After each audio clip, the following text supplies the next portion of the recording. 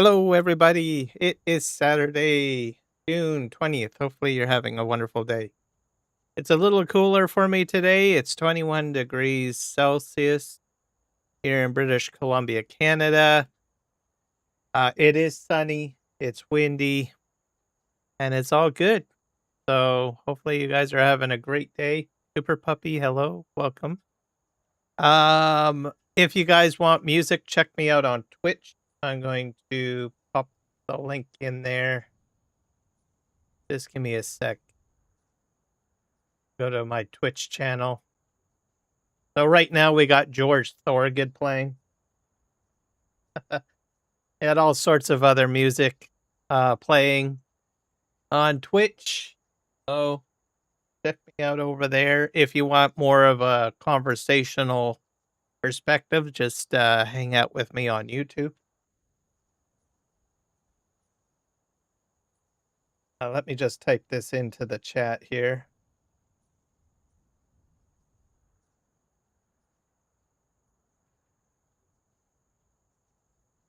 Twitch.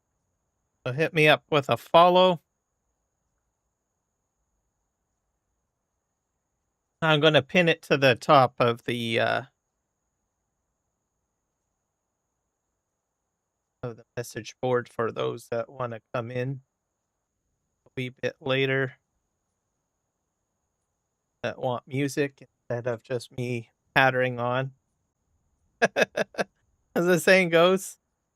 Yeah, so if you haven't been with my channel for a while or you're coming back, I will be doing music on Twitch only, and YouTube will be just conversation and gameplay. So I decided to do that because you can actually do copyright music over on Twitch. So I got a whole playlist of music from all sorts of people. The Eagles, George Thorogood, you name it. I'm still growing it. I've been doing this for about a month, I think now. So there you go. I am doing fantastic. How are you doing today, Super Puppy? I gotta get our equipment going here. This is automation focused, by the way, but Super Puppy, we're doing just testing with Courseplay and AutoDrive. We'll be also focusing, Straw Harvest DLC, automating, let me think here, Windrowing. We're going to be automating baling. We're going to be automating the Primos. And we'll be throwing MARKTHOR's mods in here today. Probably scrapping some of the barns and everything like that. But yeah, overall, it'll be good.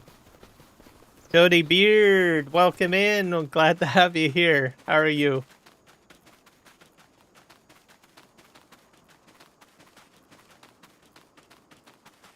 My day has been fantastic.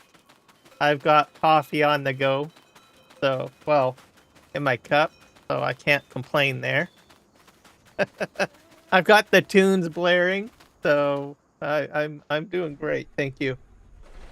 I gotta get these guys moving. That guy going. Get this guy going. These are the Nexats. These guys are, they're almost done their field. Hoping this guy can, I might have to help this guy out.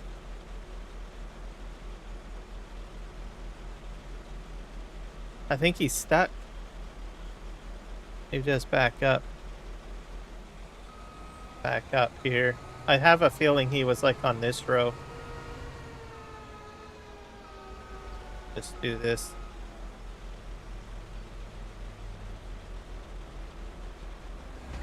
Okay. There we go. I have fired up.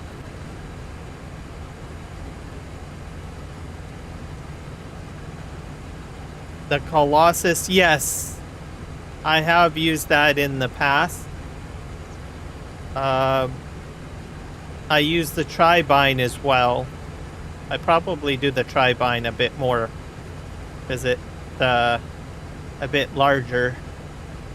But I have used the Colossus before. I use aspects of the Colossus pack. I think they have in there, what is it? Something for beets, sugar beets and ground stuff.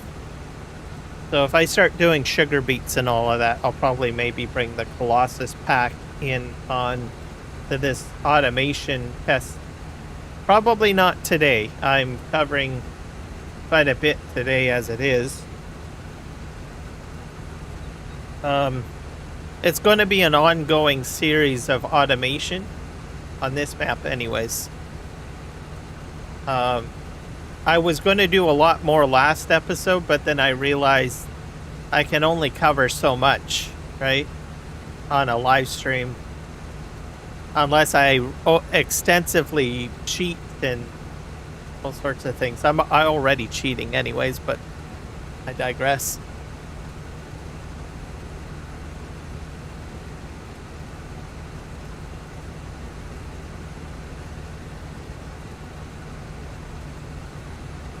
Trailers, trailer headers, mower balers. Yeah. I might try some different mods down the road. Because there is a few things that I want to try. Today I am doing a bit of a mod showcase.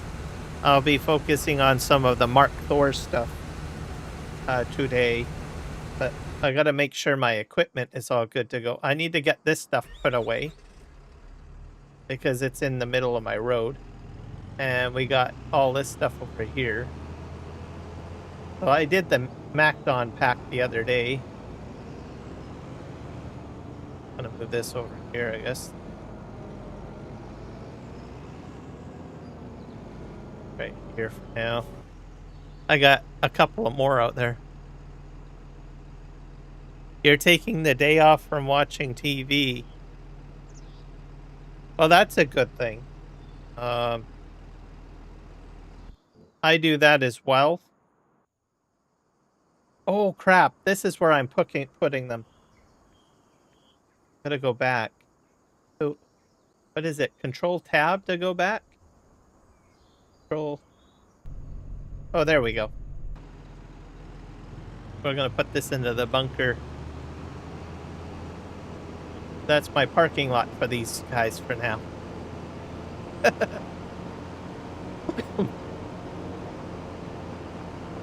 AI has a full grain tank. Put these in here. I'm just going to put it in this one here. Because why should I fill up all three, right? Try to save room. I didn't watch any TV today. What did I do yesterday? Oh, I watched the latest episode of Dutton Ranch, which was great. I love the Yellowstone series. I think it's just fantastic. I watched all the episodes of Yellowstone. I've watched all the Yellowstone 1882 and whatever the years. I've watched all those. And I've U.S. Marshals, I've watched that. I think we got to get this guy going. These are sitting here. Okay, go.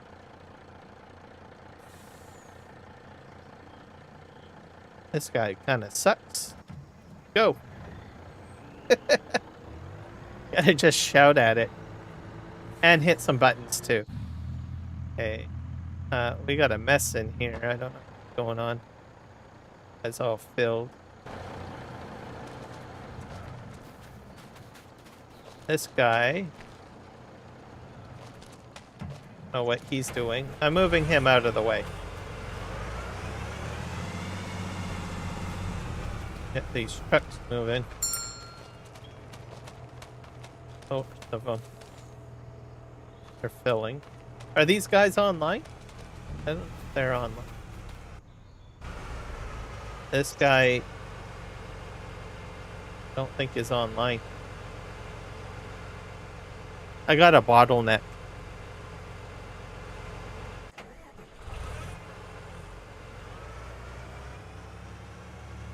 I have to start the engine. Let's hit.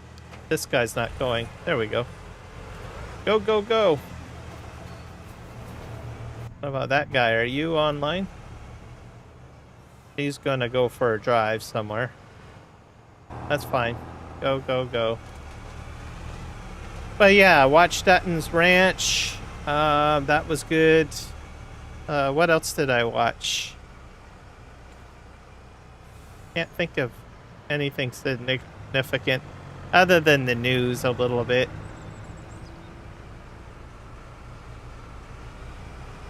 Not as much as I normally watch. I think I'm taking a break from the news.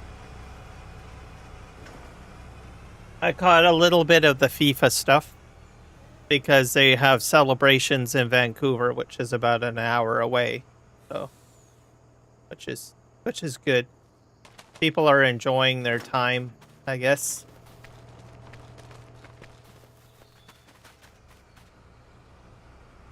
Other than that, I can't think of anything really significant I've done in the last few days for TV shows, I guess. All right. I think we got everything running. These guys are going to finish up pretty soon, so I can take that crew out. And then we're going to get Windrowing, I guess. And we have a crew over here somewhere.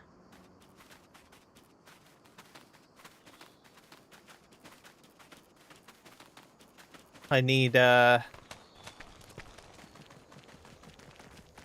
I'll show you guys some of the stuff here. We're going to need, do I still have tractors that I need to move down here? I have like a fleet of these guys. I could probably send them down. I have to take a look at the map for the store because I want to see what we got going on. So I'm going to be using MarkTHOR's Bale pickup, which I'll showcase in a moment. MarkTHOR, if you guys don't know who he is, he's been around for longer than I have been in Farming Simulator. Just some of the roles he has done in the past. He's been, I don't know, kind of like a server manager, which means that, you know, someone's a live streamer runs a server for playing Farming Simulator. He's done that role where he's been on different maps, right? And he basically looks after the server for the person that is, you know, doing live streams and stuff like that.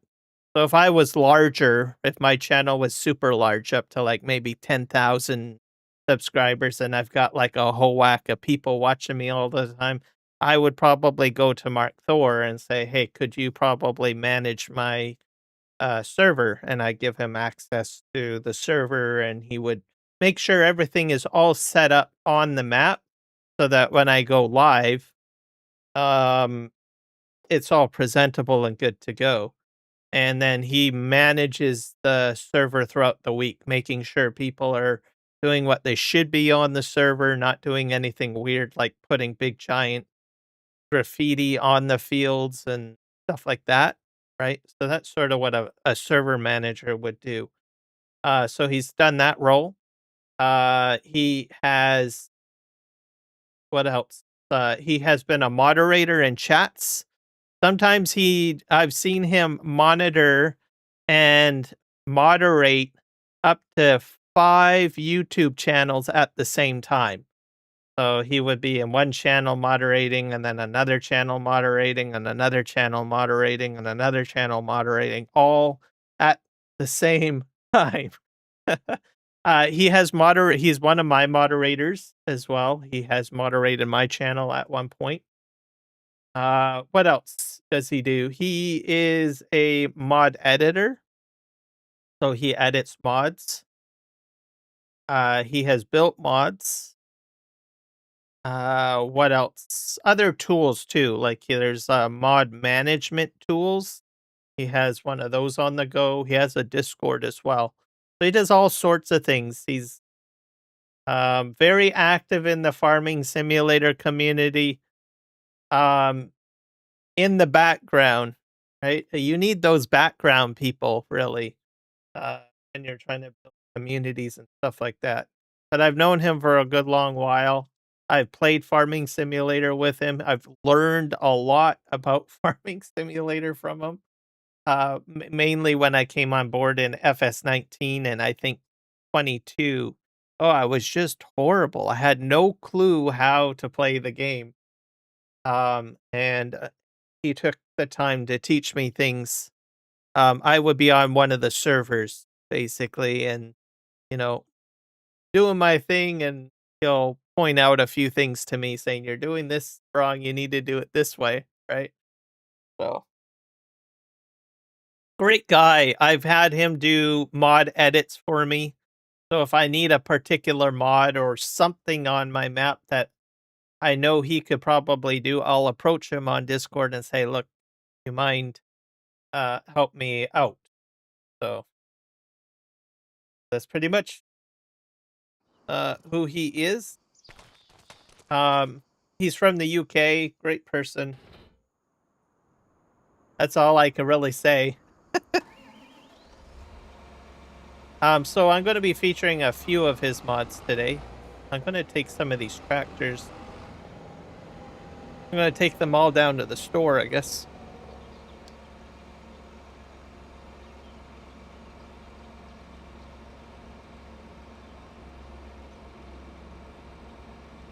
I gotta find out where it is, so I'm gonna move this out of the way.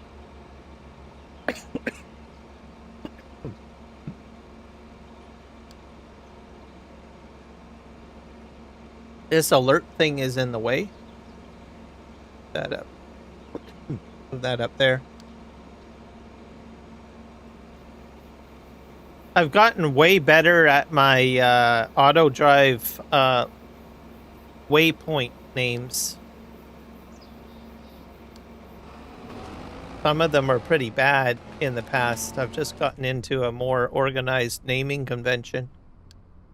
Okay, let's send this guy to the farm shop.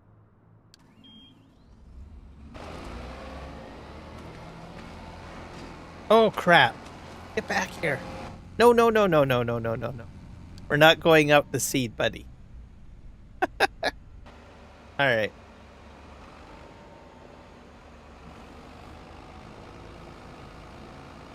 Oh, crap. I'm closing on that. Man, I'm on a bad... Open this stuff up. Back this up. I'm going to send all 3 John Deere down.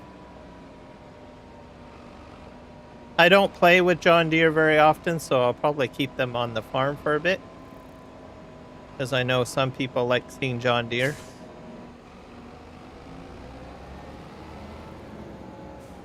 Send him down to the shop. I'm gonna go pick up some mods. Alright, let's detach that. Wait, beer is good. People are crazy.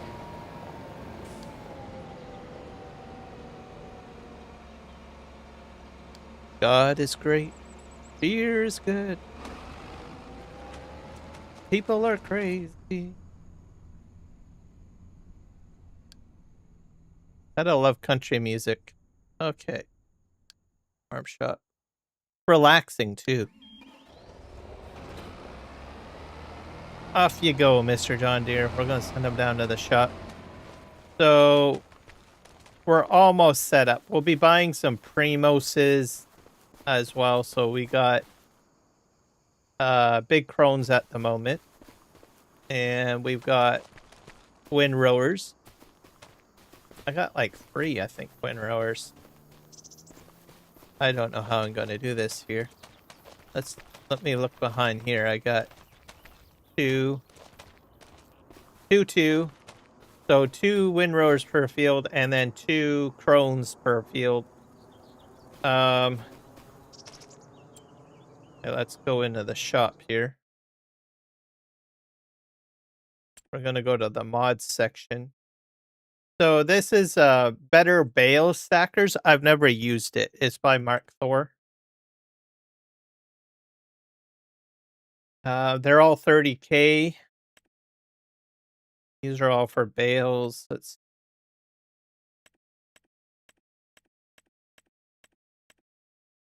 So the round bales and the square one. Is this a round bale one? That's a square. That's a square. I didn't know we had that many square bale pickups. How many? Well, that's 14 bales. That's 14. 14.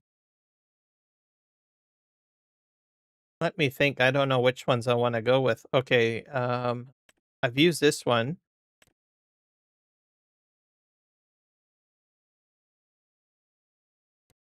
So we'll buy this one. I'm not sure how they operate because they're supposed to be better. That's all it says in the description, so it's a mystery. So that's why I'm gonna try them out. We got the Anderson. There's 2 Andersons here. I don't know which one is the better of the 2. I'm gonna buy. We will buy this one. That one looks a bit chonky. Bit chonky. I'll buy the other one too, I guess. We're not doing round bales today. There's only one round baler. Let's buy this one.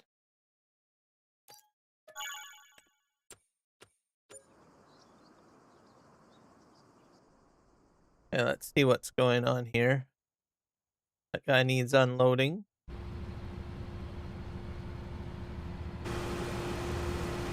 Okay, this guy needs some help. Serious problems going on here.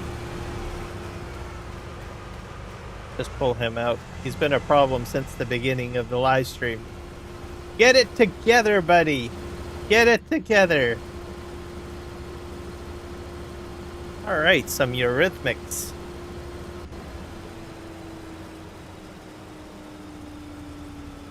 All right, can you do it this time?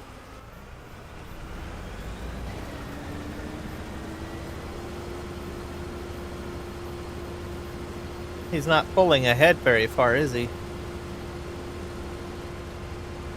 Just scoot him forward just a little bit.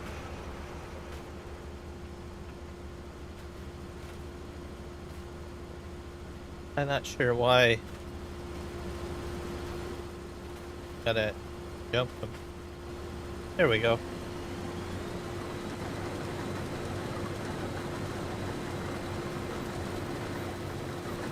Okay, that guy's going. This guy is waiting for an unload. I'm gonna back him up and fix him though.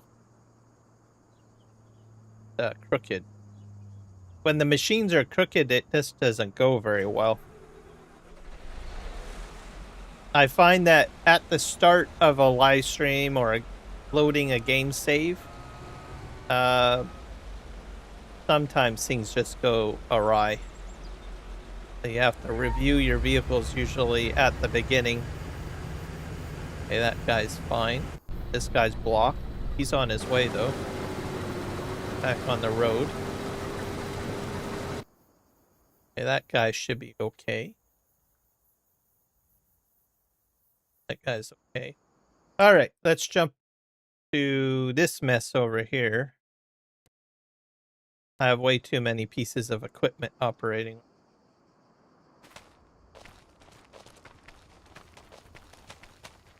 Let's see, this guy is empty.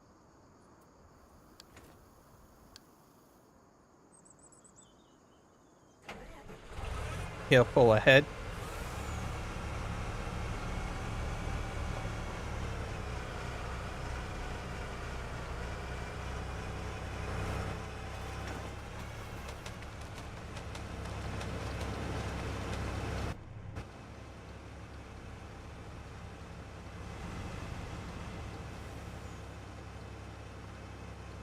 And I don't know why those guys are coming through here. I guess it's shorter distance. I have another truck that's just sitting there.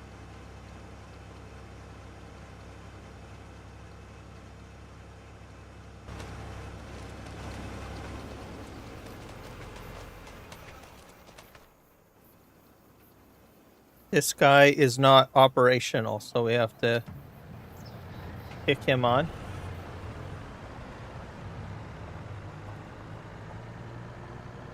There we go.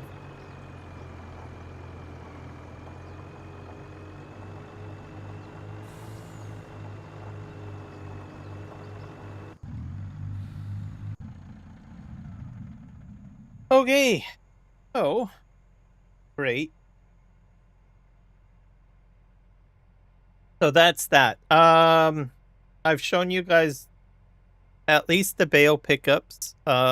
We haven't seen them in action yet, but we will. So that's that.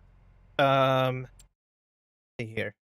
There's some other things that we will be looking at from MarkTHOR, more or less in the construction menu. So one of them people have already seen because I use it on my Western Australia map, and I also use it on my Manitoba map.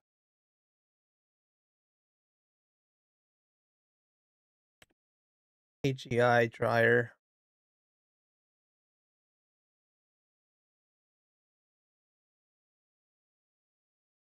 Where is it? Oh, yeah. Large MultiFruit silo. I'll be putting one of these down.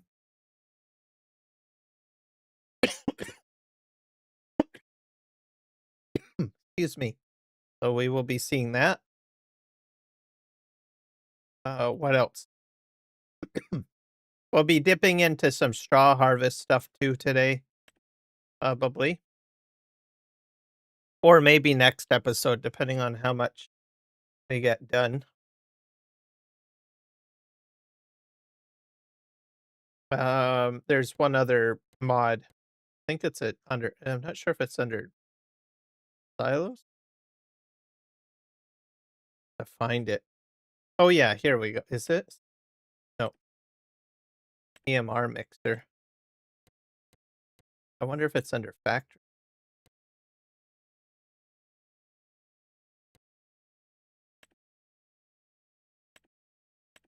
How's it? Let me go back to factories. We'll roll down that first. Because I don't know where it is. The TMR mixer. I think it should be under silos, but sure. I believe I used it in FS25. It was a brilliant TMR mixer. It acts like a silo as well. Oh yeah, here it is. Yeah. Fermenting silo. High output. So I had this on my maps in FS25 by MarkTHOR. It takes rock, it takes grass, chaff, silage, water, mineral feed, digestate, I guess. All sorts of stuff. So we'll probably look at this a little bit.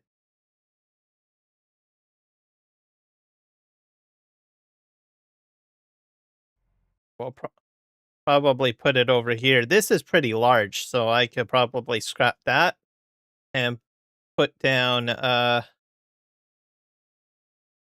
those two pieces. Plus then I save up space, right? Lots of space saving. And then I don't have to have an in and out. I just have one area where I just drive the trucks over. So that'll be great.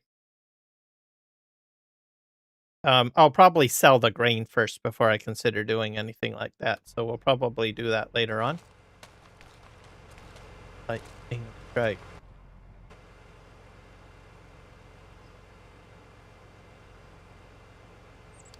This guy has a collision problem.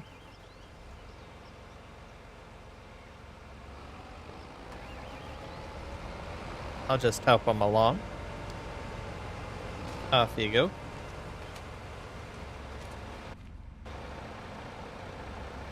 I don't know what it is. Some vehicles are fine, and then some of them have like a wider collision and they have problems getting around vehicles with regards to AutoDrive. Why that is, I don't know.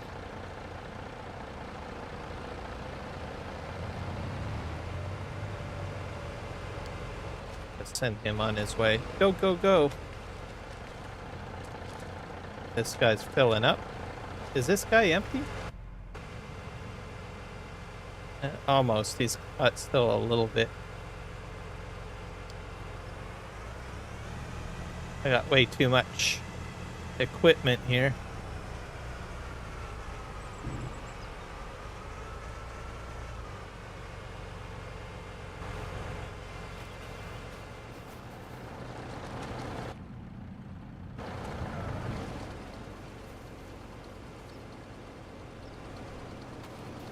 Jump in here.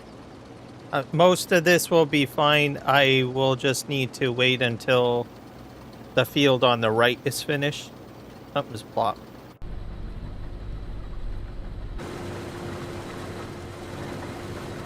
Move you out of the way.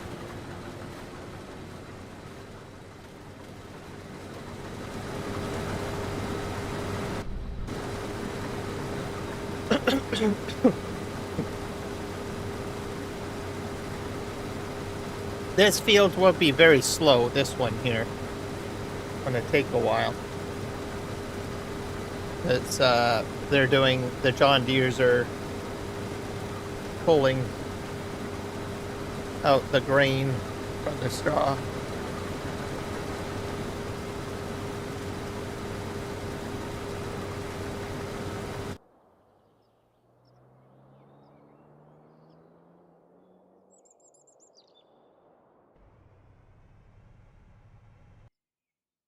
Make sure all of these are all on the same.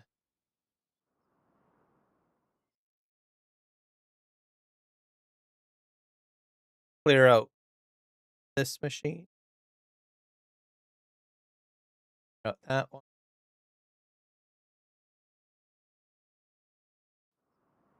Oh yeah, we got our rail mod in here. We won't be looking at that today. I did put in a mention about the grain car. So that was like over a week. I haven't gotten a reply, so I don't know if we will see any updates on that. So I'm probably just going to use the Zoda lock ones.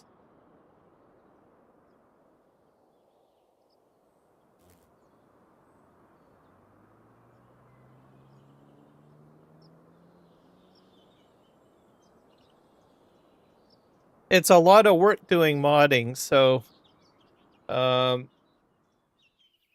sometimes, you know, real life commitments kick in. That does happen. And a lot of modders in Farming Simulator don't get paid for their work, right? And at the end of the day, people still have to put food on the table, right? So usually doing modding is just, you know, a hobby.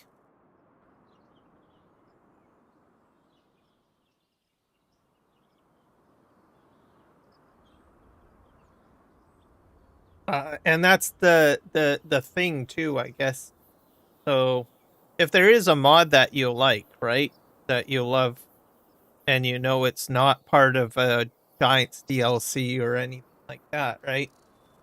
And you know you don't want to see it go.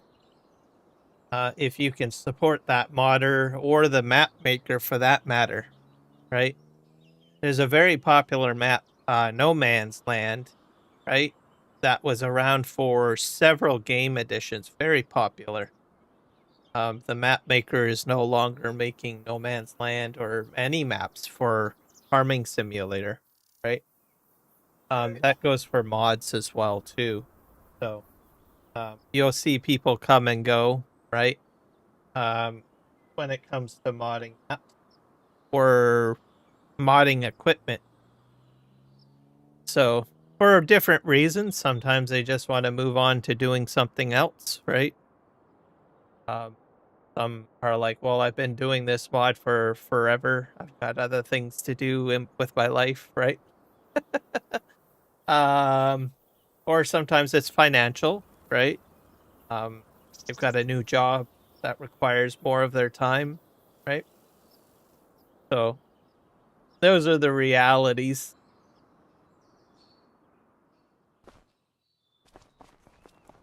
Okay, go here.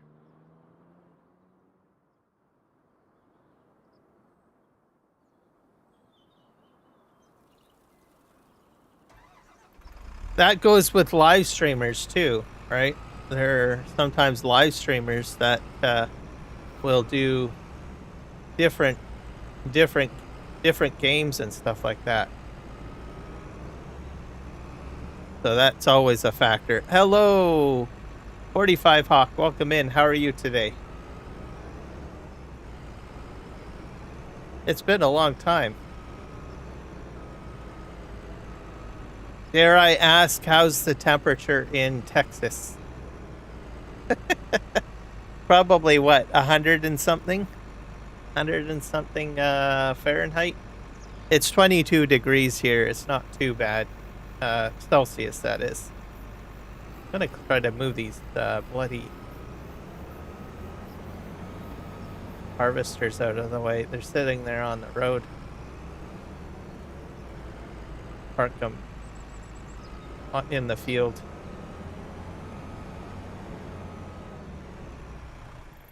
I'm gonna say 105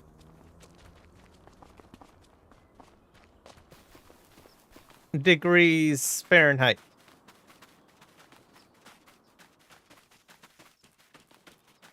Well, I'll give myself a range. I'll say between 105 and 110. Just to be fair. Oh, holy crap. Okay, I am way off. 128 degrees Fahrenheit. Ooh. Man, that's toasty today for you. I'm hoping you're staying cool. You're probably in the air conditioning or a fan on you. I hope anyways. I hope you've got the fan going.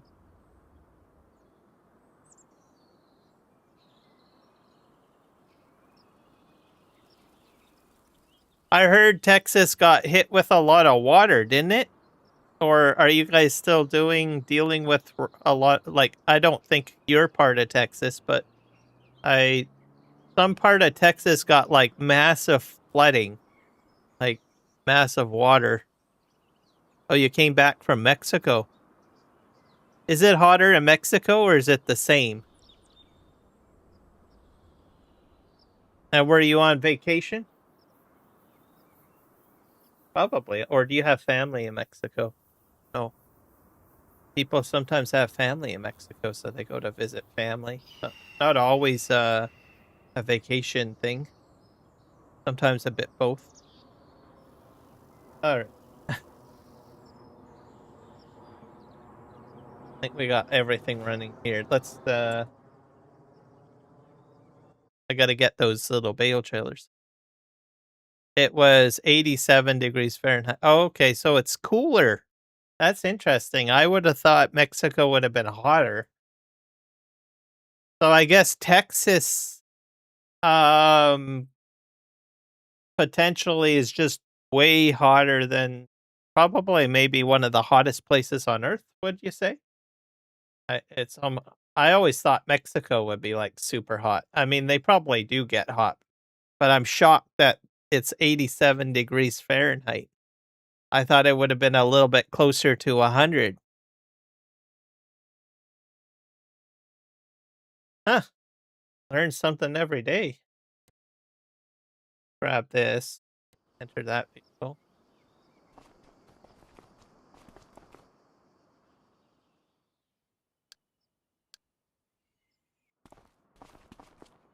Gotta get this guy going.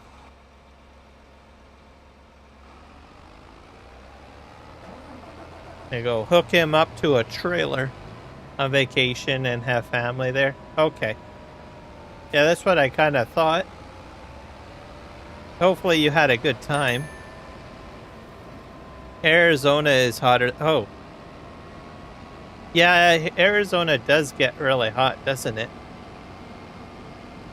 I don't really think about Arizona that much, I'll be honest. I don't think I have anyone that watches me from Arizona. I don't think too much about it. But I do recall movies talking about it being really hot. So hook up this trailer.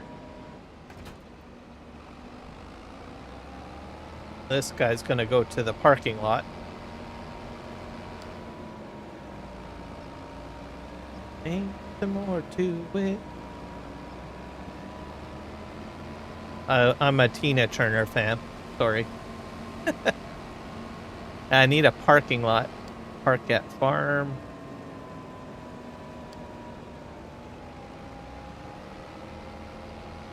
So let's see what this guy does. You're gonna hit the fence, buddy. I gotta get him back on the road.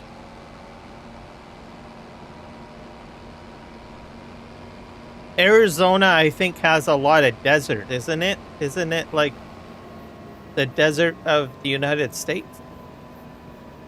Not to say that there isn't other parts of the U.S. that has desert, but but I think it has the most amount, doesn't it?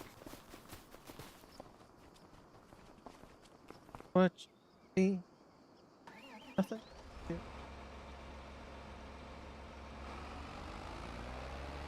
133 degrees in some parts of Texas.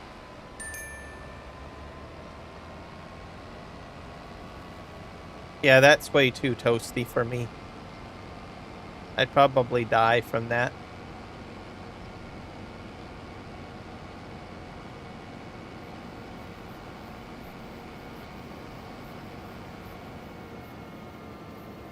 Let's hook this up here.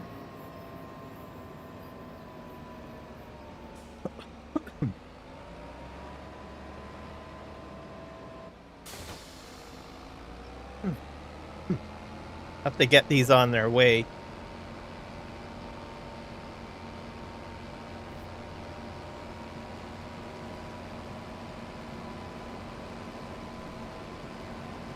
So was your part of Texas hit with all the water, or is that a different part of Texas? I saw a snippets on the news. It looked pretty wild. I mean, that's a lot. That was a lot of water. But I don't know if all of Texas was affected that way. I don't think it was. But it was a lot of water.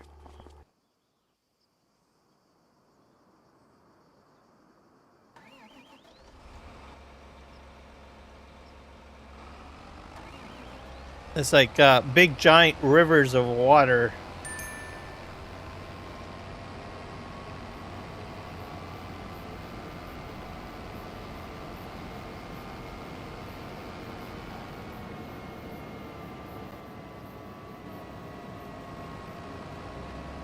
Yeah.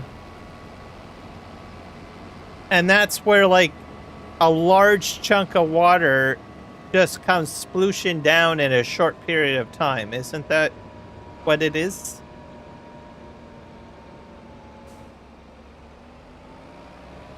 And it's just way too much water for the land to handle.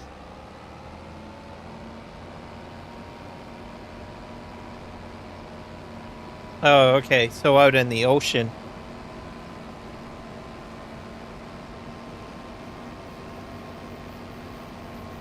I don't know if you can do anything to stop that, because that was crazy. Or looked crazy. Go to the parking at farm.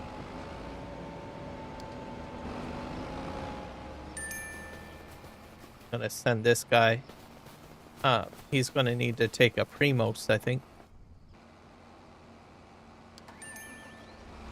We'll leave him here. Oh, crikey.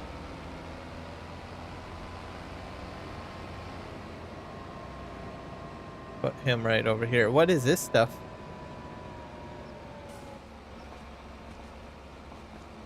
This is bale netting, I think. Yep.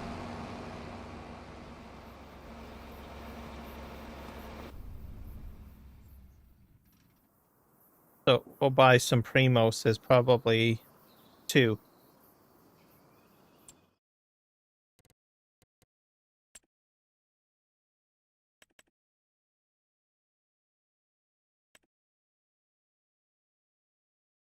I'll buy some molasses as well. I'll grab all of that. Yes.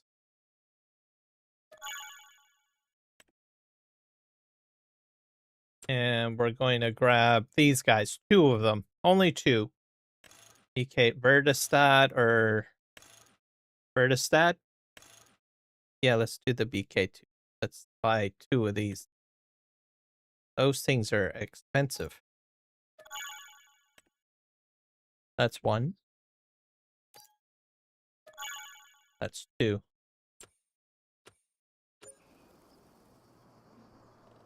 And I think I'm gonna put the shop back here.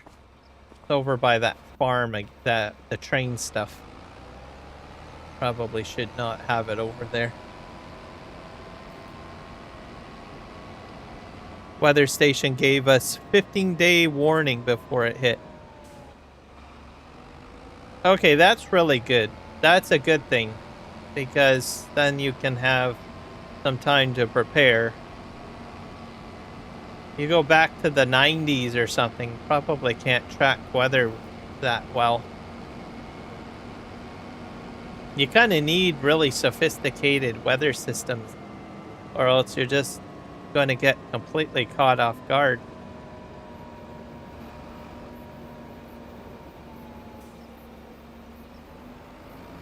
So I'm glad that they've got that. Let's fill this thing up. Oh, I need water too. I'm gonna have to put a water tower down.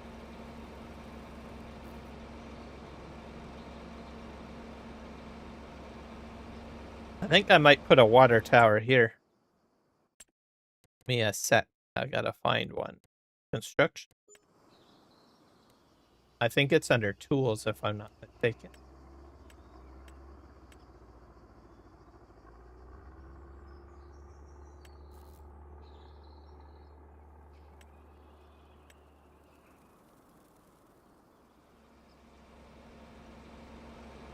Over that object. This over here.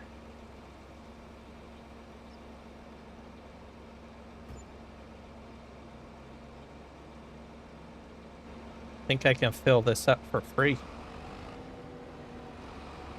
Started getting warnings May 26th. It hit June 17th. That's good warning system that you've got.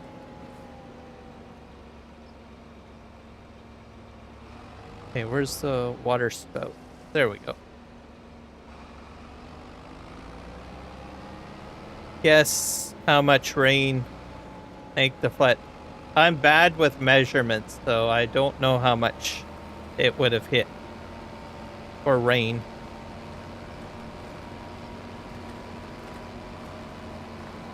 Probably over like 20 Olympic swimming pools. Or maybe even more. Maybe 100.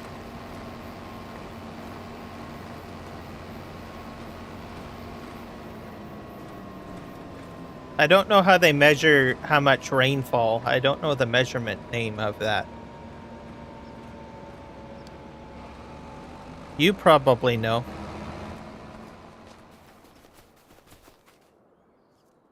You'll have to let me know on that one.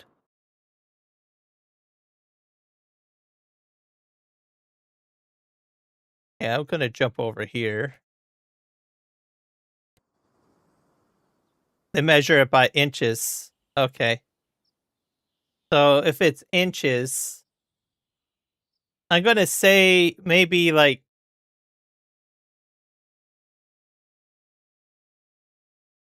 50 inches? Is that good? 50 inches? I'm gonna say 50 inches. Probably wrong. Go here.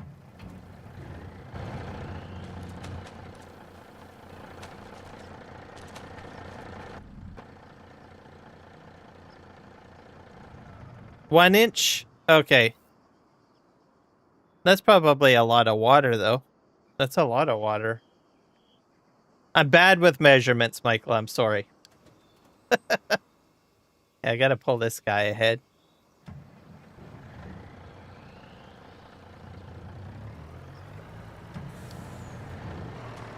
Okay, is this guy gonna go? Oh, that guy's trying to empty out the silo.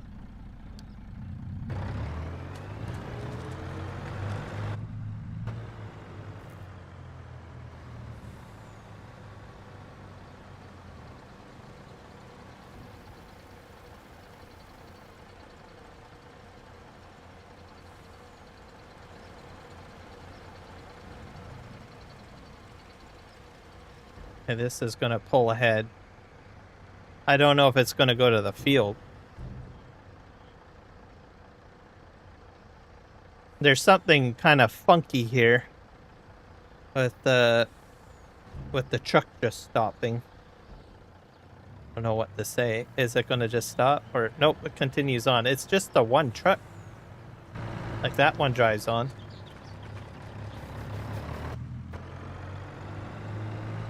Some trucks just become very temperamental that way. I can't really explain it.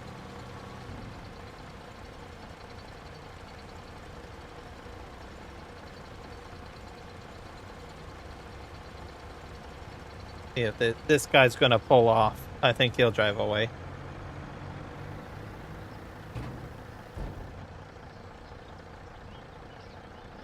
Object block.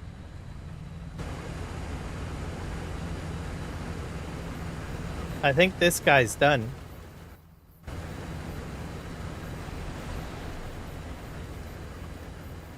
Which is good. Okay.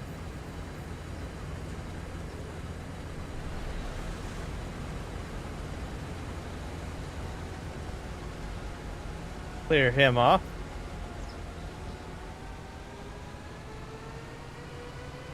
We'll take him back to the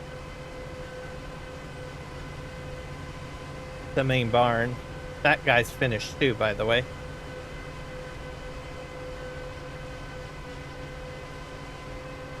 Normally flooding is 5 inches. We flood by 1 inch. 50 inches is over the roof flooding. Okay. Oh. Yikes. Okay, that's not a good thing.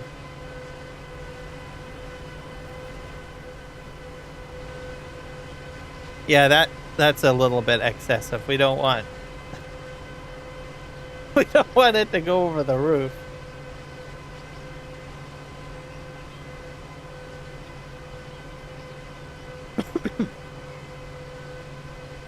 All right, to update you guys, Nexats have done their field, which is good. The John Deere field is still behind. It still needs to separate the grain from the straw. That was the MacDon field. So we're going to get the Nexats off the field, and then we're going to get, let me think here, 2 windrowers over here. The windrowers are probably just going to tear through this field real quick. And then we'll probably get 2 balers on here. That's the plan. We're going to just get the Nexat equipment off of this field. We'll also subtract some of the auger wagons, because I don't think we need this many auger wagons just operating on the one field, because it's obviously causing some congestion, as you can see here. We're going to park the Nexats in here for now.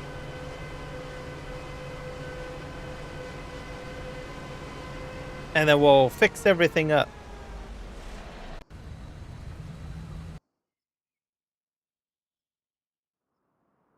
Needs unloading. Okay, so we got problems. Probably here. Yeah, if you get like too many pieces of equipment operating, you'll run into problems. Just this out of the way.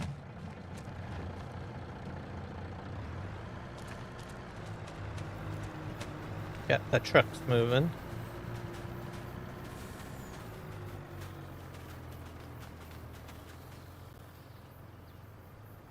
Gas prices aren't very high, I don't think.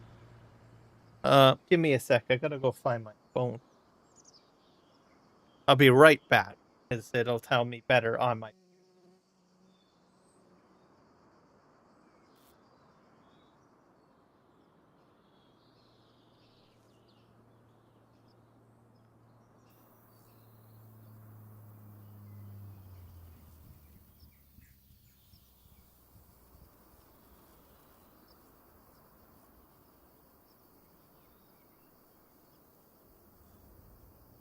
All right, I'm back. My phone, I am just turning it on.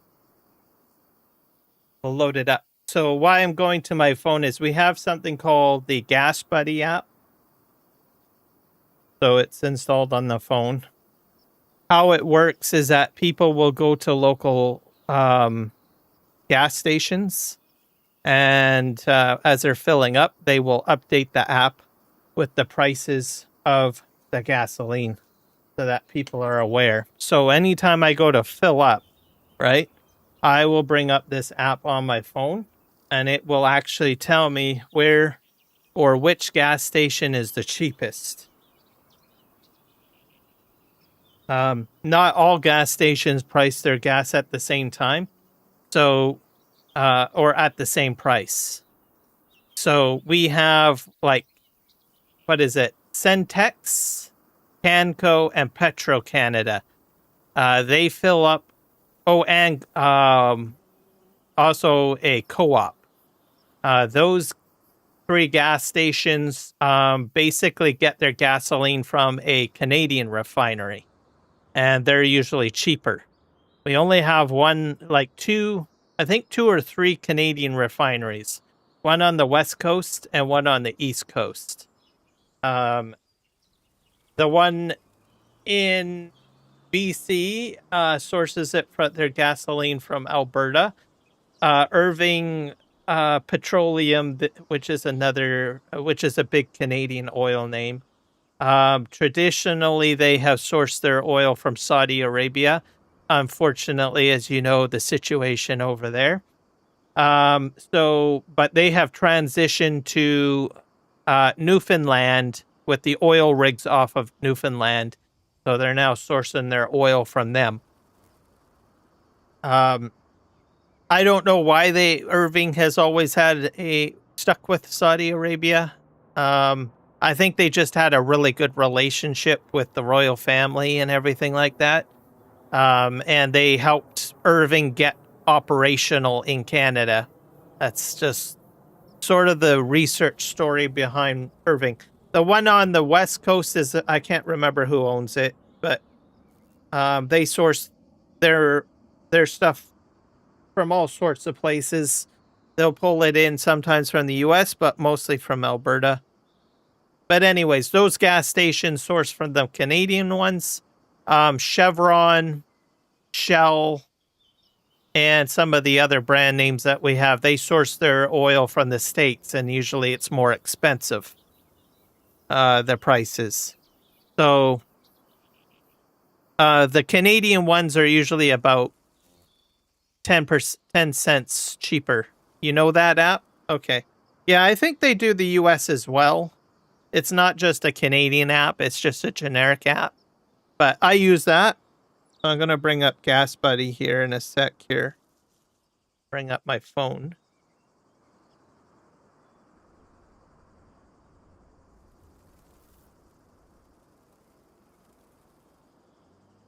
I haven't checked, so I don't know what the prices are, but they have been roughly around the same amount that we would normally pay for summer gas at the consumer level. But you have to realize is that our prime minister has removed the carbon tax because of the cost of gasoline, which has been a positive thing. Now that's for me. The carbon tax hasn't been removed for commercial vehicles. So when I get the app up here, I will give you what I'm paying, which is reasonable, I believe, still. And then I'll give you guys the idea on, what do you call it, diesel? Because that's commercial, right? Unless you're a farmer. I think farmers will use diesel, but usually they get like a subsidy or something like that. I don't know how that really works out, really. Trying to get my, come on, phone. Keep on loading.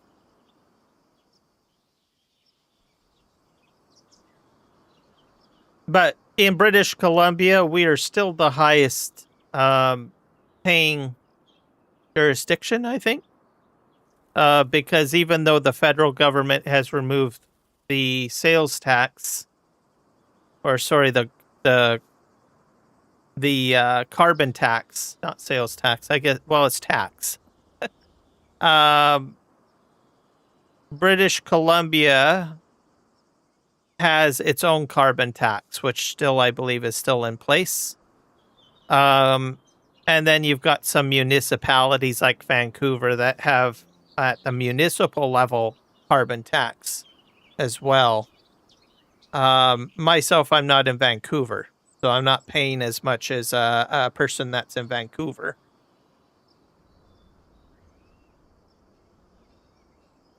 Okay, the app. Come on, app. Open up. Take a look here. But are we still paying more than Americans? Yes. But we've always paid more than Americans, at least in British Columbia. I can't speak about other parts of the country. I'm pretty sure yes and no. I mean, you can still find the deals. It's just you gotta look for them. So let's see here.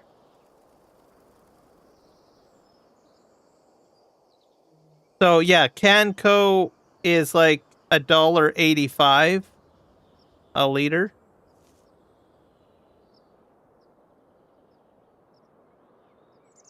But which is one of the gas stations that gets its gasoline from Canadian refinery. But then if you go with like Husky or Chevron or Shell, you're looking at $2.11. So those gas stations pull their gas in from the United States. So for me, I would not be filling up at Chevron. I would not be filling up at Husky because they're like about 20 cents more a liter. So I will continue to fill up at Canco, which uses the Canadian refineries because it's like $1.85, right? Why should I be paying $2.05 or $2.10 or 11 cents, right? For imported gasoline. So all those other more expensive gasolines come from the United States. So, and the stations that are filling up with refined gas in Canada is like at least 20 to 25 cents cheaper.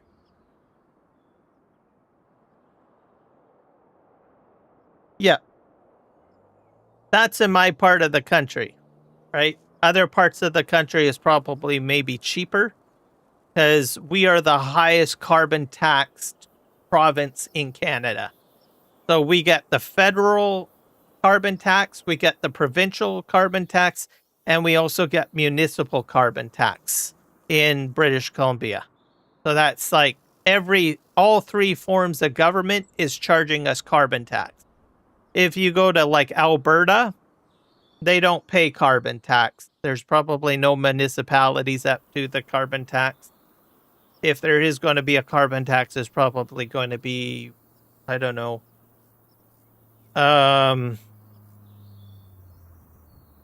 federal only. The other thing too, what adds on cost is trucking. How do you get the oil or the gasoline to your gas station? That adds cost onto it too. We have only two entryways, which is crossing the border from Western Washington, or we have to get it trucked in from Alberta for some gas stations. So.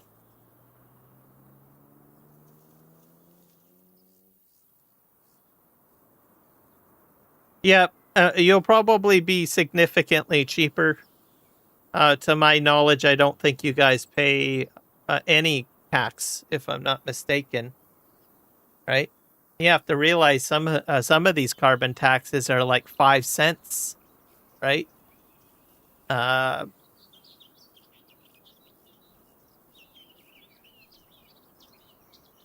So all we collect in Canada, those particular carbon taxes, because they usually go into public sector initiatives.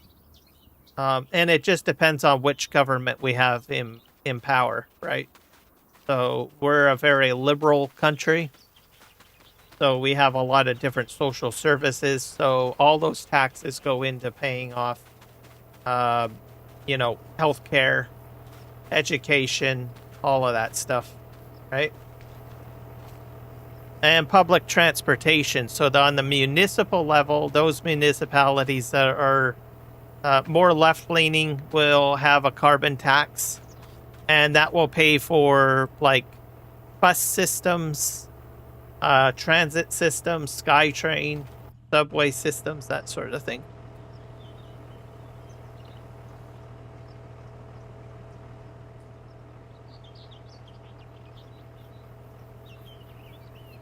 I don't know what we were paying in 2020. I know that in probably the late 90s, we were around like 30 cents a liter, 20 cents a liter. And then after that, through the start of the 2000s, everything skyrocketed at that point.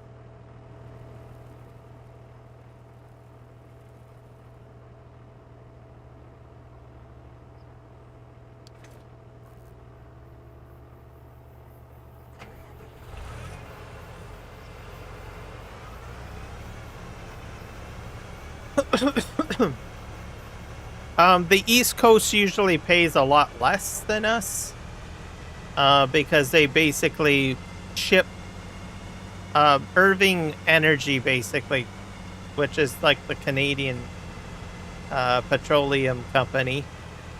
They used to import a lot of their oil from Saudi Arabia.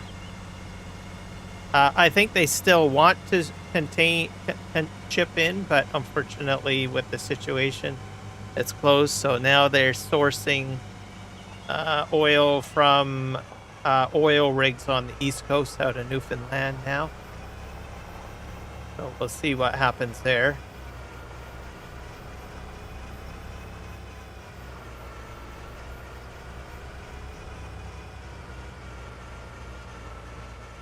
But the amount of money that I'm paying to fill my tank, if it's at like $1.85, I would have been paying that regardless of the Strait of Hormuz being closed.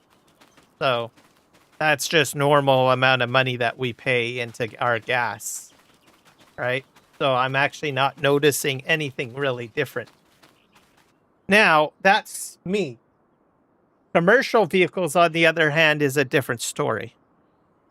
And I haven't looked that up. So that's like trucking industry and everything like that. I think they're the ones that are getting hammered the most in Canada. Let me just close this out. I have to check that because I almost forgot. So let's go to... Oh, wait.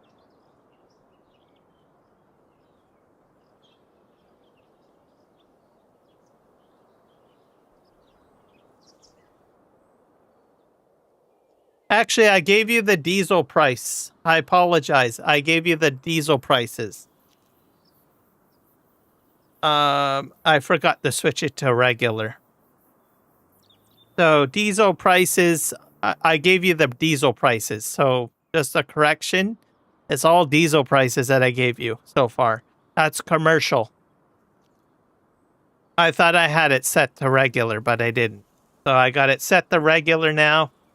We're actually significantly cheaper now. We're at about, for me to fill my vehicle, it's $1.68 a liter to fill up.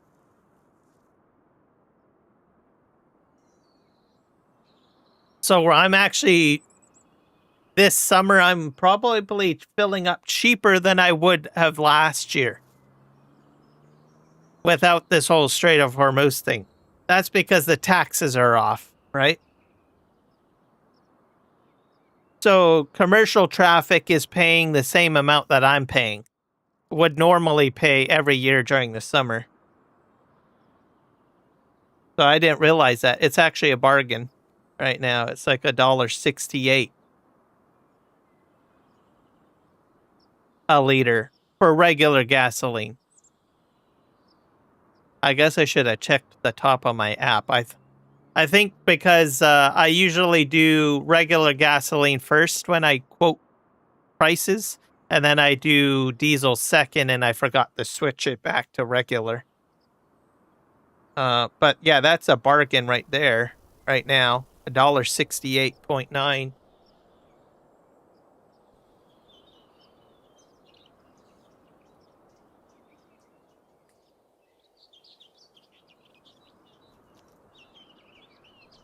But diesel people that use diesel vehicles are paying a lot more. It used to be the other way around. It used to be diesel vehicles would be cheaper than what I would pay. Like I used to have friends that would say, "Hey, I drive a diesel. I don't have to spend as much money as you do." Now it's the other way around. I don't know what happened there.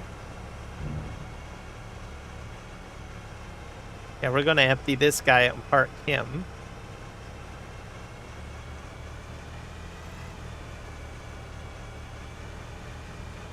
So, how long that'll last, I don't know. But we will see. Now, the other factor to take into consideration, and I hate to say it, but because we're hosting FIFA, I wonder if we're only cheaper because of the fact that we're hosting FIFA in Vancouver. And that's a possibility. Sometimes they lower the cost of gasoline to incentivize people to rent a vehicle and drive around more and spread the money around a little bit, right? So we have to wait till the FIFA thing is over in Vancouver. And I'll be curious to see if gas prices go up.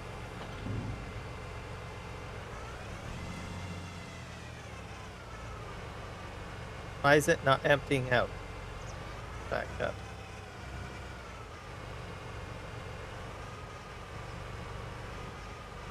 Bit weird.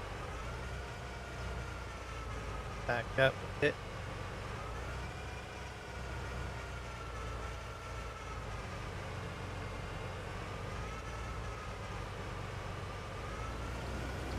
There we go.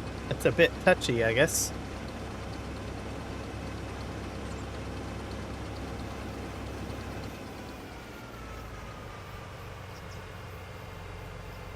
Yeah, they're $5 in the US equals to $100 in Mexico. Yeah, you're gonna find that a lot. Like also in South America too. The US dollar will be worth a lot more.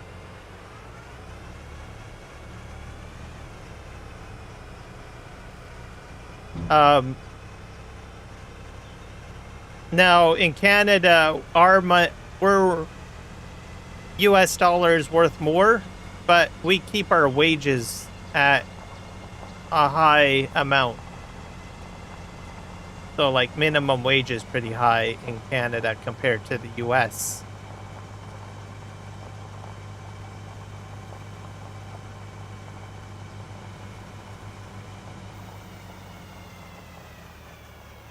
So companies generally like cheap labor.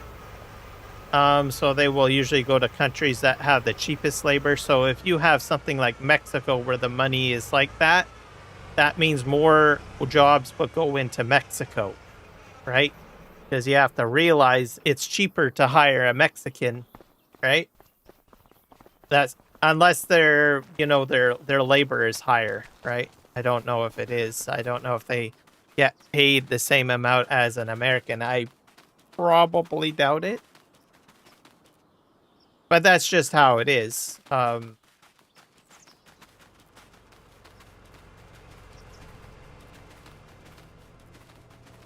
So even though like an American dollar will be worth more, right? And as a consumer, you can probably buy more, right? There's always a balancing act. So the stronger your dollar in comparison to other like nations and stuff like that, could mean that more labor will go to those countries that are cheaper, right? So it's like a trade-off. Even though you can buy more, you may not see as much labor in your country because they'll prioritize the countries that have cheaper labor, right? Because their dollar is lower, right? That's the huge criticism that China gets.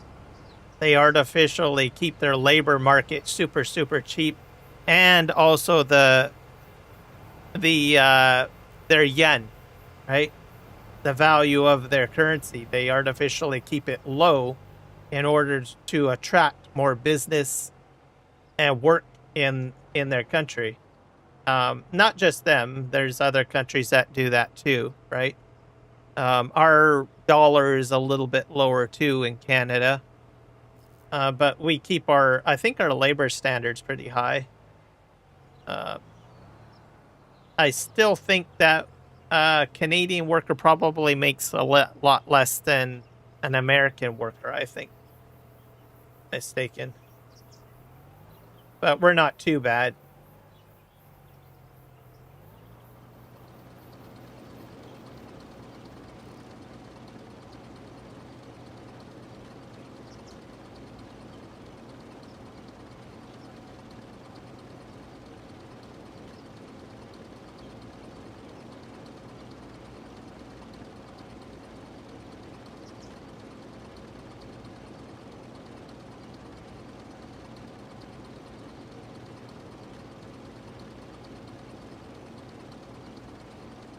I think this is getting full. But it never stays that way all the time. How much is it minimum wage? In British Columbia, we are the highest minimum wage, I think. Let me look it up. Well, one of the highest, top 3. We usually raise the minimum wage every year around this time, so I gotta look it up. So it goes up every year, minimum wage. Minimum wage.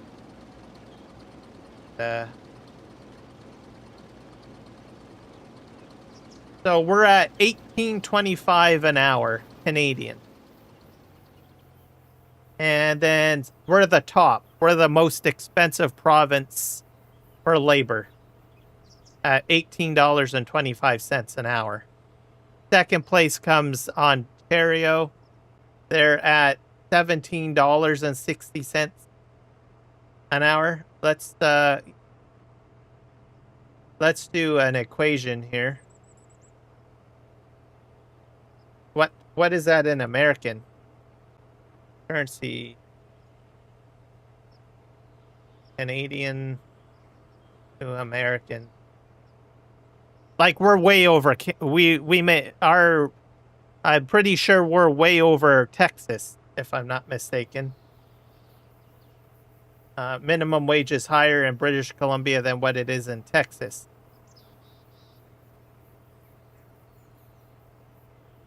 You'll be able to tell me in a moment. When I give you an American figure here. The convert. Why am I doing it through Google?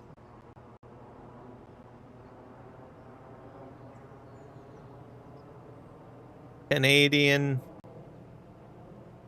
to American. Let's see. So our $18.15 Canadian an hour would be $13.25 USD.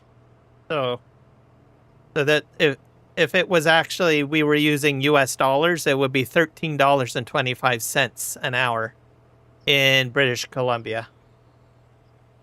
What is Texas's minimum wage? Texas minimum.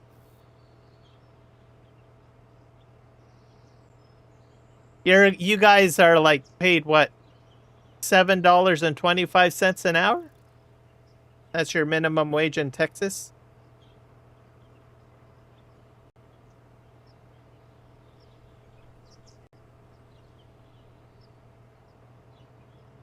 Yeah, so in British Columbia we're up to $13.25 an hour USD. And we're the highest paid labor market in Canada. What's the lowest labor market? Lowest minimum wage in Canada? The lowest is $15 an hour in Alberta.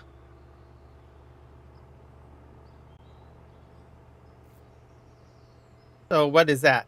$15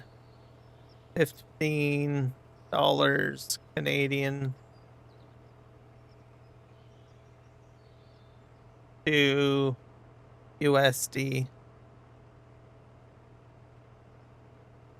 So Albertans make $11.05 US dollars.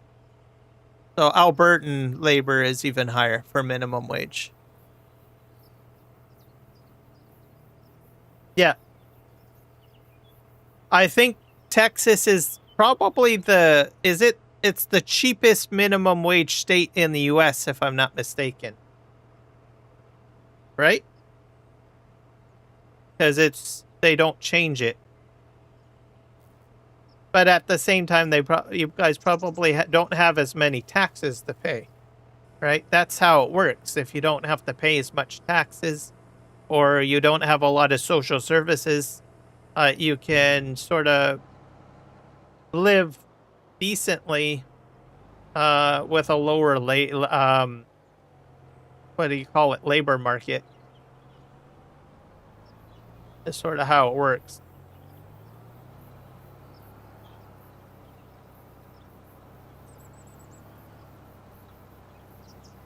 But it also attracts more jobs, though. Like I said, because your minimum wage is so low, right? That means your labor market is low for services and everything like that. So that will mean that companies are probably more inclined to probably set up shop in Texas.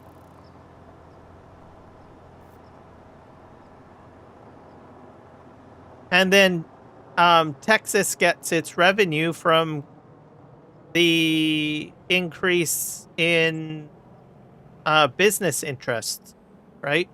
So if a company says, oh, well, Texas's minimum wage is this, right? It's super cheap. I'm going to go and put my business there.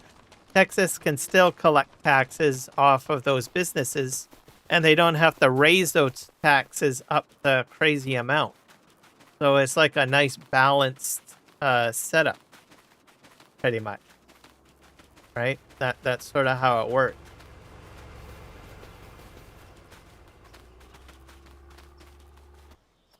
So then you've got a happy population You've got a happy business dynamic on top of that, right?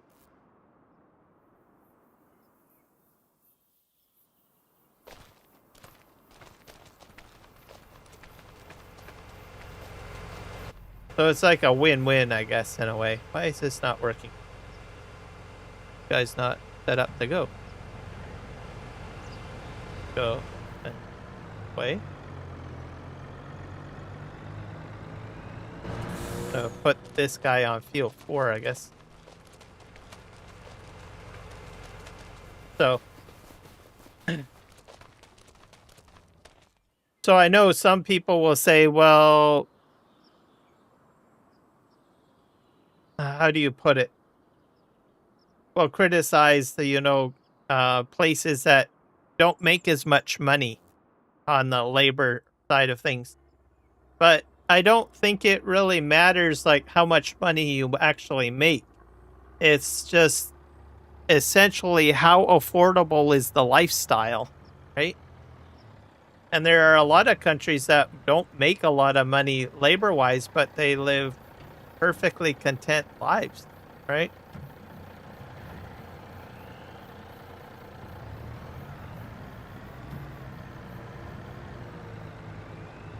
And I don't think a lot of people realize that, right? You don't need to make a fortune, because usually the cost is you're going to get taxed for it at the end of the day, right? So the amount of money you think you're actually making actually gets subtracted out of your wallet, really. I won't say that that's in every scenario with every country, but most countries fall into that situation, I guess.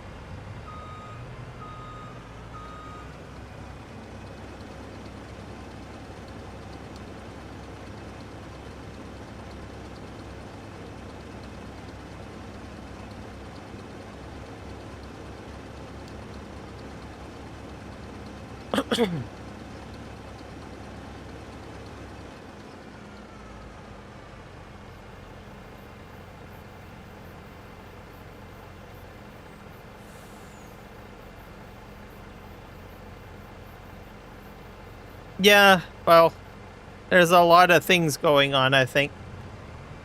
Like, I'm pretty sure costs have gone up for Americans. I won't disagree with that. Oh, is it raining? Crap, it's raining.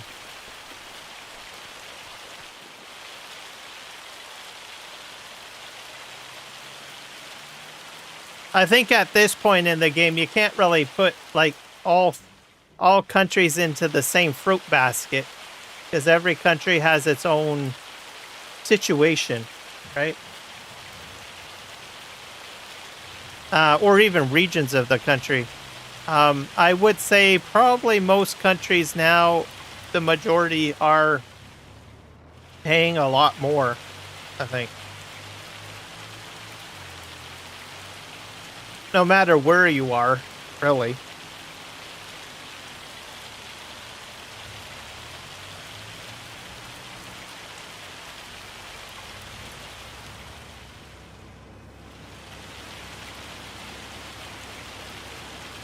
But are there some countries that have a better deal than others? Probably. It just depends on their situation, really. You know? That's just the reality of it, I guess.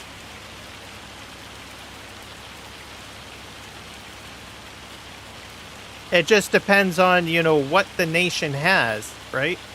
What they have for resources and what they can sell and import.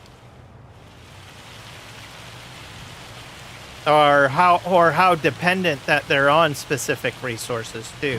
That's the other thing. That's the flip of it.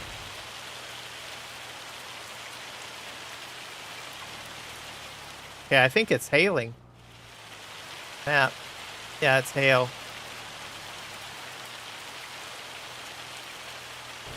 All right. So we got that going. I think this field is almost cleared. We're going to get rid of the Nexats.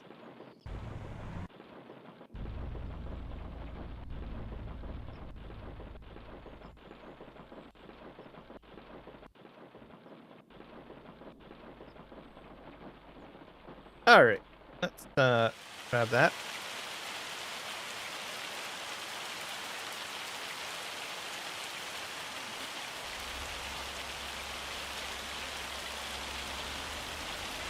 Why is this, oh, crap.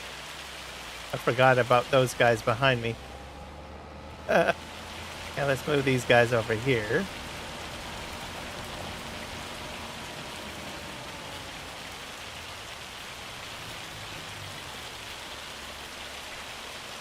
Yeah, we'll grab this guy.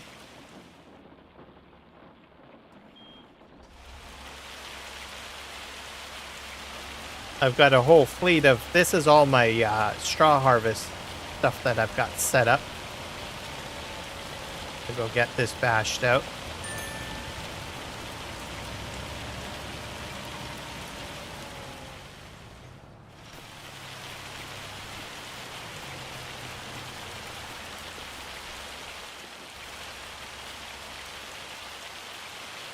We'll start this engine.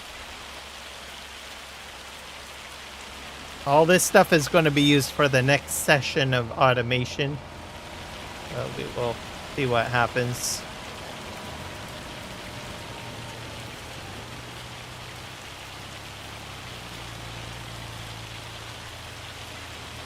Those guys are going to move on. I don't know where that guy's going to go. We can take these guys out to the field, at least 2 of them. And we will start a Courseplay course. Man, look at that hail, eh? That's just radical. We got the fence. We're going to start working on the Nexat field. The grass has changed to like a brown color.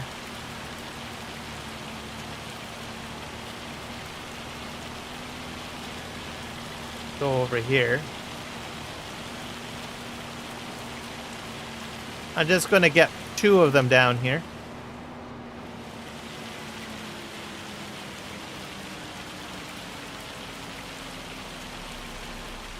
Okay, that's good. Grab another one of these.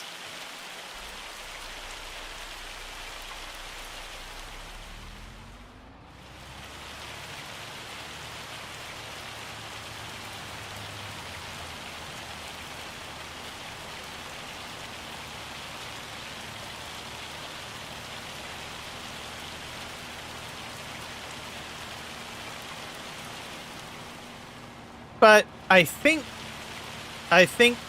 lower wages is a better thing, like a lower minimum wage is a good thing. Not too low. I mean, it's got to be reasonable. I don't know. It's a touchy thing to deal with, right? The topic about minimum wage, because not everybody gets treated equally is, I guess, the real problem. You would hope that everybody gets treated equally. So, like, if you increase the minimum wage, it does help that, you know, single mom waitress, you know, get ahead a little bit. Not entirely. I mean, I suppose in some situations it doesn't work out, but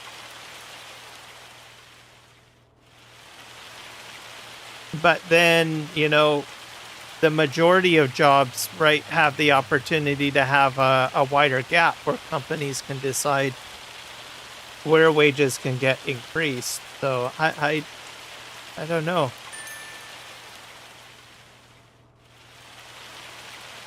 So in Canada, minimum wage was always stagnant in the 80s and 90s, right?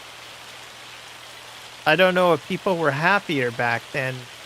I mean, there were some people that really struggled, you know, like single moms with kids, right? That had to work a, you know, like a waitress job that would never get above $7 an hour, right?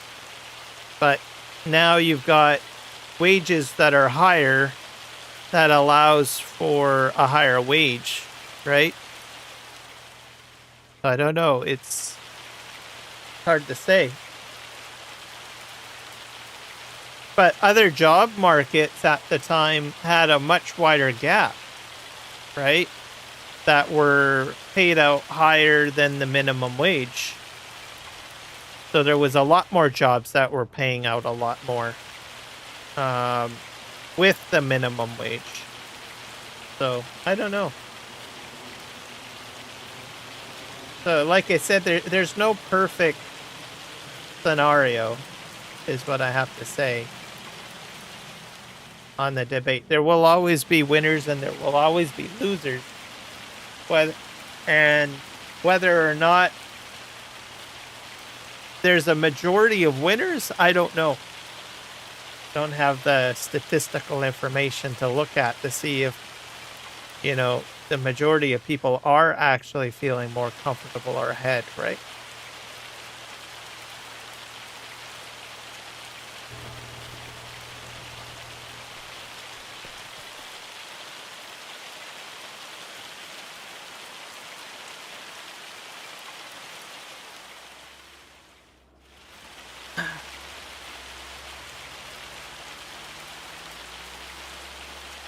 Okay, I think I got 2 down there. We're going to set up this for windrowing.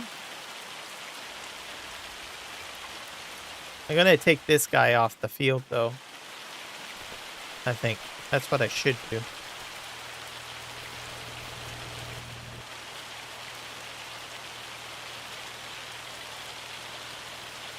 And I'm missing some trucks. I don't know where my trucks are.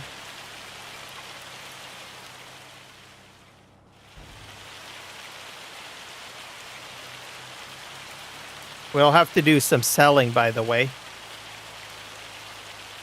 of some of the grain. Because I'm going to sell the grain silos down here.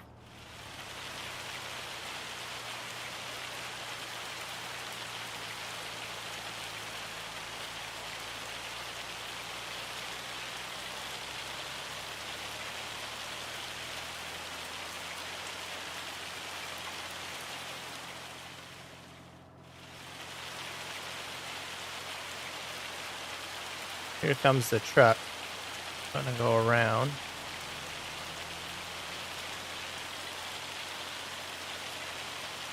I think I can probably fill that truck up, if I'm not mistaken. We're gonna take this case out of commission.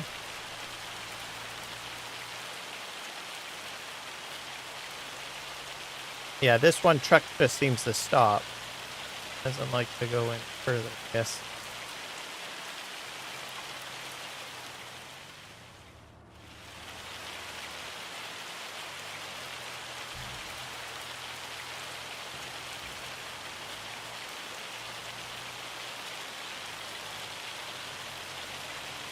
Dump that in there.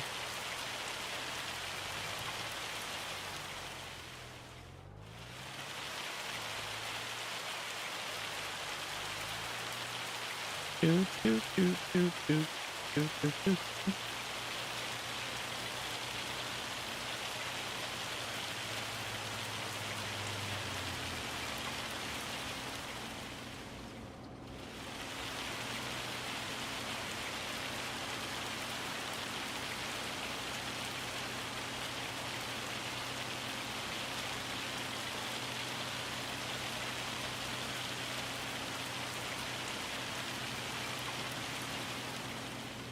All right, is it empty?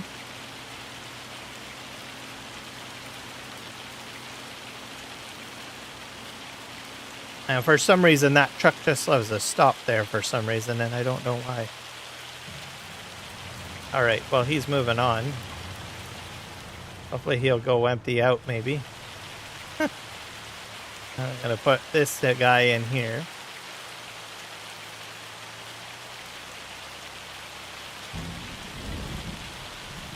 Oh, actually, I put him in the wrong one, didn't I? That's my new parking lot, I guess.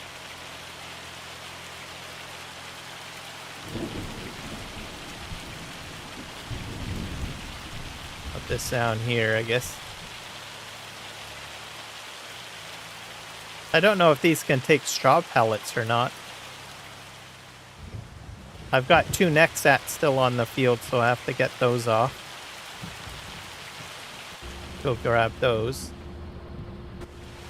This guy's being freaky. There's the other Nexats. Got like 2 of them somewhere.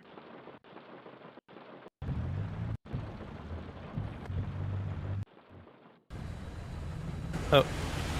Oh, yeah.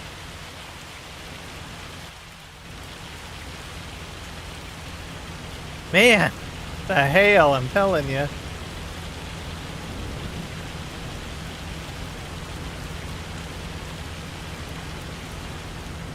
He stopped because of the fact that it's raining.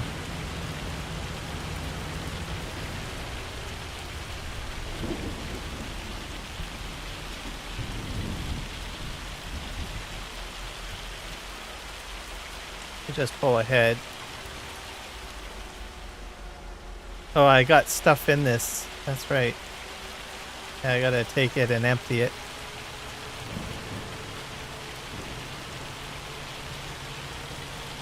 This is crazy weather.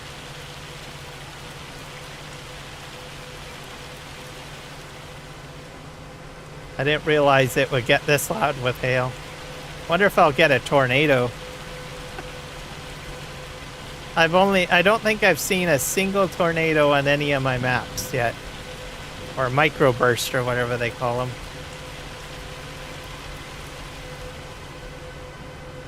Starting to get sunny now.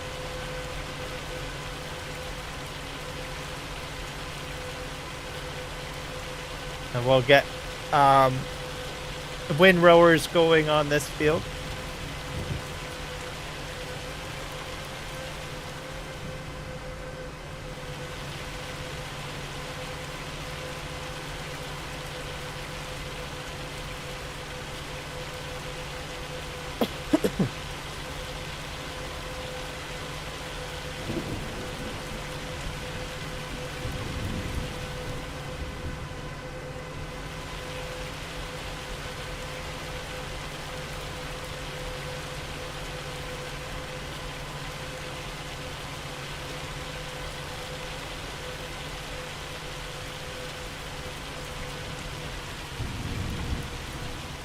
I'm gonna fill this truck up here.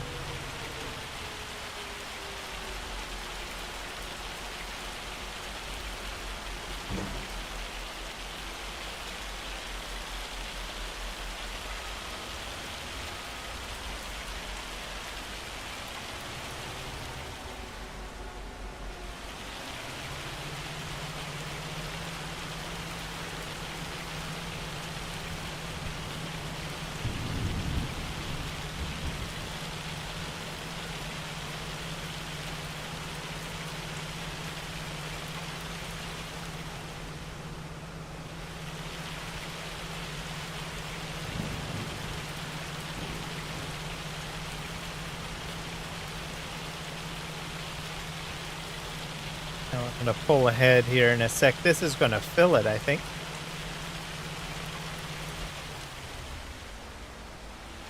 Just pull this in.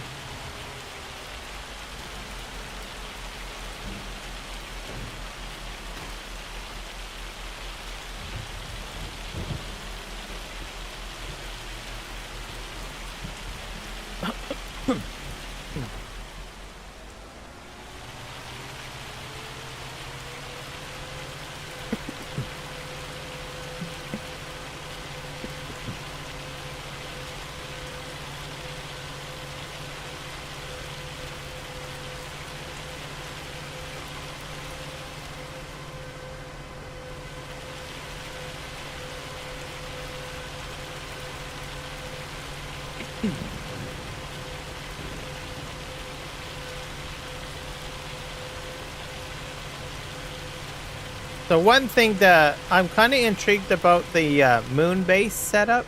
I think NASA wants to build like a base up there. And a lot of scientists have theory that in order to get around the solar system, it would be more affordable if there was like a base on the moon. Because you don't need to use as much fuel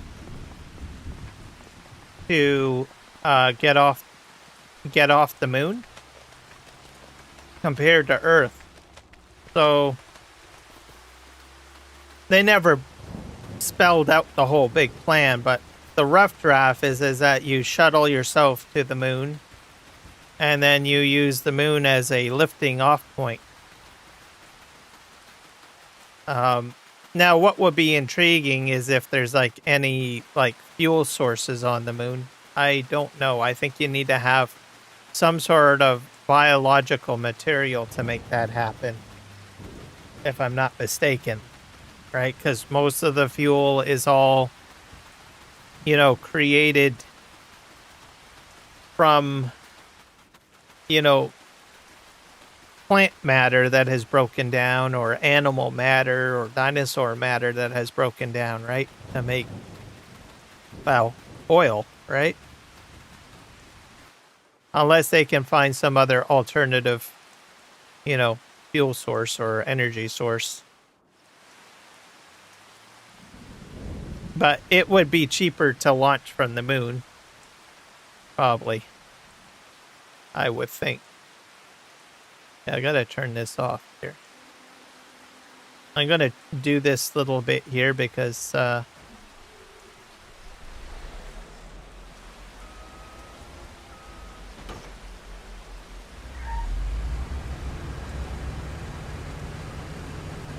on, go forward.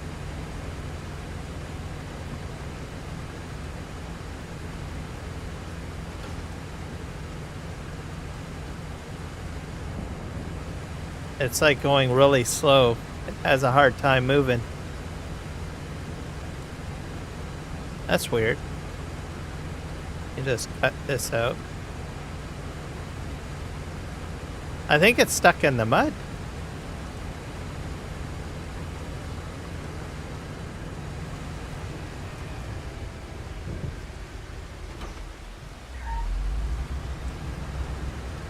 It doesn't want to do it. What the? Oh, there we go. I'm just gonna have to... That's weird.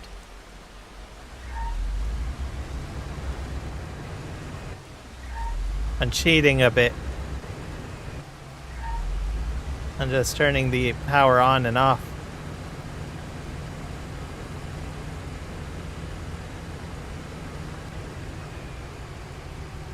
I guess the game prevents you from trying to continue because it's raining. That's okay. I figured out a way to get the rest of that. So we'll get these Nexats off of here. But like I said, they can do that. If they put a base up there, they could make it cheaper and a more affordable and less energy intense to get a rocket or ships around the solar system. And there might be resources on the moon that could be used for fuel or other things.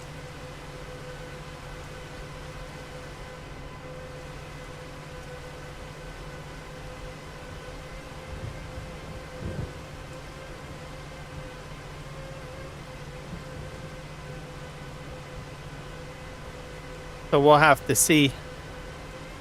I imagine once an established, like, outpost is on the moon, then they can start looking at, like, going to Mars or going to Venus or wherever with space travel. By the time that happens, I don't even know if it'll be humans doing that. It'll probably be robots.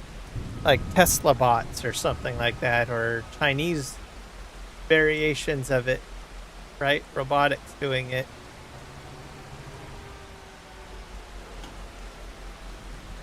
We already send robots to the two different, like the Mars rover and all of that, right?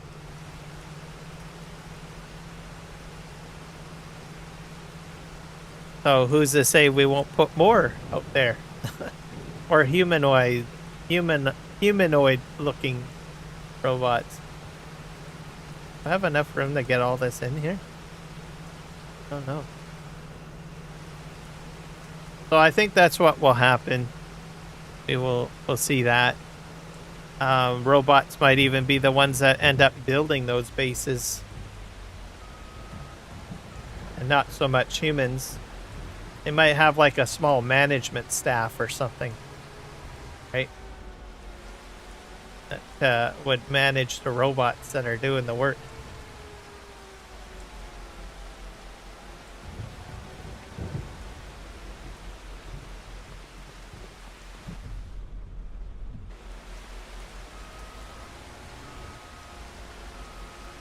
I'm gonna fill this one up here.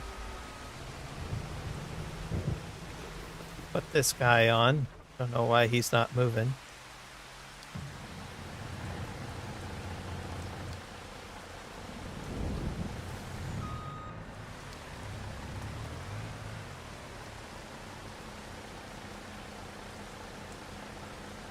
I think he's like practically full.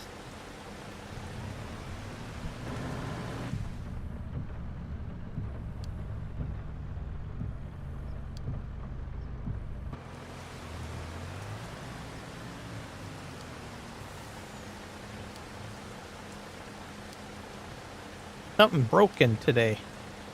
You're moving.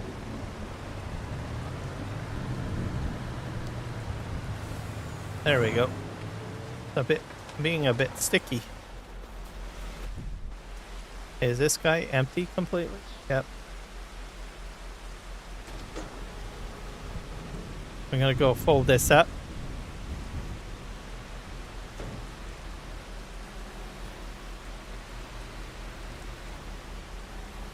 Go.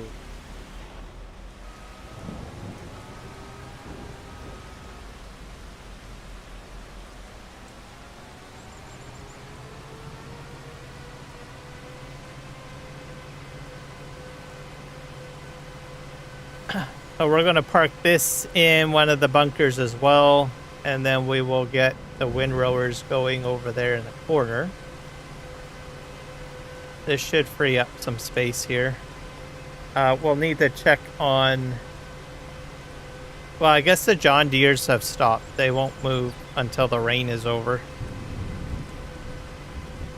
Which is okay.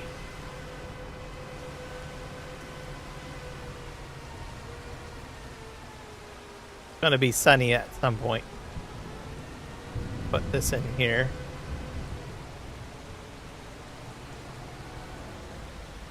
Alright. Now, let's get the windrowers going. 2 of them anyways, because this John Deere field is not done. Only reason why the John Deeres are behind schedule is because I set up MacDons on my other live stream last Saturday. The MacDons tore through the field quick.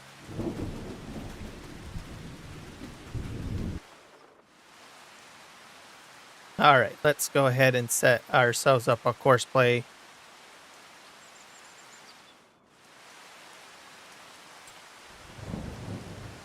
Job here, so we'll go in, select the field. I always manually select it just in case. Set the manual, targeting position, first starting waypoint. Then we go in the field settings. So we're going to have 2 windrowers. Switching lanes I keep off. Field margin, I usually like to increase this up to 1 just in case. Number of headlands, probably 2, I guess.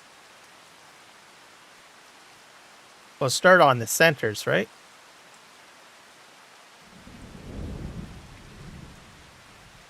And then we just generate. Gonna take a moment.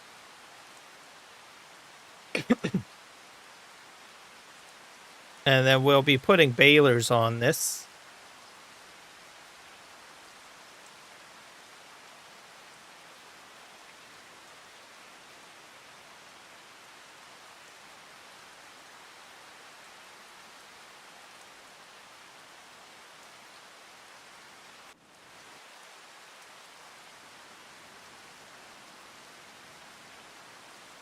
That looks great. Fantastic.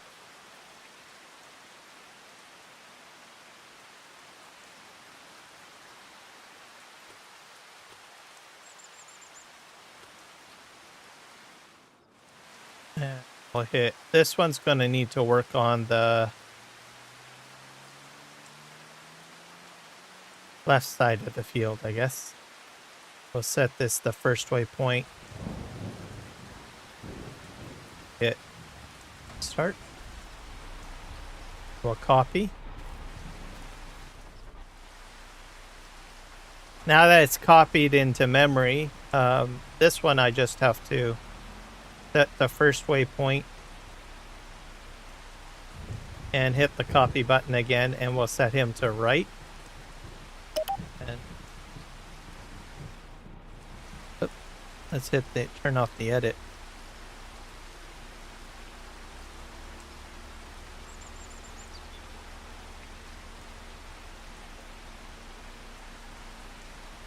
It'll give him a head start. He'll do his job. We'll go get ourselves some balers, because we can get the balers going too.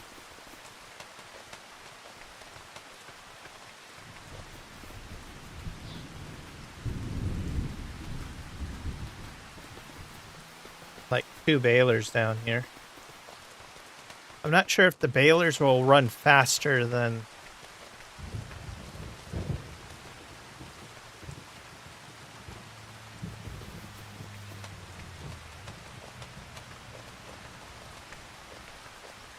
Have 1 baler here.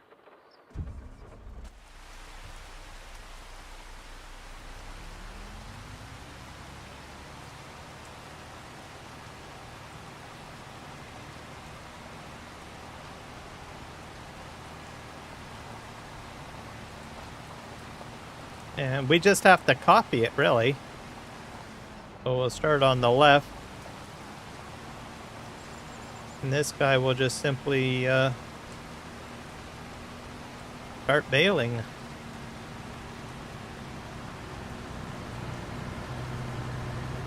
Because the trucks are just going to line up big time over here. Happen. Just hit play.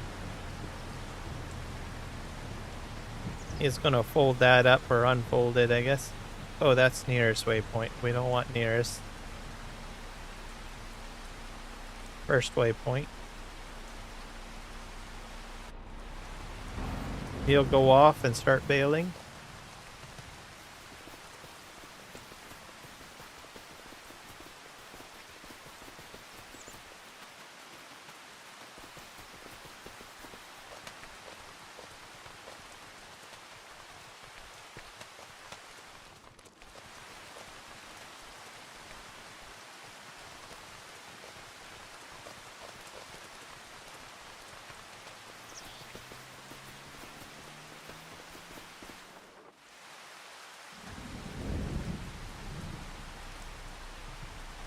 We gotta get this guy out here. We'll copy. We'll set him to right. And we will hit him up the first waypoint.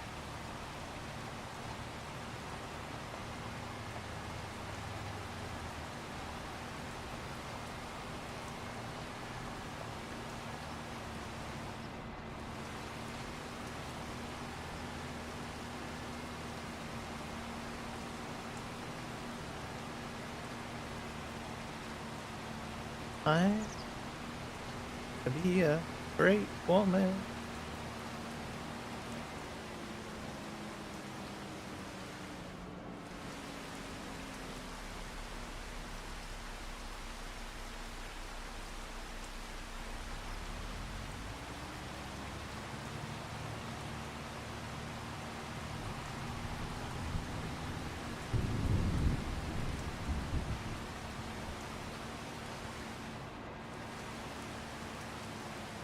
Oh, we're gonna stick with this baler and see what happens.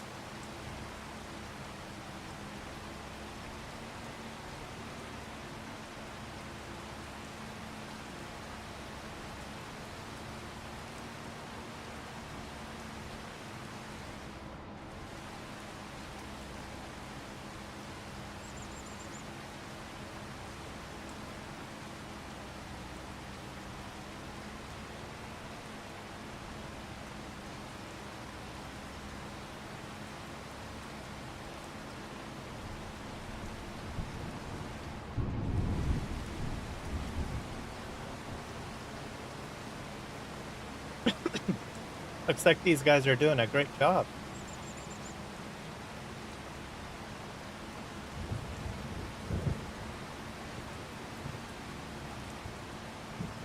I can scoot through here pretty easily, I don't know. I have a feeling I have a collision coming. Go, go, go, go, go, go, go. Oh, just squeezed by.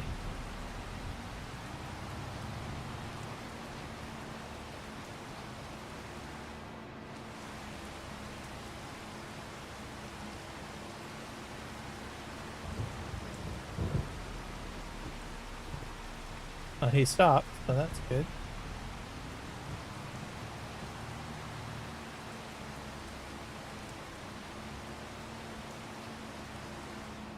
All right, so we're doing our windrowing and baling operations now. I think it's going quite well.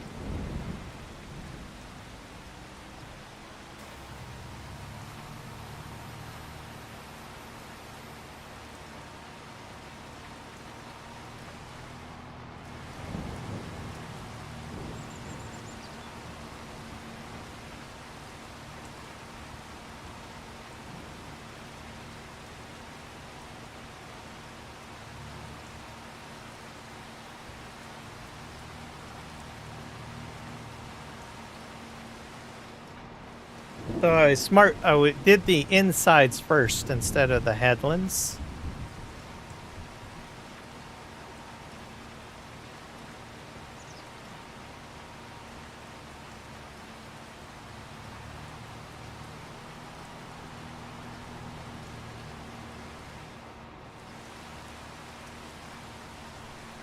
But I think balers operate a lot quicker than the windrowers.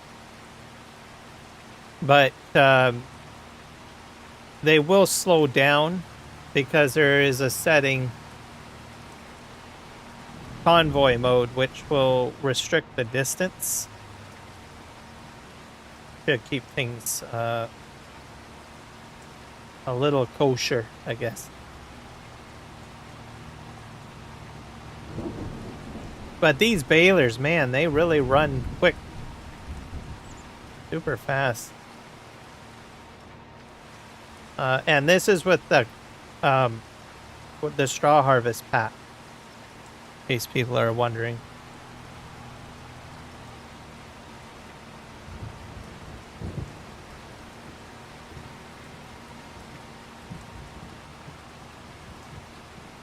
The guys are running. Okay.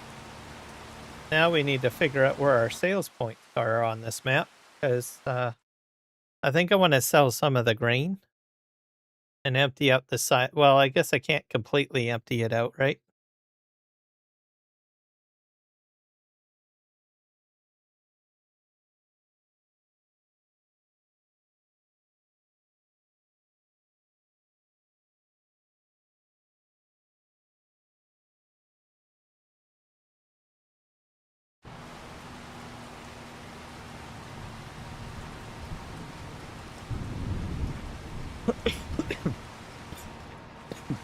And they don't seem to go through square bale twine very much.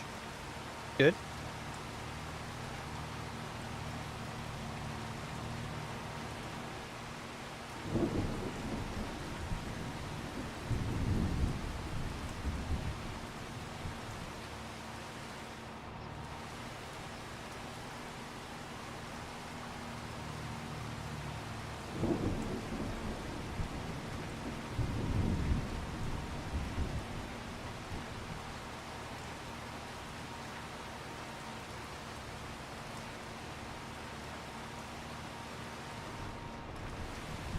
Oh, this field will get baled fairly quickly,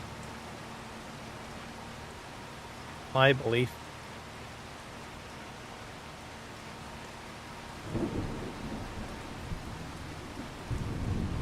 And then we will need to do, we're going to set something up for picking up bales automatically. We'll see how that goes with the bale pickups, but I'll just wait until this is all done. Because there's a lot of... One thing that I found is that if you have the bale pickups operating with other equipment, it just seems to cause problems.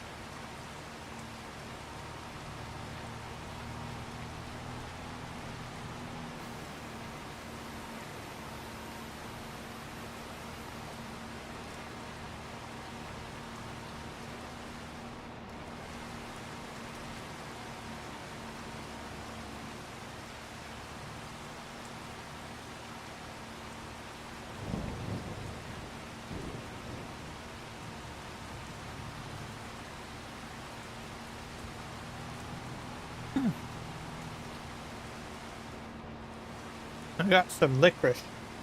I love licorice.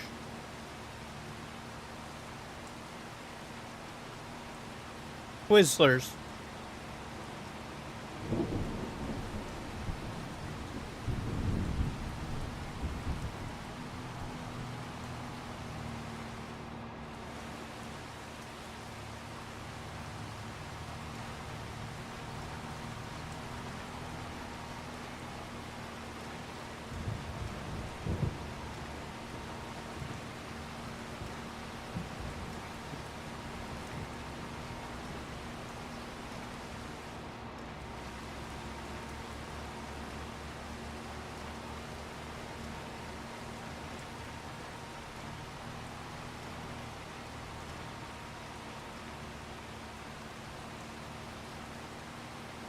I think we're doing all right.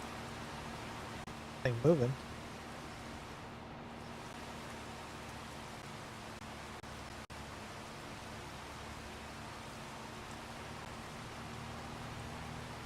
A few more to go.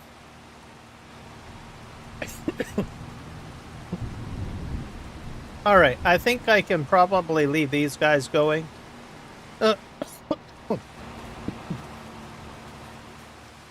I don't think I have to worry too much about collisions. Look at that sunset. Or sunrise, is it? No, it's a sunset.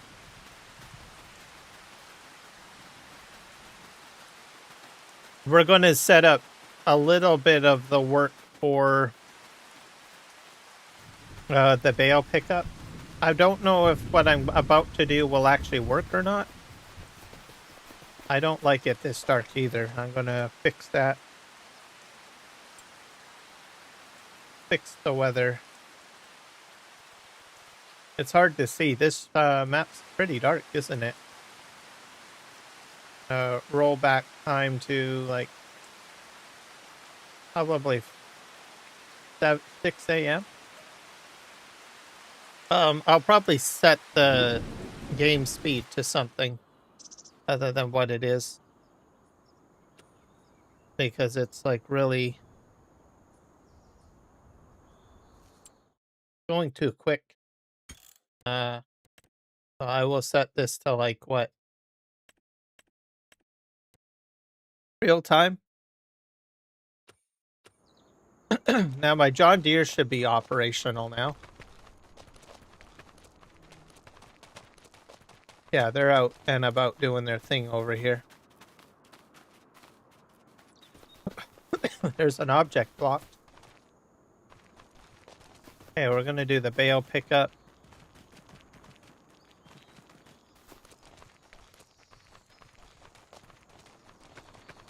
I probably didn't need to buy these 2 windrowers.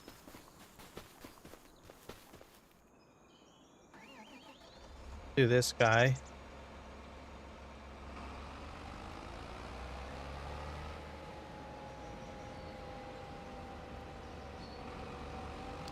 Okay, I need a spot where I can sort of offload. So if we come in here,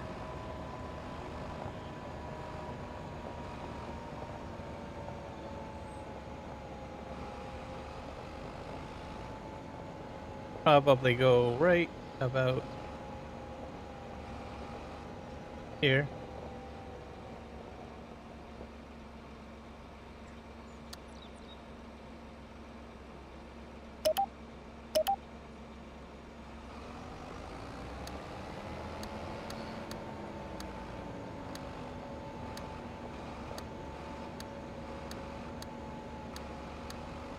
I like to straighten up my trailer.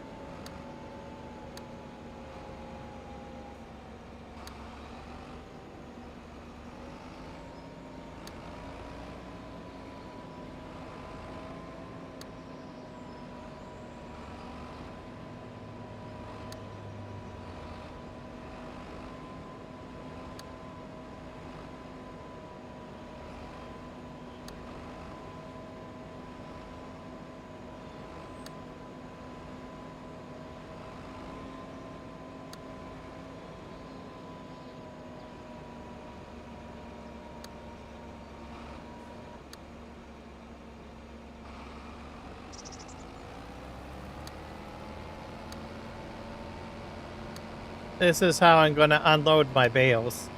I don't know if it's going to work though.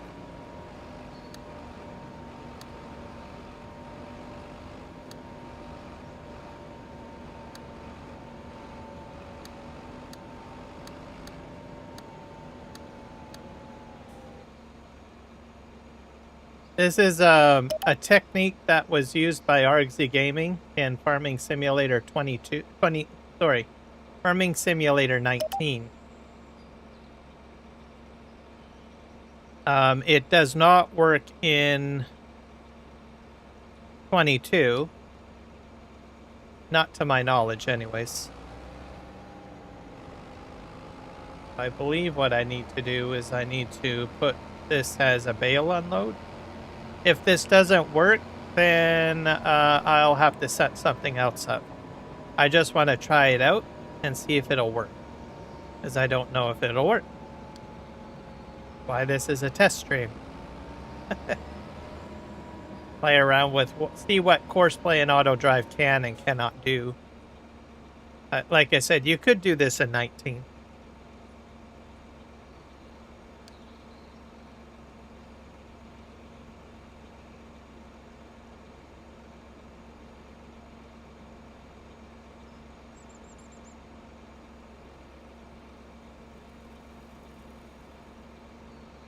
I'll call it farm bale storage. The idea is it'll back up and unload the pile, and then drive off, pick up another load, then return and unload another pile. So, just sort of how it's going to work. So whether it'll work or not, I don't know. I have an option B, which is what I used in FS25, which is to offload it into like a bale storage. I had a comment from one of my viewers about bale unloading, because they said, well, they would prefer to unload it on the side of the field. And I had answered initially, no, I don't think it'll work. Then I thought, well, RXZ Gaming got it working in 19. And I don't know if it'll work in this game. Or in this version of the game. So we got to do field 7 tipper. So we're going to just set this up here. So I'm going to set up the AutoDrive first. So we basically do pick up from, I think you just have to set it as, I'm a little rusty on this technique. You have to do,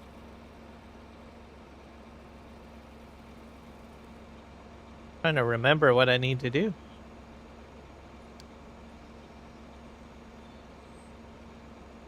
I don't know if I have to do like, I might have to figure this out. Okay, we're gonna, this is field 7.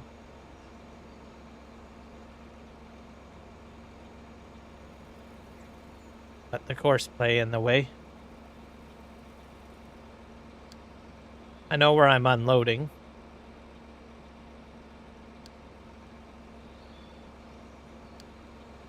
We're going to do field 7 wait.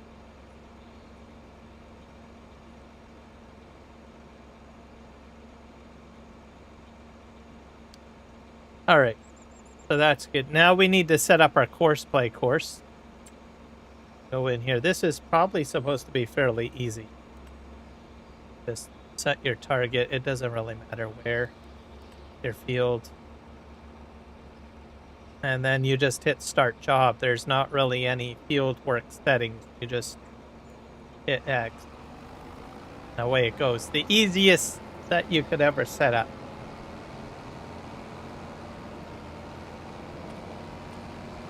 So it'll go around the field looking for it. We'll stick with him, because we know the balers are working fine. Well, actually, there is one thing blocked. What the heck?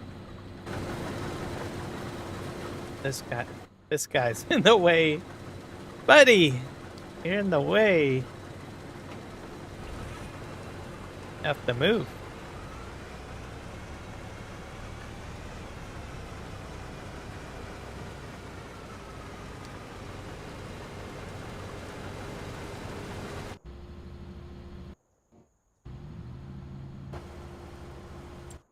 Let's go back here.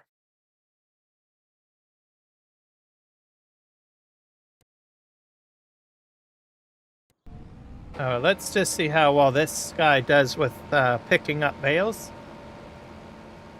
Each trailer, at least in 22, had its quirk. So, if I recall, this one was the most difficult. So I'm going to see if it's better in 25.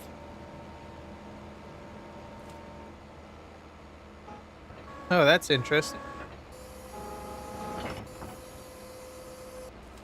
Oh. I was wondering how it would deal with these 3 sacks. Because I didn't know how it would operate. Looks like it works. I'm going to go over here and pick up 2.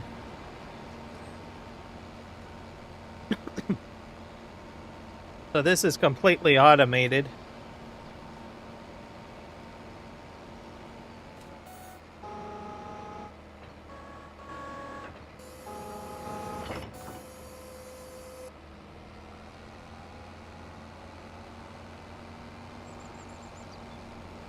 So it's calculating what is easiest for it to do its job. So it'll probably pick up another one, maybe all 3, I don't know. But the ones that it's missed, it'll go back for. And to prove that it's automated, I'll just get out of the cab. So it's like doing its own thing. There we go.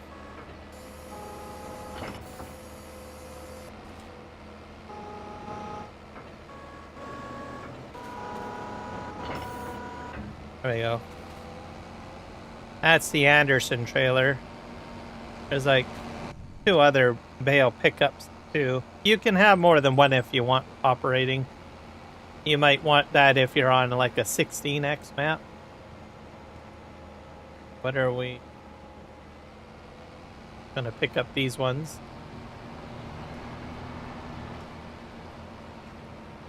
So yeah, having these stacks of 3 isn't that bad actually.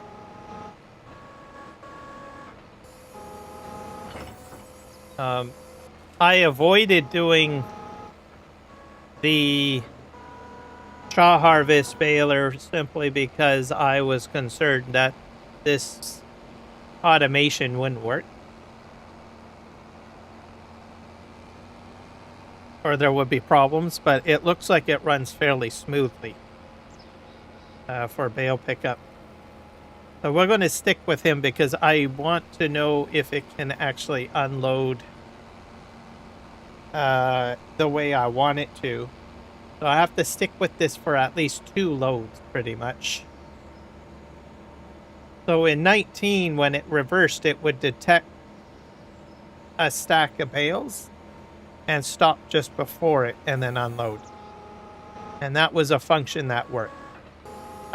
In 22, based on how the AutoDrive modder was scripting for 22, he removed that feature.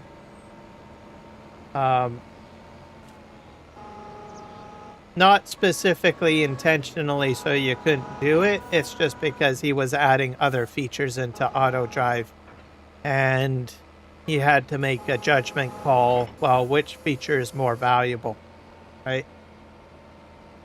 And at the time, Giants had provided us bale storage, right? So he figured, well, players have a way to unload into a bale storage, and it will work with that, right? And the use of side field unloading isn't as popular as using a bale storage. Not to say that there isn't people out there that prefer to do, you know, bale storage, or sorry, side field unloading, right? Like I said, it was available in 19 because, well, we didn't have bale storages in 19 that were base game. So.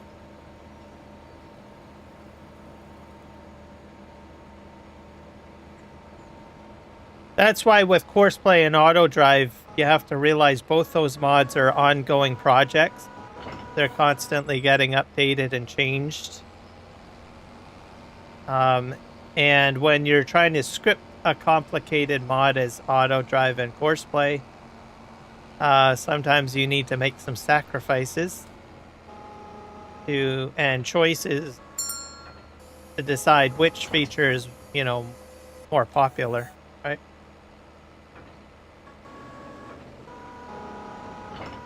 And will it always stay that way? No, because as the Giants engine changes, these modders will utilize whatever new features are available, right?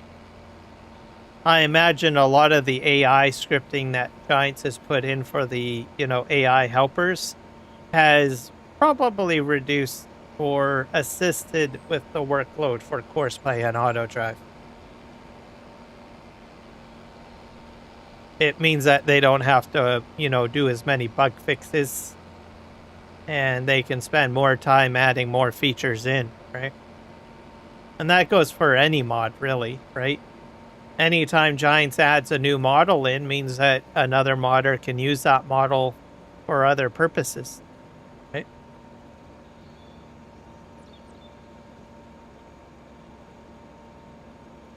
Okay, this is full now. We're up to 14 bales. What he's going to do is he's going to go to the weight area, tipper weight, field 7, tipper weight, and then he'll get onto the Courseplay course and drive to the unload spot. Hopefully he doesn't run into any problems because there's like some trucks over here.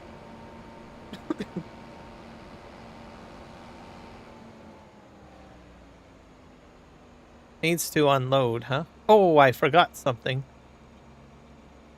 You have to hit the Courseplay button in AutoDrive.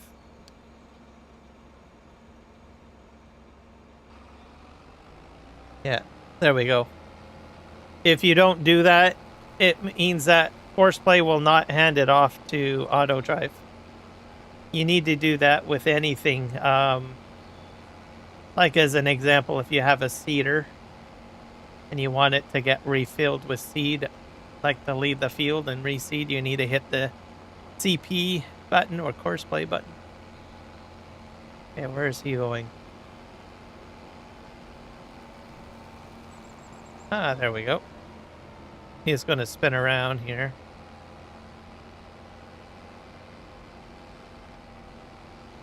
So then Ed Sheeran, everybody.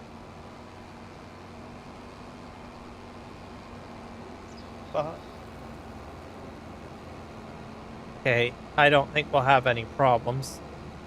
He's going to do a long drive around. Because I don't have this route cycling back in. It's going to have to go around the entire field.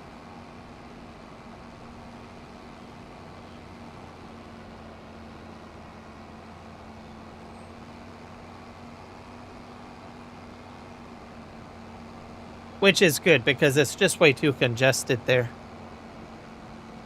So he's going to go a longer distance around.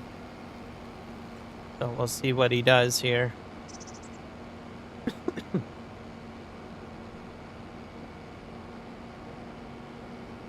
So technically, I guess I could probably put 2 on the field because of the distance it has to take to go all the way around.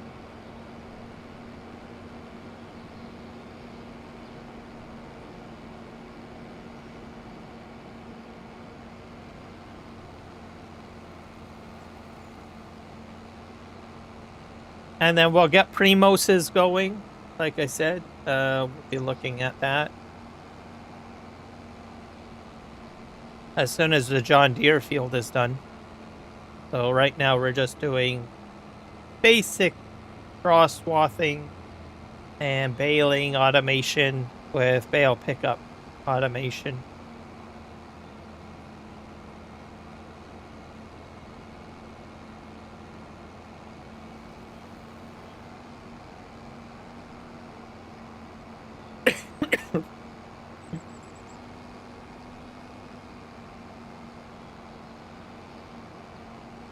I'll get to the end here. And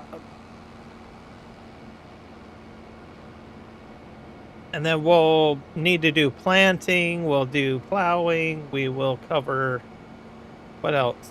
Barn management, we'll be doing that as well. So that would mean I need some TMR set up. That's why I put the TMR, MARKTHOR's TMR mixer mod into my map. Because when I start doing that, it's going to require a lot more work. So I plan to put down like 4 dairy farms in different areas of the map. And I'm going to have management of straw. I'm going to have management of TMR. And I'm going to have management of milk sales. And I'm going to have management of removal of slurry and manure. All of that stuff is all going to happen. And it's going to be like one vehicle going to all 4 farms at the same time. So instead of having one truck, having 4 trucks, right?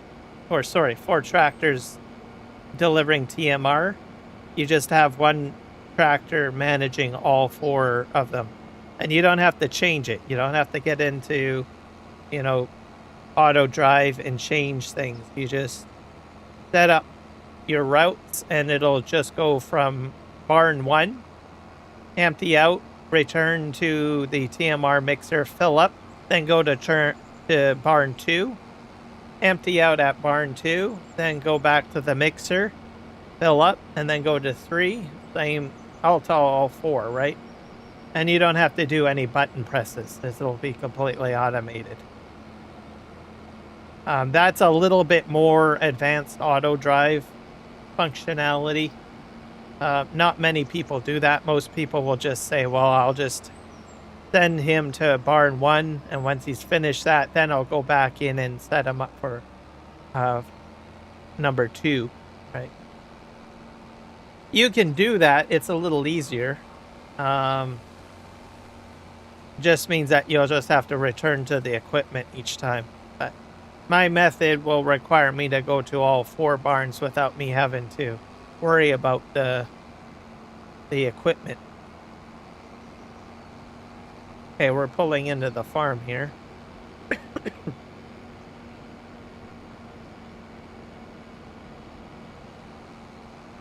I'm not sure what we got over there. I'm gonna let this guy...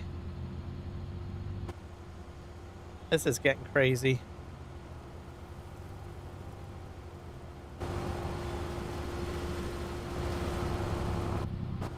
last Saturday these guys were doing great, but today...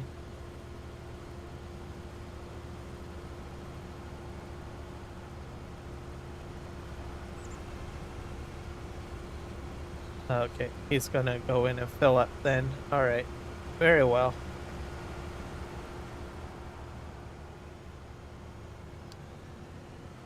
We got another object that's blocked.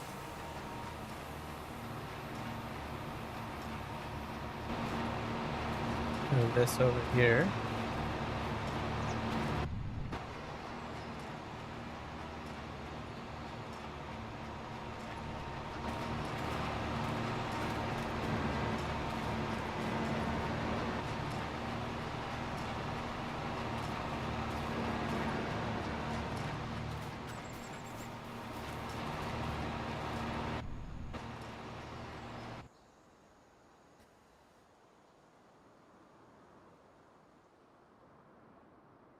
I think I have to go back onto this one.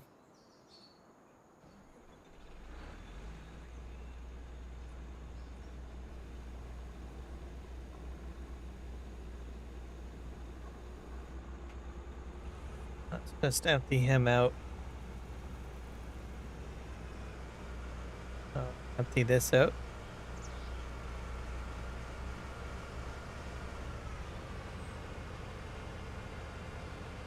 I had these guys working perfectly on Saturday, but got all goofy.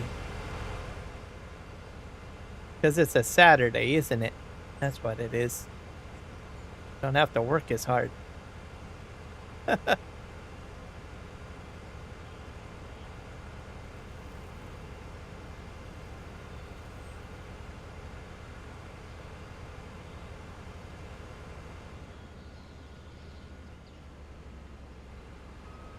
I think it was back here that he got pushed from.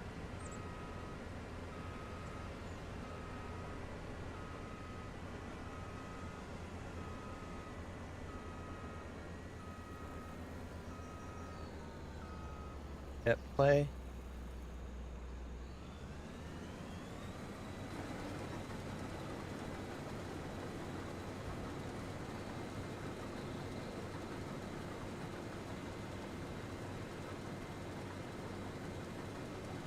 There we go.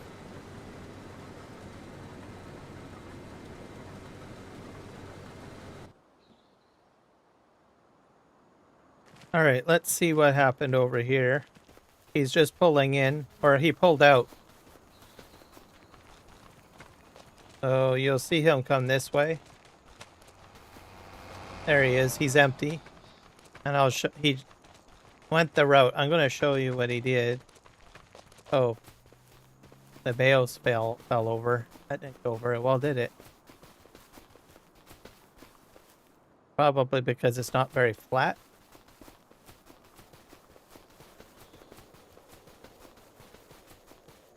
I'll just stack this here, I guess. We'll see what happens. It's because it's on a hill. Probably should have put it on cement or something. I'll be able to know if it'll work or not.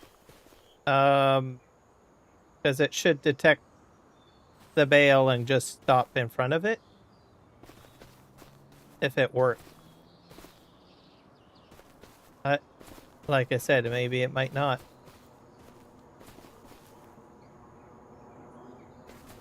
Quick solution to fix it up. If it doesn't work and I need to set something else up, I just throw these bales back onto the field. And it'll return to the bale count, essentially. That's how it'll fix that.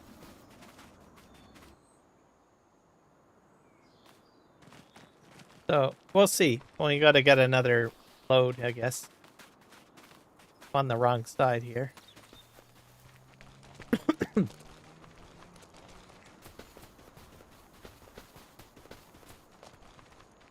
I don't think it's going to work. I think he didn't add it into 25. Just the same reason that he didn't have it available in 22.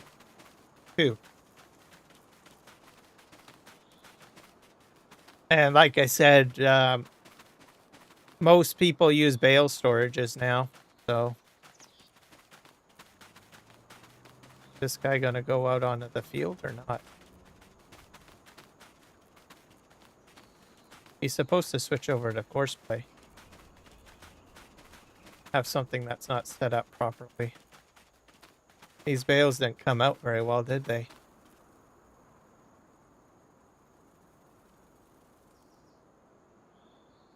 And just leave this like that.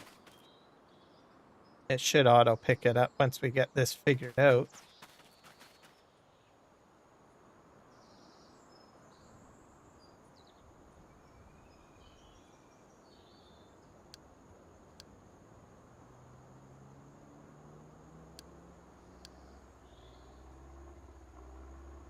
I must have a setting that I'm missing.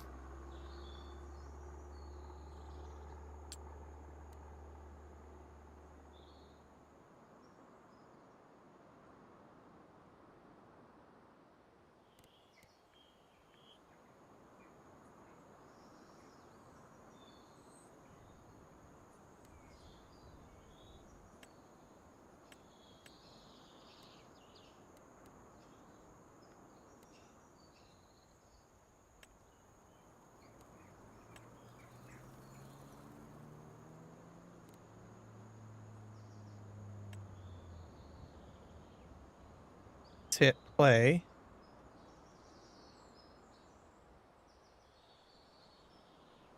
Not switching over.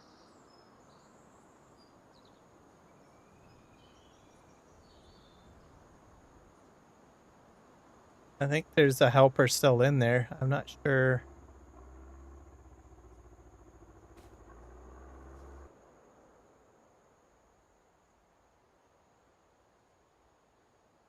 I think Courseplay is locked up.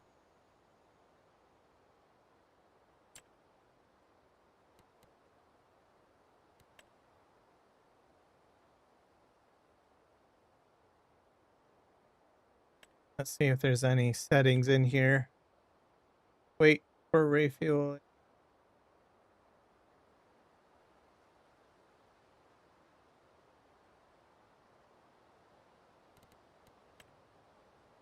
Export mode. Show all active courses.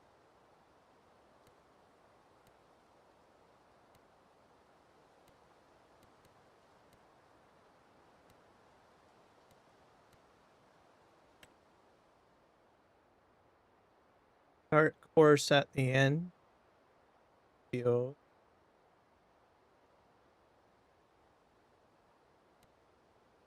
A higher value will take longer, but the path stays more on the field and outside of the fruit. Put this at. Reverse path active. Allow using Pathfinder on.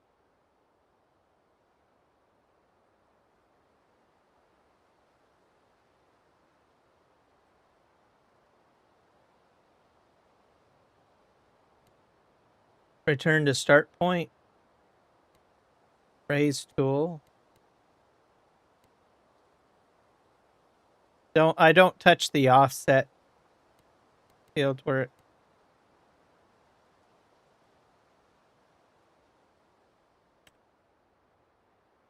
I think that's it. I don't think there is anything really too crazy. I think we're good to go. Kick in.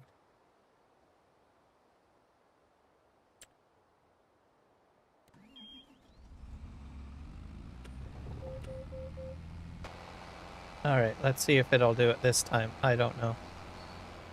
I'll remove the copied course.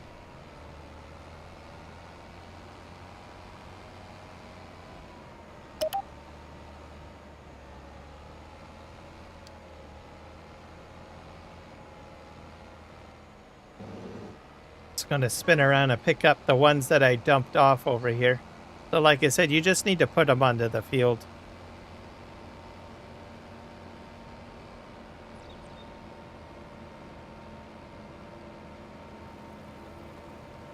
Then it'll do its job. So that pile over in the corner, I'll probably do the same. Just dump them on the side.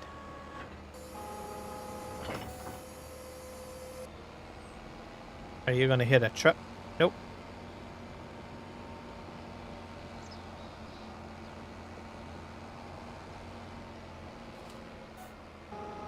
There we go. We'll let him go. This truck. I'll probably put him at the park spot.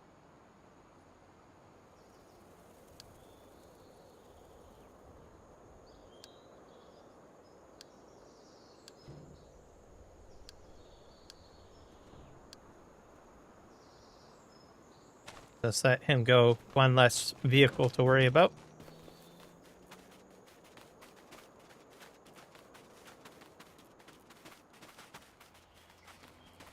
Get back with this guy.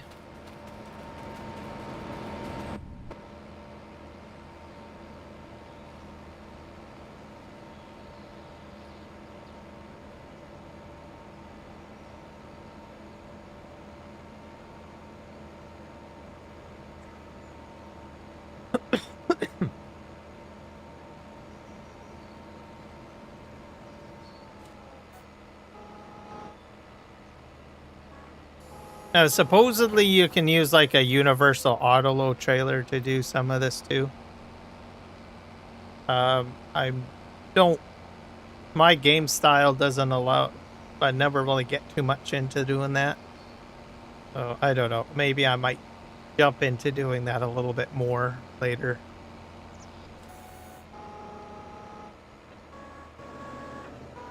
Because we'll be doing baling again, but we'll just stick with base game equipment.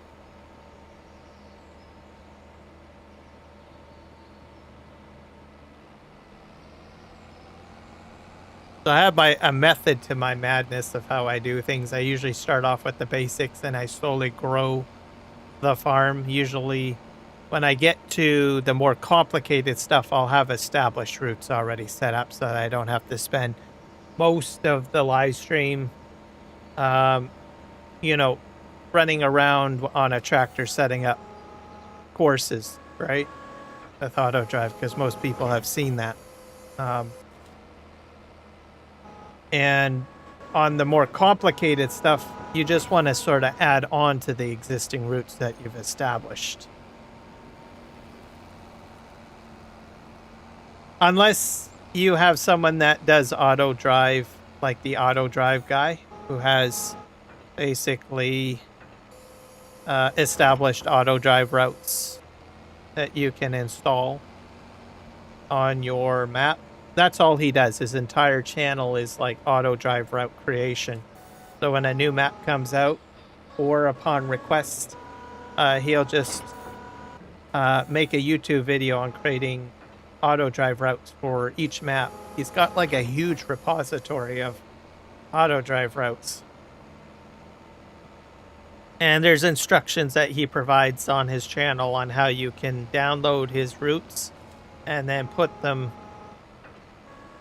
into the proper folder. So I've used a few of them. Usually the larger maps I will use them. If it's a small map, I'll generally do my own thing. I'll just create my own route.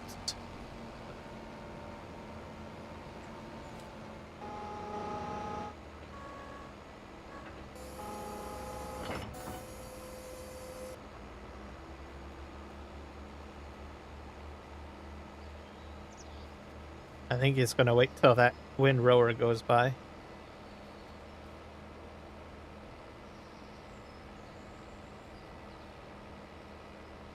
The Primos will be a lot easier. Start doing the Primos on the other field.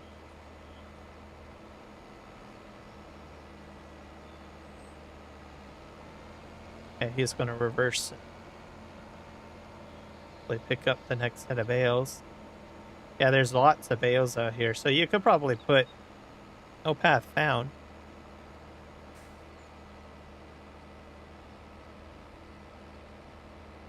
I think I broke it.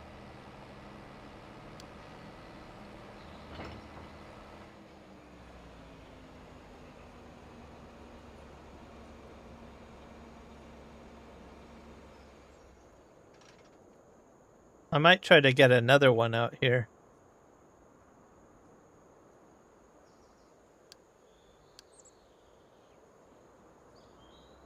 This mode, I guess.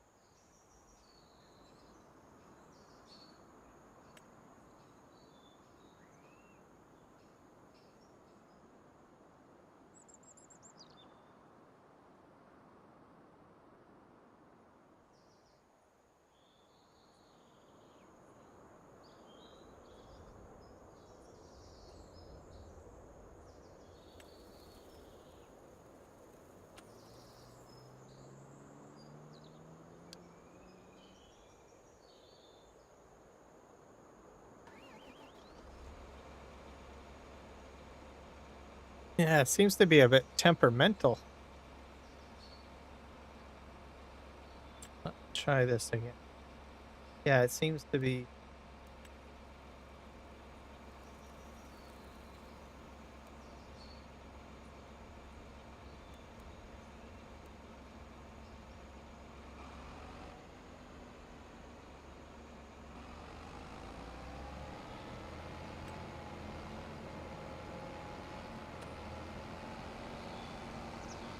All right. Let's try another bale pickup. We'll see if we can get more than one ongoing on the field. I probably wouldn't have too many operating, because they can fight over the same bales a little bit. I'll probably put one more on. So I've used this one and this one. This one usually works the best, I think. But I'm gonna try the Arcunis.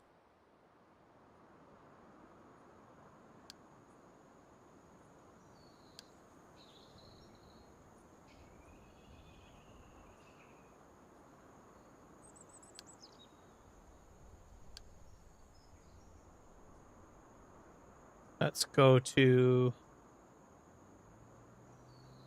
truck fill, tipper, petro farm.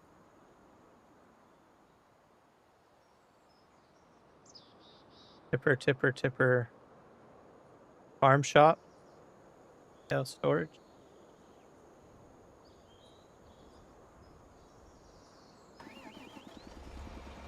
But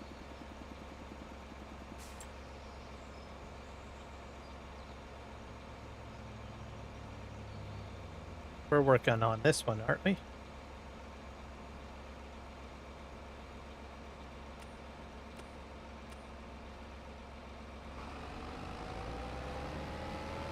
I'll just move them out onto the field.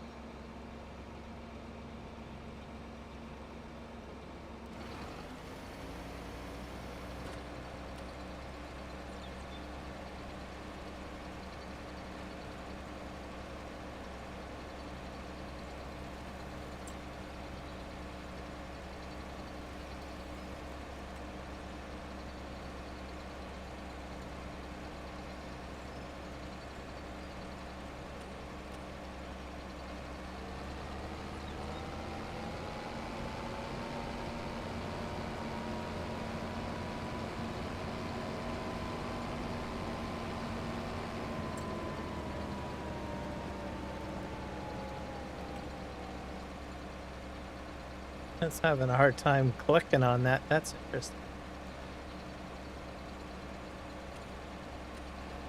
There we go.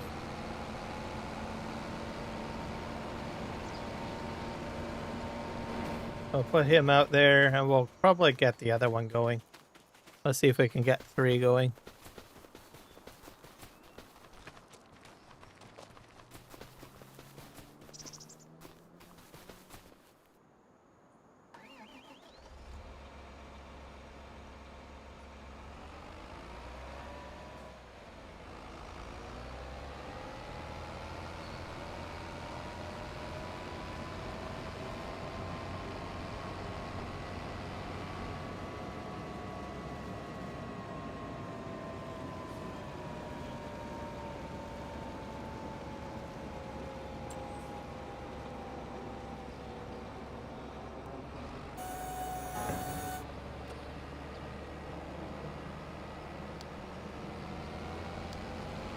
This guy got picked up and going pretty quick. This guy will be field 7. Different weight. Put him at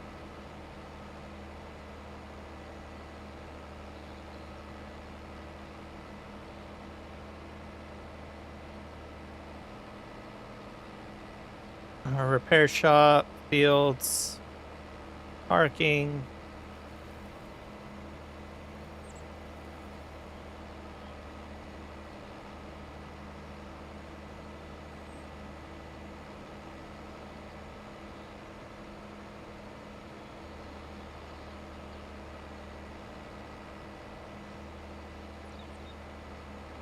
Empty into silo. But where's my bale?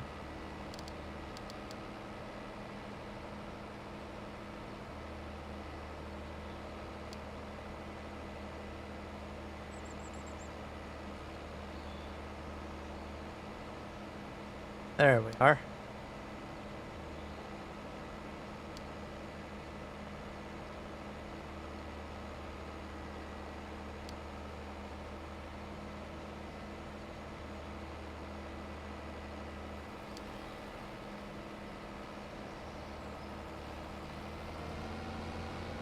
You have to set this up again. Oh, sweet little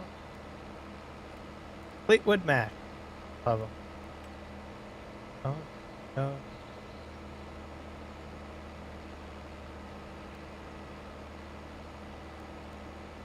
Tell me, sweet little lie.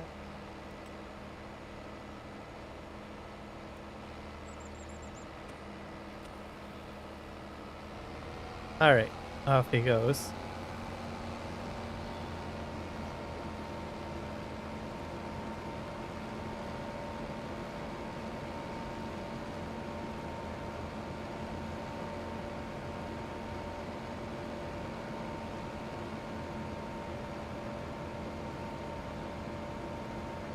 So, yeah, 3 Bale pickups, 2 Windrowers, and 2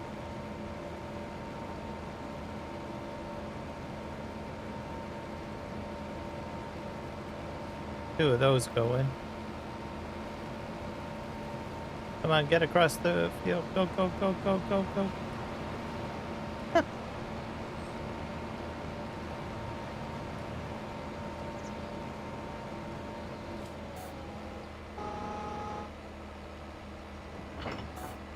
Not sure if I can do multiple pieces of equipment on here.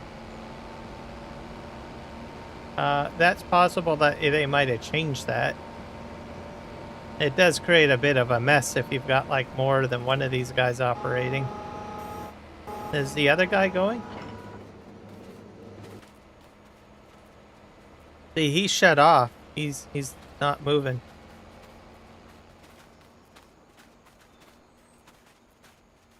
So it might be possible you can only have one per field. But you could have like multiple running if you wanted to.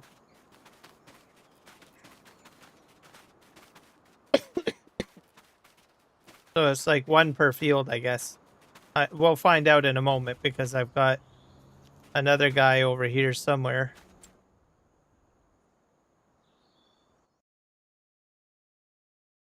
Well, this guy's going around. Guy here. Enter. Yeah, he's got... Okay, so you can have two. This guy's not running, though.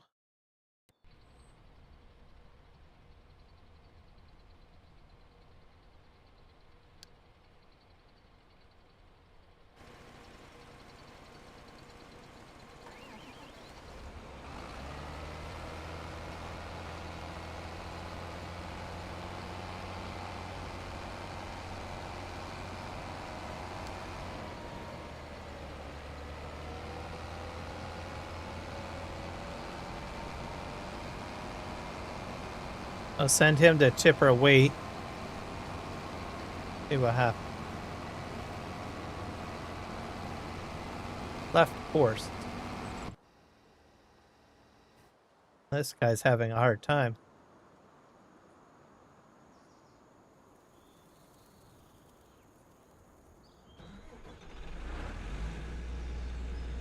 I'll have to back him up. I have a feeling I'm gonna miss some product.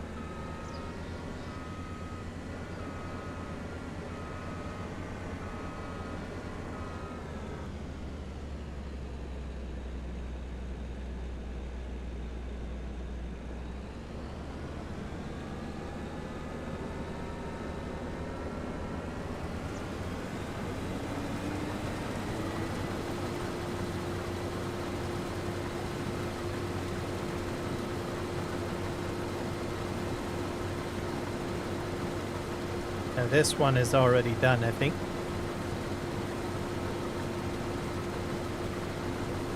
It's gonna take a while till these guys are all done.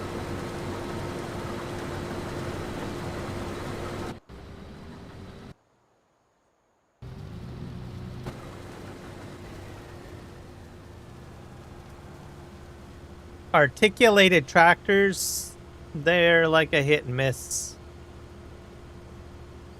So you can make your own judgment call if you want to use them in a automation. Like I said, last Saturday they're working fine. Now they seem to be, I don't know, lost their smarts or they're dumb. I don't know what to say. But they're starting to smash into the combine for some reason. So...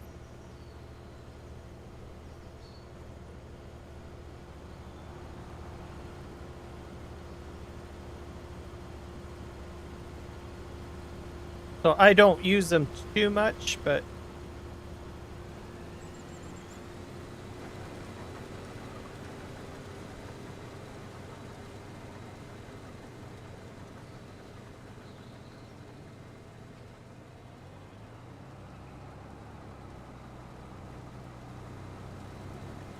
Yeah, I think there must be a setting set up that's a little weird.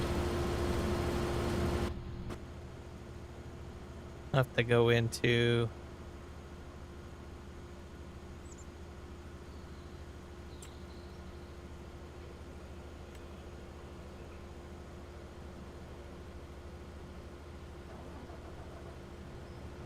Stop while unloading. That's what you should have activated.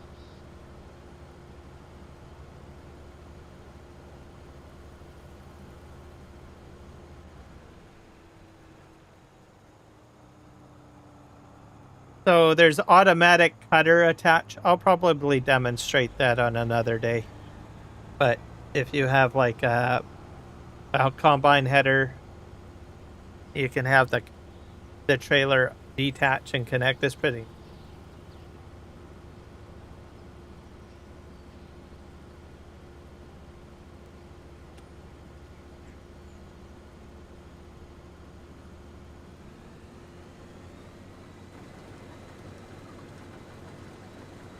There. This guy just was trying to go. That was my problem. It wasn't stopping.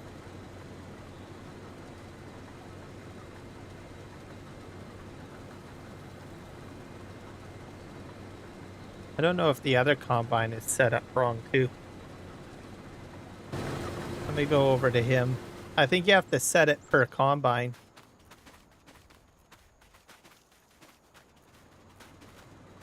Which is a bit crazy. This guy is doing stuff he's already done, but that's okay. In here.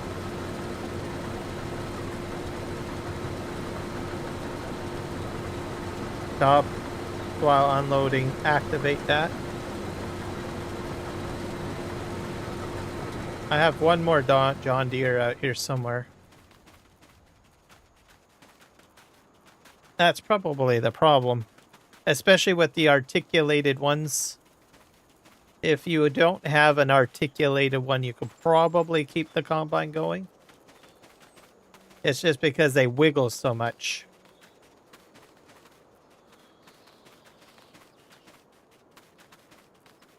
Here's the other John Deere way out here.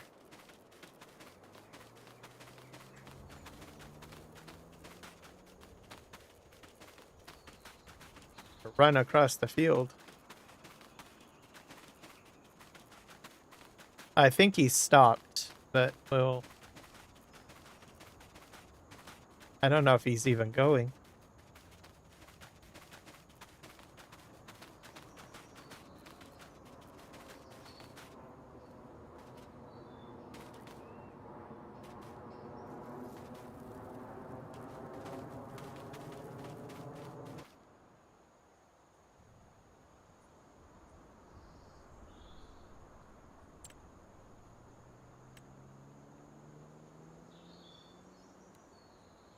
Stop while unloading. There we go.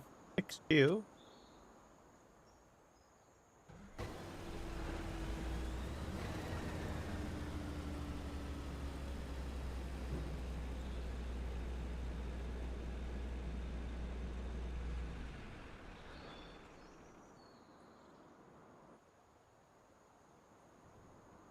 What's the matter with this guy?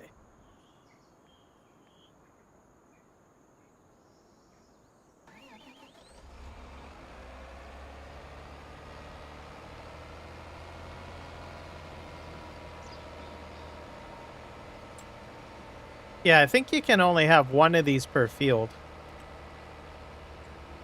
As soon as it leaves the field, you're probably good. But yeah, I think it's one per field. There's no multi-field option. So just be aware that, yeah. Now the reason why it kicked in is because it went to AutoDrive, so Courseplay wasn't sourcing it. Guys go in. About this guy. I'll throw that back onto the... I don't know, it's just sort of a hit and miss. But I think it's just better to have just one. Like this guy's on AutoDrive, so let's see if what he does with the bales.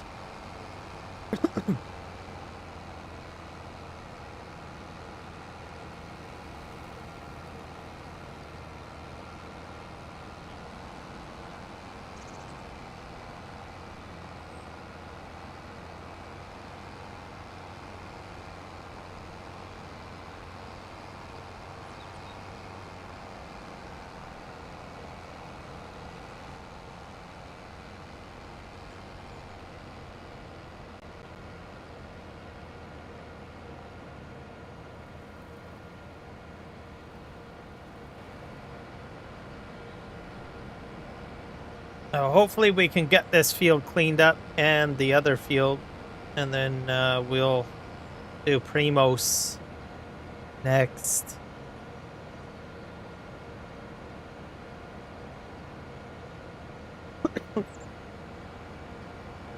I'm going to just go with this guy to see whether or not he'll unload appropriately, because I don't know. If he can't unload appropriately, then I will have to set up a bale storage, which I think is probably the route that I'm going to have to go with.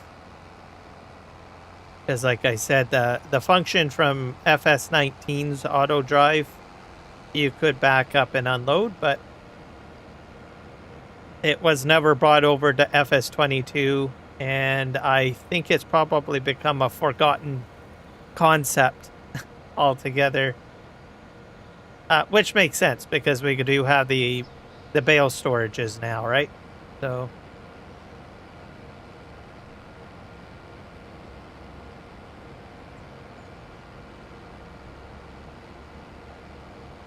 But I wanted to try this out to see if it does work or not, because it was pretty cool in 19.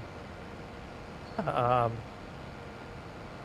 RXZ Gaming had the best video too for it in Farming Simulator 19.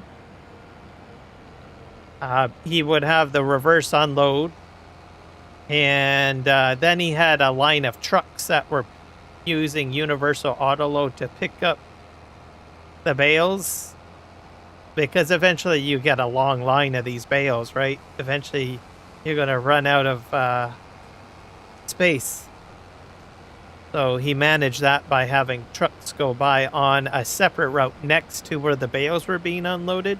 And universal autoload would pick those up off of the side of the field. So it's pretty impressive.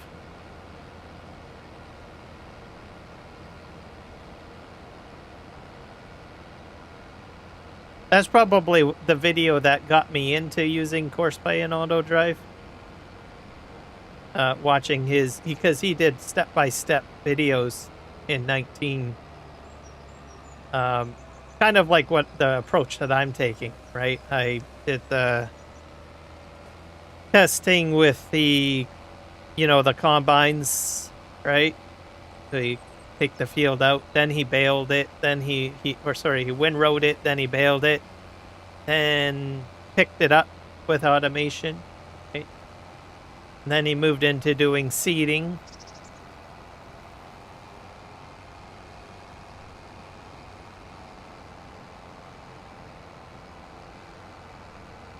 So now that I'm getting into the Manitoba map, which is a 4X, then I've got like Western Australia. That's a large field, right?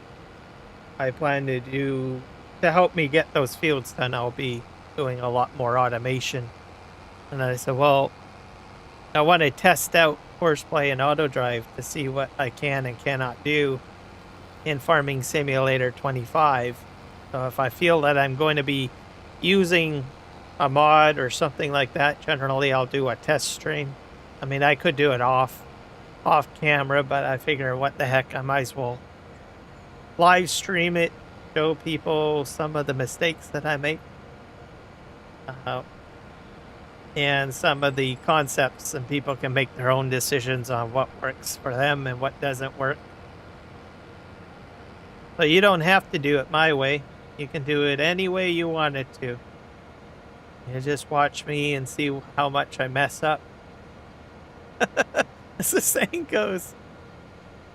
And then make your own decision on what you want to do.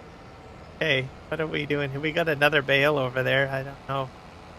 I'm curious to see what I'm going to have to clean that up a little bit, because I want to see how far back it goes. So I have a feeling it's running into the stat. I won't know until it tries to do whatever it's trying to do. I'm going to put this over here. There. It looks like a mess to me, if you ask me. So something's not going right. I'm going to leave those there. I don't know if it's because of the hill. It's probably the hill. Jump in here. But if the trailer runs right into it, then I know it's not scripted to auto-detect.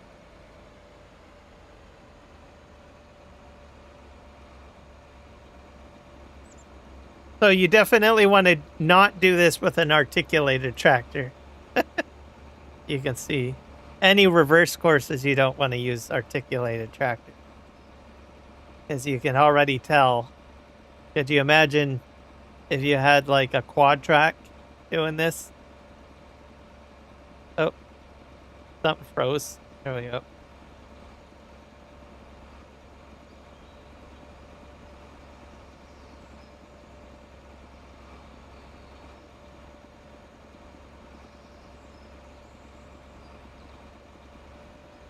So if it runs right into the bales, then we know we have a problem. In 19, it could detect objects that were behind the trailer and just stop before it. That's how the script worked in 19. And then, like I said, they removed it out of 22. Let's see what happens. Yeah, we're running. Oh.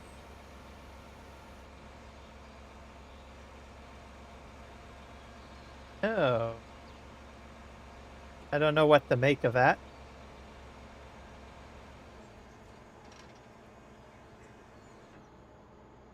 Tipping over. I think that's the hill, though.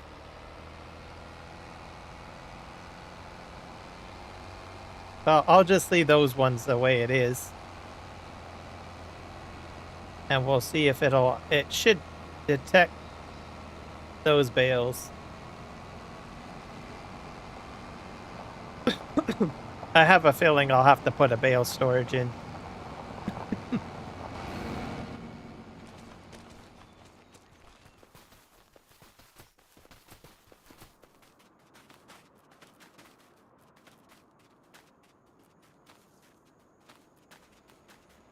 This guy has stopped. So I have a feeling it's just going to be one. I'm going to just fill this guy up manually. We'll unload. But these guys have done phenomenal. Look at what they've done.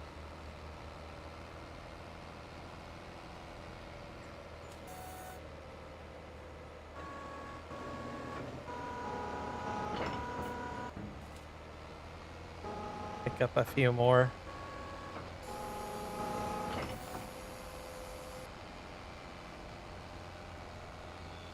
Pick up this one over here.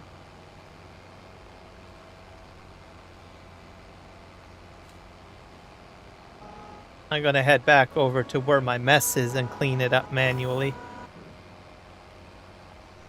We got a few stray bales over here. Pick those up because then they don't have to travel so far.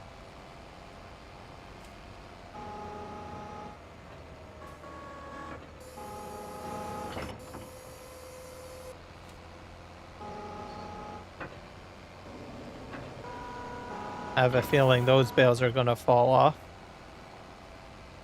I think.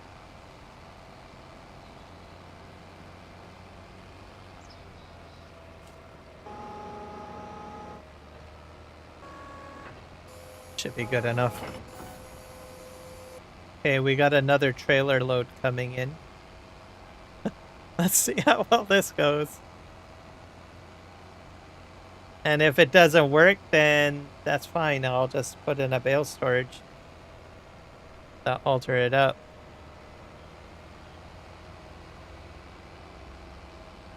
That's usually the bale pickup that I use, the one that's on the course right now. That's what I used a lot in 22 because I found that these other ones didn't work as great.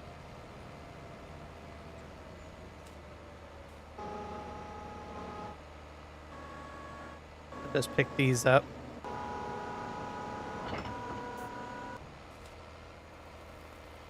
If it runs into the bales, then oh, we got a problem.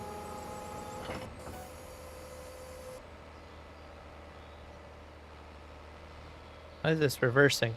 Oh. Stop it.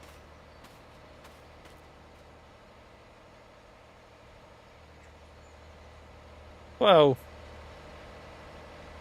There we go.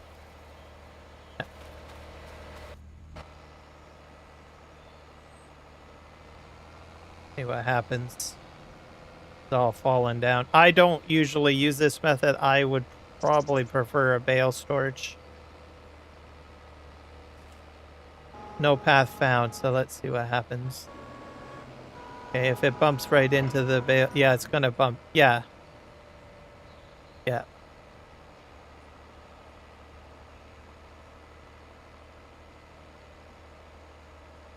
Yeah, so it when it reverses, it doesn't detect the bales. Now it's going to dump it, so it's dumping it right at the specific spot. Just like that. That's a bit of a mess. All right. Let's pick these up. We are going to need to put a bale storage down now. So it doesn't work. Now I know. Like I said, there are some folks that are out there that would prefer to do it this way. Put it at the side of the field and, you know, pick up later. My best suggestion is to reach out to, if you want the feature added in, I don't know if it can be added in or not, right? It may be. I asked him in 22 if it could be added in, and he said no because of the new features he was adding in would interfere. But that was a different game, right? That was FS22. We have a whole whack of new AI functionality in FS25. So you could reach out and put in a feedback section and say, hey, can this be possible? And he'll, or can you make it possible? Right? And he'll let you know, right? So, in 22, I had asked and I got an explanation and I took it for his word, right? I only understand that because I have done programming in the past, right? Sometimes you need to cut corners or sacrifice functionality for a more popular function, right? So.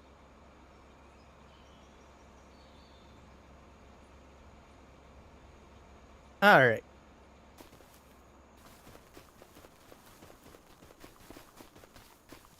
And like I said, any of the mods that I do, like I said, if there's an issue with them, you can always reach out to them on Itch.io, GitHub. You know, there's always ways of doing it. Some of them some of the modders have Facebook pages. Some of them have Discord channels, right? If I see an issue, that's what I do. I just go right to the source, who makes it, right?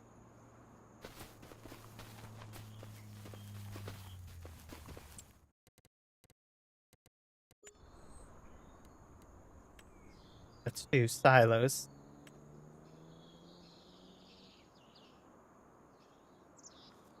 Yeah, we got all sorts of different bale storages. So we got this one.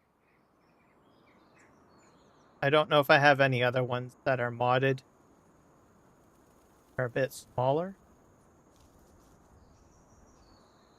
I guess I'll use the base game one. I probably should have put a mod in. These things are huge. We'll use the Zelonka one or the Highland Fishery one. Oh, is that just a barn? Oh, that's not a bale storage. I thought it was. Bale and pallet storage. Here we go. So we'll just put this like here. Or maybe like this.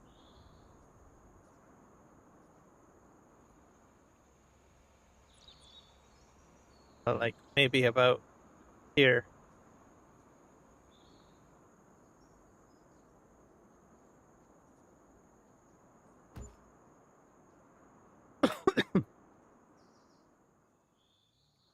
All right. Now we need to change the course. Oh crap. That didn't go very well, did it?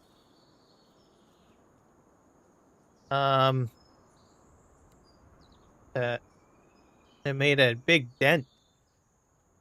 I don't like that. What am I going to do? Let me delete that out.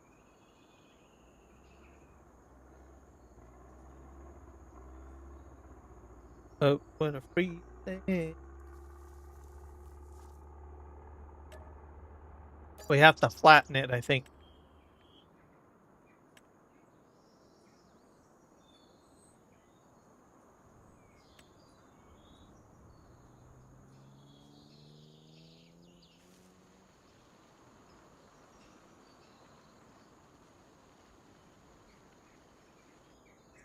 Probably want to change strength. But at max, and I hate the cursor shape, so we'll set that to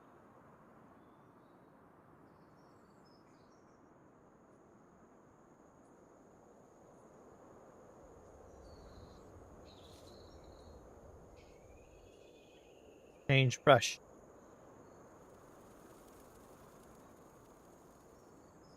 Have to hit V. And we'll change the size.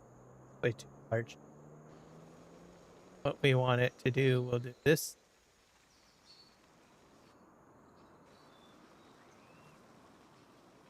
Put a layer in. And then we'll smooth it out.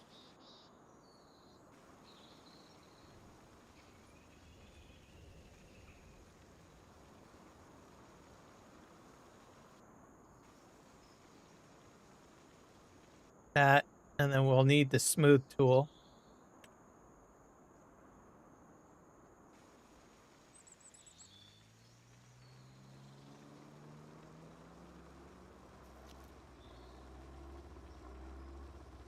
Just to make it look great.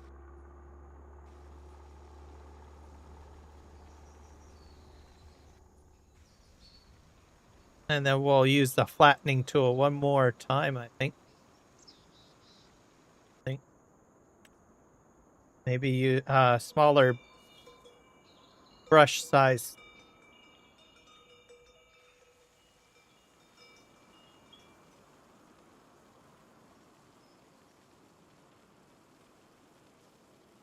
I have to back this out a bit, at least about out to here. I'm gonna have to move the tractor, that's the problem. Let me do that now, because it's mucking everything up. All right, yeah. Okay, come on. Turn you off.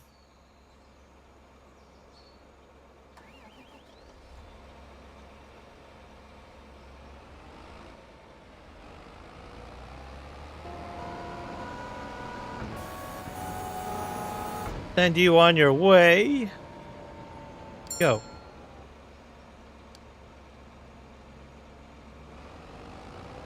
This way. Why aren't you going?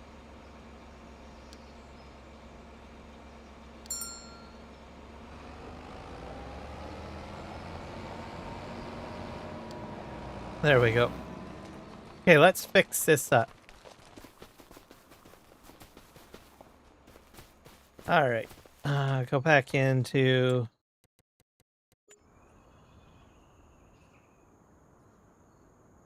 So we will go like this. Because we have the initial footprint.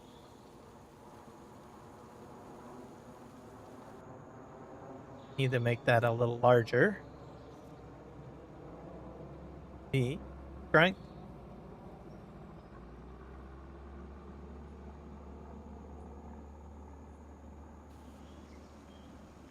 That way this is at least initially looking good. All right. Probably the corner needs to be done a bit. And then we need to kind of slope it.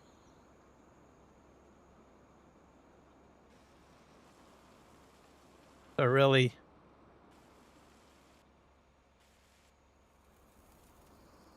try to stay away from the gray area, right?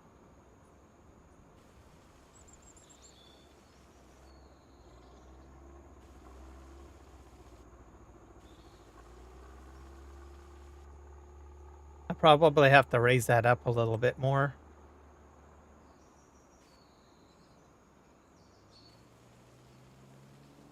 I don't like this corner.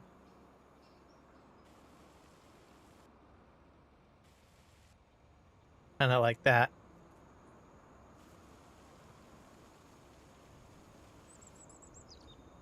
This side's fine, I think. I don't like the shape, though. I like using the circular one.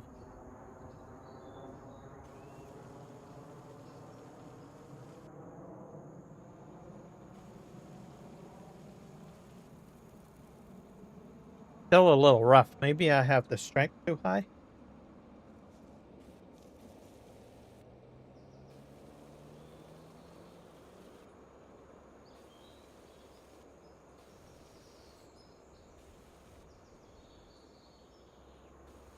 Let's just move this out a little. There we go. Hello, Eric. Welcome in. How are you today? Yeah, I think that's good enough. Let's try putting our... It looks better. I can put grass down in a moment. And we'll fix up our course, and we'll automate the bale unloading in a moment. I'll go into silos.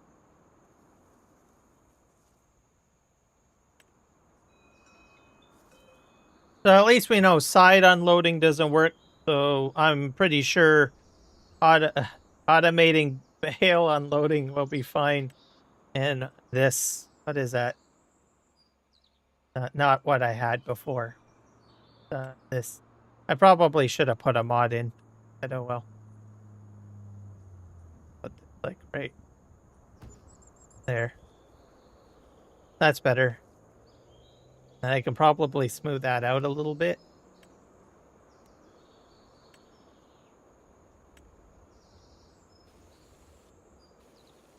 Because it looks rough. I don't like it rough.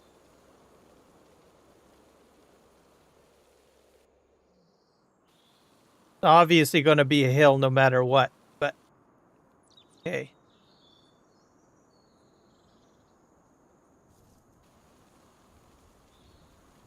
I know what Eric will say.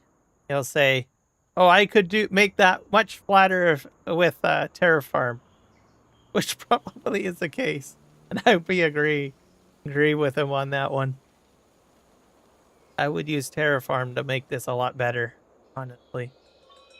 I don't like using the in-game sculpt tools that much, but this is not Terraform. This is fairly different, but that's not half bad. That's not bad at all. Okay, grass. Okay, I guess. Couldn't sleep. You couldn't sleep. Oh dear. Are you okay? I hope you're okay.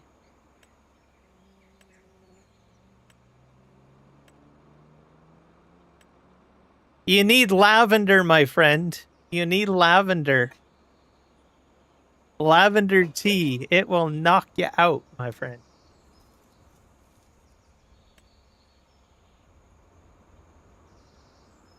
Just like I said, that's what I usually use. I like lavender. Relaxes you. There's some much more potent stuff out there, but I would probably say lavender better thing. And if it is too strong, you could probably put coffee in it a little bit. Not too much. Unless you're allergic to lavender. There are some people that are allergic to plants. Okay, what was I doing? I need grass. Thing. Back in here. Construction. I need to go in here. All over the place.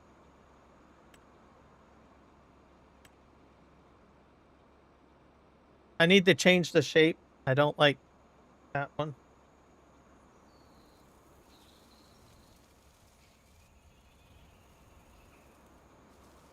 That matches the field. So it's going to look as if it was meant to be here. All I'm going to say. Oops, I went into the field a bit. Look at that. That's amazing. Don't really know if I need this much. cement around the edge there.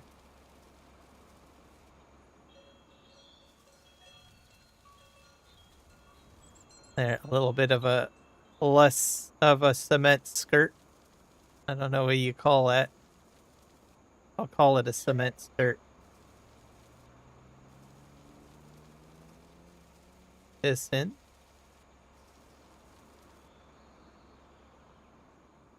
I'm probably overdoing it for a test stream, but I do kind of want to have it look kind of fairly nice.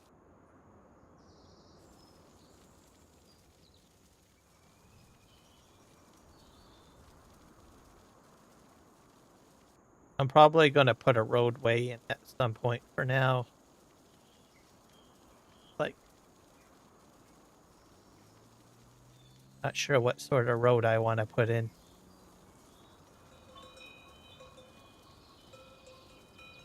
Okay, there we go. Now we need to fix our course.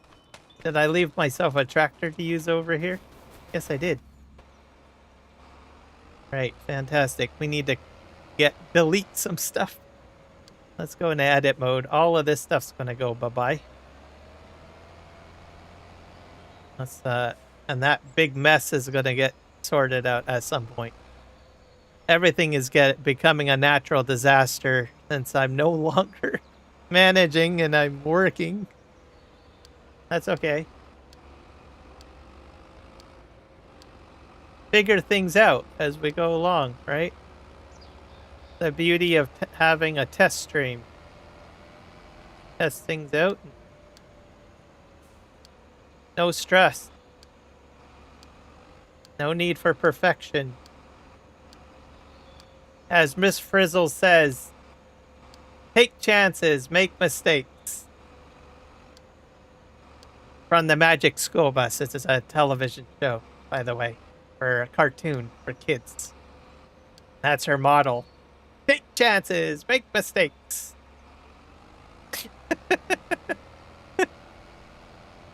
And then they get into the Magic School Bus and they make mistakes. They take chances too. Holy crap, what happened here? What's going on there? That's probably why the route didn't work. Interesting.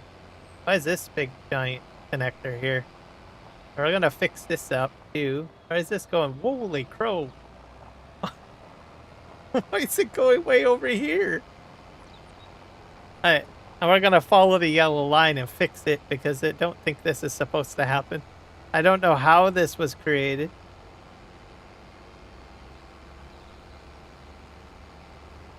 This is horrible. Oh! What happened to the yellow line? That's got me concerned. Now I can't follow it.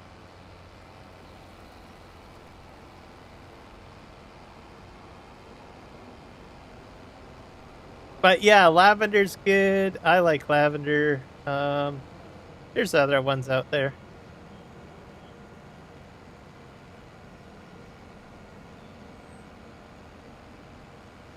I have a couple of other ones that are a little bit more potent. I forget what the herbs are called right now because I haven't mentioned them in a while. But it's all part of the same family.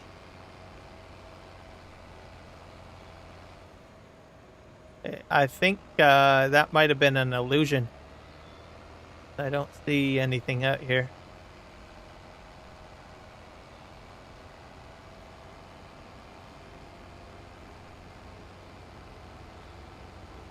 We're gonna try to get this all set up. I don't know why that line was coming out here. I don't know where it went. I beelined it right across the field. If it's still there, I could probably delete the point that it's coming from. And then just reconnect. That's what I should have did.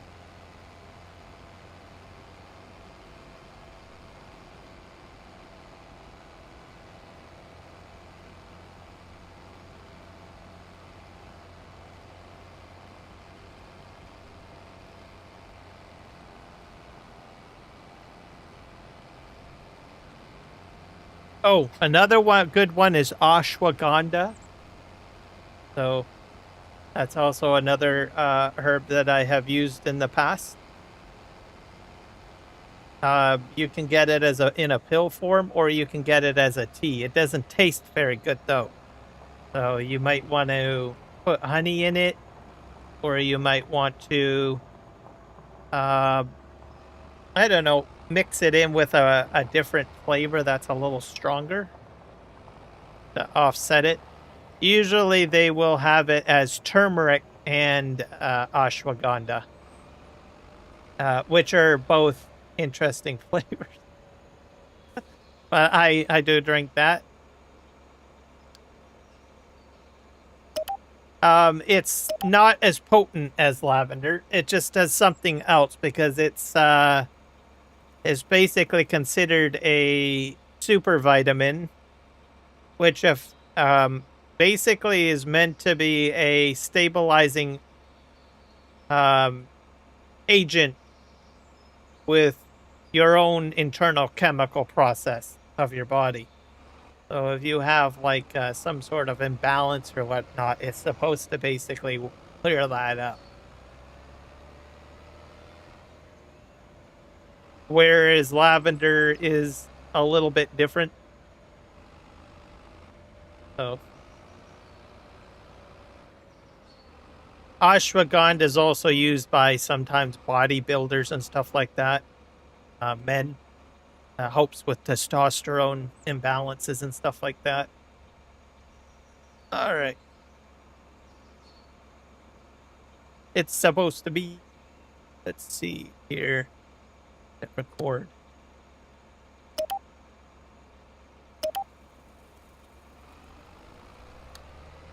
Just go over here. And we like to do full straight.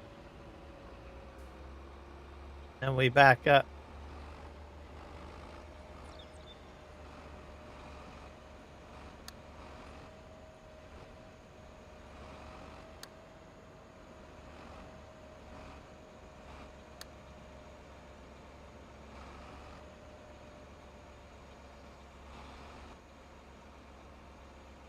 If you run into this problem, you can just move the point back. I wouldn't do that at this point. I'd drive forward.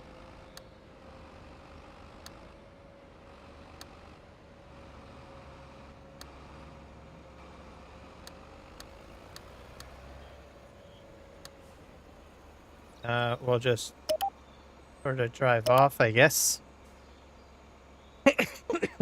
We'll shut the recording off. And we'll test out unloading in a moment.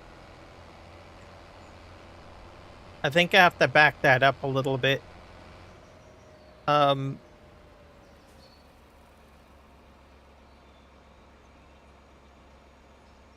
I just right click this and then just grab it. Because you want it inside the spot, right? Just like that. Then we need to name it. So call it farm bale storage. Perfect. That works for me, right? Okay,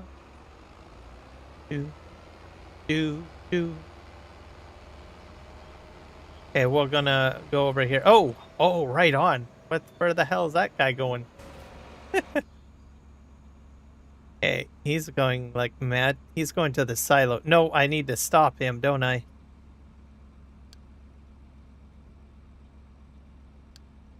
Yeah, just let him go. Where are you? Gonna make a mess over here, I know it.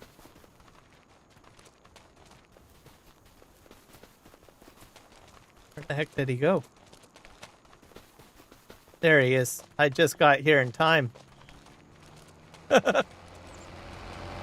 Alright. Let's put this stuff.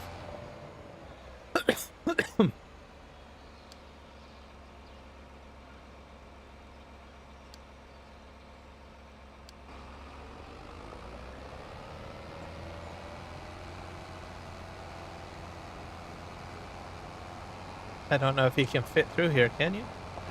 Yep, you can. And we'll stick with this guy because he knows where he's going. Do.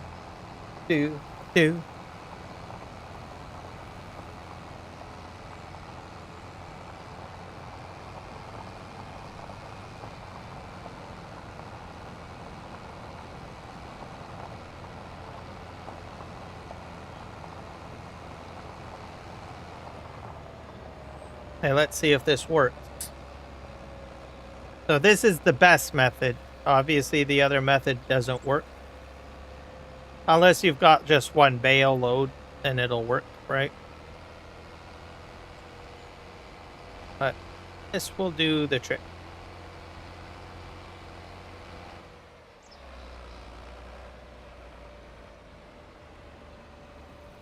Now, this is a reverse backup course. The other option is you could just simply drive over this and unload too. So, like, you could have your route go over the trigger and spin around like a loop course or something. What happens here?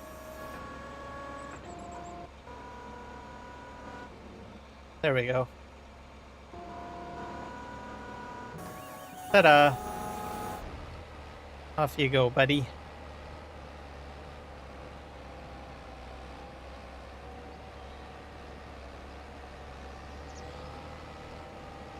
And we got a crash up situation going on over here.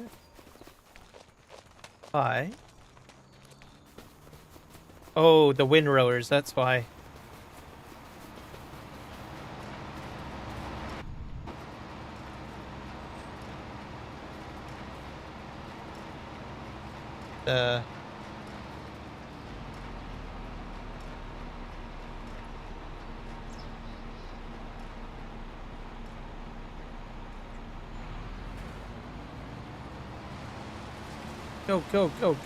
Go.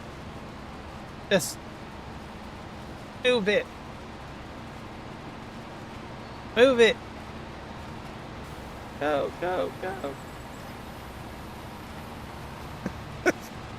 All right.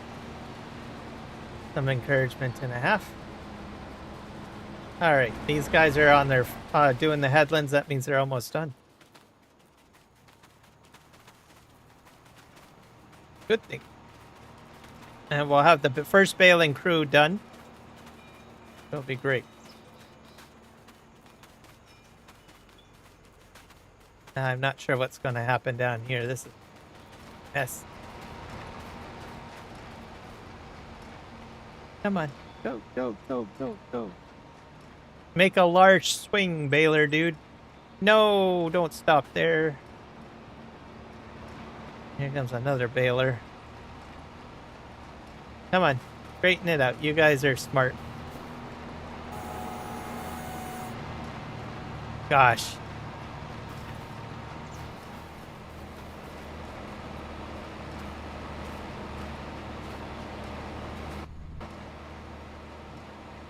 Just go forward. Keep on going. Go.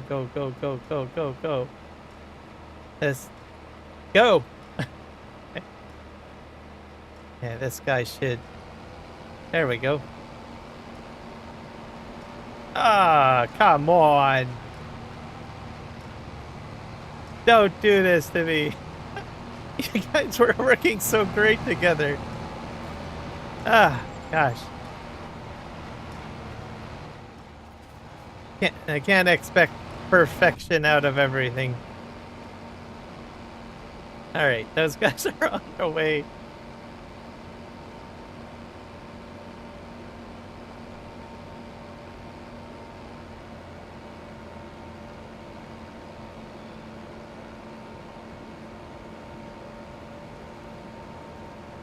All right, we'll get this guy done. Yep. And the Arcturus, I haven't got a clue why the Arcturus isn't working. I think I never really used the Arcturus because it was a problem. It still seems to be a bit of a problem.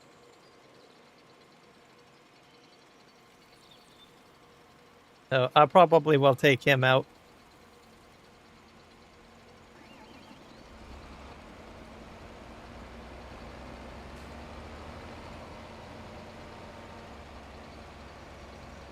just empty these, I guess. Why? I'll take him out. He fails. The other two seem to be doing okay. Just, this one is not doing very well. So, I will not use the Arcturus.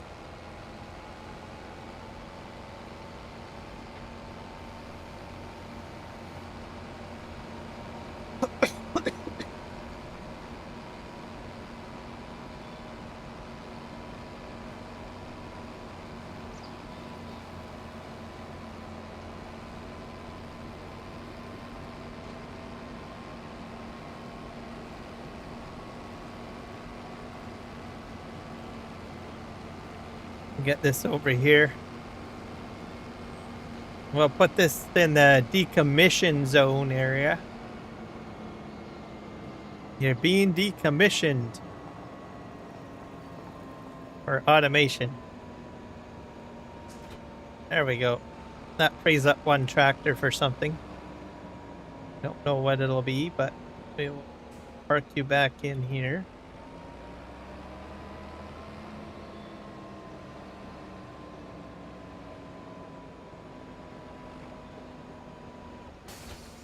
There. For now. Let's figure out what's going on here. I thought I had a Primos over here somewhere.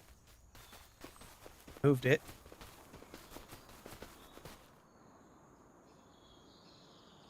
Let's see. Are you going?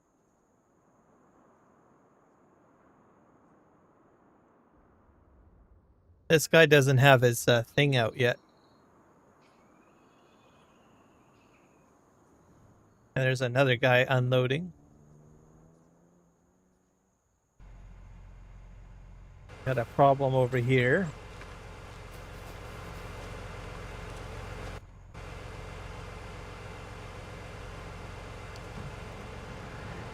Take him out.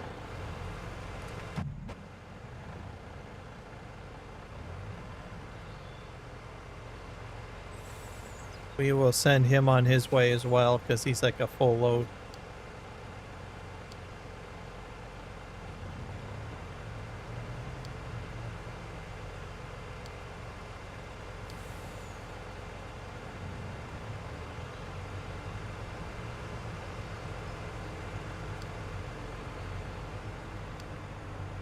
All right.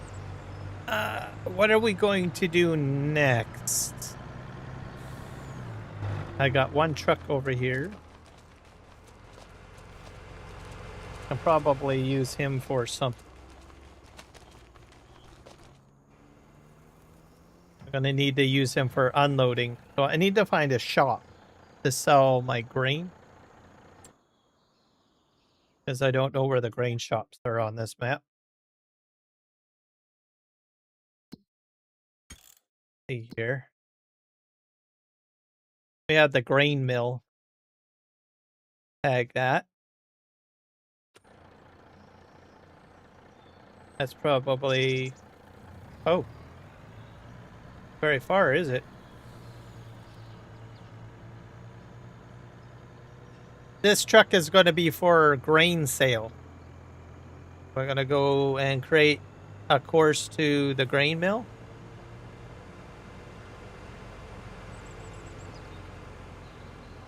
So I already have a pathway going into truck filling. The trucks are going in right now.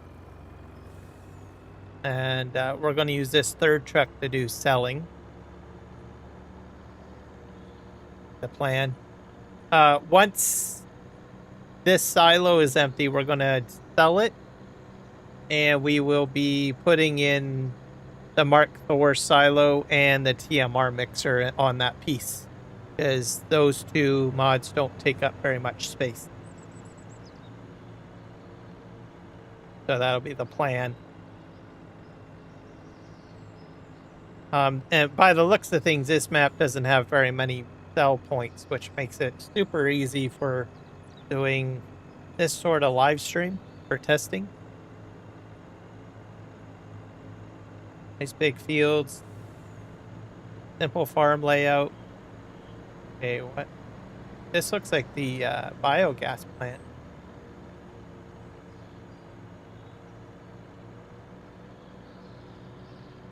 Oh, I see. Okay. Let's just take a little light drive in here and what we're dealing with.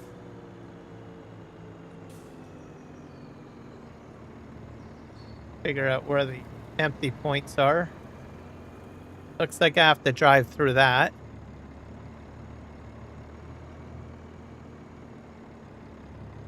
And out. I guess I'll have to swing around the back, right? What the heck is this? Does this fill?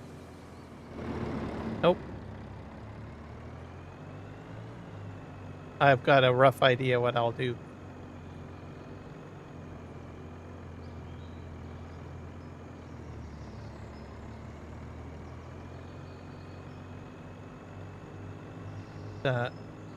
There goes the truck. Of them. Line ourselves up here.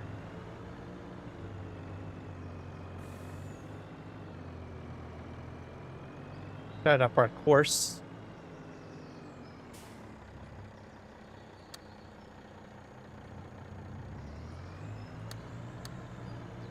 I hit recording button and away we go.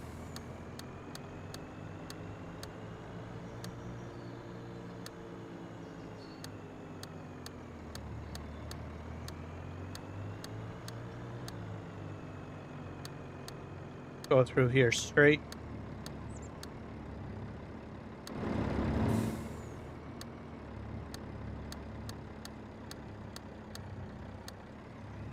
Probably don't want it that tight, do I?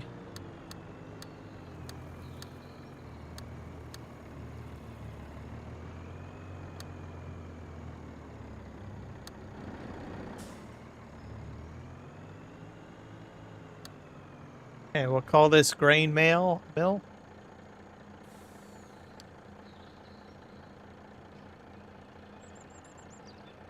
Okay.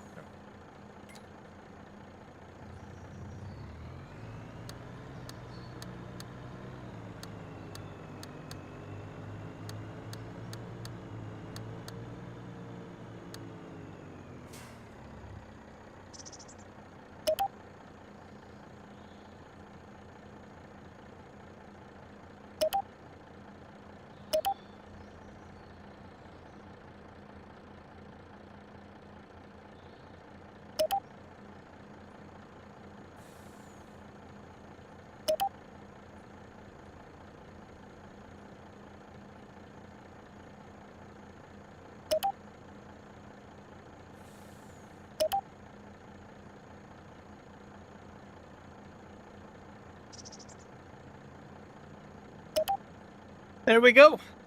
Simple. Let's get this guy on a course for selling. So we're gonna fill up.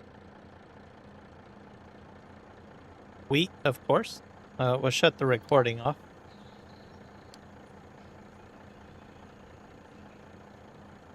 We need to go to the farm silo.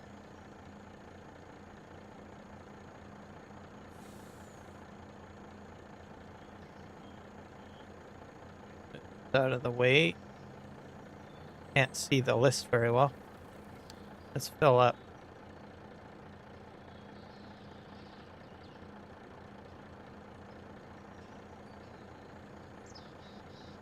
I don't know if I have a fill up down there.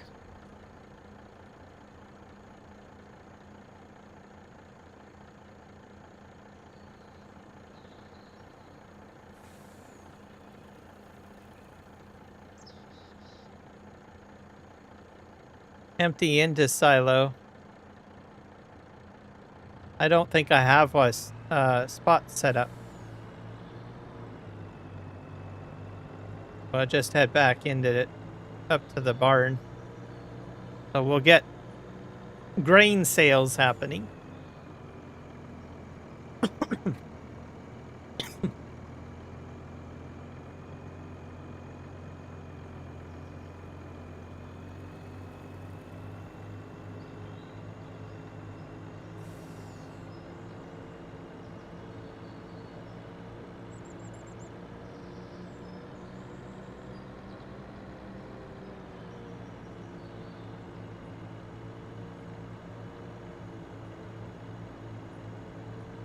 Because I don't think I've set up on a waypoint down here.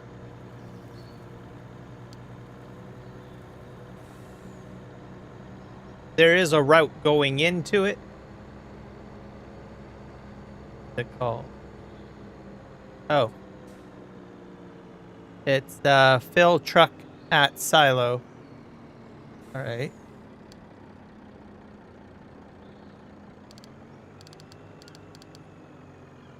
Why is it not on my list here?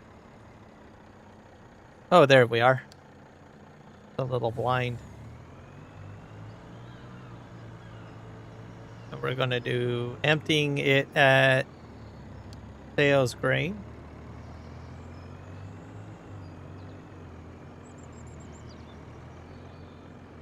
Follow this guy for a little ride, I guess. Hello, Super Puppy. Welcome back. We're doing grain sales automation at the moment. And I'm also finishing up bale pickup and removal off of Field 7. So, lots of automation taken care of so far.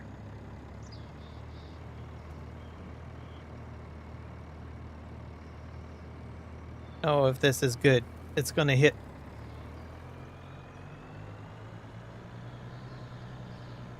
That a bit like that. I have to readjust this.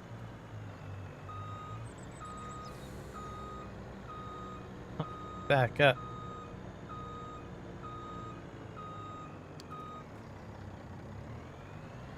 See if it'll go in.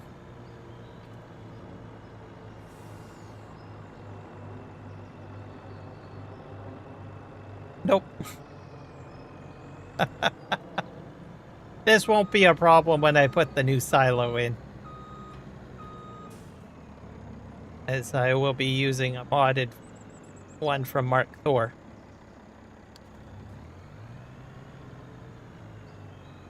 Hold those down. There we go.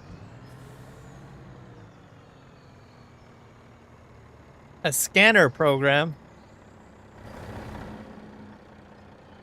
for like Hewlett-Packard or Epson, where you can like get a scanner to scan images or something.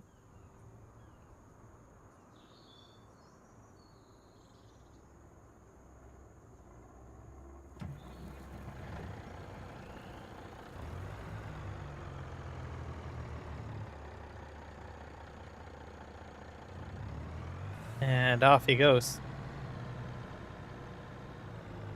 See how well he does with selling here.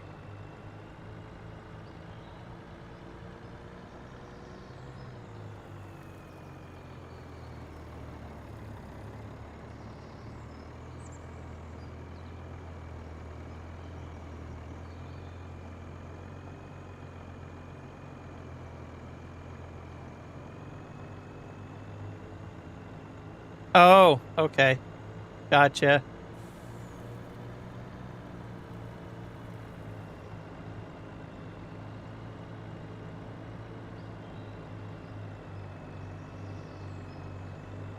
Yeah, you can do all sorts of stuff these days. I don't know much about it. I have a friend of mine that is into amateur radio. And in some of his testings, he's put up like broadcast towers and stuff like that, and he can get the signal from like analog to go into digital and come down the internet connection to his computer. He can even use his portable handheld, I don't know, device to do GPS pinging to track where he goes and stuff like that. It's pretty neat. But I know with the club that he's a part of and the group that he's affiliated with, they do all sorts of testing. They'll set up large antennas and stuff like that and tie in networking and all of that stuff. I can't really explain it that well because it's not my hobby, but if he was here, he would probably go nuts chit-chatting about it.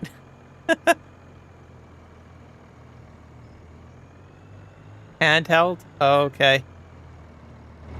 Yeah, I don't know what that is, but he would definitely know more about that. It's pretty neat. I'm fascinated. So when they do like a setup or whatever, from time to time I go out to check it out.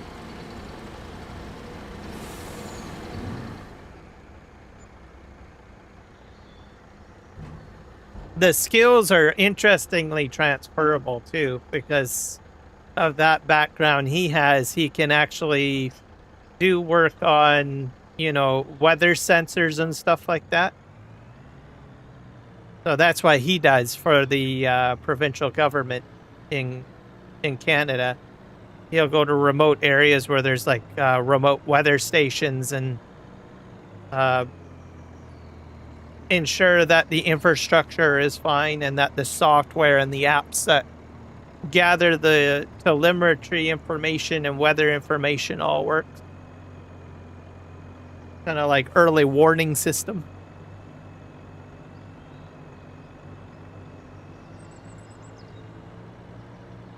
Those scanners are pretty neat. I use one scanning software. Well, I used to. Don't use it anymore, but it would capture like local fire dispatch and stuff like that. Because there's like a person locally that would broadcast that so that people know where there's a fire in the community.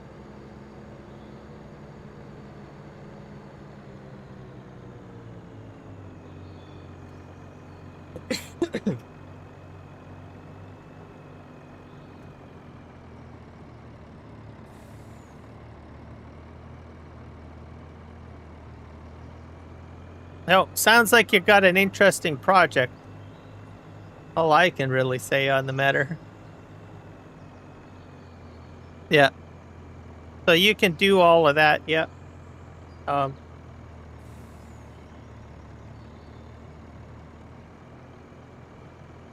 It's amazing that people think, well, analog is analog, but people can make analog communicate with digital.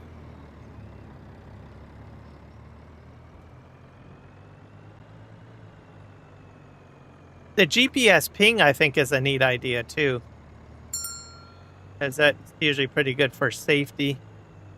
Especially if you go on a long-distance trip somewhere.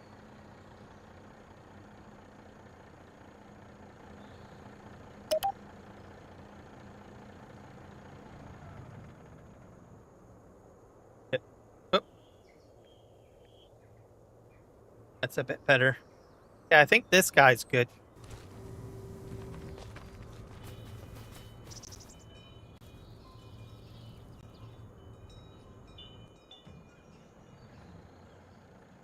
But yeah,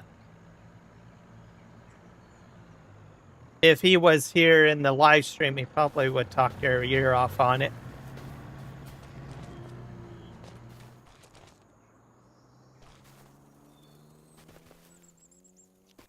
There's a lot of people that are getting into that kind of stuff, like scanners and everything like that. It's kind of nostalgic, people. Bringing back old school technology. See what's going on over here.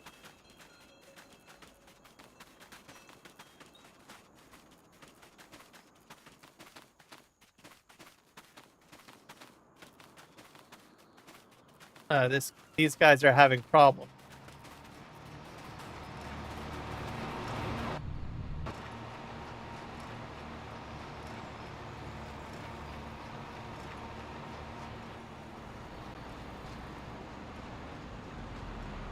I'll just let him go forward.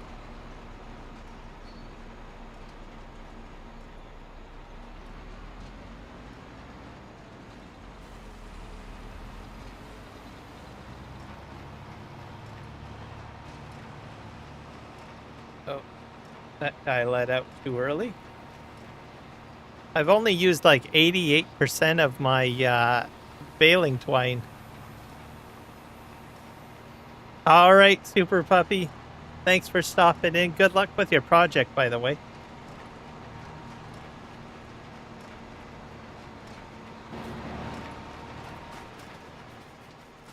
Get this out here.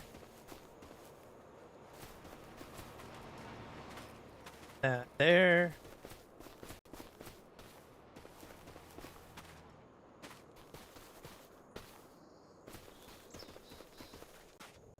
I just have to throw these on the field, really. Bale pickups should come over and pick them up. I'll just put a few of them on there.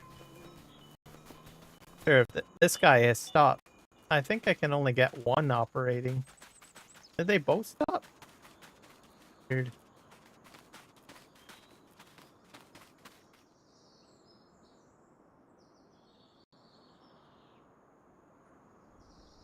Hit play.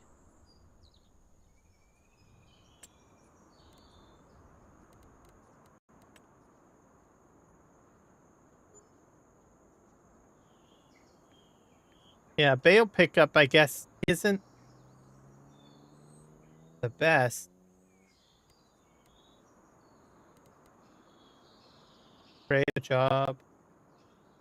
Push that. What about this? Field work? Field work?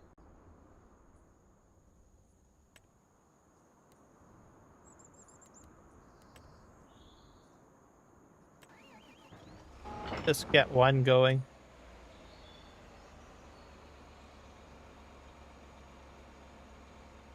Oh, it's gonna make a move. I think just one is the best. Just one per field. And because there used to be the ability to do multiple equipment, but it doesn't seem to be that you can do that.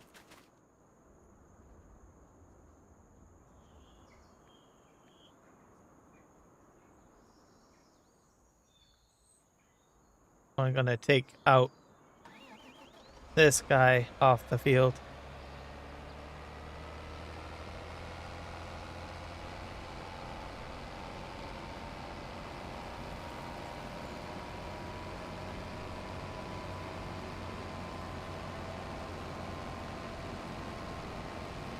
But yeah, you used to do multiple equipment for bale pickup.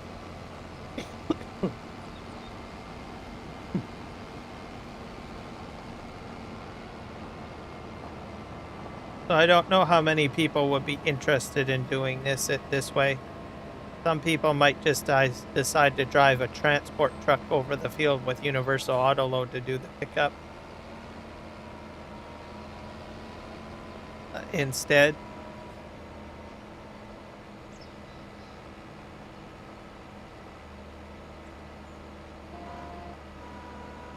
Just drop these out.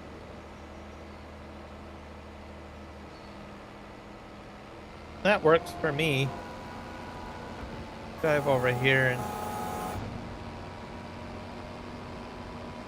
I'll dump this over here.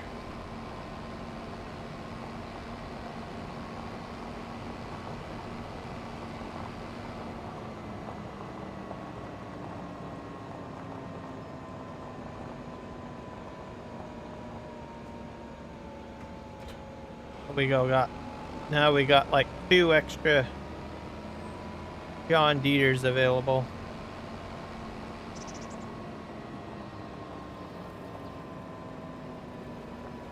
Hook this guy up to a seeder.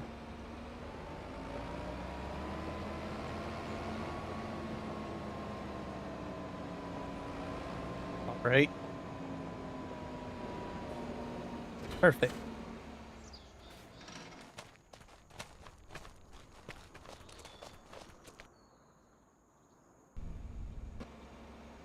This guy's got a problem because he's too close to the bale, I think.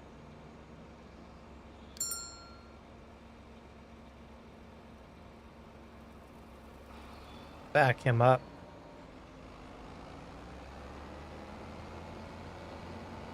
Get him going.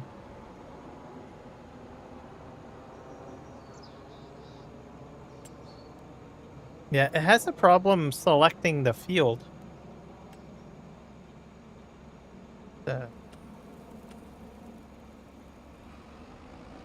So I don't know. It's kind of wishy-washy doing the bale pickup, in my opinion. So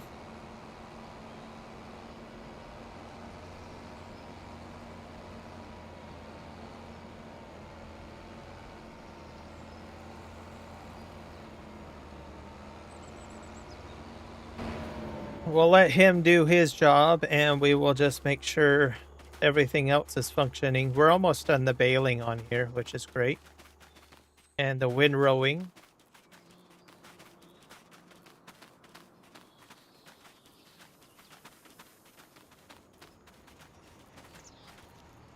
Just take some of these bales and just throw them over here. Because the windrowers are going to go along here. So it'll just add to the bale count, basically, on the field.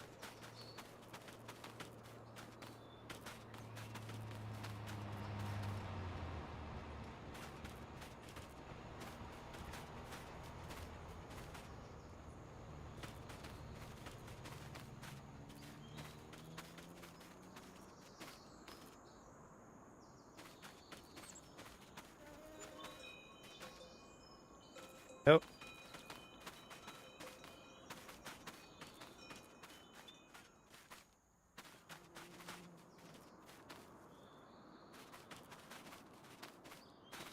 Okay, that's good. This pile could be removed too.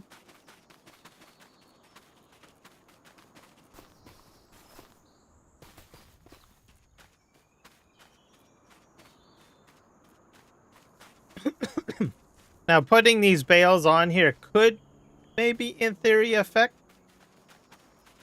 bale pickup a little bit. Like, it might affect the bale count. Because it tracks bale counting, right? And kind of throw it off. I don't know if it recalculates. But I'm just going to throw all of this back on here so we're good to go.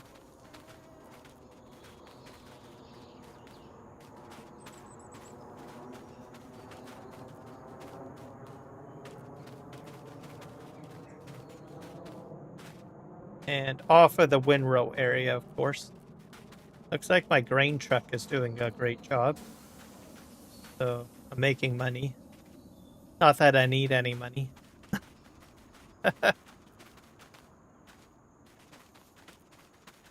And I think I did a fairly stellar job putting this in. Like, there is a hump here, but it looks au natural, I think. Right? I don't know, you guys can be the judge of that.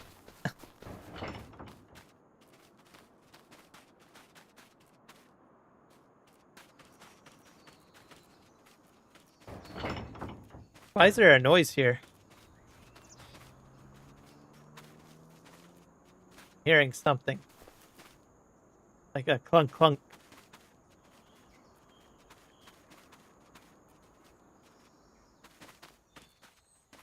On some maps you can, I call them like audio artifacts. Western Australia, it has audio artifacts. Somewhere in the ground on the map is like the sound of a grain mill. Here I am hearing like a trailer hookup or something. Something got stuck.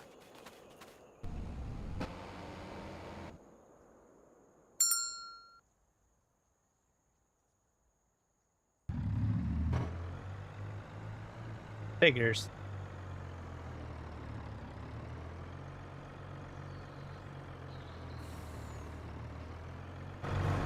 And we'll sort you out a little bit.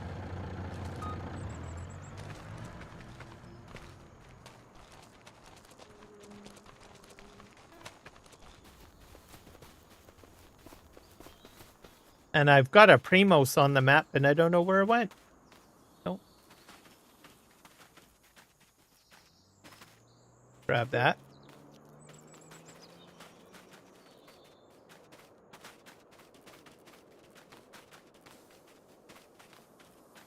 This one.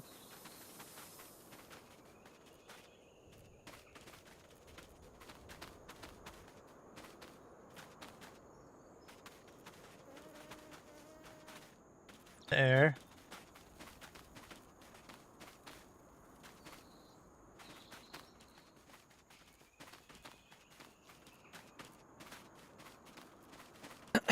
Grab another one.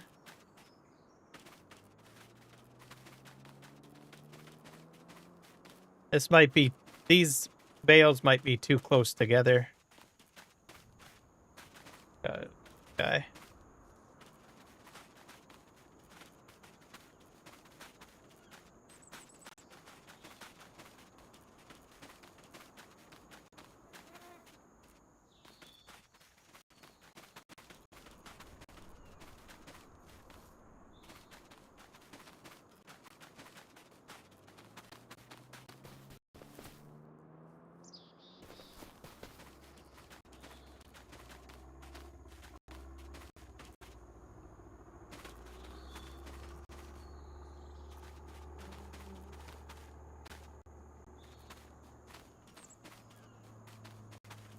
Almost got this mess cleared up.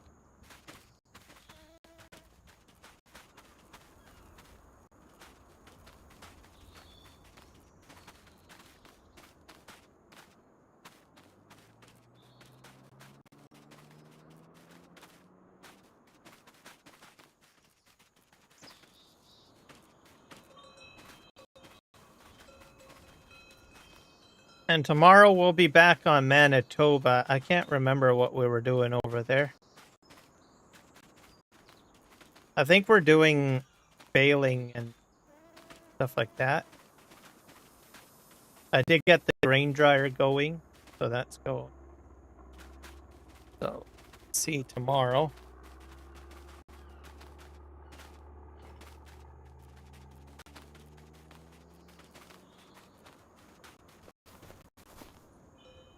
And then we'll return to Western Australia on Thursday.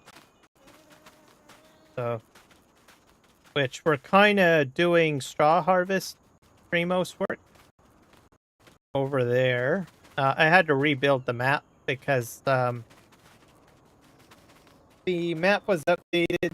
I inadvertently installed it and I deleted the wrong map file, and I don't know, just a mess. So you have to create a new game save with the updates for Western Australia. So that's what my problem was. So I did the best that I could to reduplicate what I had already accomplished with some changes.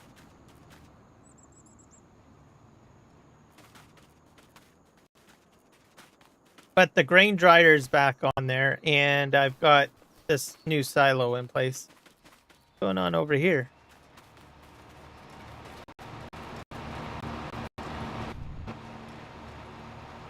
Just back this guy up.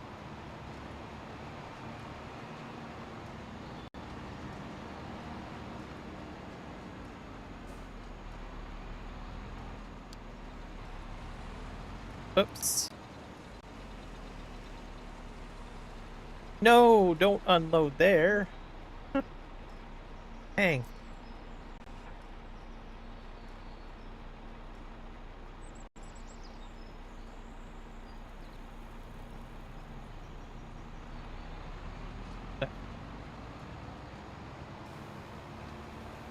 Put this over here. He'll auto-correct himself. About it. Wait.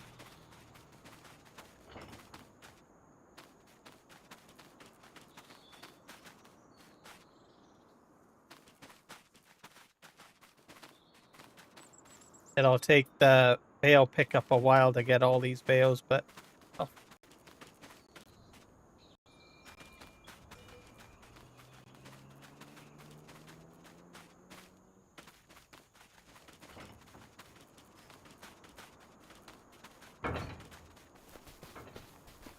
There, I just heard the clunk again.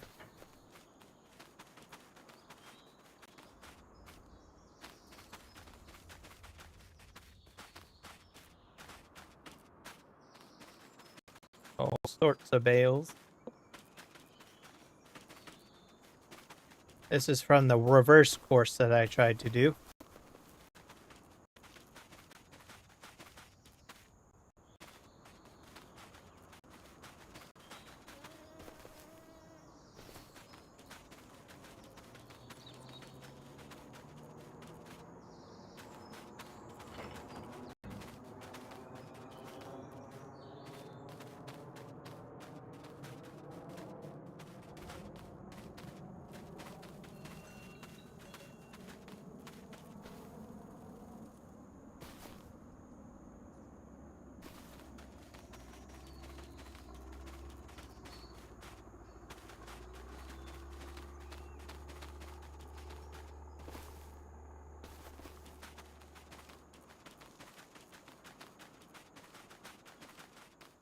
Here.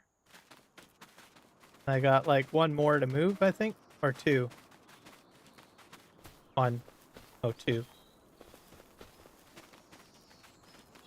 There we go.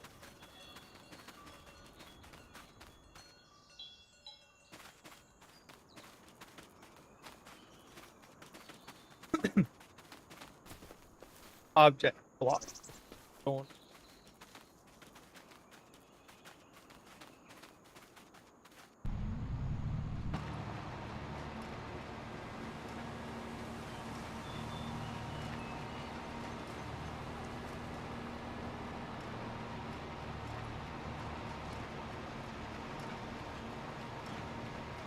Sorts of bales over here in the way.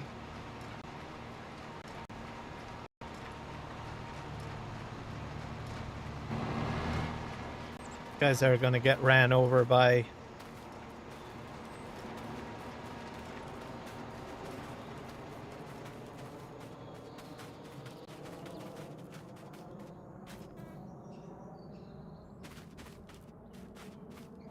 the windrowers.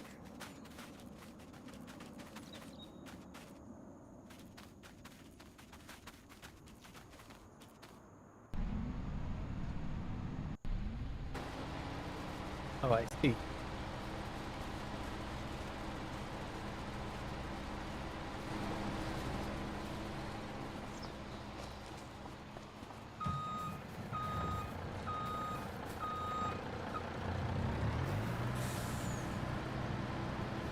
Some collisions.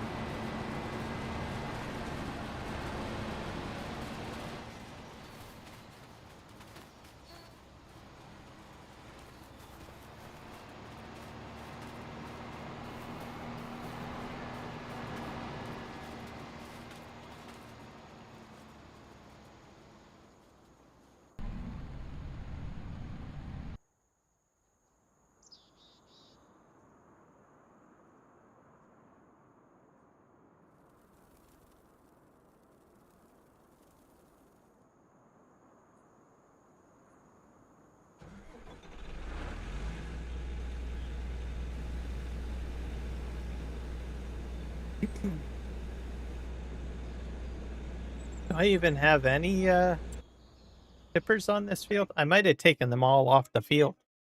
That would have been a bad idea. Got John Deere. Mess over here.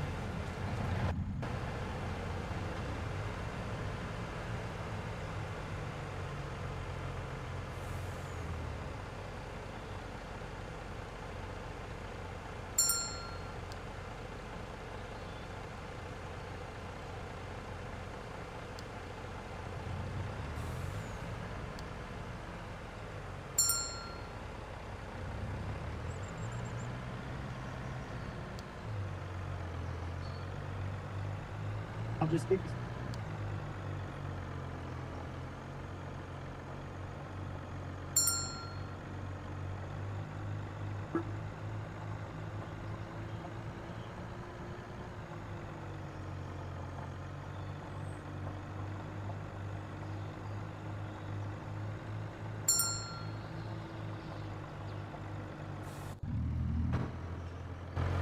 This one again.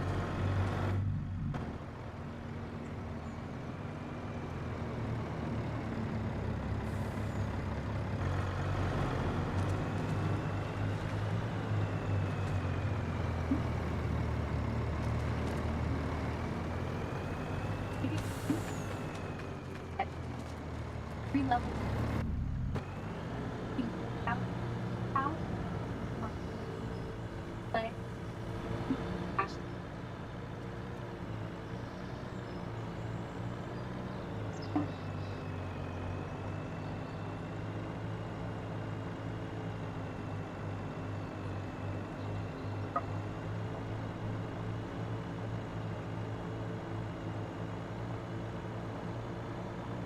Probably $40.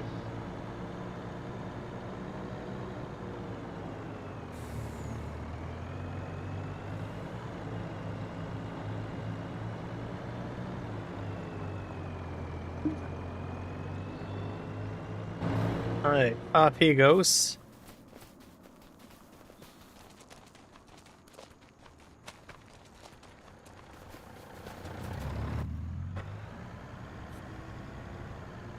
He didn't even empty.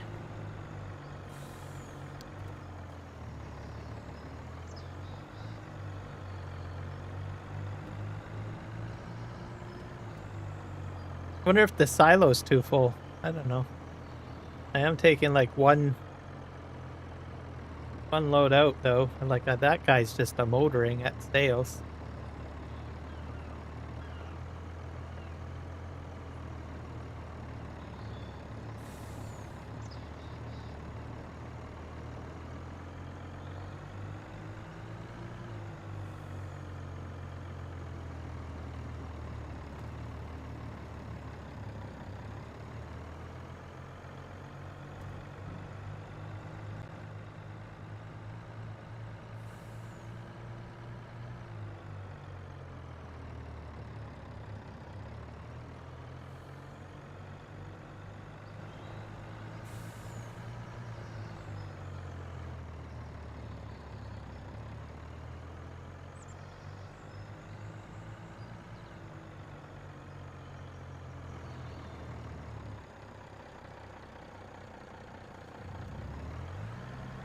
Nope, still didn't empty.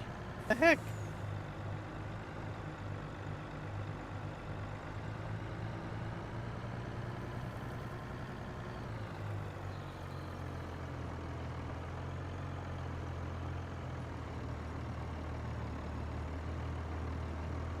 I probably got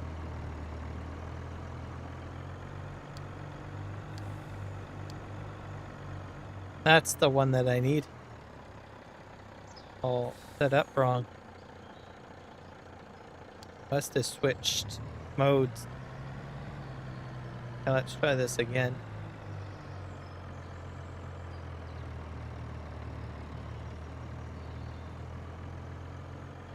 It's on the wrong setting.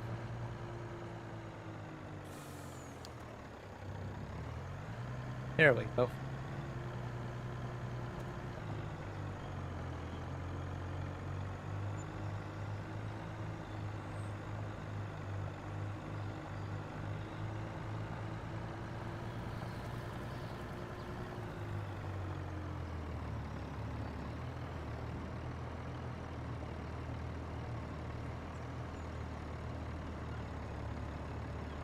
I got another load of bales getting unloaded now.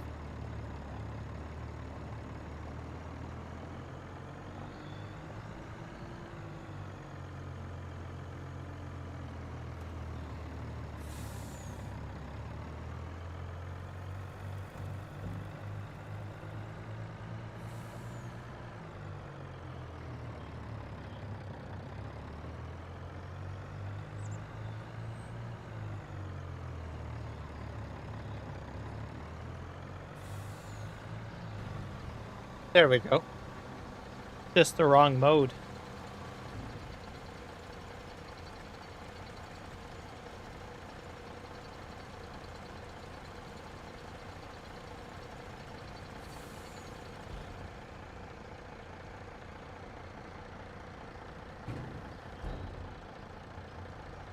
Can't have bottlenecks. Not allowed.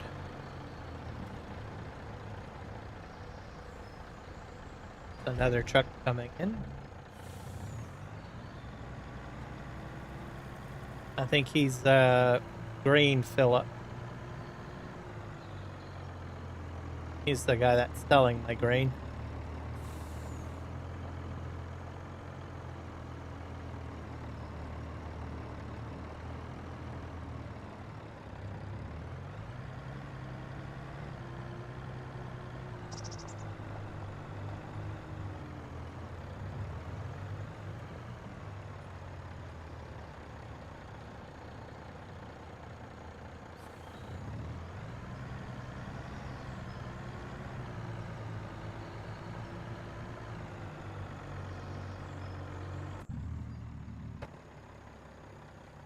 This guy's working better.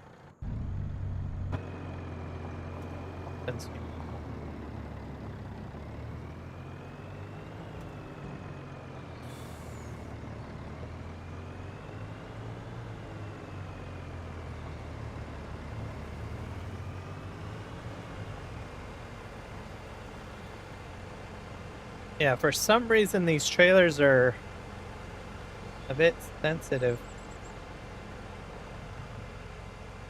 Might need a different set of trailers. Let's see what else we have for trailers. I'll have to do the 3-in-1s, I think. Done this. I've had some issues with the Load King. Stay with those. Probably I'll buy like 3 of these.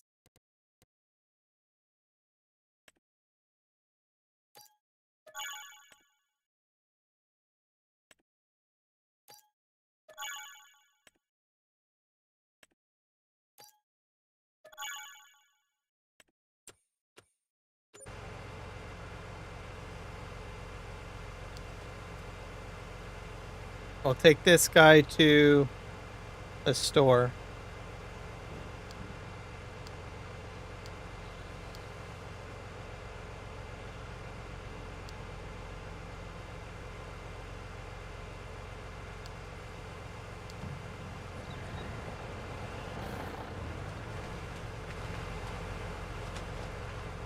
Have another truck somewhere.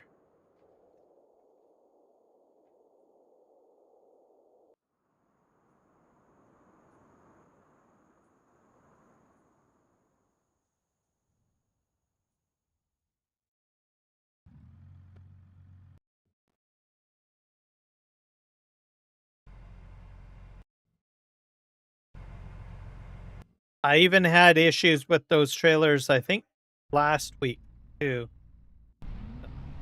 But not as bad as today.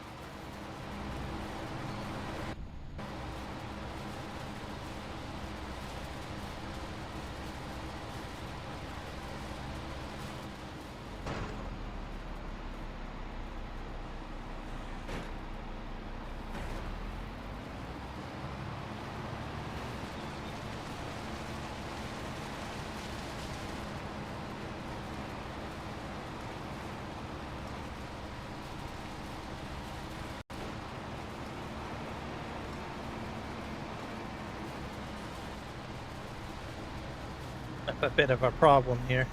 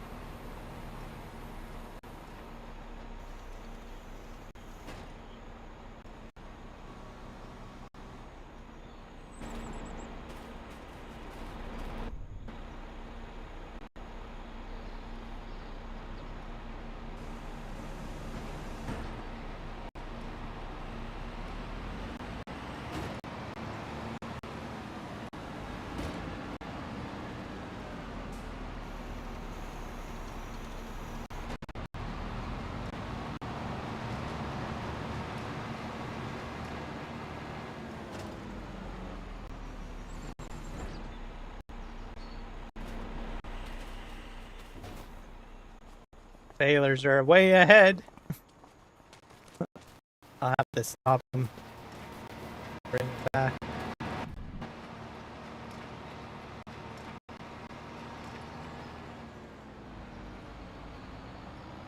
Which is fine.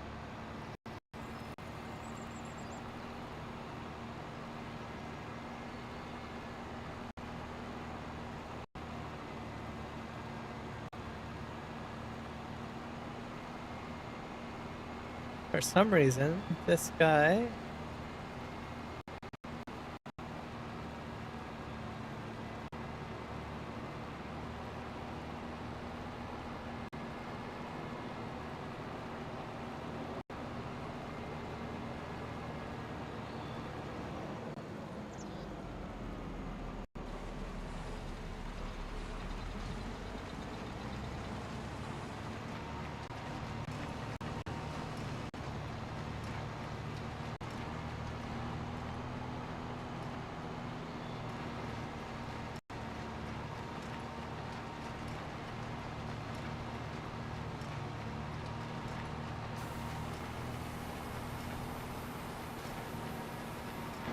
there, that should work for the other one.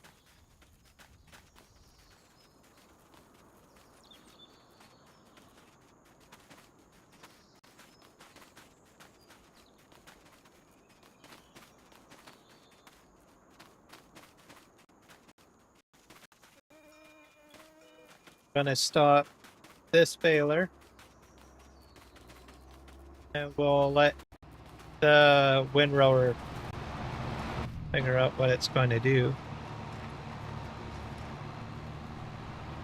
Because these two work together.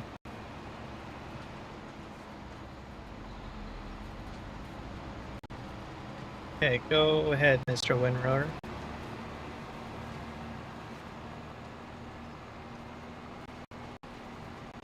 I think he started back here. I've got one more row too that I'm missing. See what he does. This is like crazy.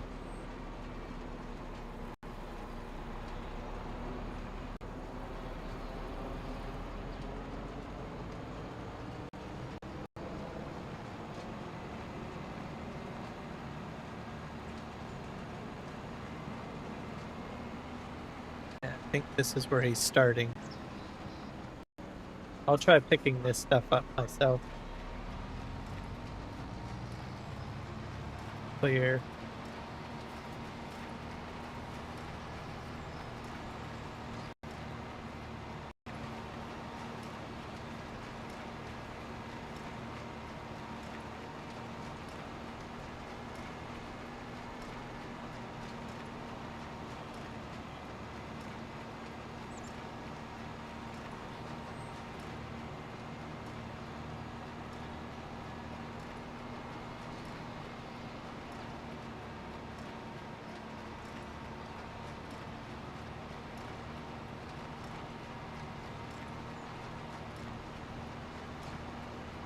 Yeah, go here before he starts moving forward.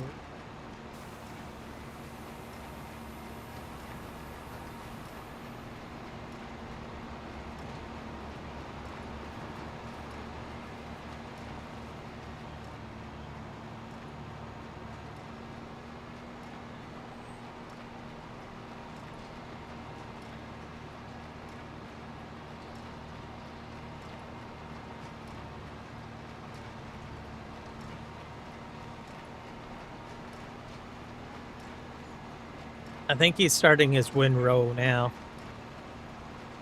Probably.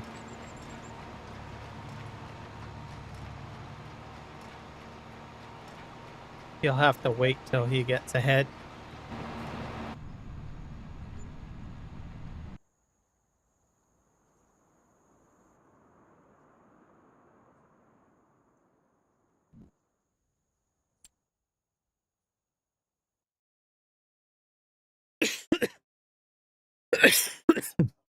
Me.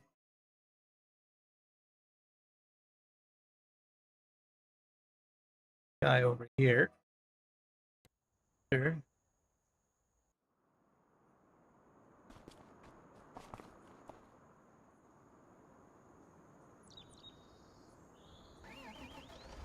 To fill him up with. Actually, I don't have to fill him up with anything. Send him to Hardcat Farm.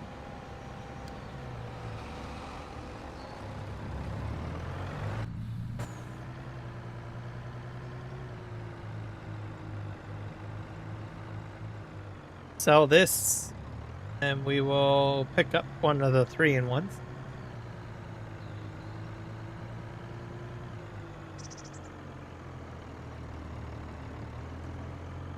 That'll be the plan.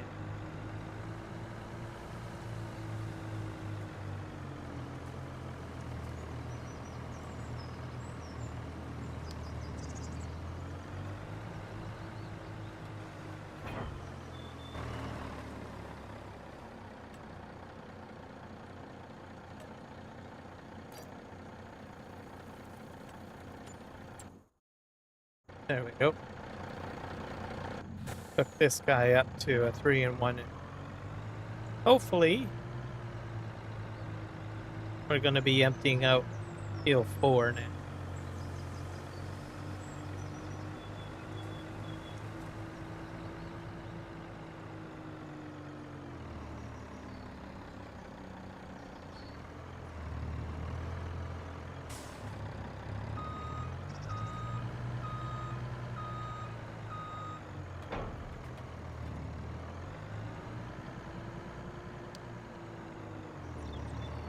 Alright, so we're gonna fill.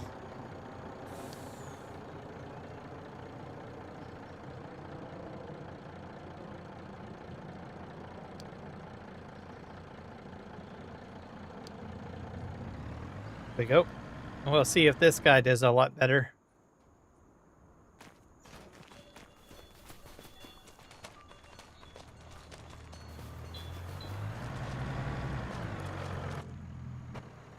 This guy's filling up okay, though.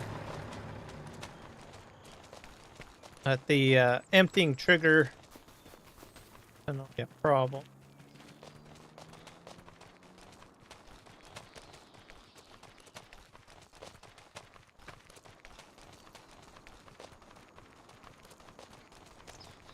Let's see if this guy does it. Filling? I don't think so. I'll have to sell him.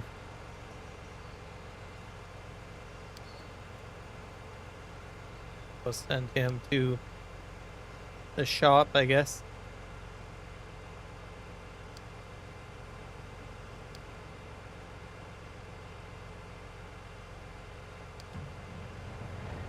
Nope. No more Krone. Sorry, Krone.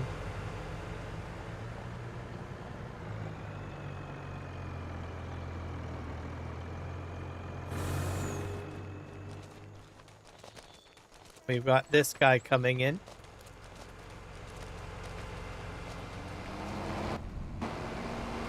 He's gonna go part, I guess.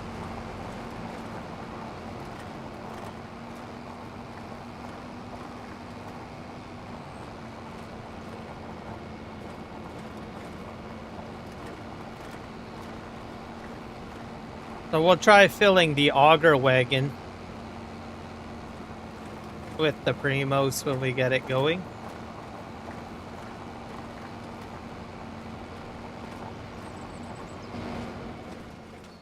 I think we have another Primos somewhere on map. Where is it? Over here? Here's another Primos. We will send this guy to the shop. Get him hooked up.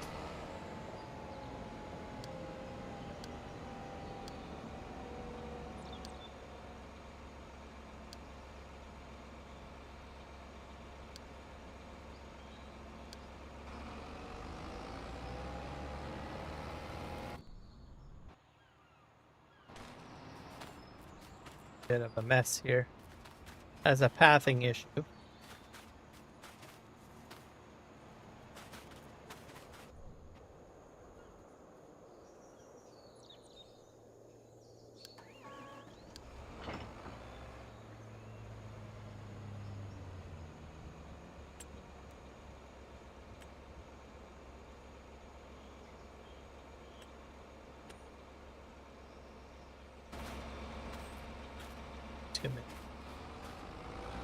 There we go.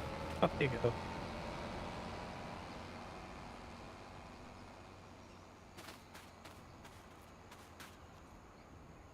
Missing.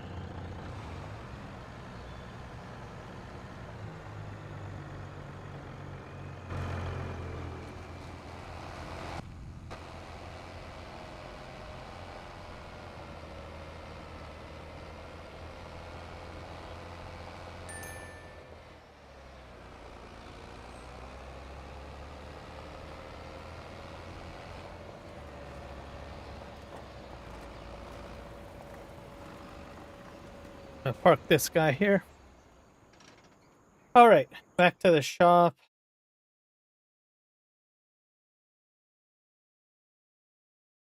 Have this guy's almost there.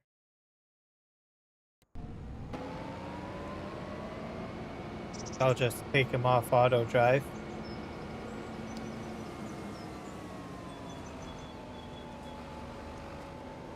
Drive through the field.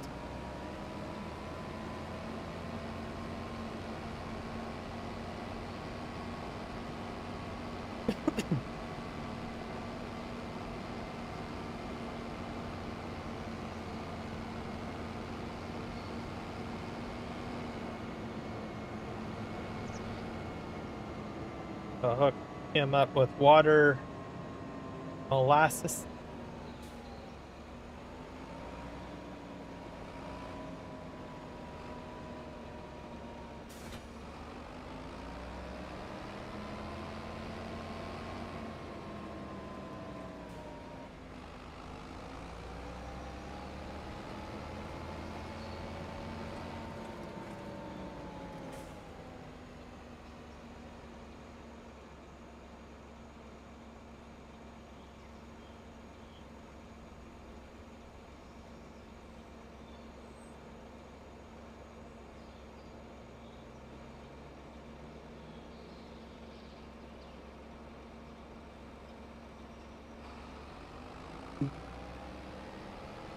I gotta grab more water, which is over here.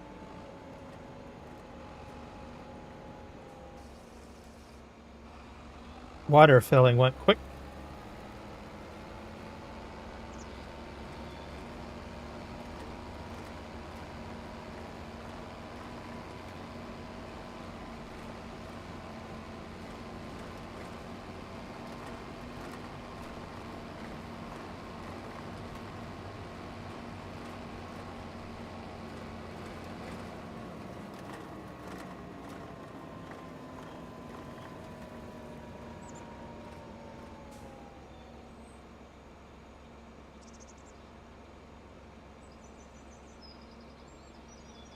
Farm shop. Send them the parking lot.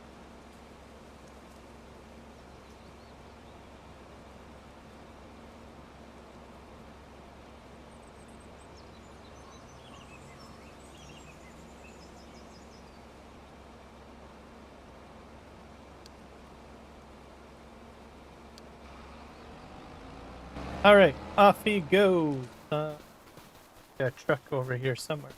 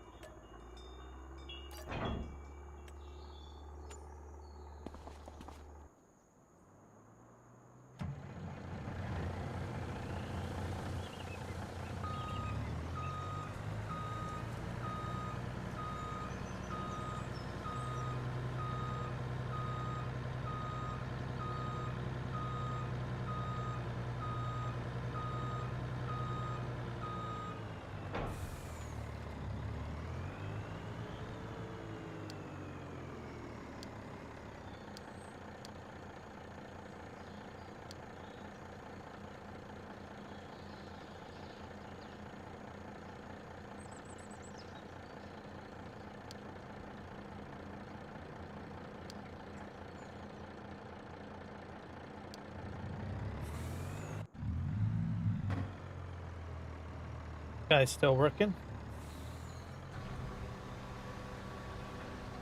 And we'll get rid of it. He's doing okay for now, so we'll leave it.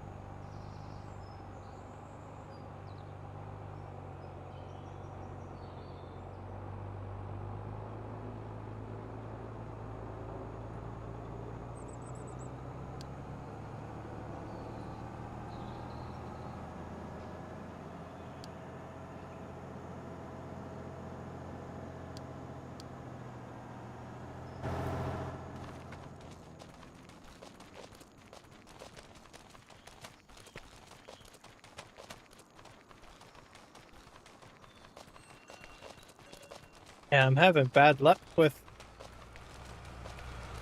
the ability to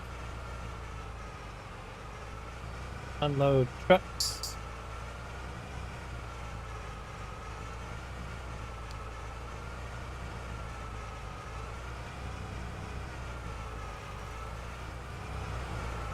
Pull this out of here.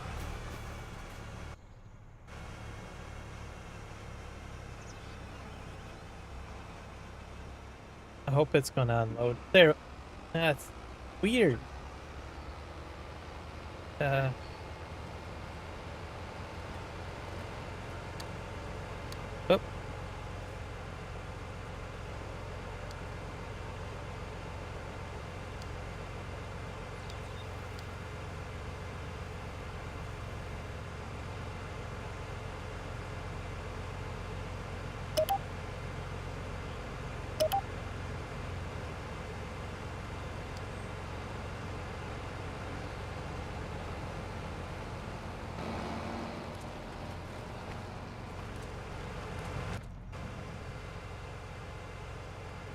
Wonder if it has to do with... Oh, you know what it might be? Maybe it's the folding.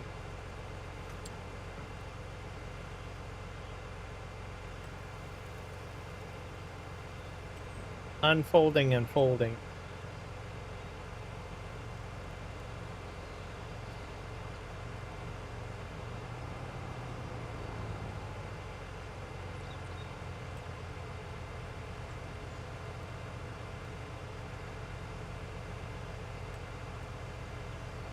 There's like some realism function.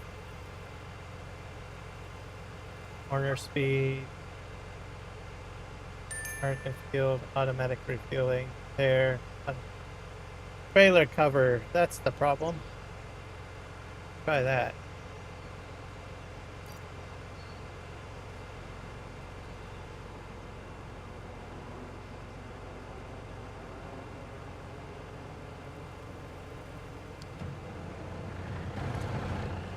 Don't know if it's per this one.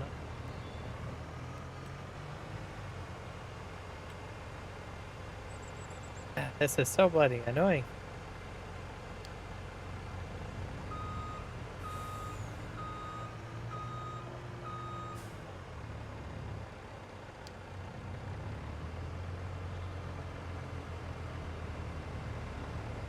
I wonder if it's could be on the tractor too, because it has a trailer cover.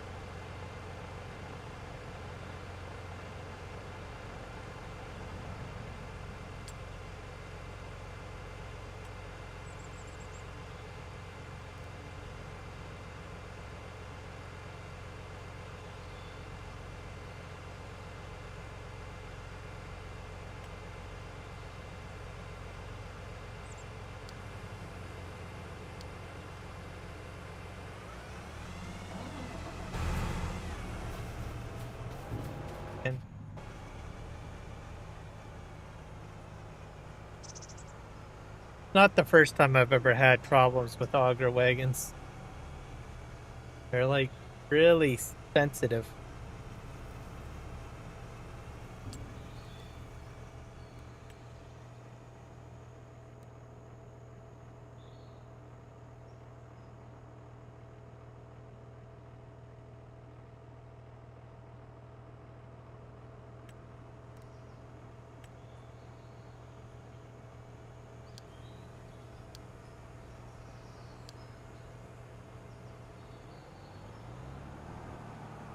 What happens now?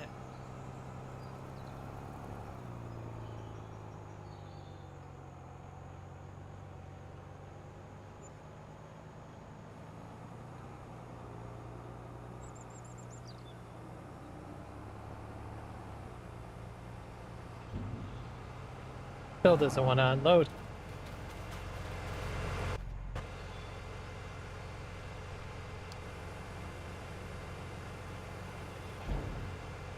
I can't even unload this way.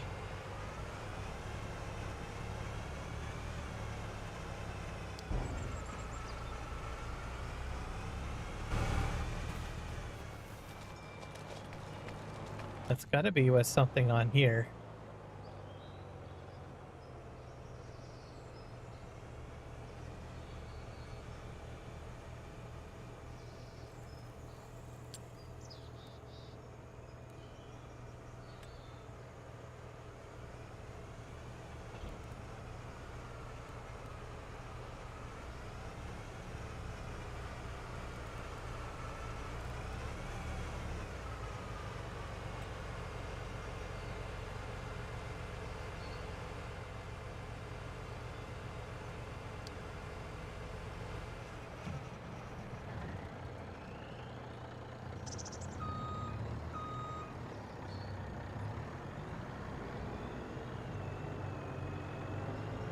See if I can.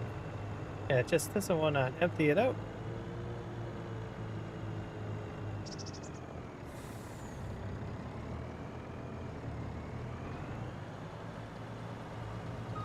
I like filling like at the front and the back usually. Sure if the height is a problem.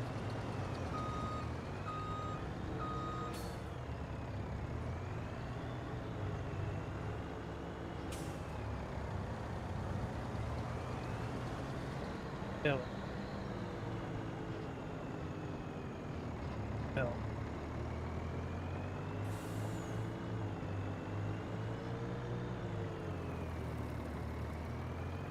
It could be the hill. It was working on Saturday, last Saturday.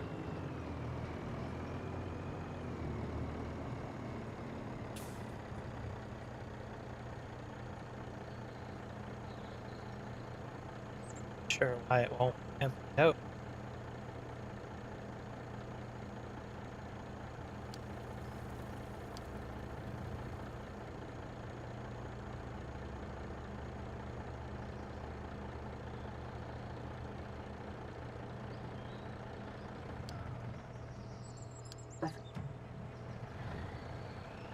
Thank you. I'll drive that off.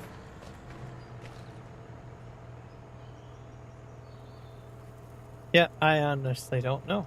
Weird.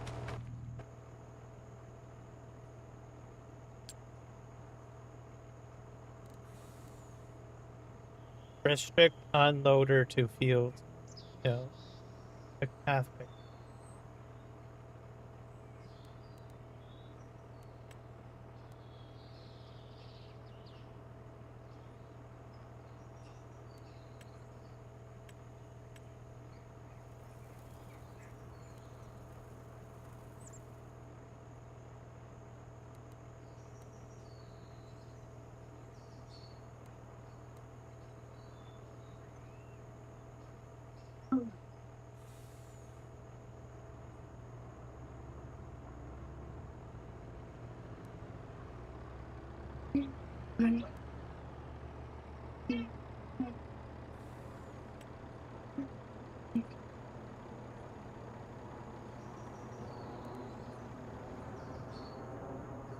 What?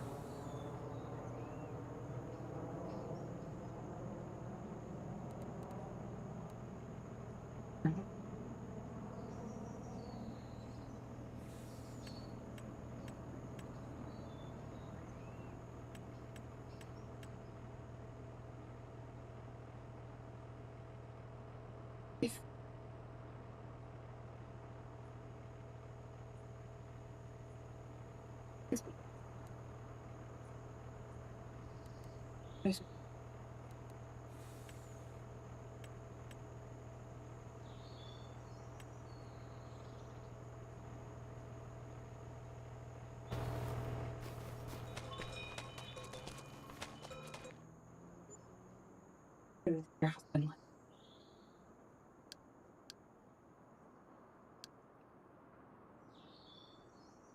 What can you do? Sorry?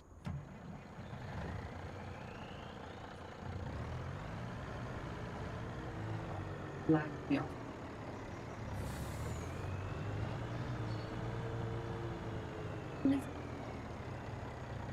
Yeah, it likes the front or the rear of the trailer for some reason.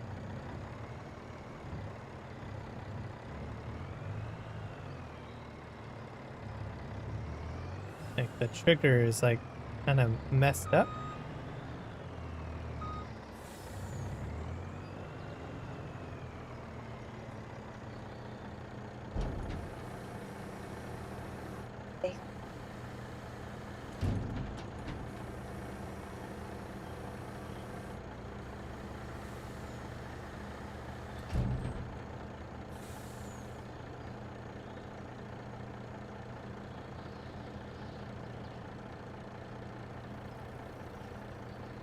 Yeah, I don't understand it.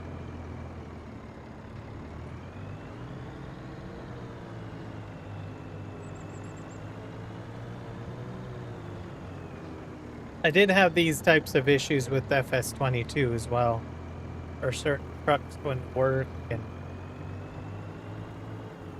trailers.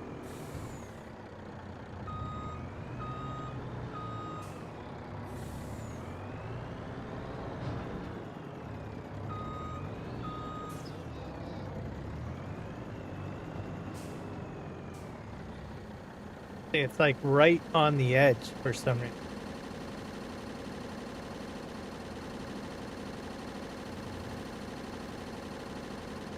That's weird.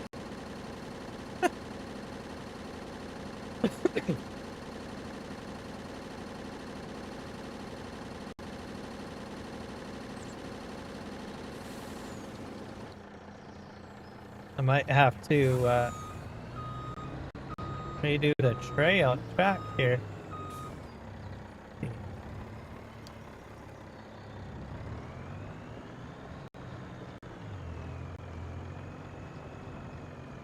this like this and forward.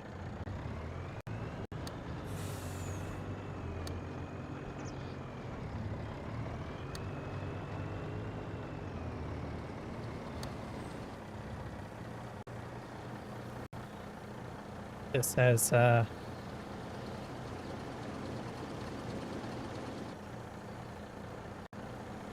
it's like trying to spit it out, but it won't. And weird.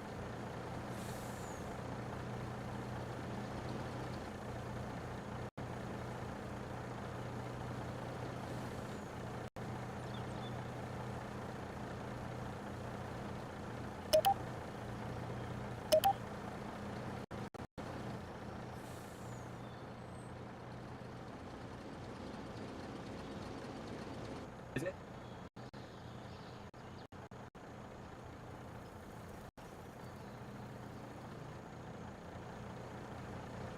So it's like slowly emptying out. That's weird.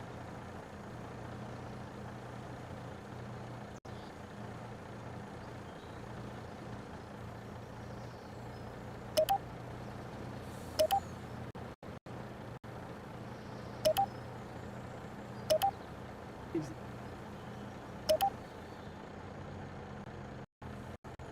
You can still.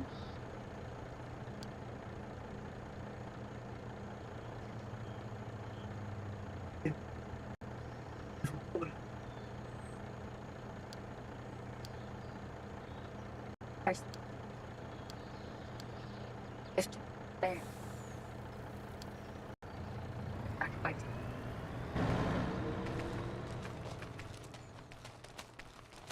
Wait, yes. In this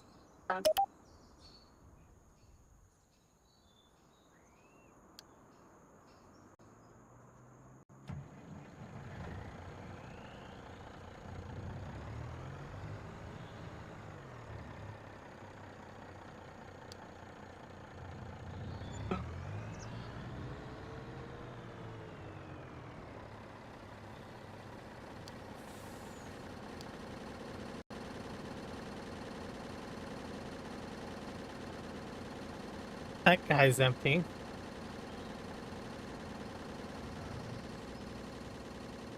Weird. You gotta have it like right on the edge. That doesn't make any sense.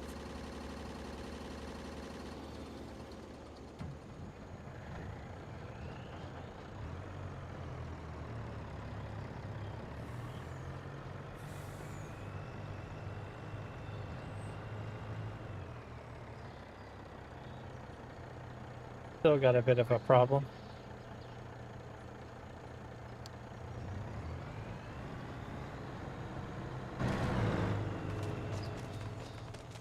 Oh no.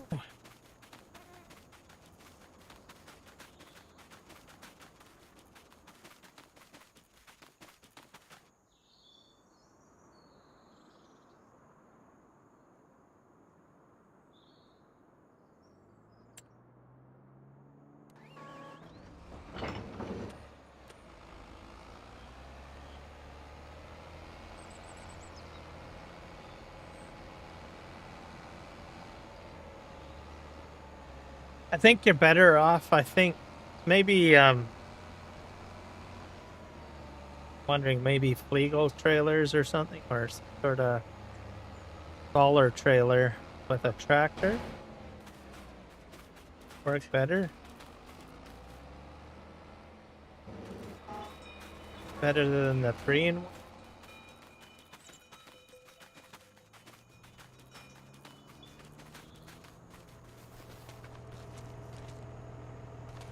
I could try that. Maybe that might work better. Oh, if I have a very large. Because I think I have a John Deere that's fair. Truck trailers obviously are not working that great.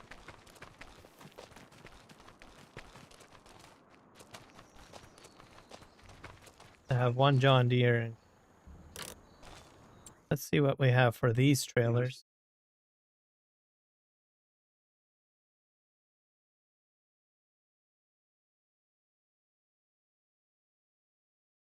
Try some of these. How much does this hold? 30 mil?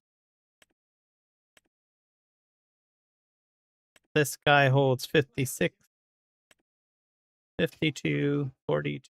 Let's try one of these Burgunders, one. Bergmans. We'll have the cover off.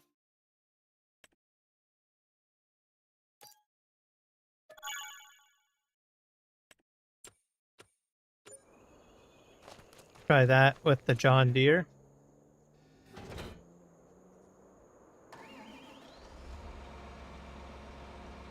I know I've had problems with trucks before, so really a new thing.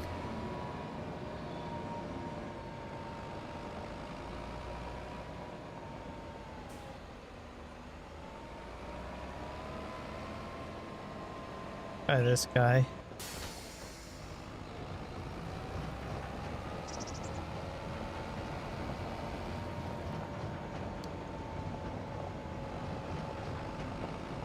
So we'll go field 4.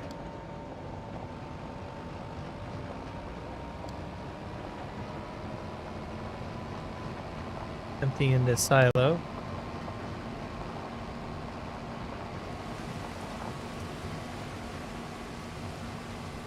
And it's raining again.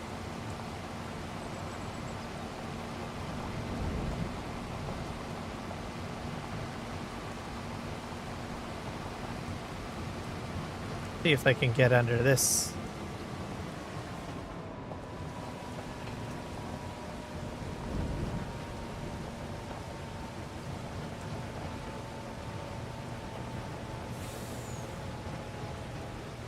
Nope. It still doesn't want to empty.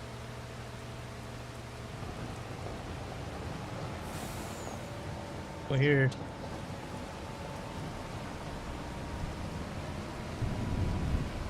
I wonder if there's a... Did I mess up a setting on it? That's a possibility too.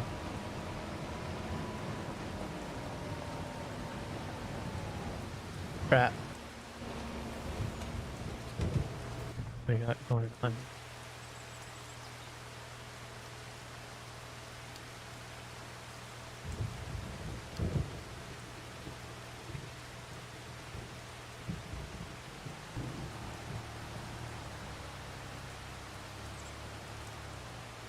Maybe I broke the tippers. That's a possibility. Or do they need to be repaired?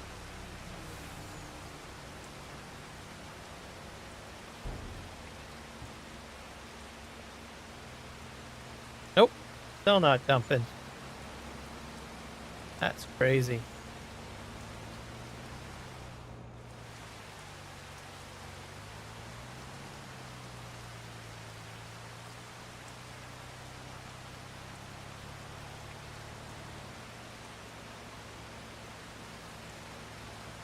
Wonder if it's the nozzle.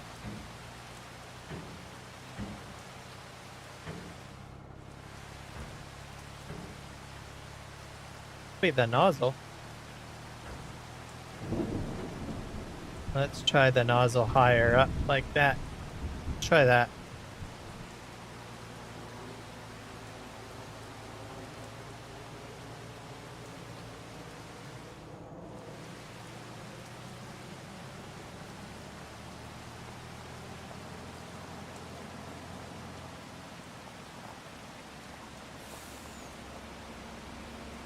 Oh, still doesn't want to fire it out.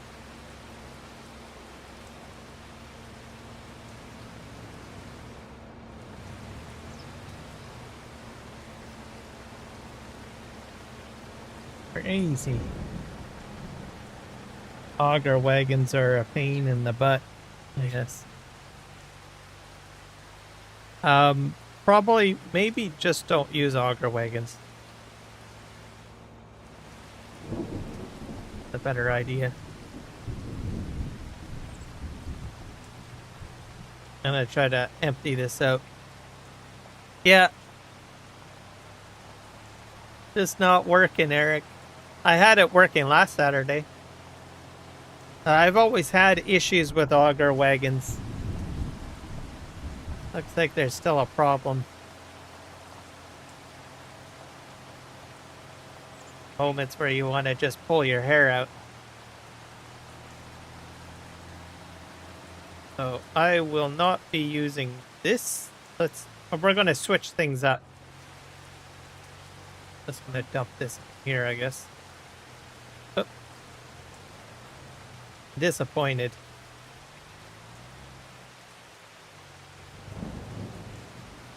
At least it'll dump in here. So we'll get rid of the Auger wagon. So much for that. There's probably maybe Auger wagons that will work. I don't know. There's always seems to be issues with them. So we're going to get rid of these.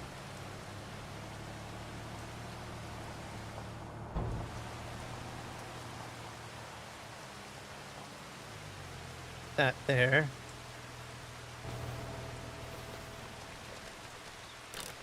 Go get ourselves something else, I guess.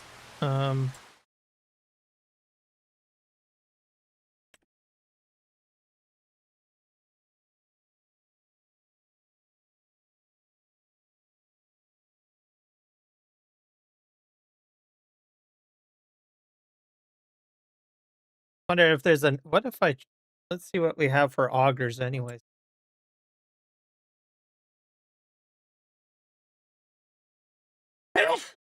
Me.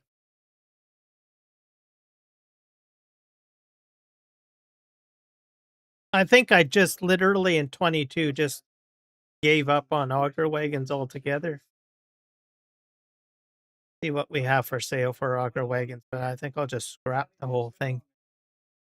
The idea of using them.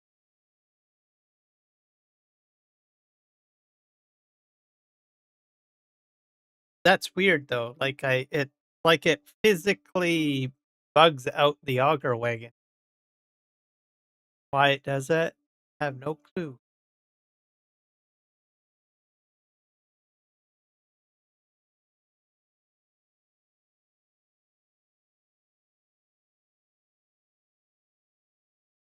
They seem to work when they want to, essentially.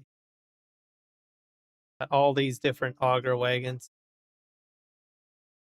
I think I'm using this one here. So these things like hold a lot. So yeah, we'll get rid of it. We won't go with an auger wagon setup then. Go with the largest. I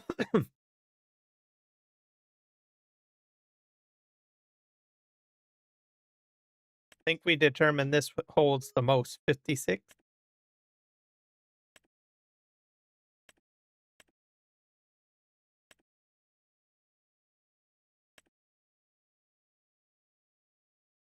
Trailers? Yeah. So I'll buy 3 of these. No covers. Those. And 1 more.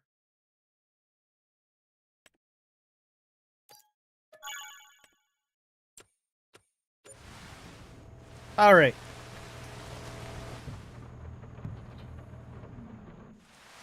We'll try it this way. I don't know if these things can fit through the, I probably need to buy John Deere's or fence. Can this fit through here? Probably not.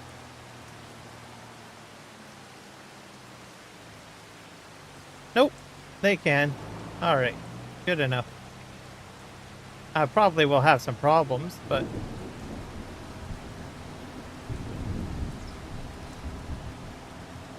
all right. So what's going to happen is the course is going to be completely different.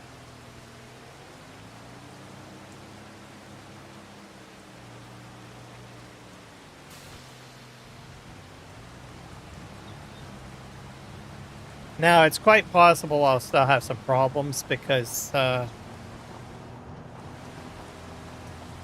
these guys aren't really great on the field.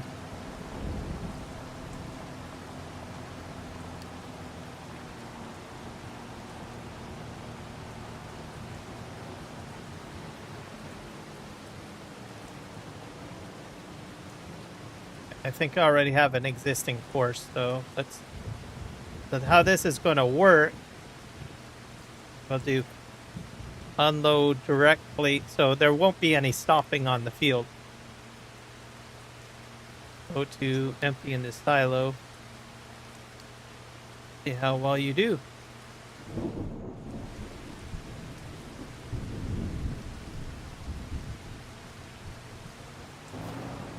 You go.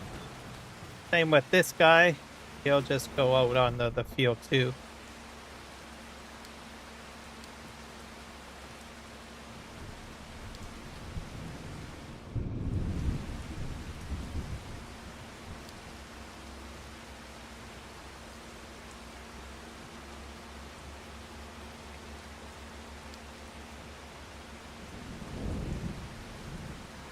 Silo.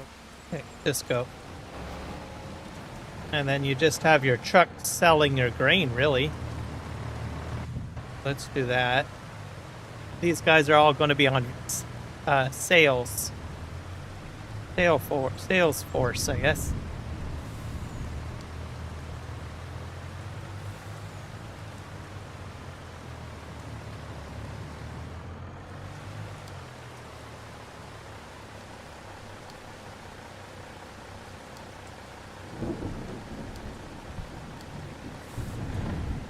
There we go. That's too bad. Oh well. That's all part of doing the test stream, right? You figure out what works and what doesn't. That.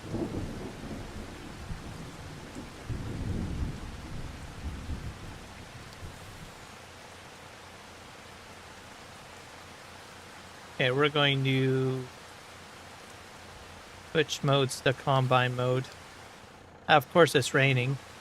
I'll have to set the weather so that I can get the combines done. My John Deere should have been done by now. But all this mess with the trucks and stuff.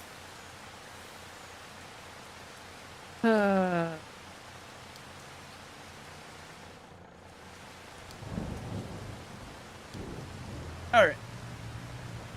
Oh, actually, this guy's going to do sales, right? Yeah.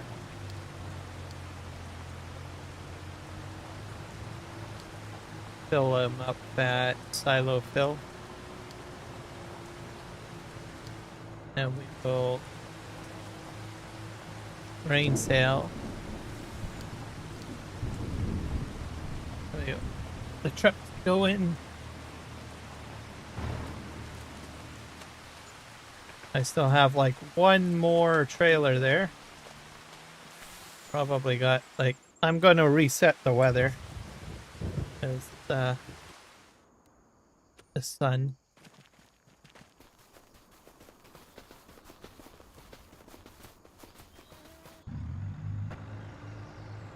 Some blocked objects.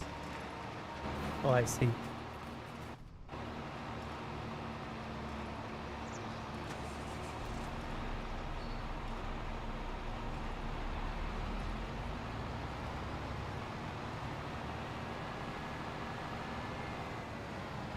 Park at farm. Park at the farm. This guy.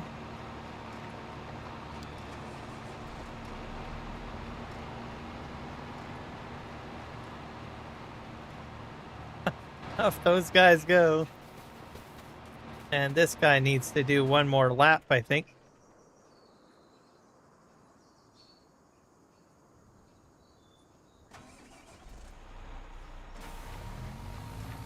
Because he's got a little bit more to pick up. So I'll get him to do one more lap. I got things messed up, I think. So put this on.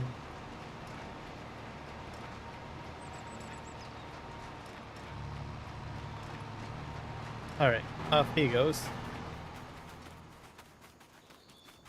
Get this guy to pick up the last little bit there.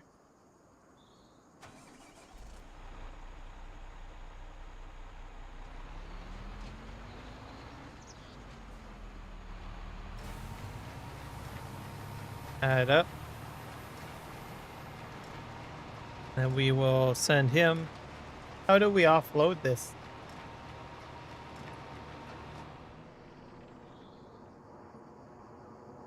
I'll probably move him. I'll move it out into the field so it's not so much in the way.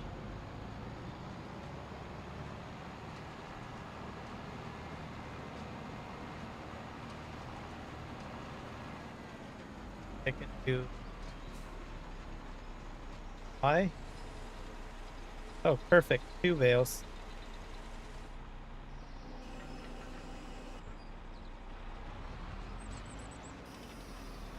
Fold that up. And then we'll send him back to park.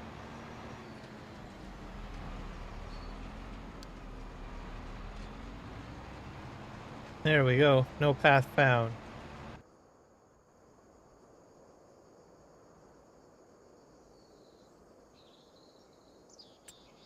So yeah, bale pickup, not the greatest. Still has bugs in it or issues that will drive you bonkers.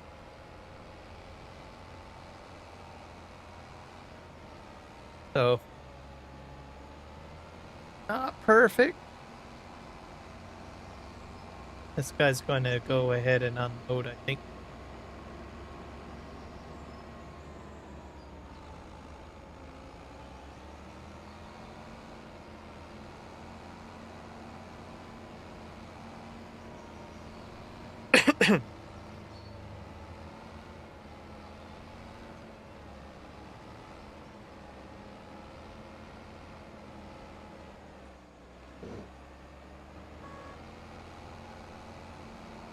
He can fit like 2 more bales.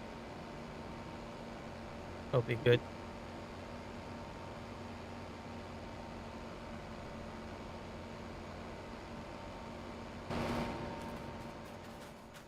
So there's some things that work and some things that don't.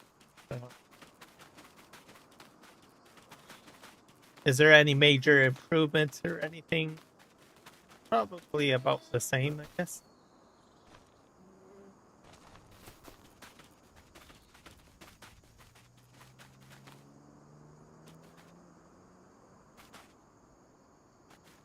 Let's just hope these guys should work a lot better. So the only downside is you're going to be end up like if you don't use Auger wagons, you're going to be spending a lot more on fuel because you will be having your equipment return all the way back to wherever your silo is, right? Unless you strategically position silos around your map.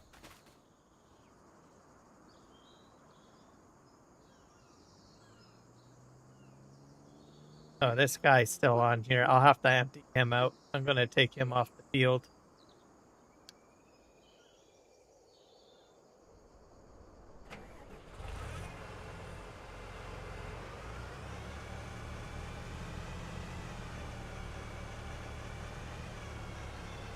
We've got a bunch of vehicles lined up over there for some reason.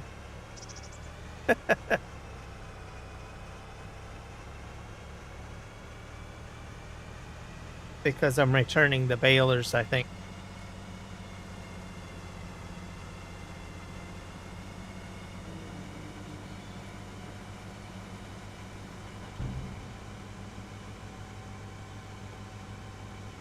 We'll empty this out manually.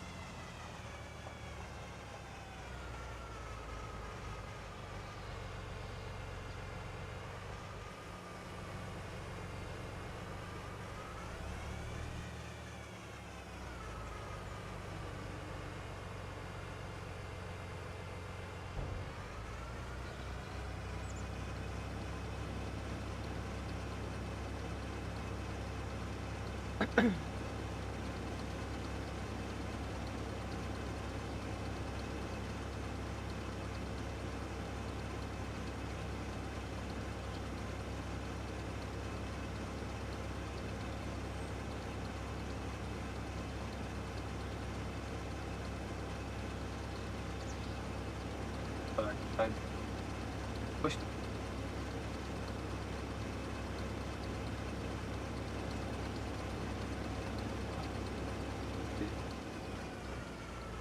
There we go. And we'll add this to the collection. I'll probably sell a few of these things eventually. This is the selling area.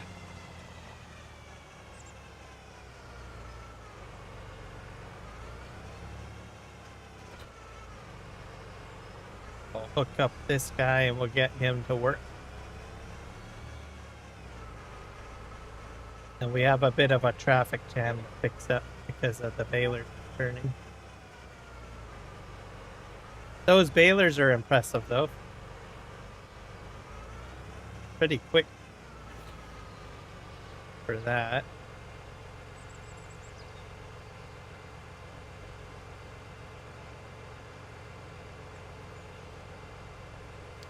Have to set this to empty into silo. Go. Hello, Second Chance Gaming. Welcome in. Welcome to the live stream. Massive. Okay, he's gonna go out and do his thing. I think I have to really worry about the guy anymore. Got this whole lineup. I'm gonna park the Primos back here. He's already ready to go.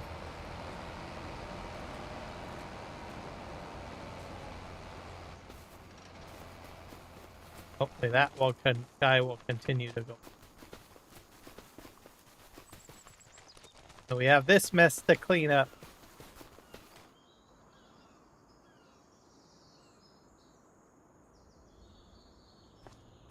Up.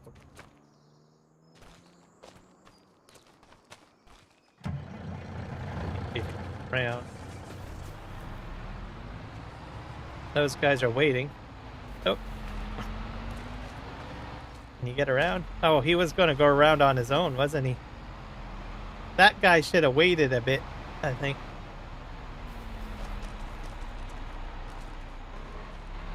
Go that way.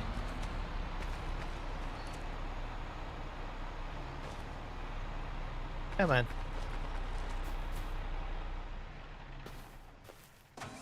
I guess though, it is doing what it's supposed to, but I think it should have waited a bit back further.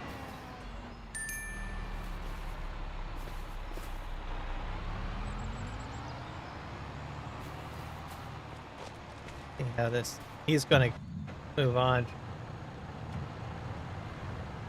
Yep. All right, grain trucks are going.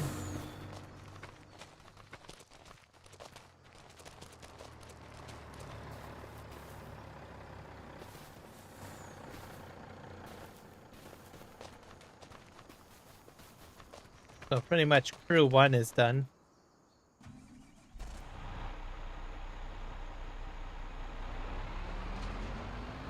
Probably reverse these into parking stalls.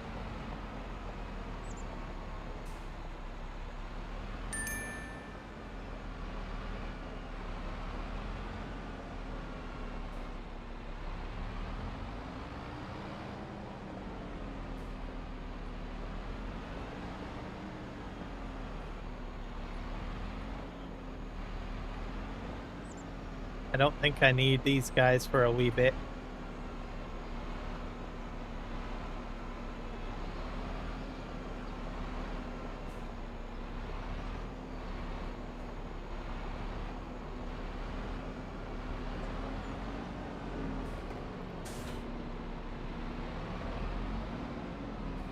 That guy like that.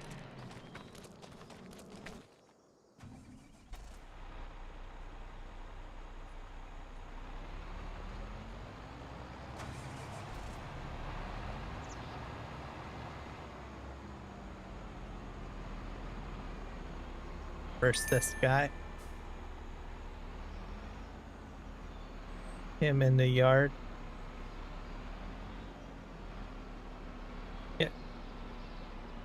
pretty sure other people have had problems with Auger Wagon. Or maybe it's just me, I don't know. Could be doing something wrong. They've been a pain. Usually it's like, unless you're just doing like one session, you're on the first session, I think you're gonna be fine. But after that, bam, you're gonna have problems. Why? It's kind of like random chance. It's like it decides to do what it wants. Some days it wants to work, and some days it doesn't want to work. Why that is, I don't know. A personality of its own. I'm gonna park this over here.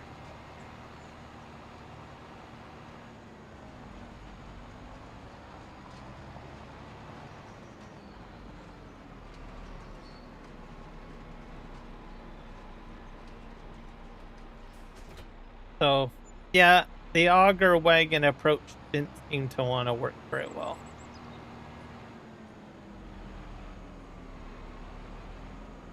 Too bad.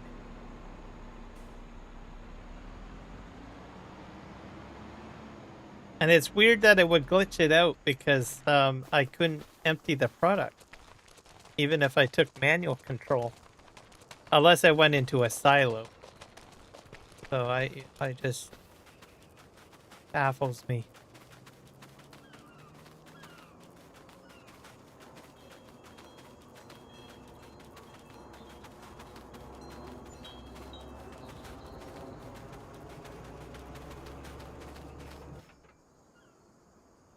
Okay, what's the matter with you, buddy?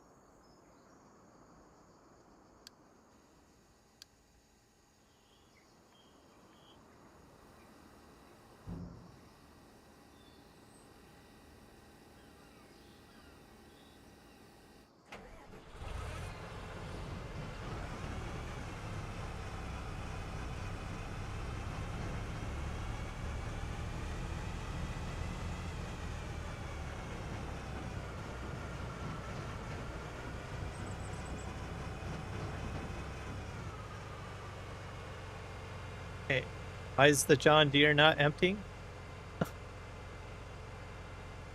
God.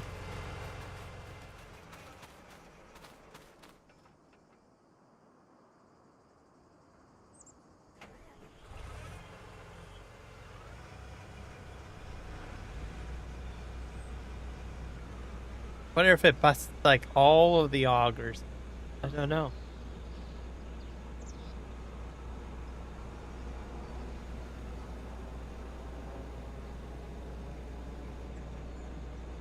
All right, let's see what happens.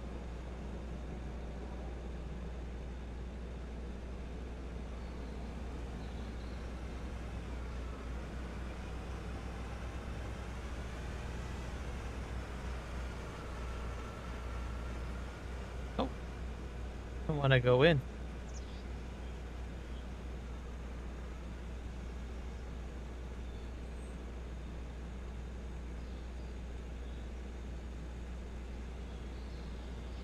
Confusing.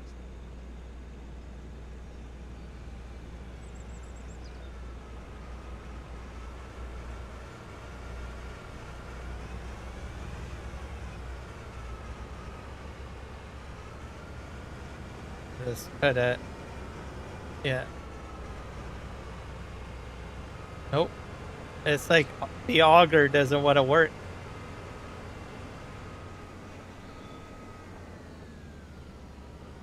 That's crazy.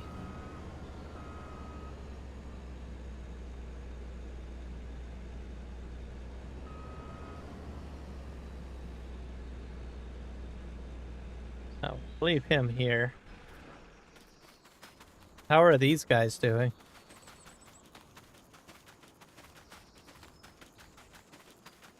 I'm not sure if the case is having a similar problem or this other John Deere.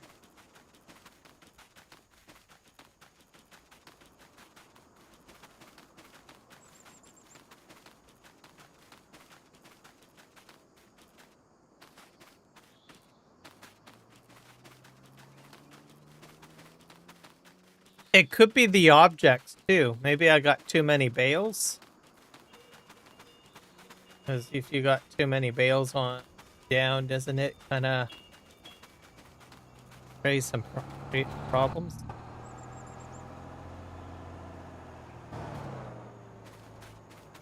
Don't know how many more bales I've got laying around.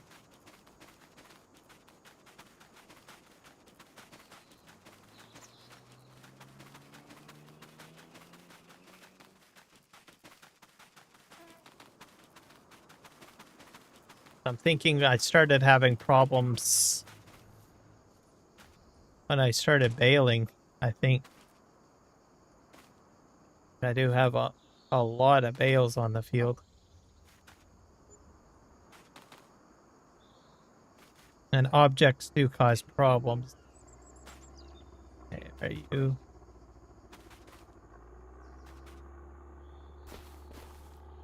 You're not stuffed, are you? Oh, still doing your thing. Work faster, buddy. Yeah, I'll just probably take some of these off myself. I could probably do it quicker if I use a tractor. We'll try that. We'll see if that makes a difference. And I can kind of figure out. It seems weird that out of the blue, bam, I've got problems. It could be the object.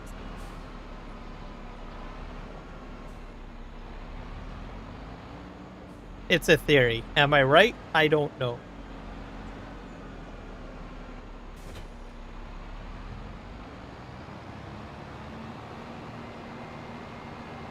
But that's why we have increased object storage mods and all sorts of things, right? But I don't have any of those active on here, so let's put this in operation mode and get this all up.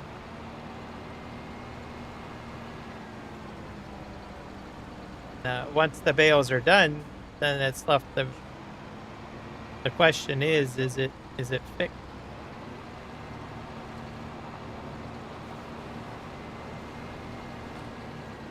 I'll clean up this mess because this is the most complicated.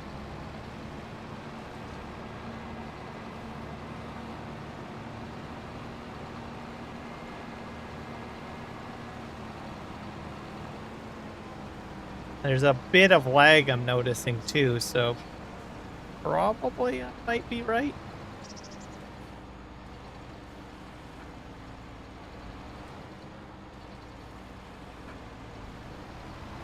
I'm not sure if you guys can see it, but I see a little jumpiness, just subtle jumpiness.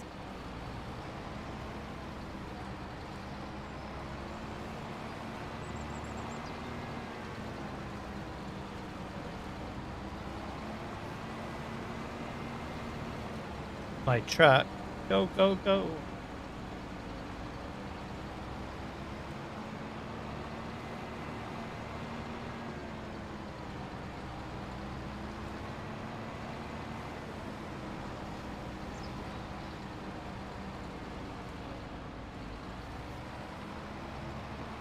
Grab all of these. Am I up to 14? Yeah.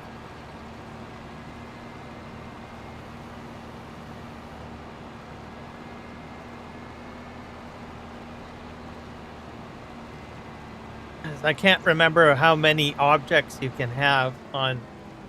Oh, wow. Look at that. One on the roof.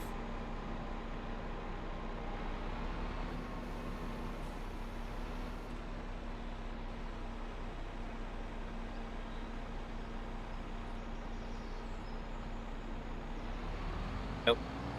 Now, how am I going to get him off the roof?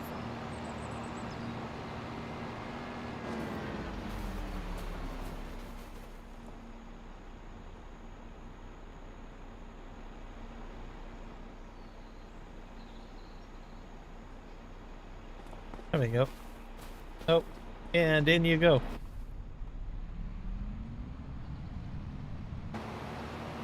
go get the rest of these.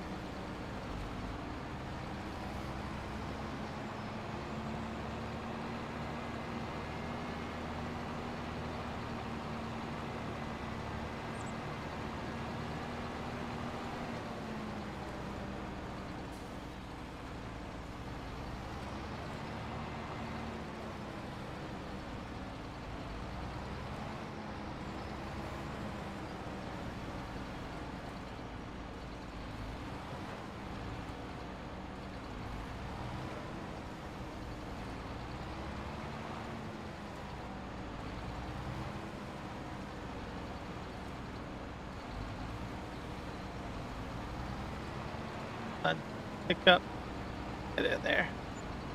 Or are you full? Oh, I'm full. That's the problem. They're loading.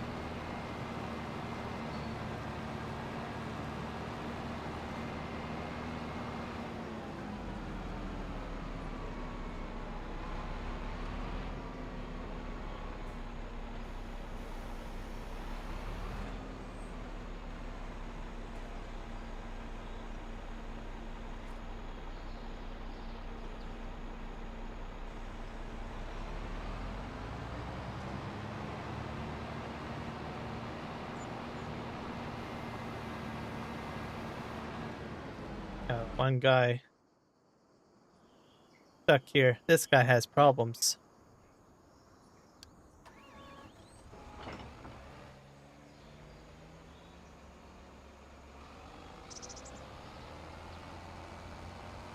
I'll just send him back.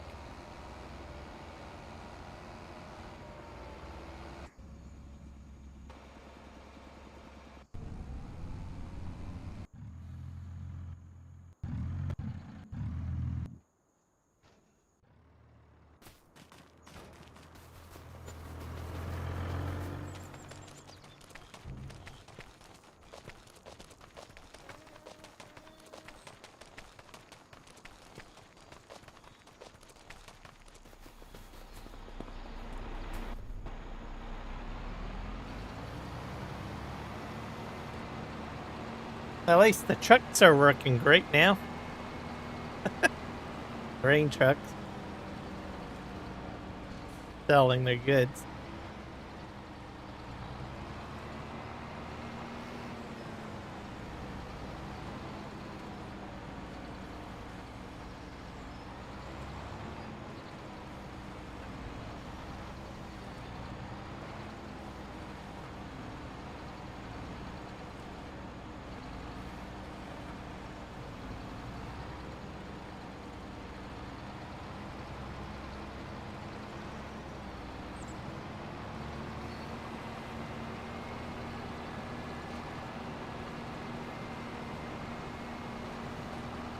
This mess cleaned up.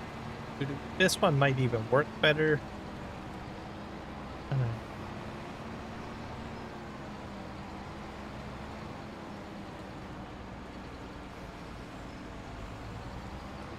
Grab that one. 30. And around there.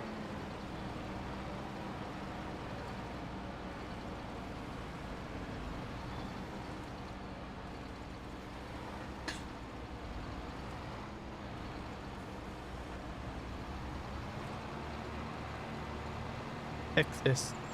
Have a fiddle bang.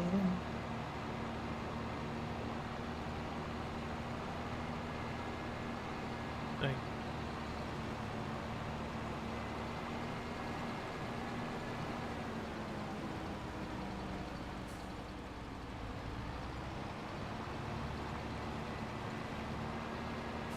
Oh yeah, I got 14 in there.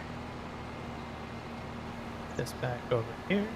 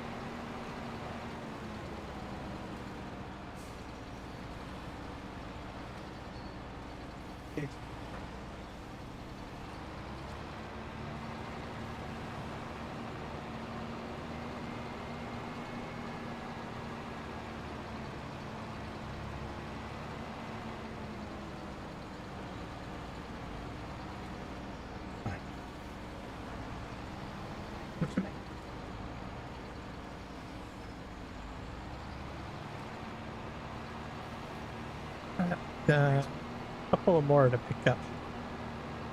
4 more. So we'll see if we can get this guy picking up bales automatically. Take the other guy off, I guess.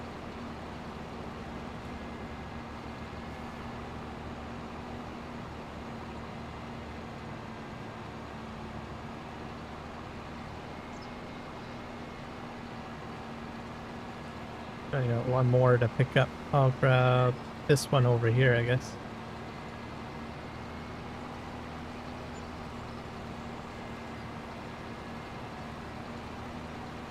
Oh, that guy's out there still auto-loading. Seems to be doing a lot better. So maybe I'm right about how many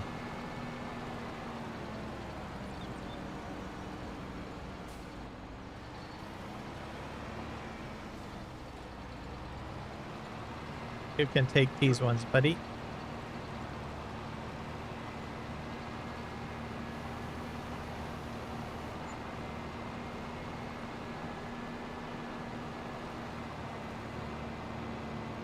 There's still quite a few bales out there, though, that need to be picked up.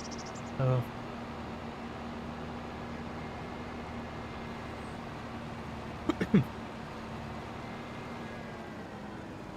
and I don't think I set the bale size as part of the problem, perhaps.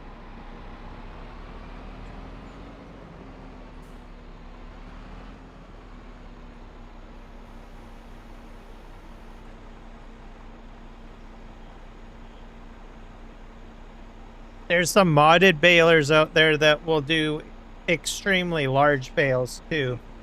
So like if you're on a large map, like a 4x or a 16x map, I'd probably go with the balers that can pack a lot more straw into a single bale to make things run smoothly.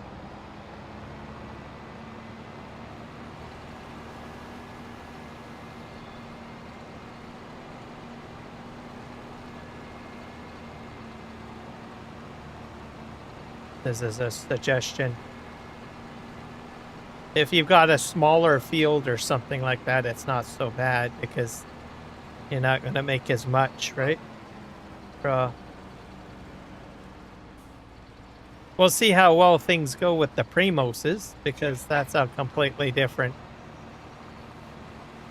idea, right? As you're dealing with a fill type, a loose fill type.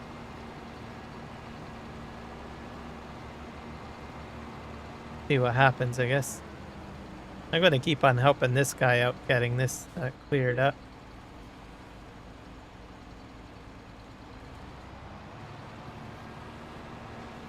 Not sure where he's going. Must be some bales over there.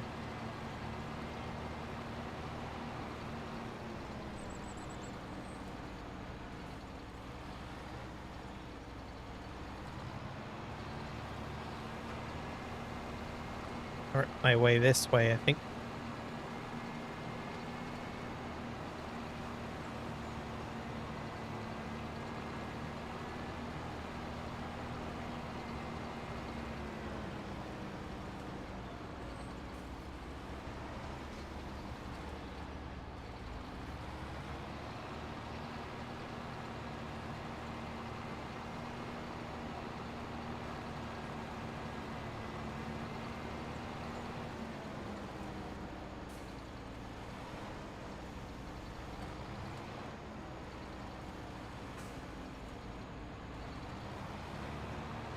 Like one more bale over here. What's he doing over there? What are you doing, buddy?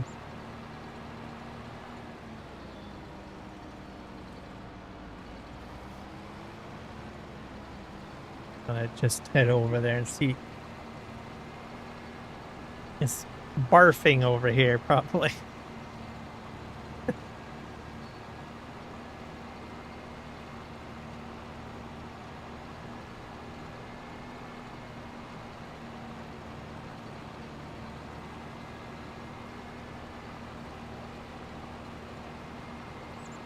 So if the Primoses work better, I might go that route on my maps instead of like Baling.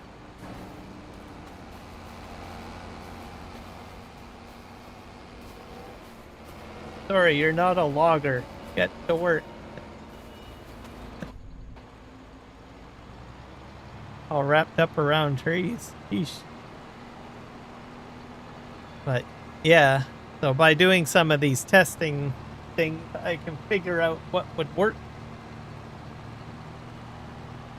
on my Manitoba map or my Australian map.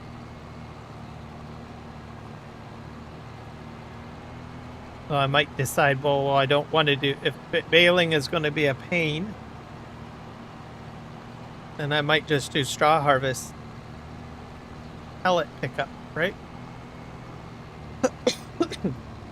If it comes to automating, right?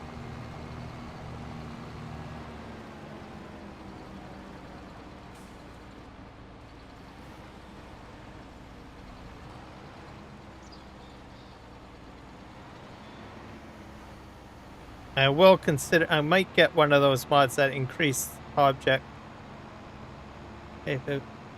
capabilities, or whatever you call it. Number of objects you can have on the map. Might try that out too, because I will probably be doing a grass work, which will require some baling as well. So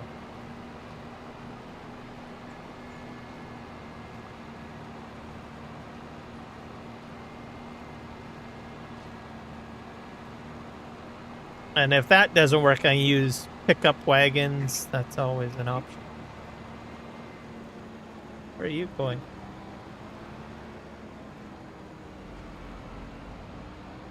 Went for quite the journey, buddy. All over the place.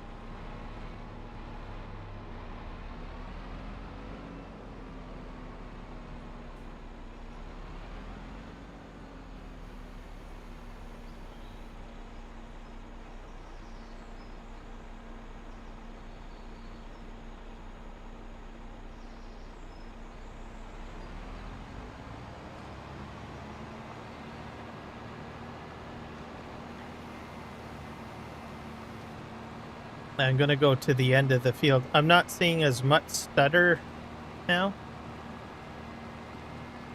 Like, not as jittery. I don't think I noticed any jitter since now most of those bales are now in storage.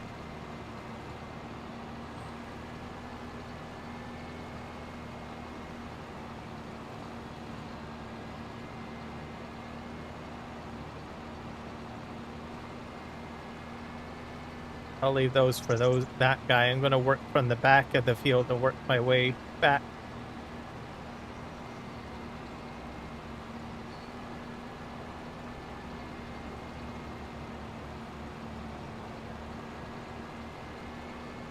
Ah.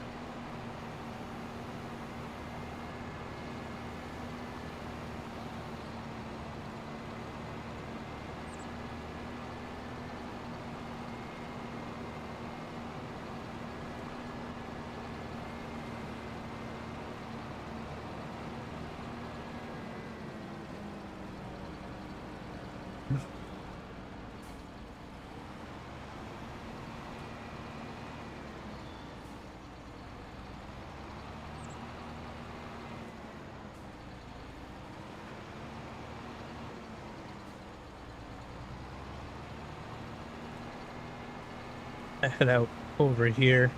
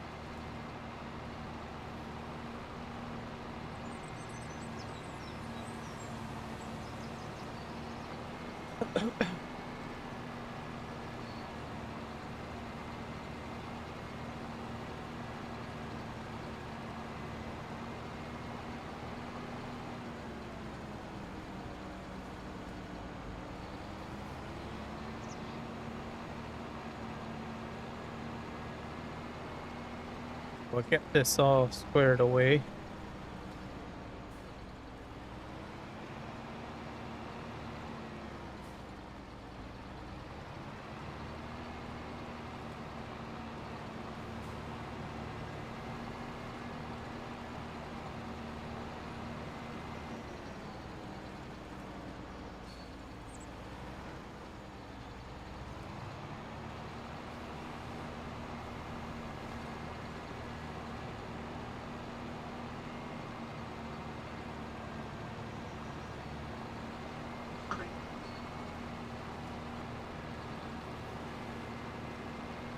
Is it? Oh, must be true. Must.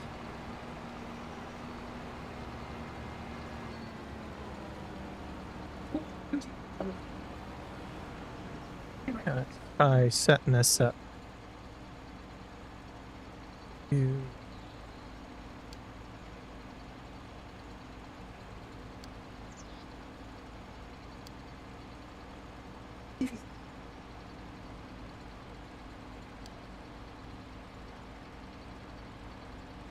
Push. Push.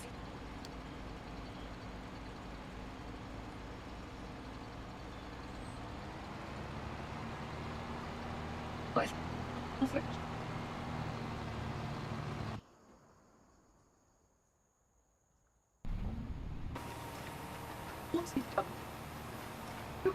I see. Oh.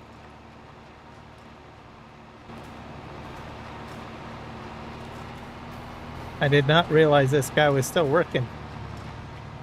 That's crazy.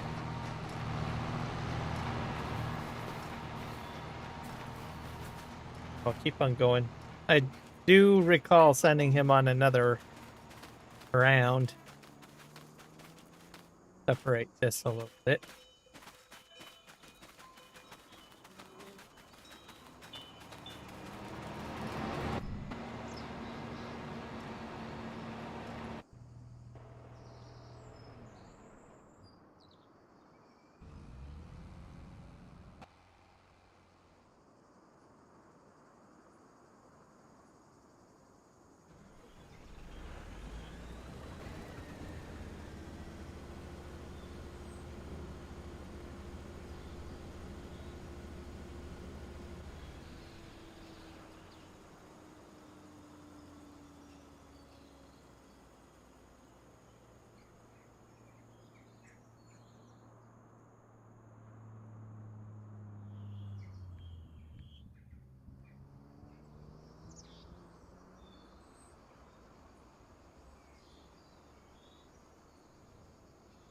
I had no problems with the Nexats doing the harvesting.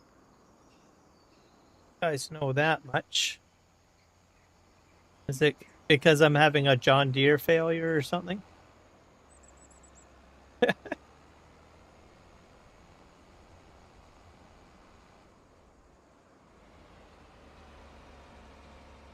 Maybe that I could be onto something. Maybe it's the John Deere's. That'll be too bad, eh?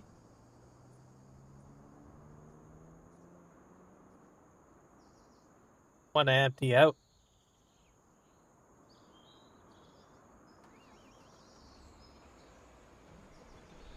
See if I can empty it. I can't even empty them manually, I don't think.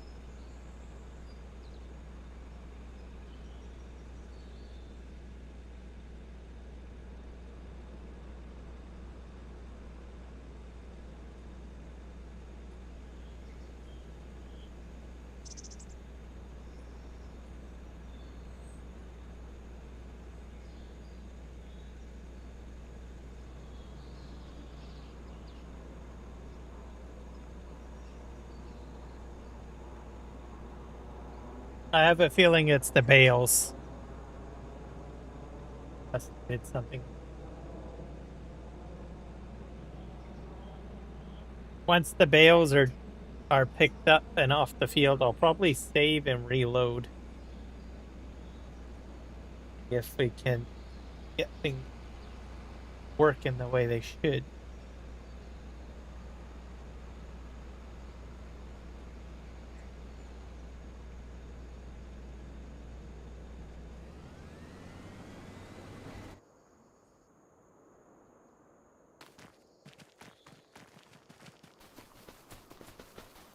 I'll take out the other autoloader.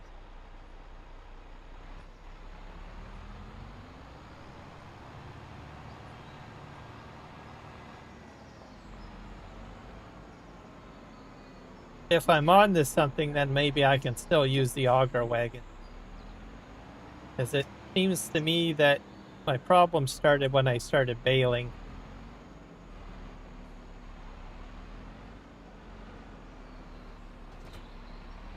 Might be because there's too many objects on them. I'm not using a... I know there's, like I said, mods that extend your object. Not that you can. I'm not using one of those on the test map. Didn't even think of it till now. I'll know once I get these bales out and then I save and then I exit.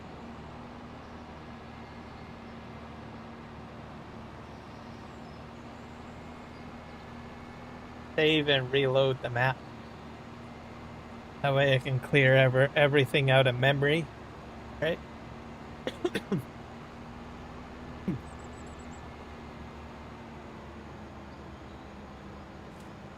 Figure it out. Because it's weird. So I'm gonna chalk it up. My theory is it's the baling, the bales, the number of them.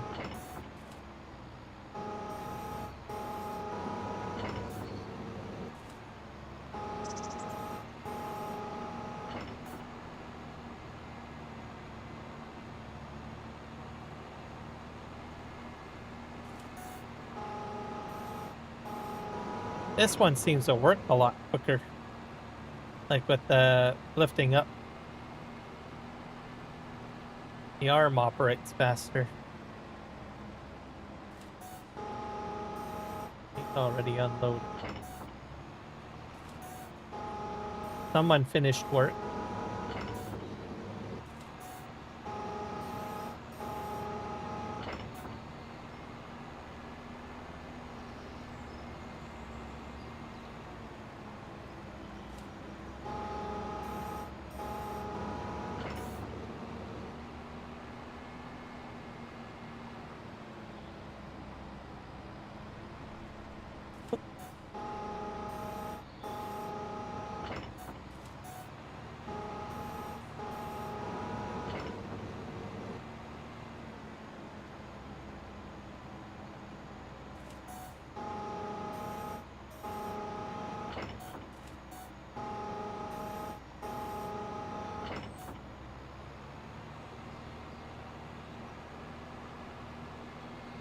over here and please.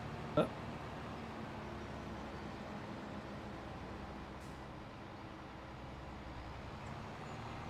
Come on. Oh, it's full already. Forgot. Not used to picking up just 14 bales. Get you set up.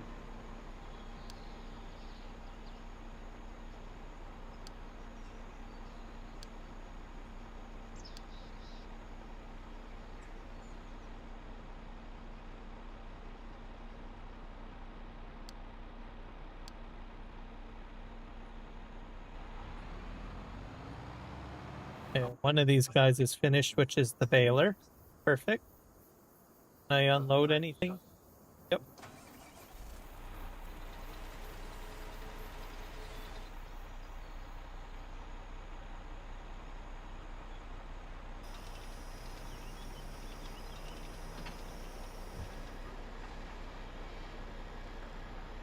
Oh, that's crazy, eh? No, yeah.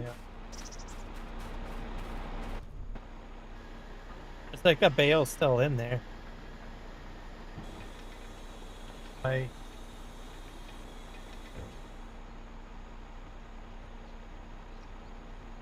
control. Nope. Looks like he's stuck in there.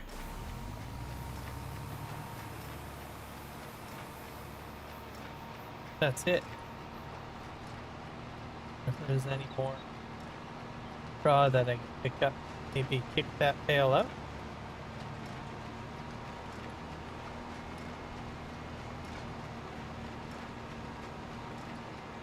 Oh.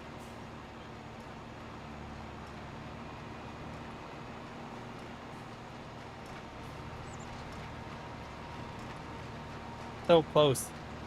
It's like 99%.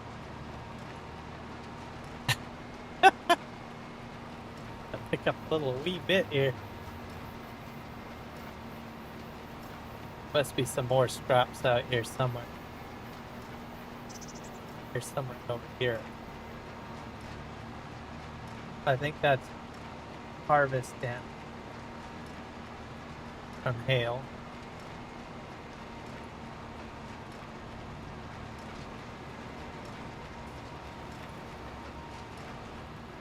To pick up more? Yeah.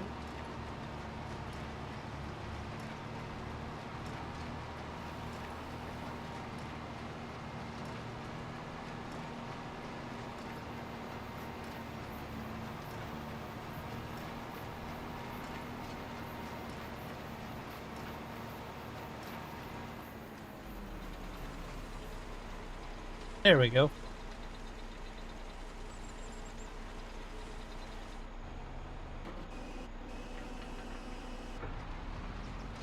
Yep. Go ahead and park this guy at the farm.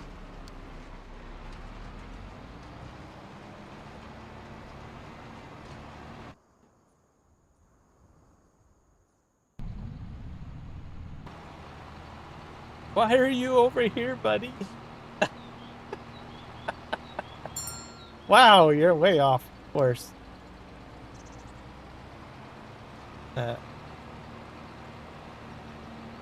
Make friends with the case combine that's just sitting here. Sheesh. Put you back over here where you belong.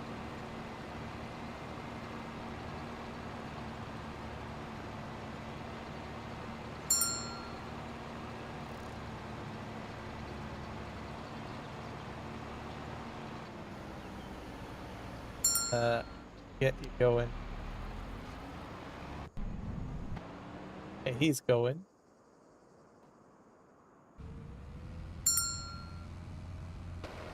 Okay. Alright. Get on out there and do your thing.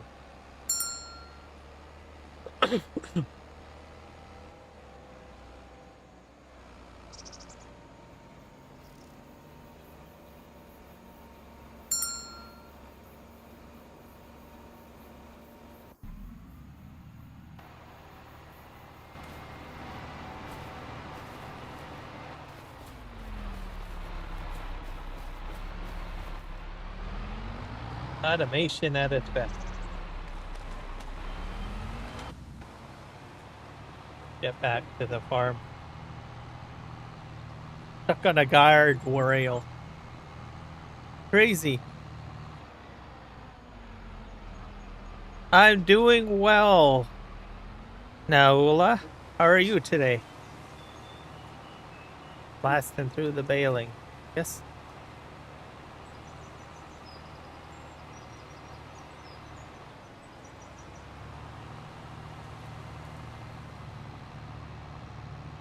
A little bit of automation in Farming Simulator.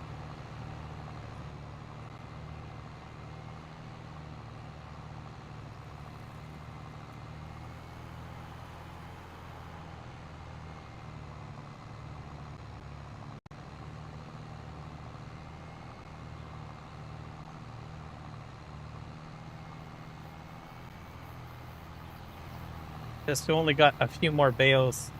Well, probably 50 or so bales to pick up, I think. Once that's cleared out, we will save and we will restart the combine courses on the John Deere field. Because I have a feeling when I started doing all the baling and picking up bales and stuff for creating bales, that's where I ran into all these problems, I think. I think my grain silo is empty too. I hope it's empty. Welcome back, Michael. Over on YouTube this time. This guy's stuck. He's not full, that's why. We're gonna demolish, I guess, this structure. Yeah, it's empty. Completely empty at the moment.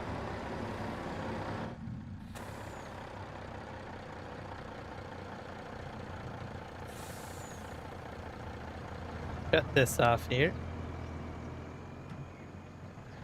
Yeah, we're gonna move the trucks out and get rid of this silo and redo things a little bit.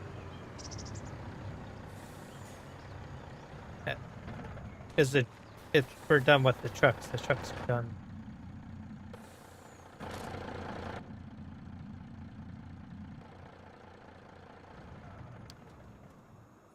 There.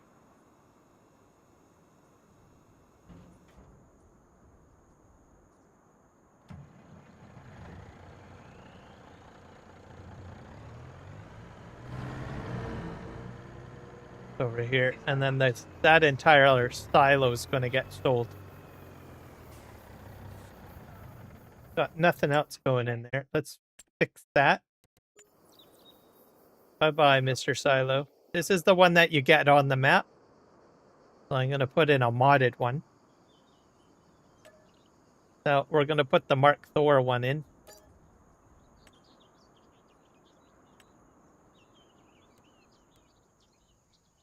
MARKTHOR silo. Where is it?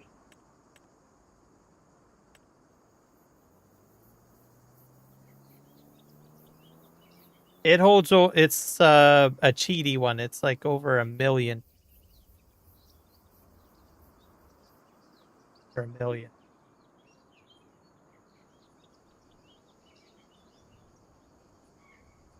This is the one we're putting in. Put this like right here. So it's a safe space. Sorry. A space saver. Yeah. Should help me out quite a bit. Have to paint around it though.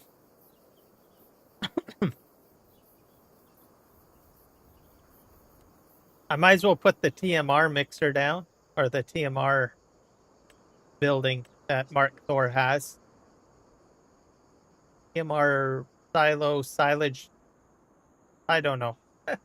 It does. It's a multi-functioning device. Where is it? Here? I think it's under styling.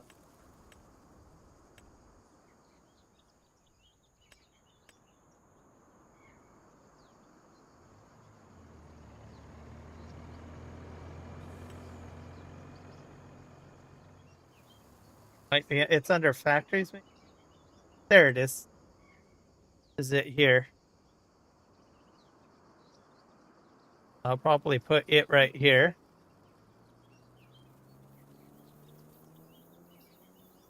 We won't be using this one quite yet. Probably use it when we start getting into doing like stuff with cows and stuff. Right? Because it's supposed to be here and a bunch of other things.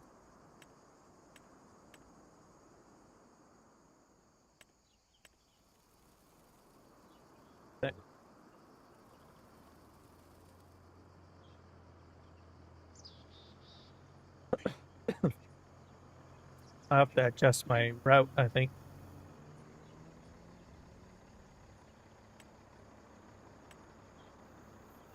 Okay, let's do some planting.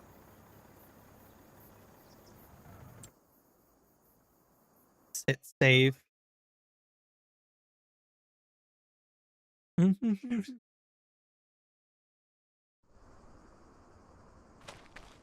Okay, let's jump in here.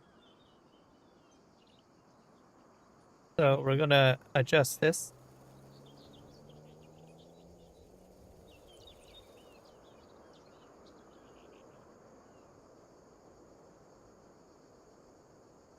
I might have to adjust the course at some point because it's weird.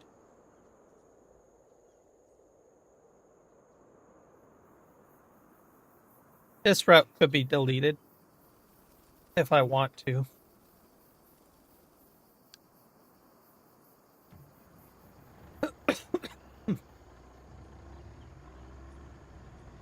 This over here.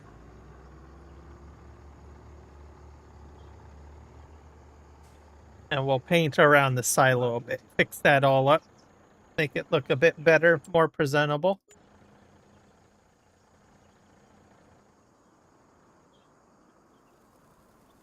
So we need ground.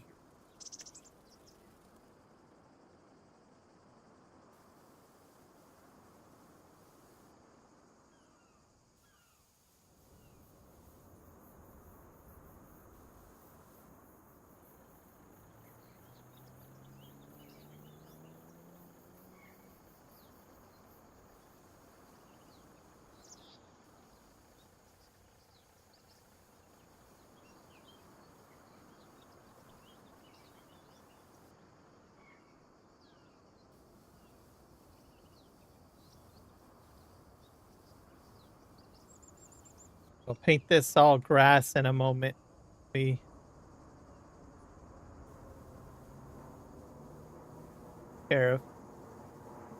need to put in another ground texture for the road, I think. That's like this one.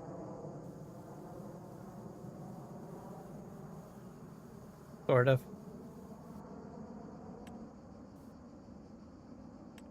I think I have a. What about this one?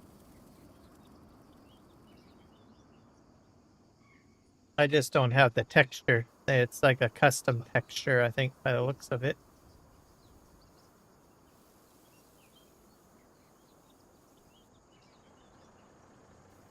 If it bugs me too much, I might redo all the roads. I have done that before. Okay, let's paint the grass.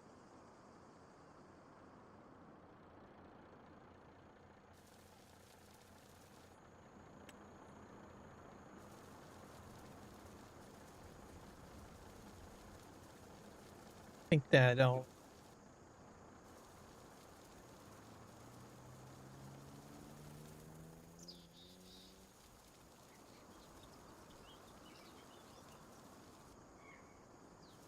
There'll probably be another building put on here. sure which one. But it's more parking space. That looks better for now. Yep. Safe space. Space saver.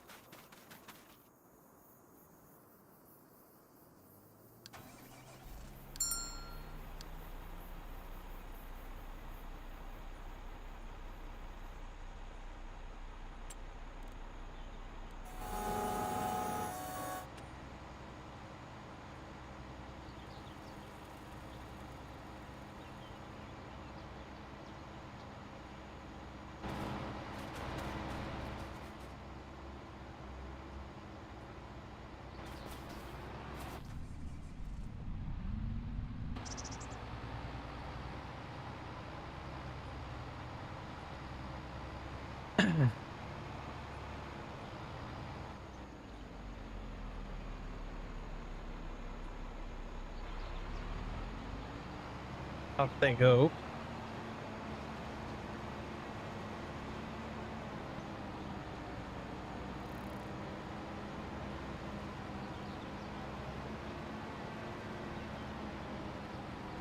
My day's going fantastic. I can't complain. With the exception of maybe a few hiccups with the auto.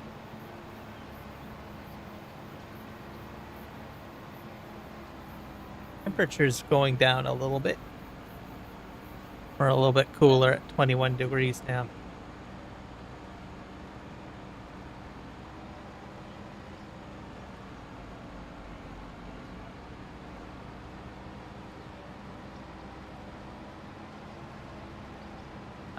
I'm hoping that there's a bale down here.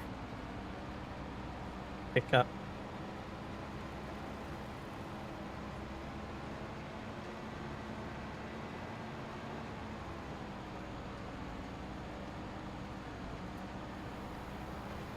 There's like a single bale down here.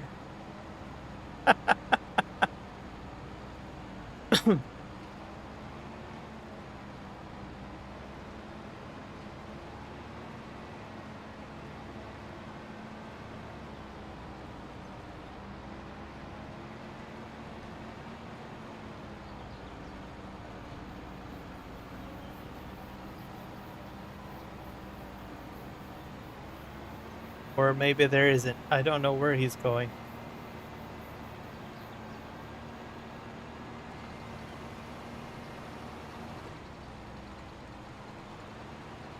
Oh, this is the start position, I guess.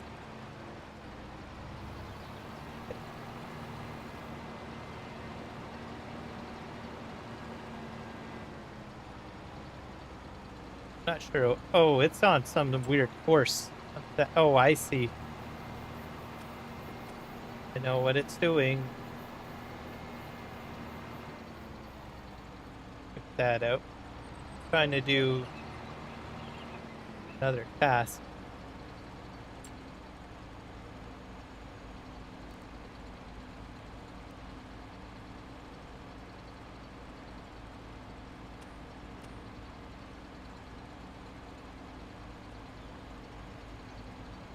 Gotta calculate where the bales are. Nope.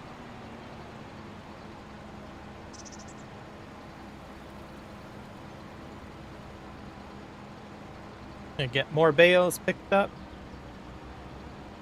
See?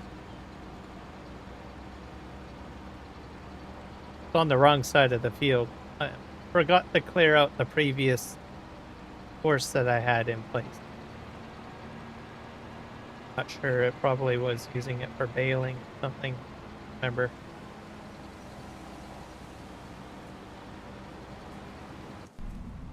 His way out there.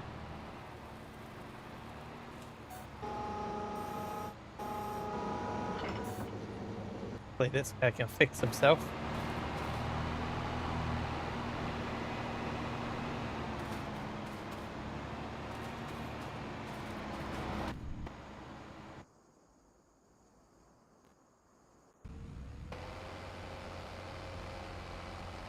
These guys, I don't know.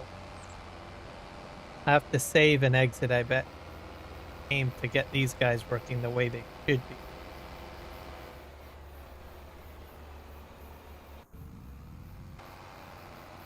But we're almost got all the bales off, so.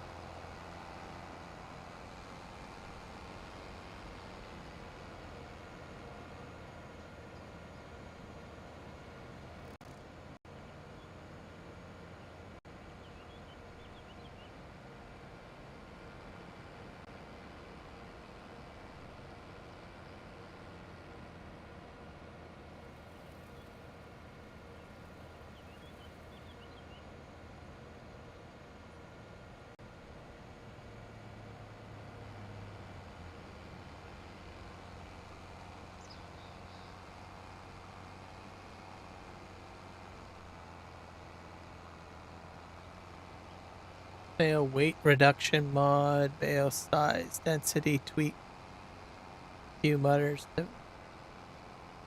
Heavier, denser bale. So when I do save and exit, I might increase.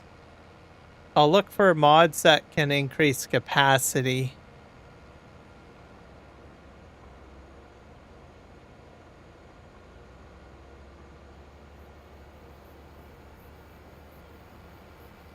Perhaps. We'll see.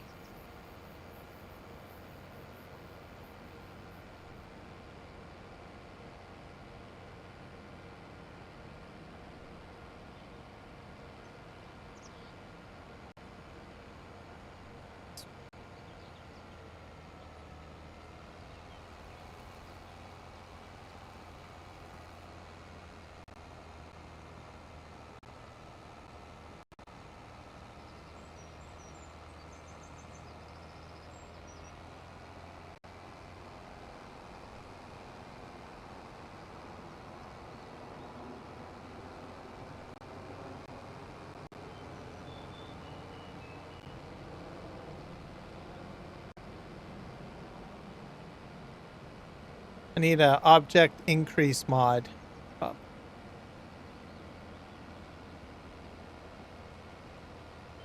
Pallet. Let's see.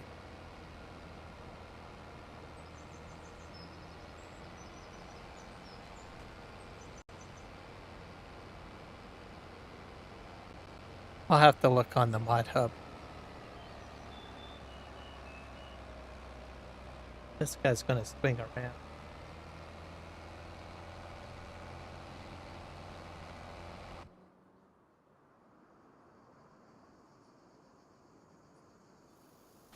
Better move the baler out of the way.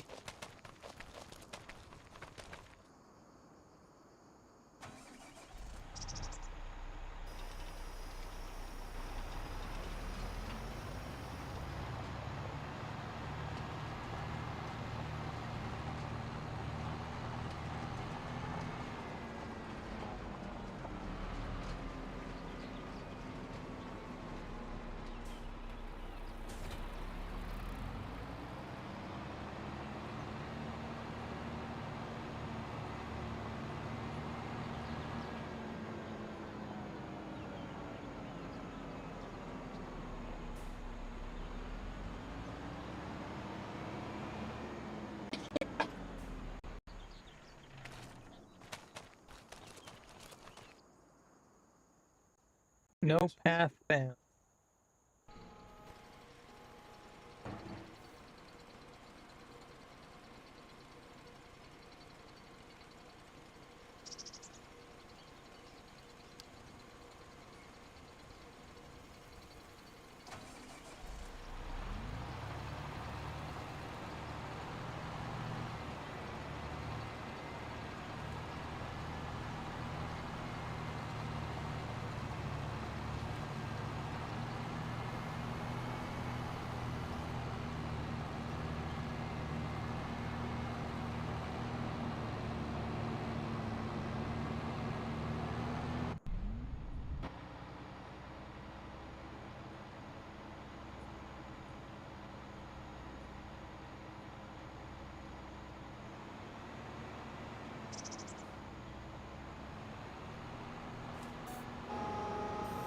manually do this.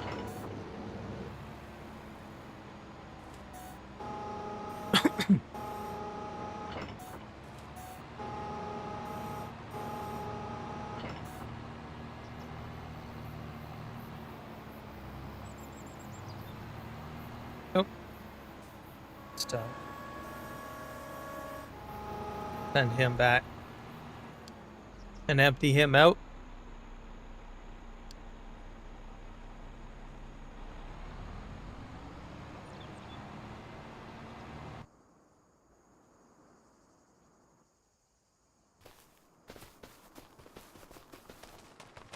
Don't know if this can be adjusted color. So this is the fermenting silo. So that MarkTHOR has made. He's got on his Discord. So your outputs, you can make digestate, you can make hay, you can make lime, you can make silage, you can make total mix ration. So on his Discord, he calls it a TMR mixer.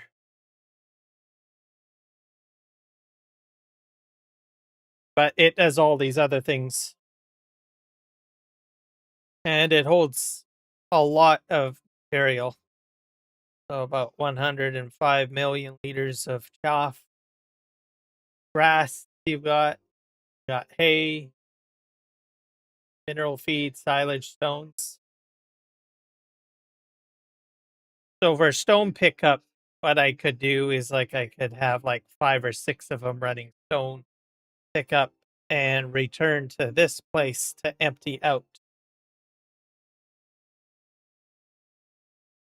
Then you dump a bunch of water in there. Yeah, you can make lime. These recipes require hay. So to make hay, you need 1,000 grass to make 1,200 hay. To make lime, you need 1,000 stone to make 1,500 lime. For silage, you can use straw. 1,000 straw to 1,500 silage. You can make chaff silage 1,000 to 1,500. What else? Same thing for grass. There's 2 types of grasses here. Hi. Oh, you need. Oh, there's more stuff down there.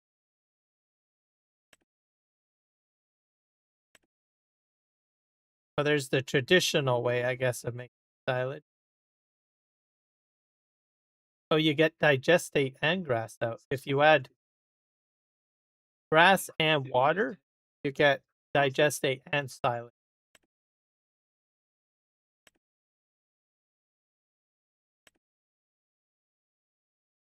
And then there's one where it's just grass and silage. So if you want digestate and silage, you'll add water into the water recipe.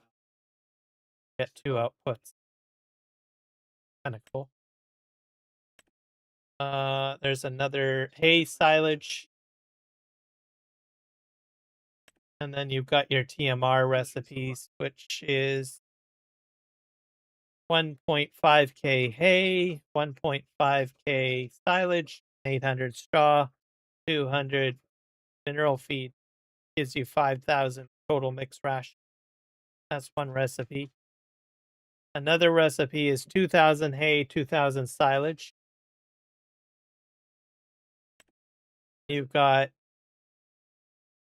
1.5k hay, 1.5k silage, and 1,000 straw to get 5,000 total mix. And the last recipe is 360 silage, 360 hay, and 20 mineral feed, and 180 straw to make 1,200 total mix ration. So you could dump all sorts of stuff in there and just turn them all on and are rolling in TMR or silage. of course, your silage is being made, right? So then that stays in there. It gets turned into TMR. Yeah. So very useful mod. I used it in FS22. So I'm glad it's back. I think you can customize the outside of this font. Remember how to do that. Just can't remember if you have to do it in the build mode.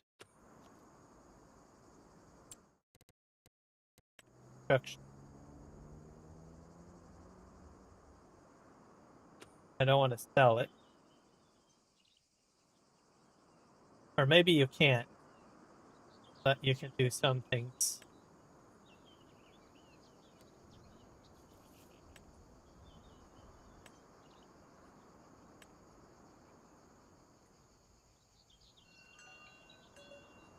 I'm not doing it right.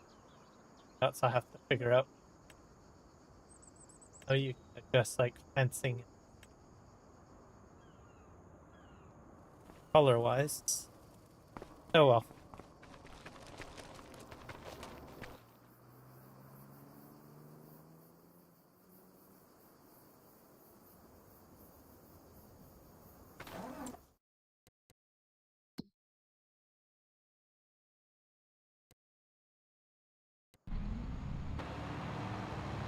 You guys are all operating perfectly now.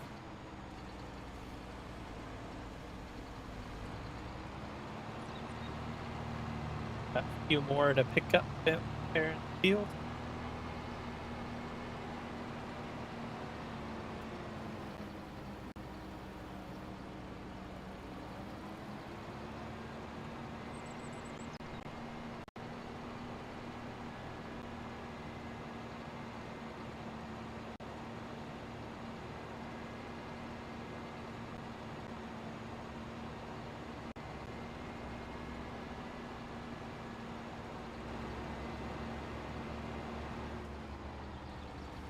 I'm gonna go buy myself a trailer. I'm gonna try. Wonder how universal autoload would work on some of these bales that are left. A flat deck truck, buy a truck and a trailer.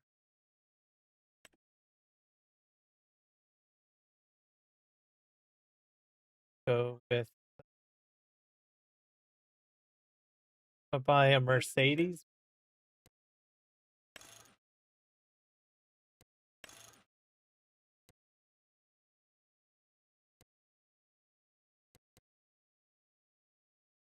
I'm not going to change it too much.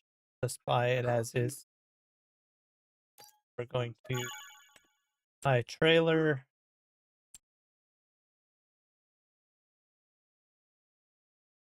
Low loader trailer, I think. Have one. I didn't put any specific mod in, so or what to expect. I can use a Demco or the load kit. The load kit.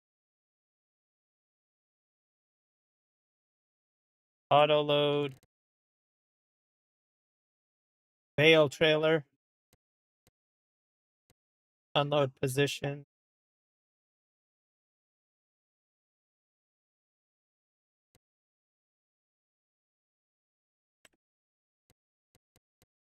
Do that. Extend pickup rate.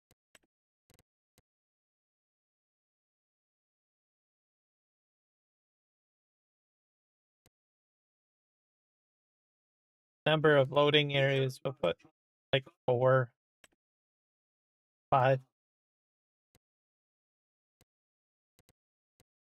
Or actually 1. Shouldn't it be just 1? Yeah, I remember it because it sets it as coordinate. Different areas, I guess, so you can load other items. I'm just going to set it to 1. Should be good. Like that.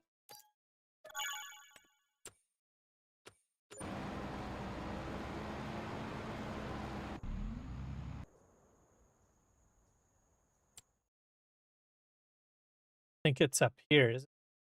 Yeah. Enter. I think it's up here. Oh, over at the shop. Right.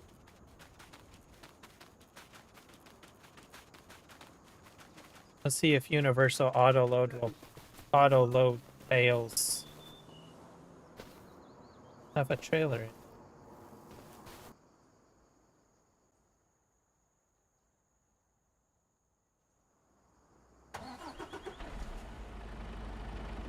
Just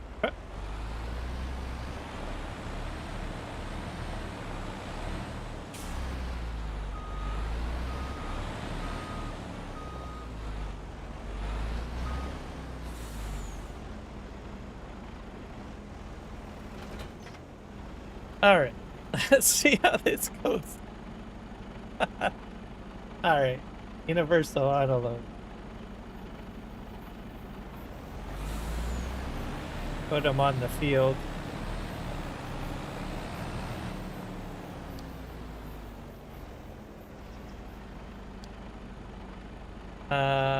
See, field 7.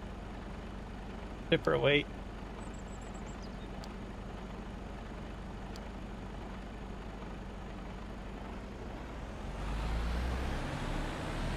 Get them on the field.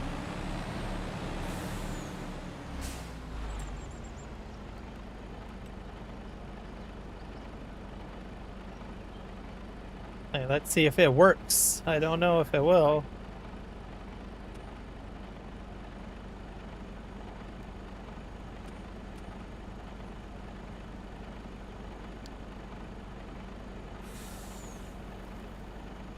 I think it's trying to calculate where it can go.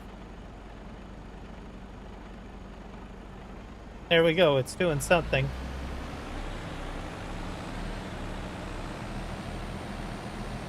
Oh, this is using Universal Autoload to pick up bales with a truck.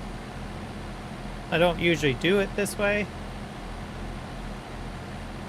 So we'll see if this is better. It's got to be a lot quicker than what those other guys are doing it at, right?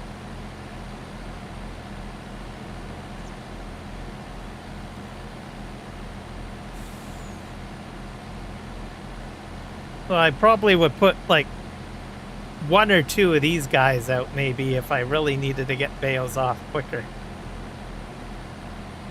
of the field. Let him go. See. Oh, sorry. Picked him up. Forgot. Doing his thing. Anyways, just wanted to show that I'm not controlling him. Guy doesn't go very quick, does he? 20 kilometers per... I think you can increase the speed.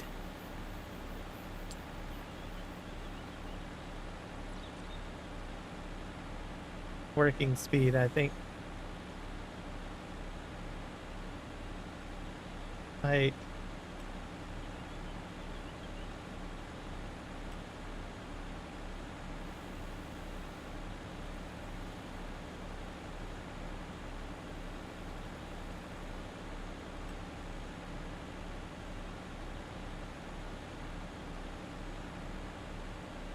Or not. Oh. Oh yeah, that's in Courseplay.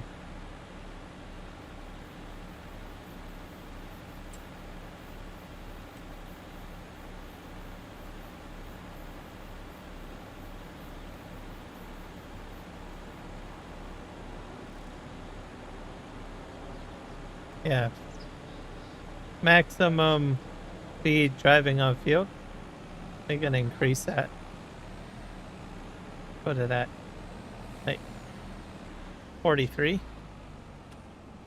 There, we're picking up bales. We're up to 43 kilometers per hour, so I can increase my speed. So you can do it this way too. There we go. More. I get on board? Crap. Get back here. Oh. He's going. Lost him. I can make him go faster, but I'll leave him at 43 so he doesn't go too quick. So you get a couple of these guys out on the field and the universal autoload for pickup bales with Courseplay, and you'll have your field cleaned up pretty quick. So I should have thought of this earlier. Probably would have sped things up.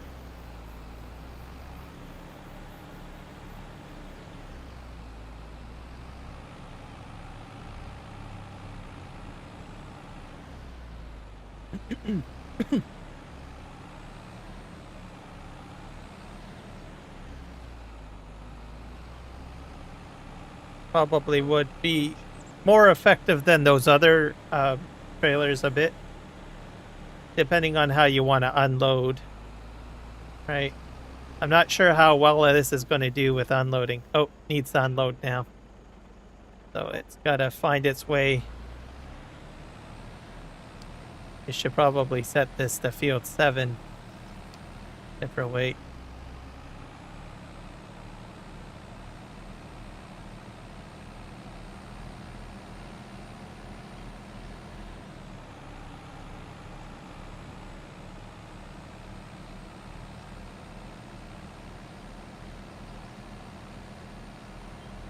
So that took, that's quite a bit. That's 272,000 liters of straw right there.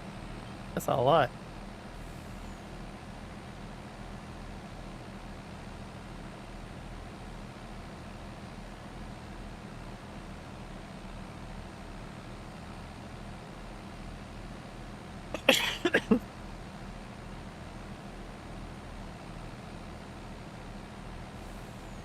So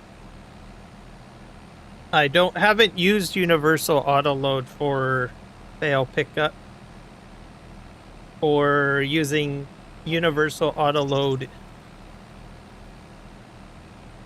with Courseplay in FS25.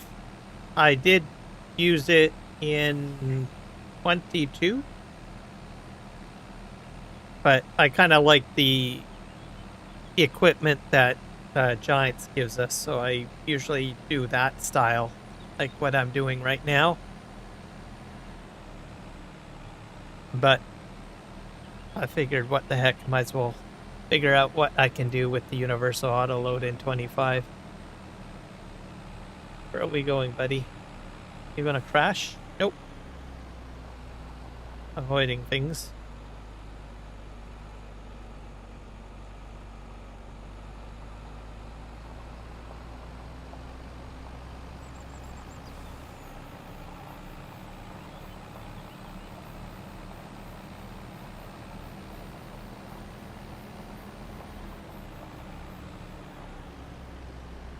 And then I still got, it's not affecting the other bale trailer pickup either. They're still doing their thing.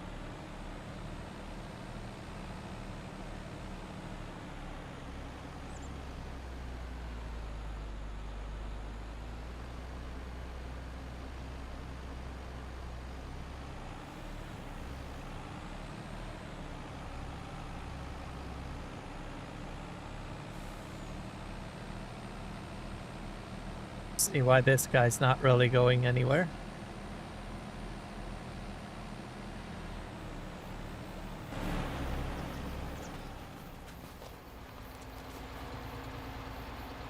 Oh, we froze up. Wowzers. There we go.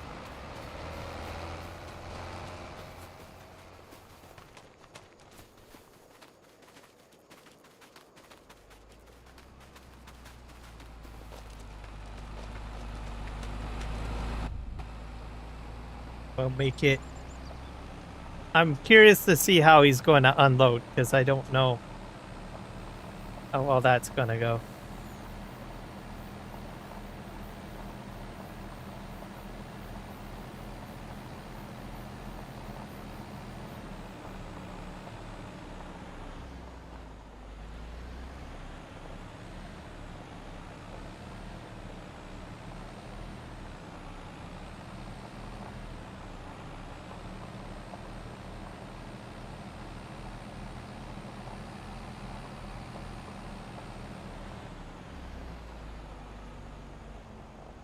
So he's gonna go in here. I don't know if he'll unload from the rear or how it's gonna work.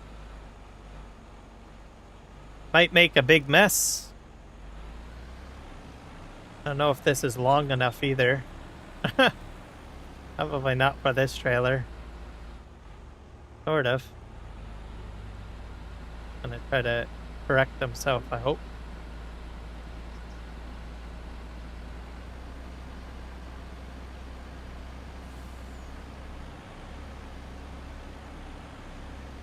I'd have to move forward a bit more, but we'll see. He's almost in the trigger.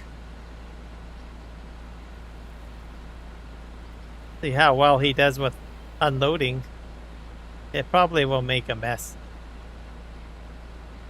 Maybe.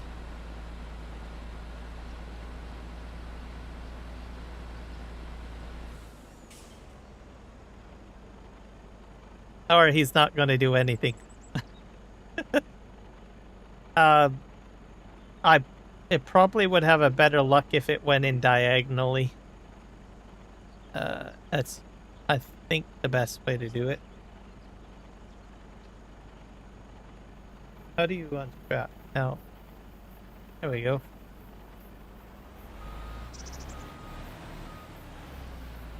Oh, bale storage is full. That's gonna be a problem. Have to put another one down?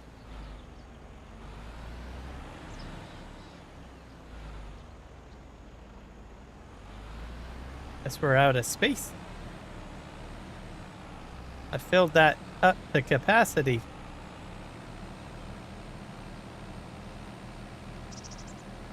Just turn the I'll do this manually, I think. Shift I guess.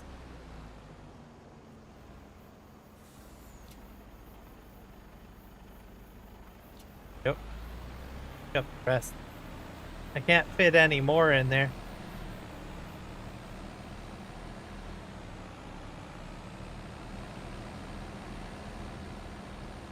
I need a much larger storage, I think. That's a mod, I guess.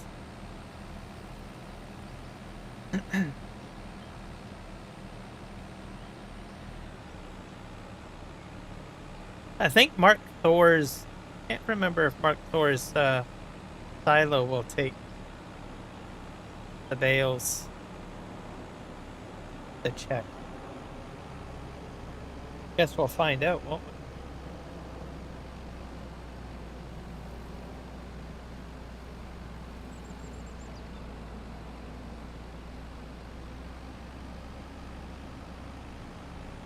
Shift R.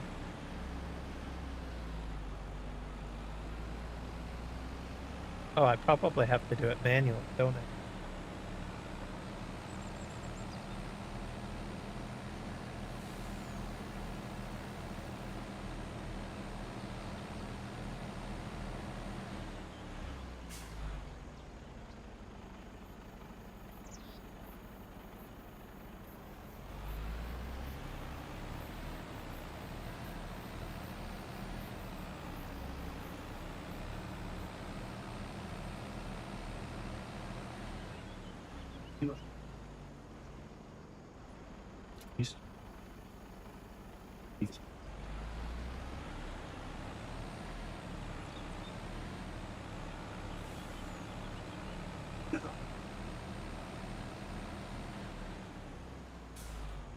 Once brought back.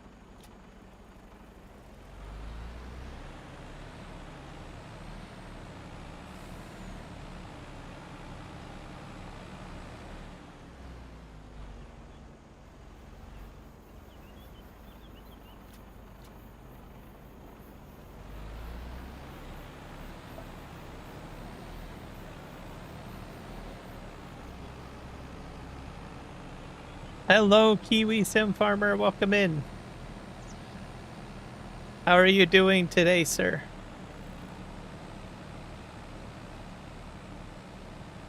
Hello. We're doing some more automation today. Sorta. And learning. Or I'm learning anyways. I've had some hiccups. I think mainly because I think I started baling and I've got some sort of object problem is my theory. So I'm trying to get these bales picked up as quickly as I can so that I can figure out if I'm right. Because I created too many bales and I think it kind of messed up some of my my automation.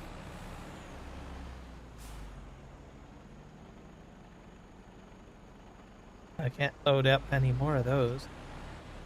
My bale storage is full too.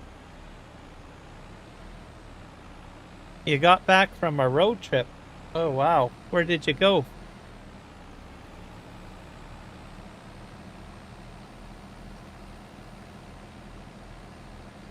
And how long was your road trip?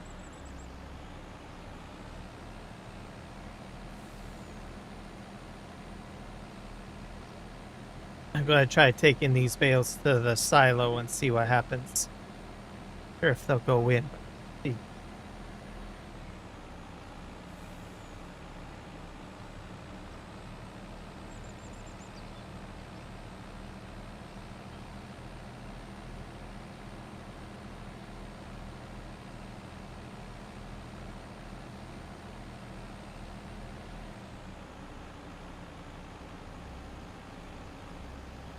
Like I think it's like the coldest day of the year for you, right? Well, actually, is that tomorrow or the next day?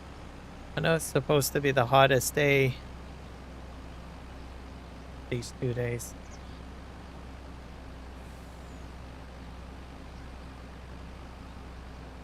Longest day anyways for us. This week anyways.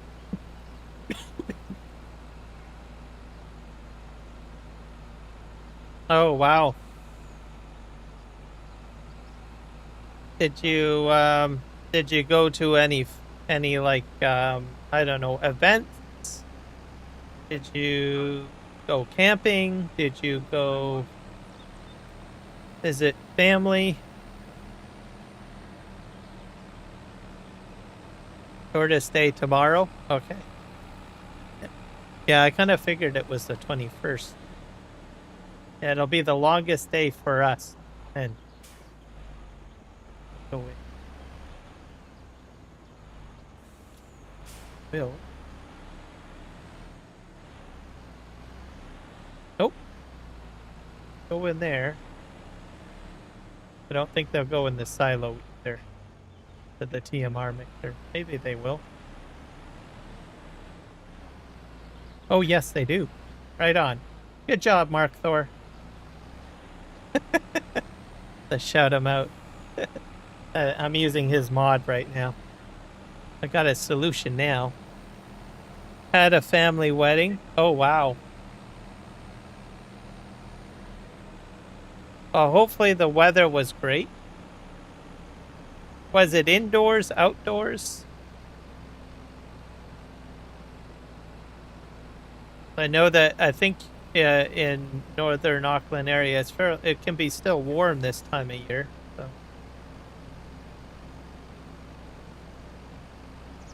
So maybe you guys had it outdoors.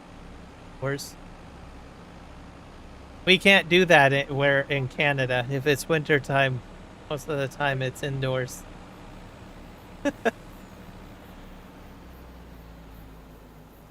Try universal autoload again. I got a solution now. I do have a storage I can use.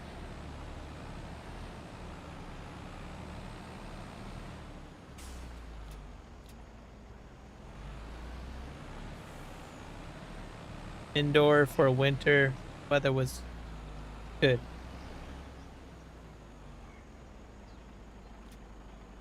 Well, that's good.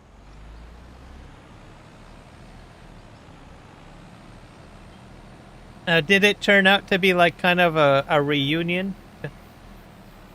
Because sometimes you've got like, some people have like family all over the place, like all over the country. That's sort of my situation, so I go to a wedding or something like that, usually it ends up being a reunion kind of thing as well.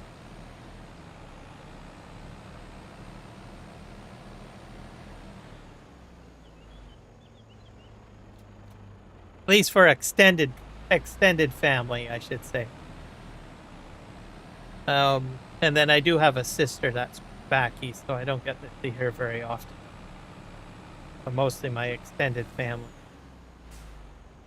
I do have one cousin that's like about an hour away in Vancouver.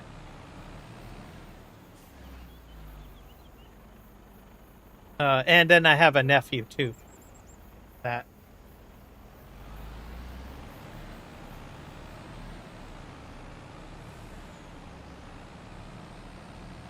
Alright, we're gonna go empty this out. I guess I should set up a course going over that silo. It's available. Managed to catch up with some we hadn't seen for a while. Oh.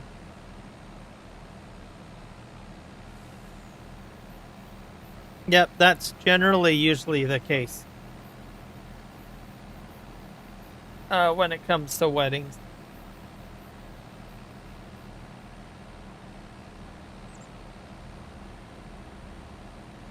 Well, sounds like you had an amazing road trip, family reunion wedding experience. You can't go wrong with those.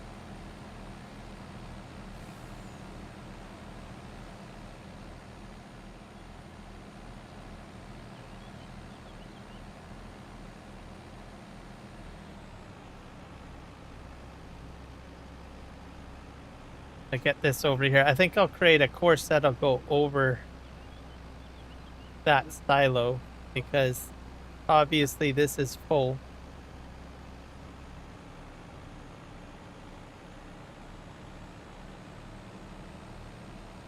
And I can't get anything else into that bale storage. How are we going to do that?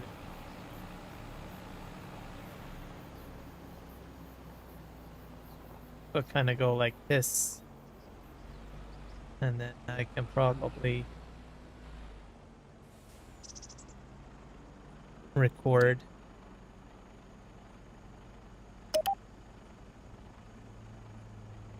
Point there.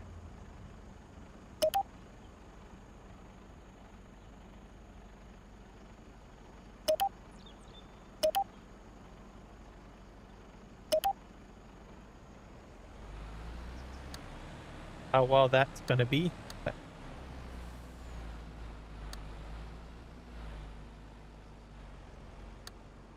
We'll call this PMR mixer, because that's what it is. Well, amongst other things. PMR. Art. PMR. Silo. Make it stand out a bit more.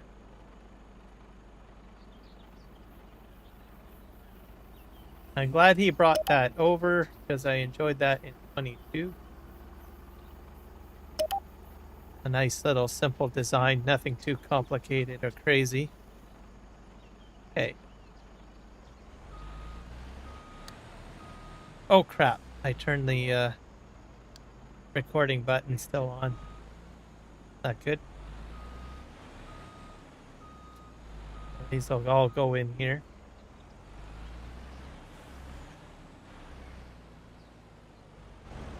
I have to delete one of these, I think.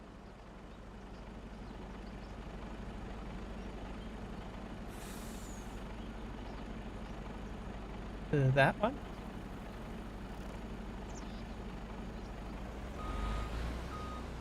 This one?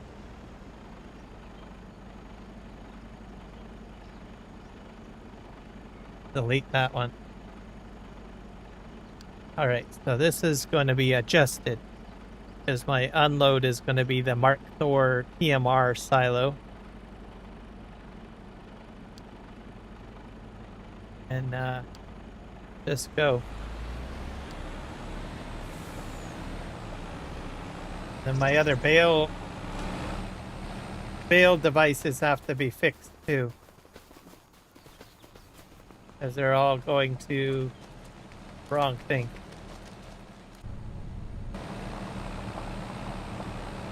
Guy's broken. Oh boy. He's definitely broken. Hey, that's all right. I'll set him to the MARKTHOR one.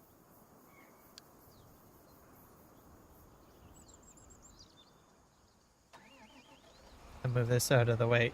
The truck's coming.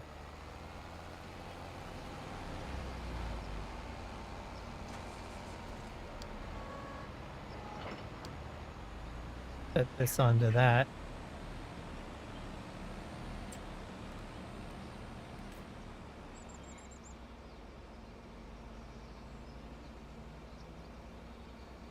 Come on.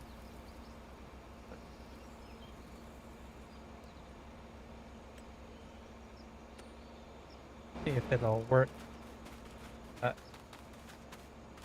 Hopefully it will go. You gonna go?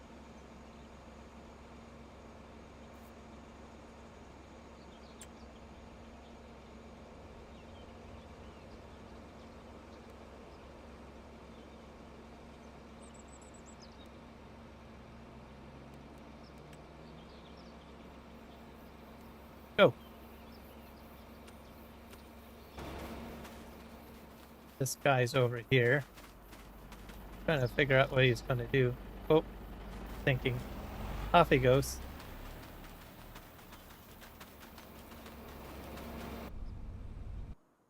I think we've almost got all the bales picked up.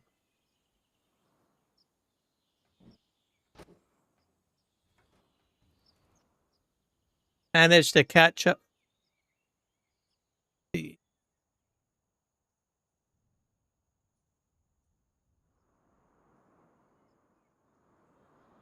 That.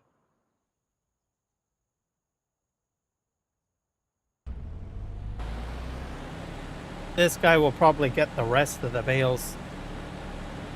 Well, mind you, that guy's still out there doing his business. We have all of these. Oh crap, they were unloading. Put this back on the field. Pick him up. It's because this is full now. Don't have the capacity.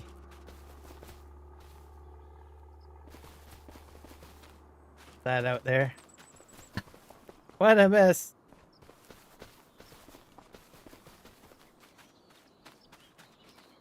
So I got well over 100 bales.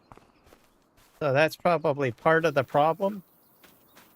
Isn't there like a limit base game? I can't remember how many objects you can have. Know that there's a limit, and I don't have a capacity limit increaser mod installed because I didn't really think too much about it. So I'm pretty sure it's like 100, isn't it? And then it foobarred everything. Made my game belch or burp.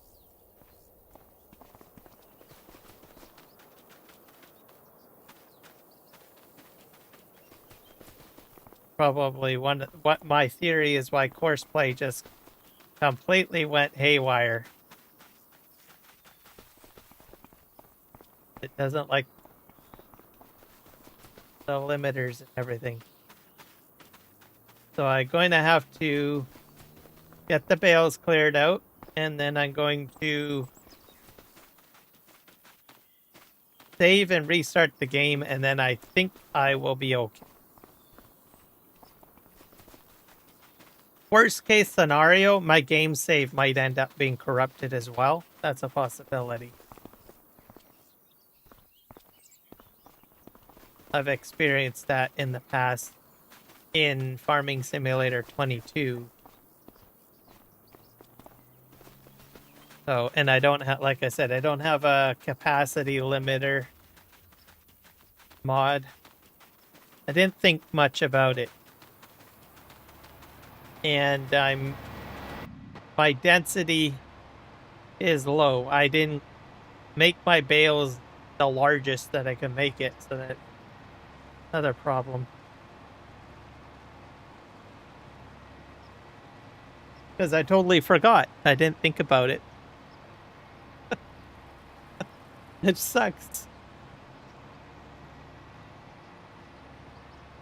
I was like, well, I'll just start baling. And then everything fell apart, I think, once I hit about 100 objects. Right?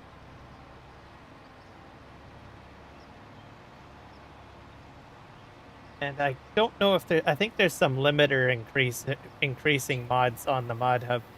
I'll look at that, because obviously I'm going to run into this problem again when I start doing other things, right, with objects. In my testing series of automation, because I will be doing more bales, I know that much. I will be doing transport automation with pallets and pellets. That probably not today, but at some point.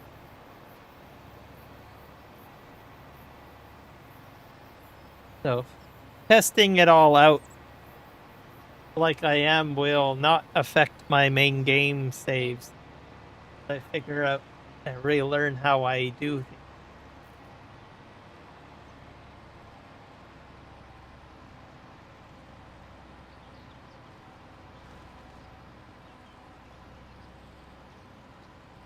I don't know where this guy's going. He going into the trees? I think so. I'm having a hard time finding a path.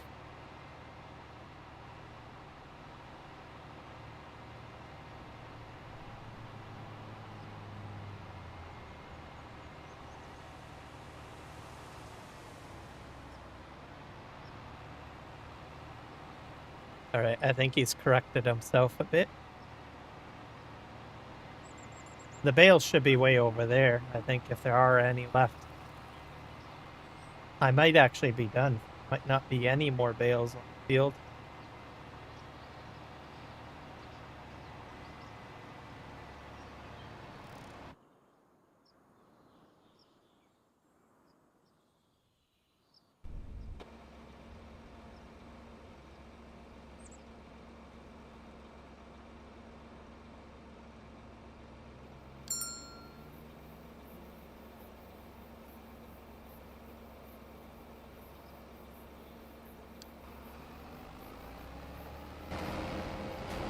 Get him situated.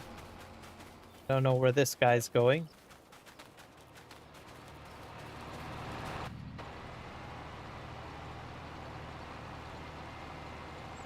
Needs to go to...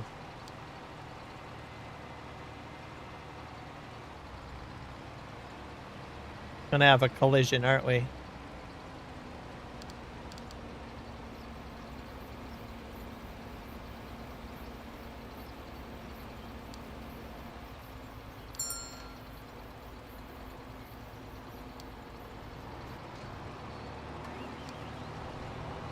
See if we can get him to... If he can just drive over the silo without the bales falling off, we might be okay. This guy. I don't think there's any more bales. Let's see. I think I got all the bales, to tell you the truth.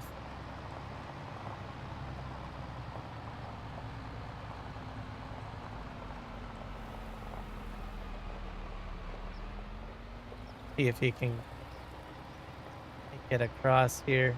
It should just zip, zip, zip right into it. Go. Ta-da! You're good to go.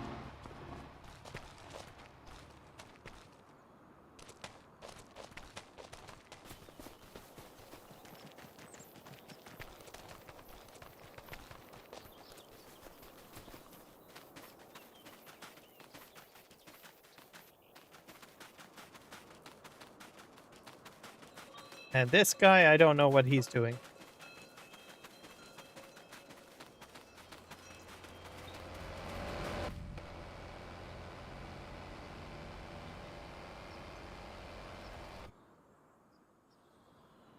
Yeah, I think this guy's done.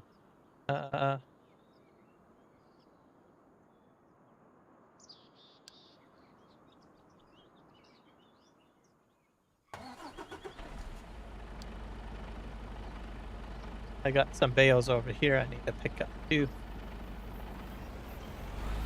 He'll go in empty. Couple of bales here to pick up. And over there. I'll have to throw these onto the field.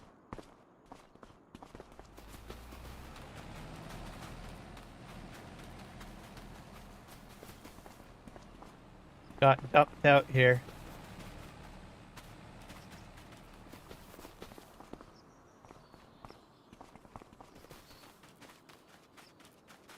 Get all this cleaned up.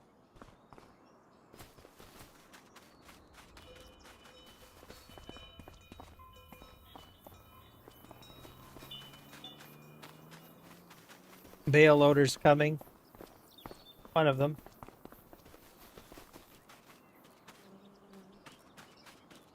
He'll get those ones. Hopefully go to the correct location. Let's see where he's set up for. You're going to MARKTHOR? Okay, good.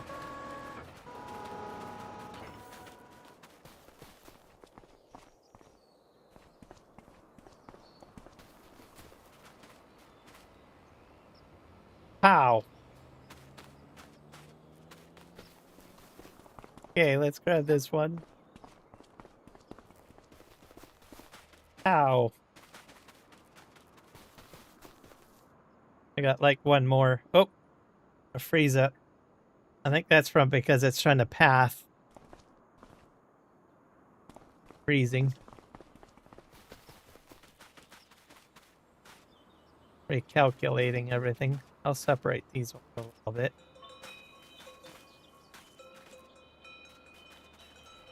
There we go.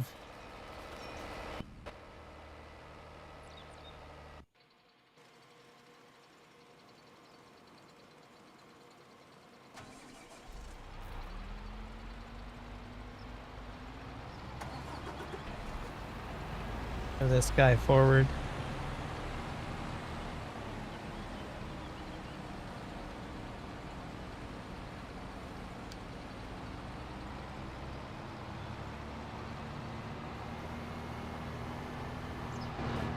Oh, yeah. And that guy, I don't know. Hopefully he's going to unload.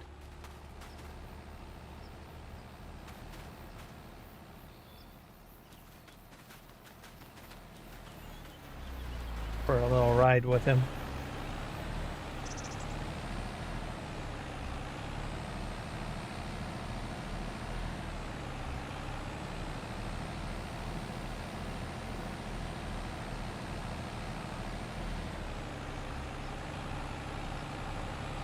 He's going to go around the block. Just like that tractor is up ahead.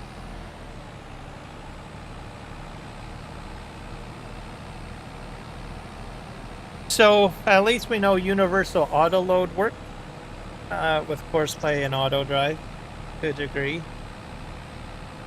So that's a good thing.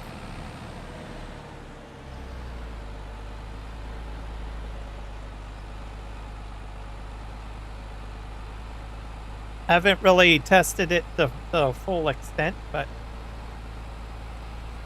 I mean, there's other things I can probably do as well, but we'll probably play with it a little bit more later in this series.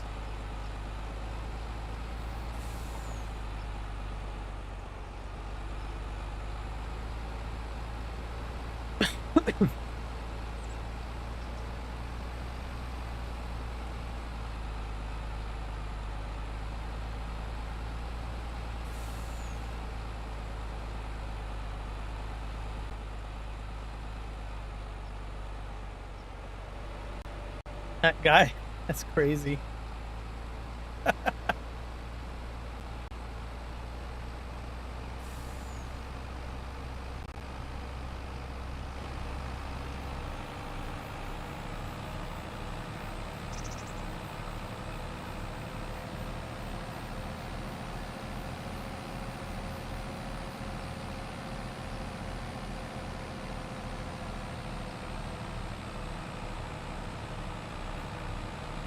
We're making it to the end here. That guy's still working. So I think all of the bales are picked up. I can't think of any. I think they're all gone now. I don't know.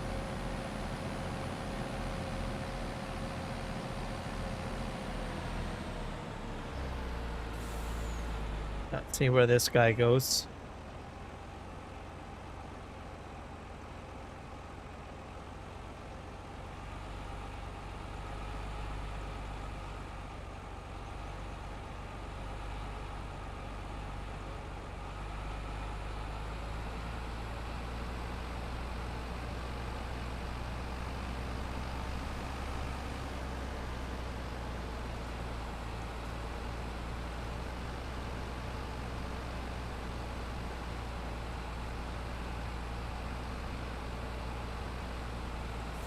He's gonna make a right turn up here.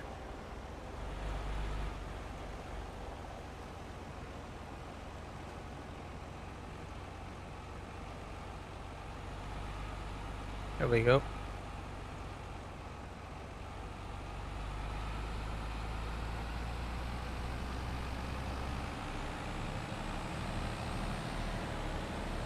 Yeah, it looks like all the bales are gone. So we'll get them all into storage and then we will save. And we will restart the game to clear out the errors that I probably got going on. And we will see if we can get the John Deere team back in good shape again. Because obviously the errors have glitched out augers. Like even my combines can't even unload. So that's a problem.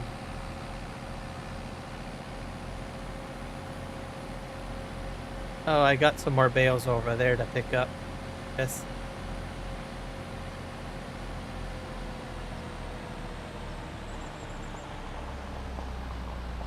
See how well this goes. Hopefully I don't hit the truck. Gonna work out okay. Yep.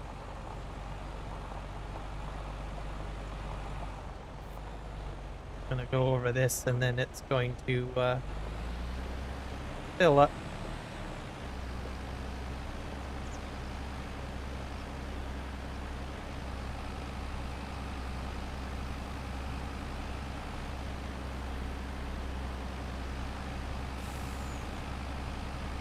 Oh. Why is it not doing it? That's interesting.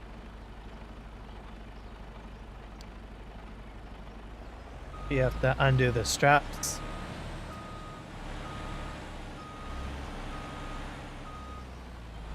There we go. Not perfect. Maybe it's the distance? Probably the distance.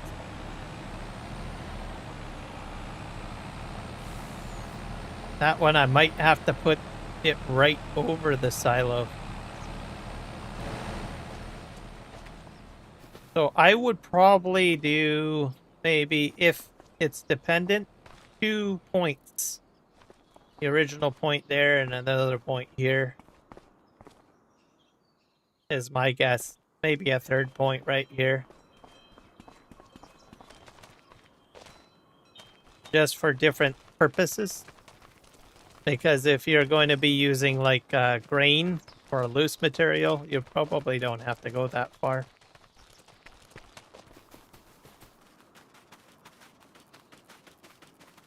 As if I remember, universal autoload operates a little differently. I think. Hopefully this guy will get the rest of these. Got a collection of vehicles back there.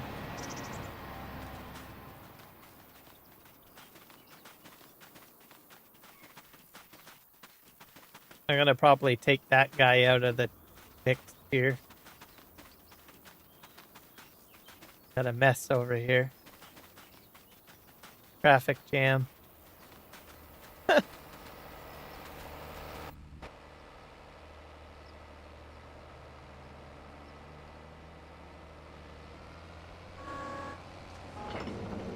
How well this goes here.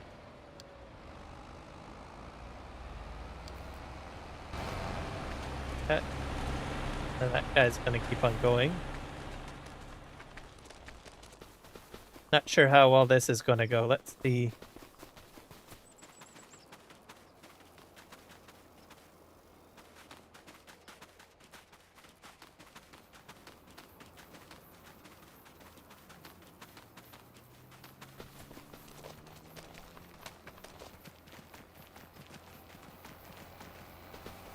I think he's going to pull right up to the point and then unload, which is not the right spot. Let's see.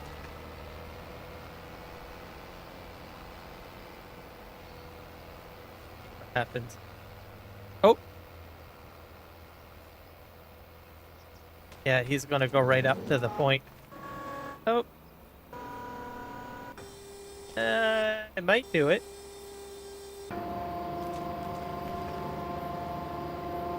Oh, that guy worked. Perfect.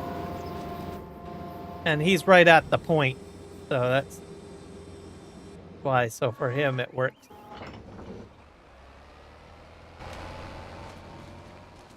Oh, fantastic. Good job.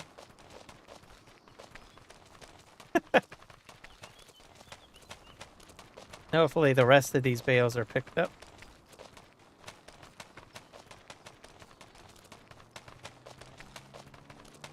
The trucker guy here is going to get them all. Right, yeah. Yep. Got one more to get. We'll see if there's any hidden bales. Needs to unload. Yep. Oh, there's no more on the field.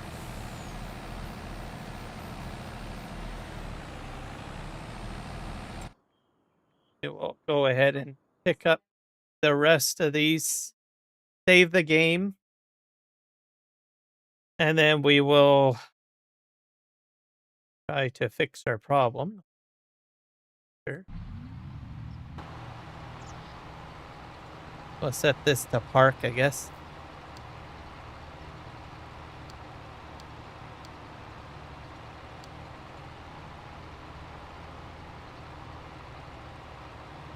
Parking at farm.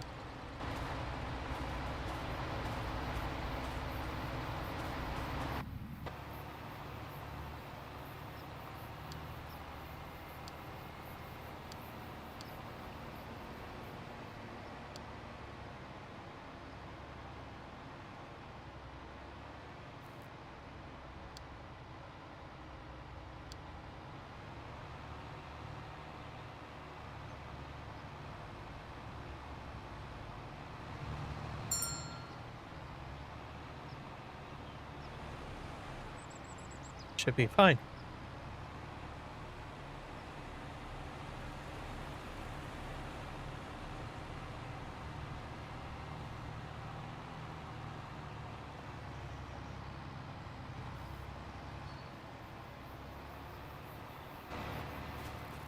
And then we got just one more guy out here doing something. I think he's done. Probably detected and said, nope, there's nothing more.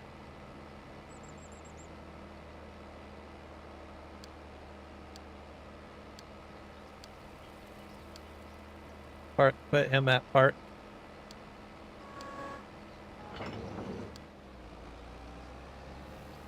Go park.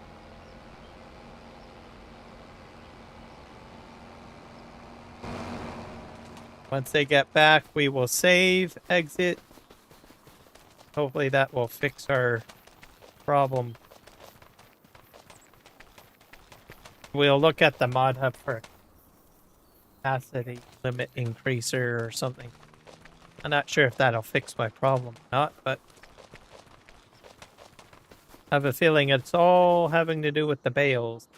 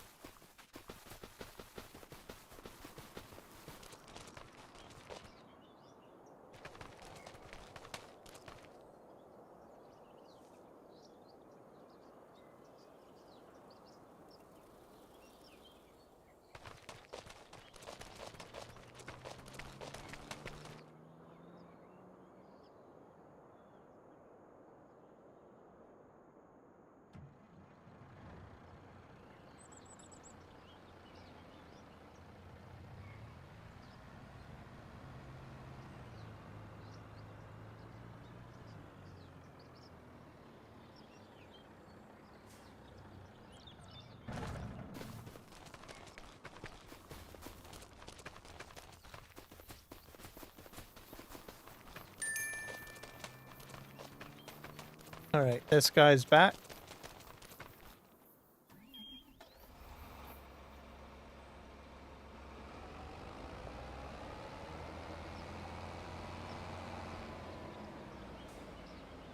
I'm gonna park this over here for now, I think.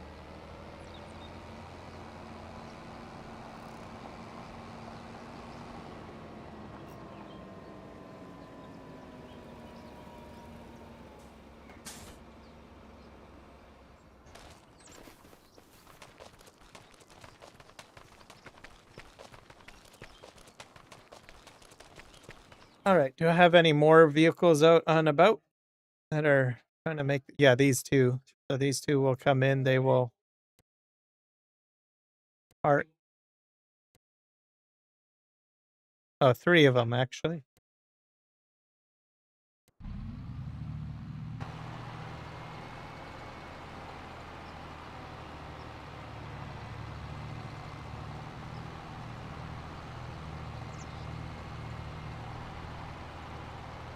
Hopefully when I do the Primos, I won't have as much problems.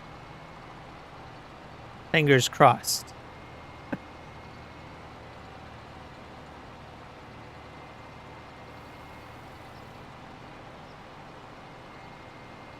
Yeah. Team John Deere, I feel sorry for them. That's a complete flop. Because of just one mistake.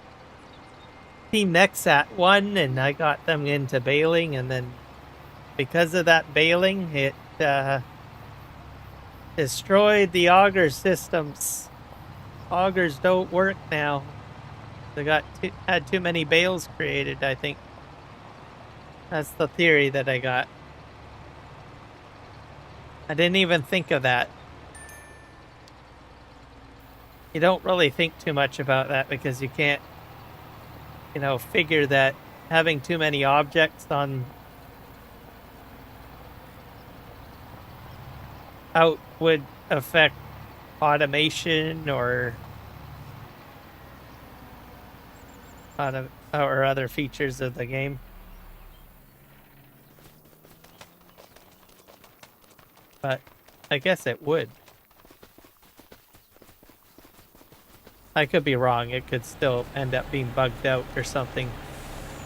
What are we doing here? Another one that's parked.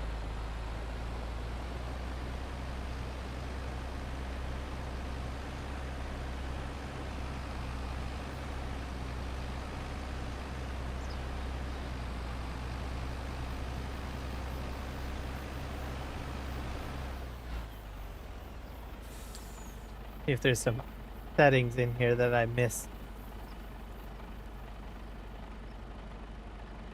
Oh yeah, you need to turn this function on, I think. I can't remember if it's center, right? I think it's center. Do about 10 seconds. 10 meters. Let's try it again.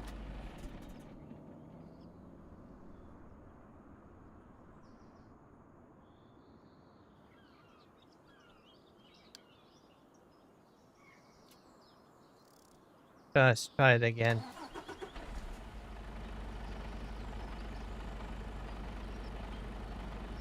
Come on, go. Oh, you're already there. That's right.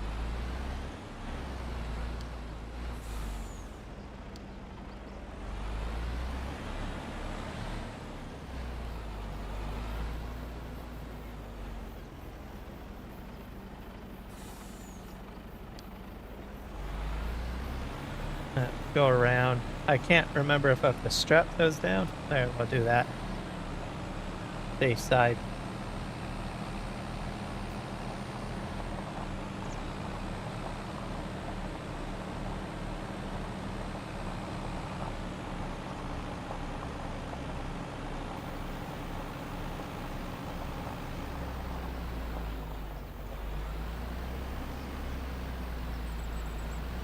Nope.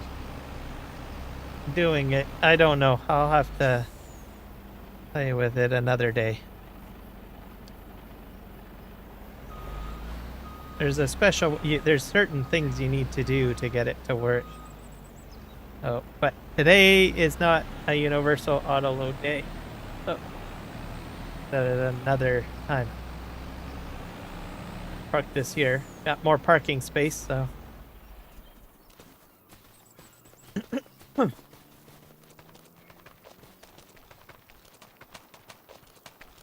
There's I believe if I recall, I had to do some tweaking. I might have to look at my old video on it. I have a video from Farming Simulator 22, I think. Have to review that tutorial video.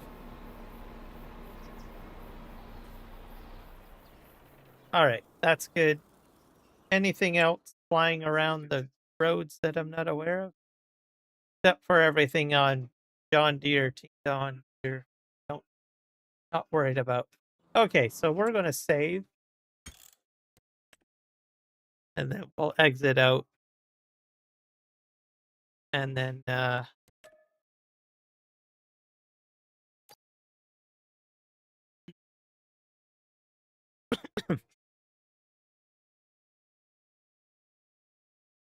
we'll probably put a. I'll see if I can find a capacity. Because I'm going to need one.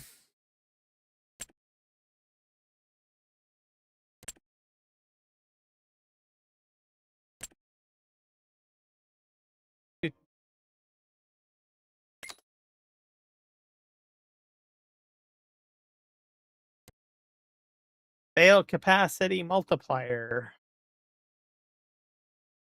Husbandry capacity fast discharge.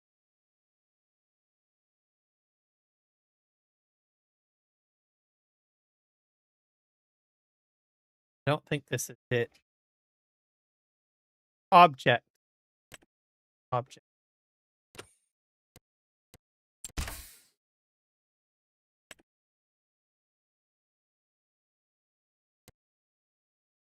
Object storage. Map object hider. Object storage extension. Decorative objects.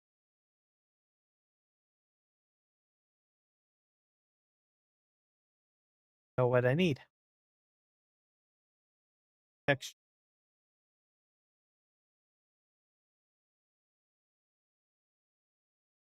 Increase object. Oop, keep on going back to part.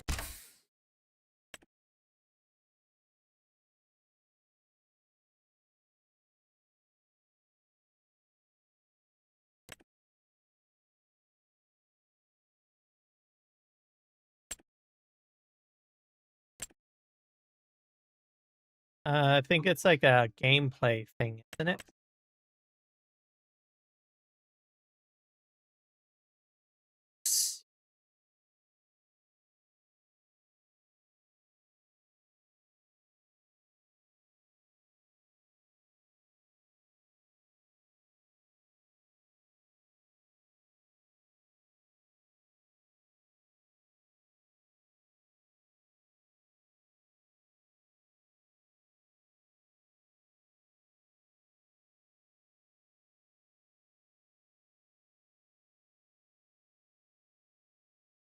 Oh, I gotta shut this off. Right?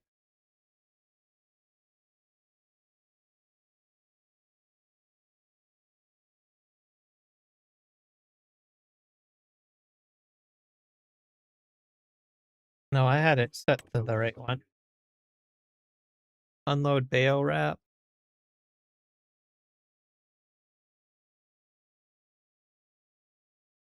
Auto run. Variable tip height. Extended input helper. Rail list. What does that do? The script ensures that selected display visible.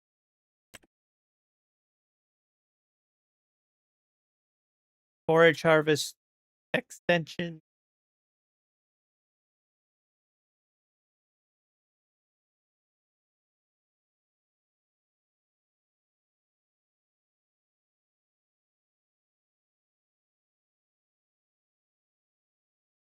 Furrow wheel. Real furrow fix. Tool position saver. Multiplayer money pause.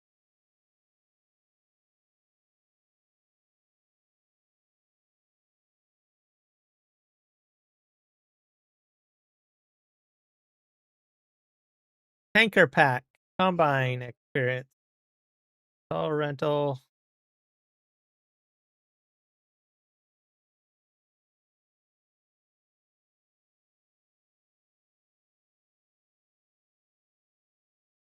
Enhanced mixer wagon.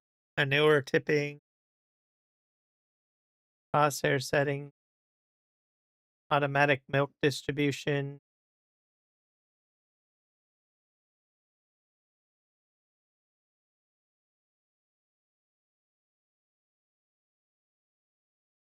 That's way too many mods. I can't remember the names. I have like my own concept of the name in my brain, but usually not the right name. Swathing plus.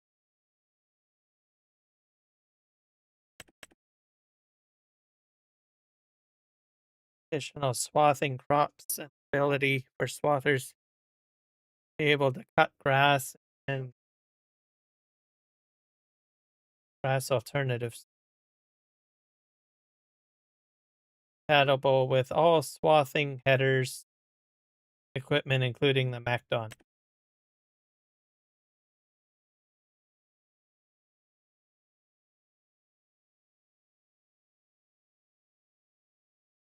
Seasonal prices, limestone.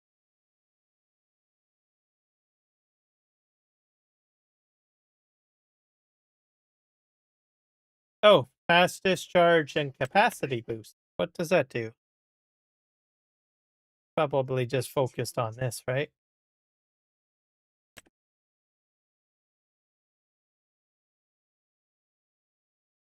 Oh yeah, this is the mod that I was talking about my last live stream that I got rid of.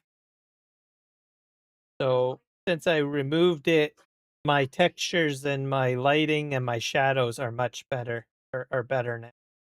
So I guess for someone that doesn't really need it, like doesn't have a low end system, probably shouldn't use it, I guess, because it will reduce the textures and everything. So I removed that out. Make things look prettier. Additional inputs. But anyone that's got like a really low end system probably should use it, because it would reduce the stress on your video card.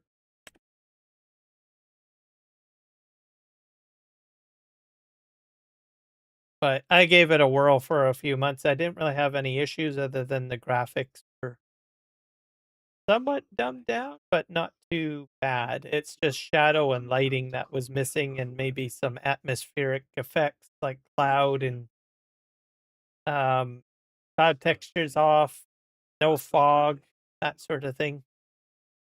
So if you don't want all of that, I guess you could probably go with it. Tornado physics.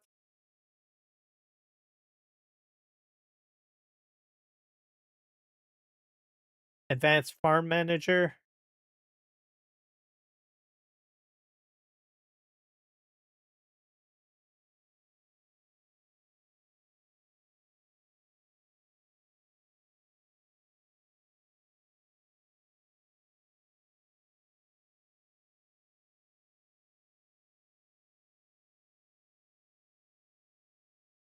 Bale finder. Map object hider. Take single object.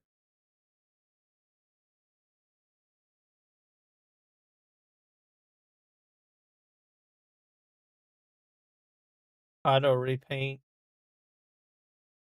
Active missions. Dynamic header speed. Action. Fill type extender.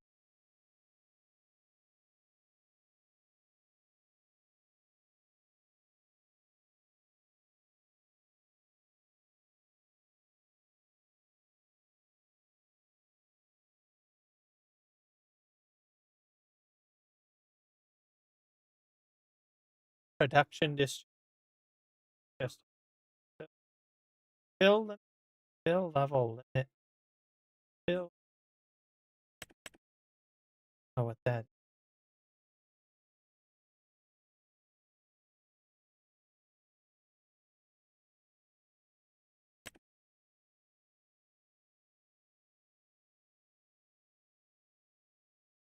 Auto turn off or turn light. Rolling. Vehicle sleeper cabs. Fertilizer production. That's new. Placement. Vehicle speed. Bulk fill. Never heard of that.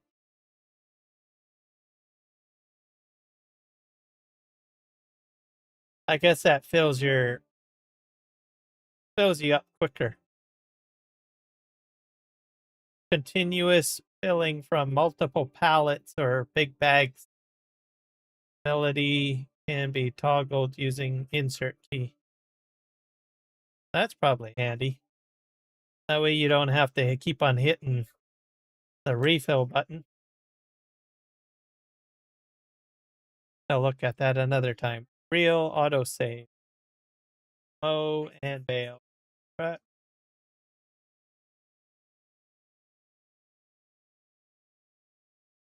Farm pallet shop. Right. Automatic milk scale.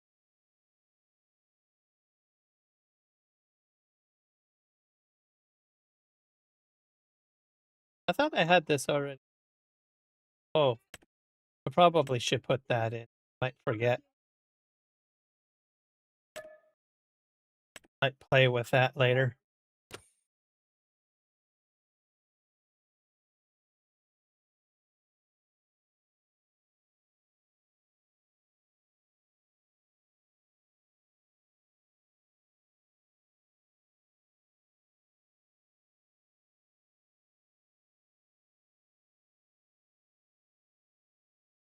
I can't remember if there is any capacity limit on Pod Hub. Nexat direct sewing. That's a good one too. Work area for pickup. Just can't remember the name of it though. More pallets. Where are you? Enhance your Farming Simulator 25 experience with more pallet mod. Base game limits the number of pallets on your map, but this mod breaks that restriction, allowing for significantly more pallets to be used simultaneously. This is probably one I should probably install. Using too many pallets may cause performance issues, especially on lower ends. There's probably more bales.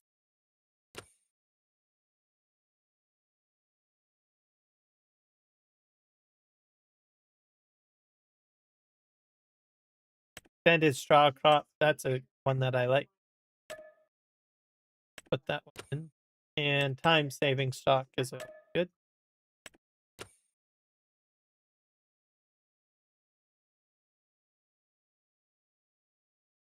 Extend forage harvest pickup. Clocks. Krone now. Send a game info.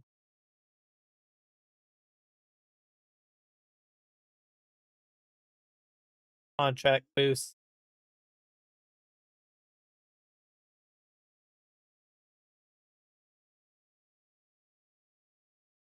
Crop destruction. Field flood.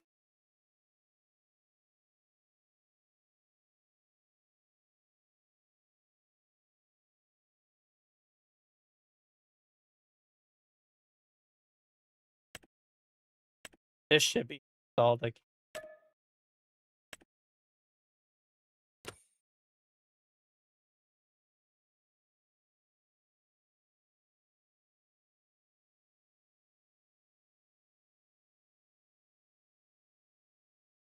Let's do more production, possibly more bales.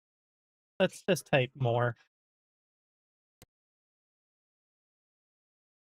More farms, more pallets, more missions. I thought there would have been more Bale.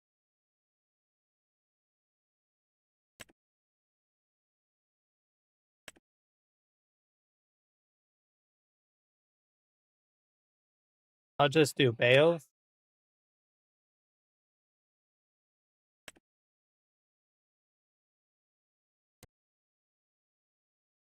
Bale finder, push bale, bale capacity multiplier. That's change bale fill capacity without altering the physics of the bale. 1, 2, 5, 10, 100 times. While operating any square around baler. That might be helpful.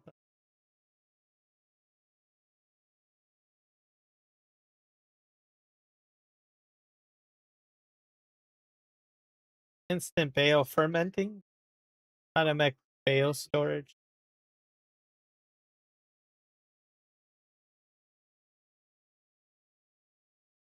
I don't know. Maybe it's a figment of my imagination. I'll put this one in, I guess.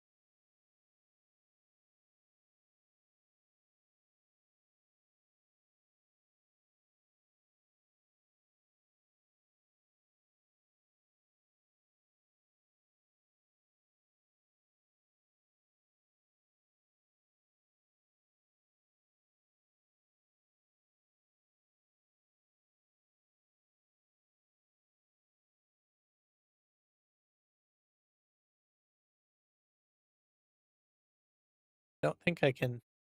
I'll have to look it up. Go into Google.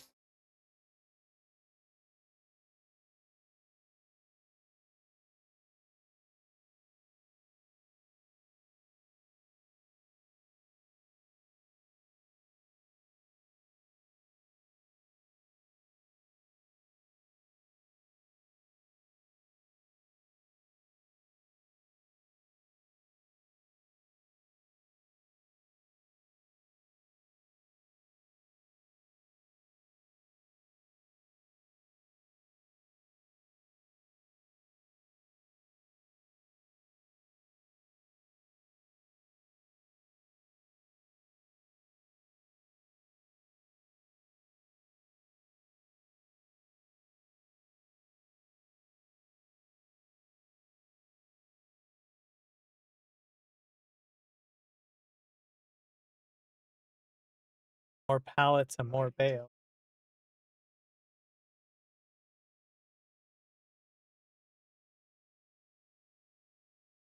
It's a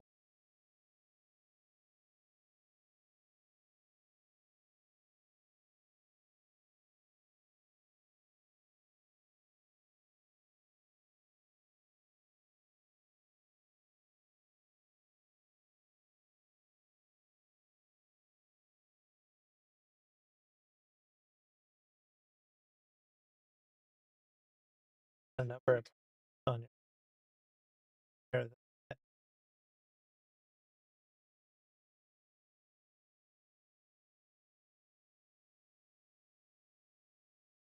instant helper mods can make all big bags, pallets, and bales liftable. Manage performance.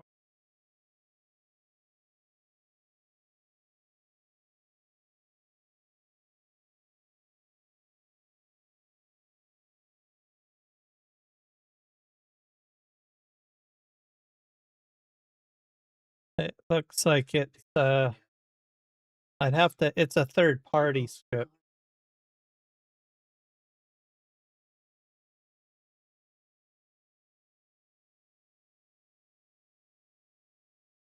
Probably do this one. It's on the mod network.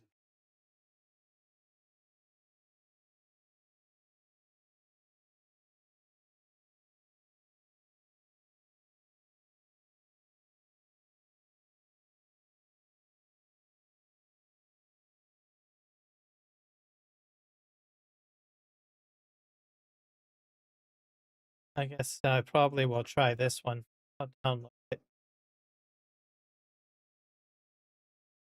I'll have to put it in my mod folder.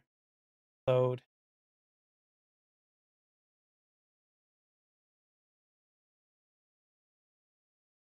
That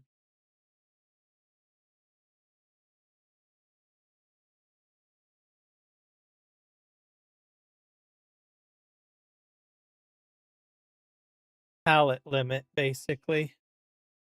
There we go. I'll have to save and quit. Or quit, I should say. Reload the game with that other mod because it's not on the mod hub.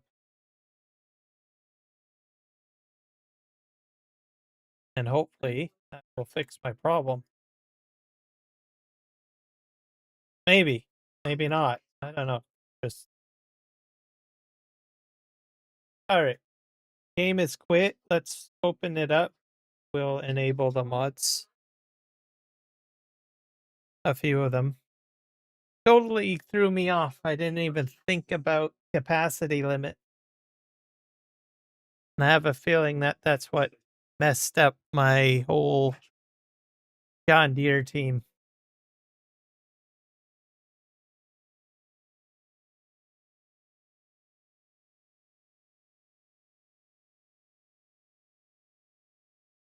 We'll know for sure because because I've saved and I'll go back in and I'll set up John Deere, get her going.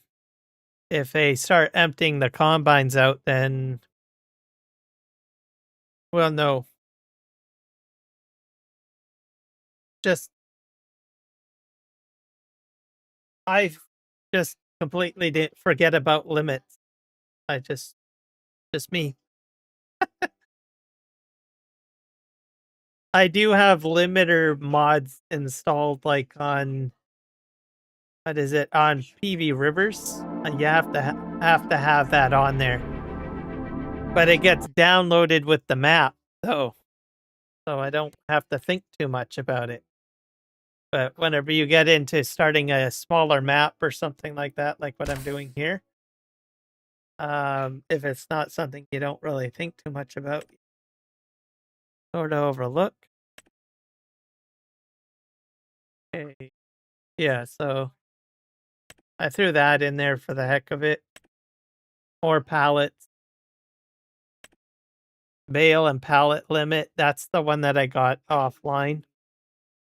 Not on the mod hub, and I threw this in for the heck of it. Because I might use the Nexat to pick up MacDon fill type stuff. Okay, what was I doing? Select all and start.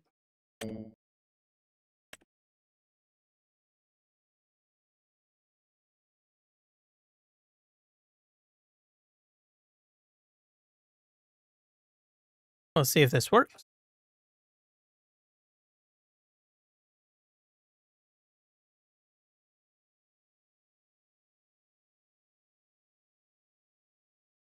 And then we'll.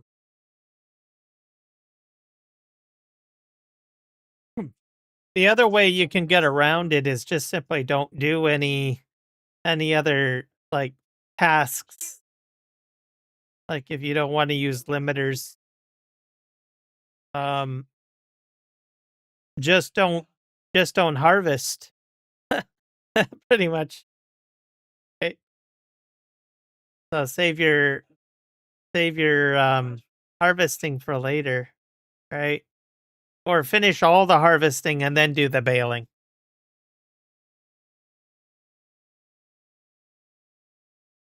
But You might run into other problems too with your game save. You might corrupt the game save maybe if you go over the limit. Compiling shaders now. There we go. All right. All right, we're back on here. Let's see if it fixed our problem.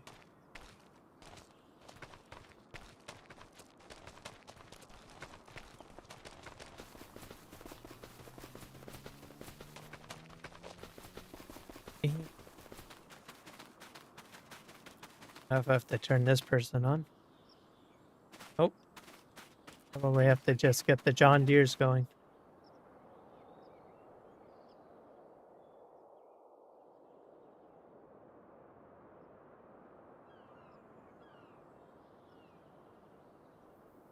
I forget how to open this up.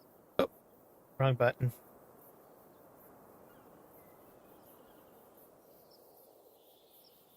There we go. Put this on play. And put the auger out. See if someone comes over. Go, Mr. John Deere, go. Hopefully it'll empty out.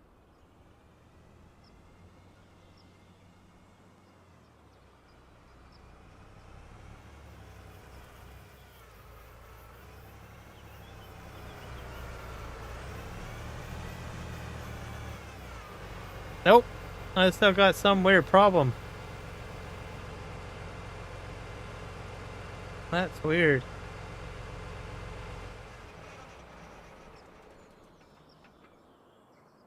It could be permanently glitched too. Let's just turn this on.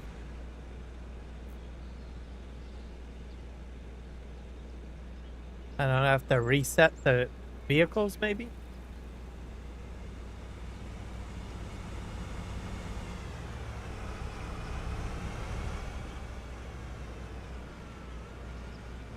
Maybe I have to empty the grain out first. Not empty out. Alright. I'm gonna try something else. Stay there, buddy.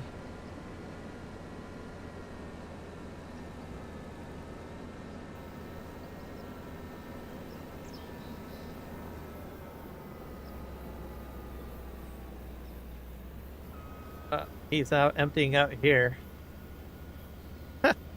Crazy.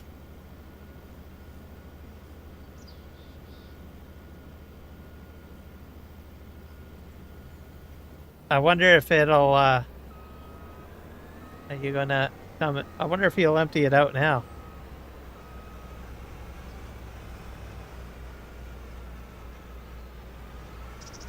Nope.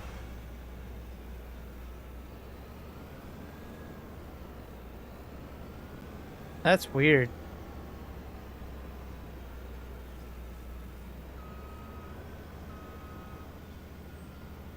I had no problems with the Nexats, though.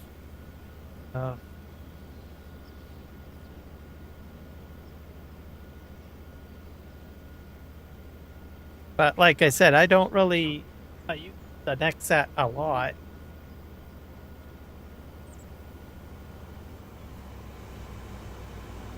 Don't use these John Deere's very often.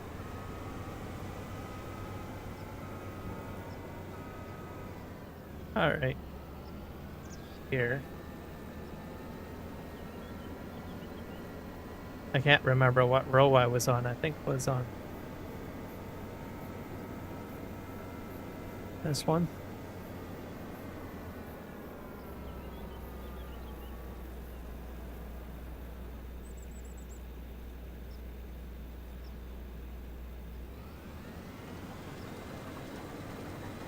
Him going.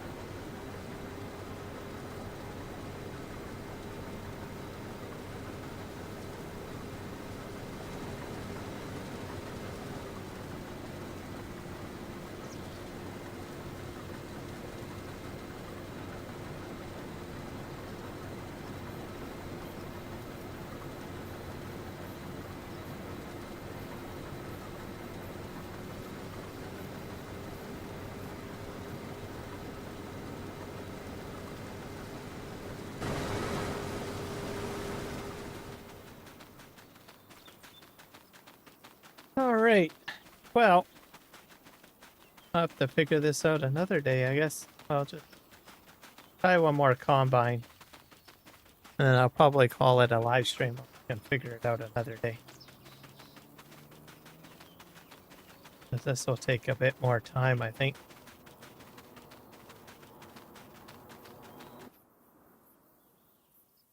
Just turn this guy up.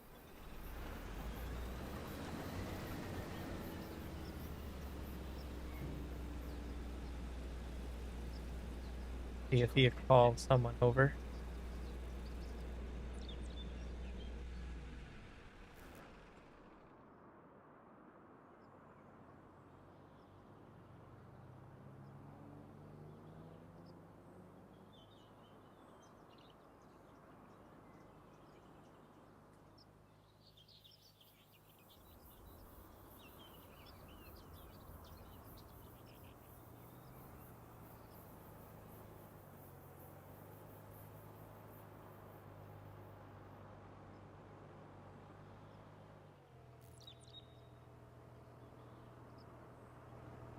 He didn't even pull ahead.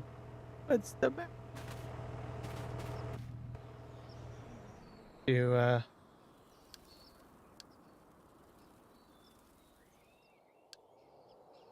Right. He's probably gonna call another Carter over here, probably. Yeah, it still won't empty out. Weird. I'll let him try.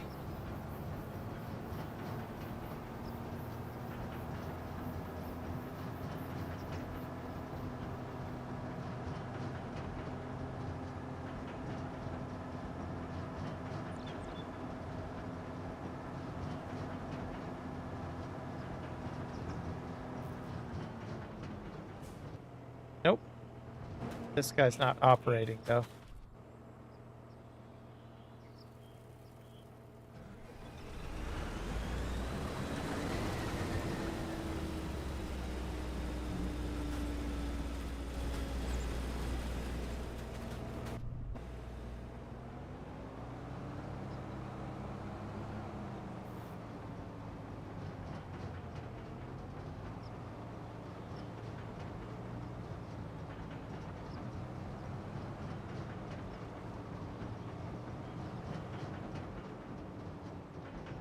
Nope.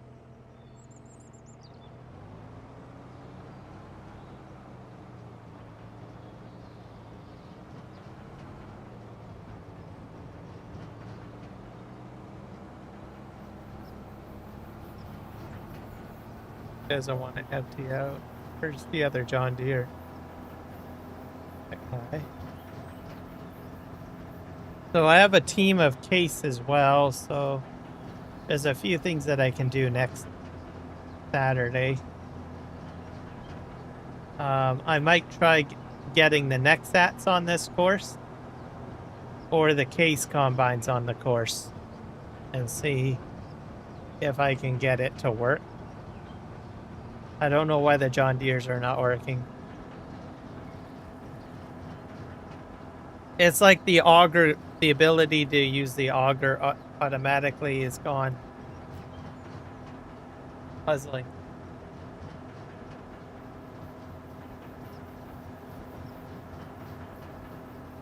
I might have broke the game save, it's true, but possibility.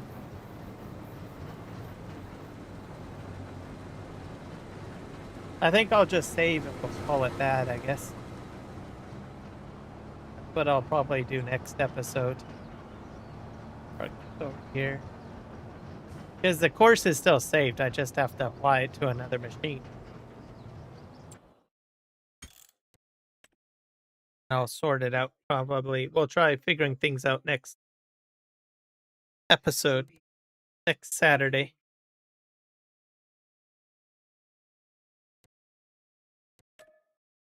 Quit.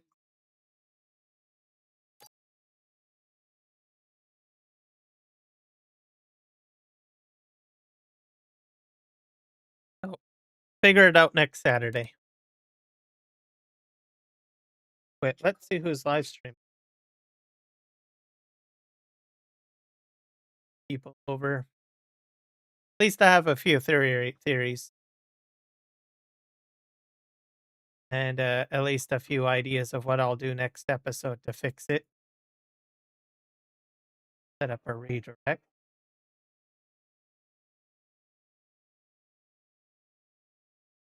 Oh, thank you for the follow, Bobby. Welcome in. Farming simulator.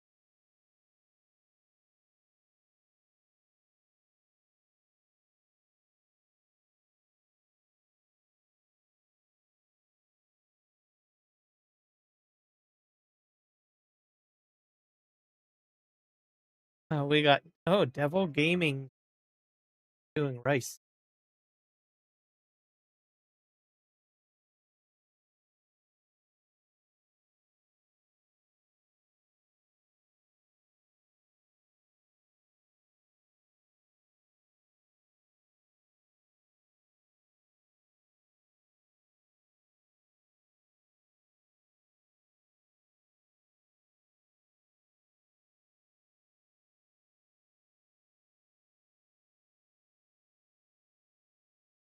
All right, we're all set. So thank you everybody for the follows and the subscriptions and the viewership and the camaraderie and all of that good stuff.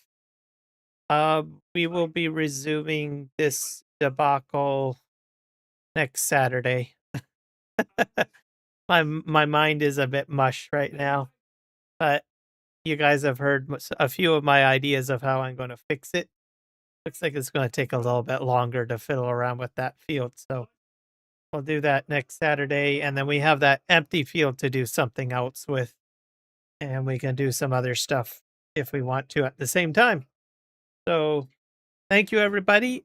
Have a good night or day, whatever it is for you, and we'll see you guys in the next one.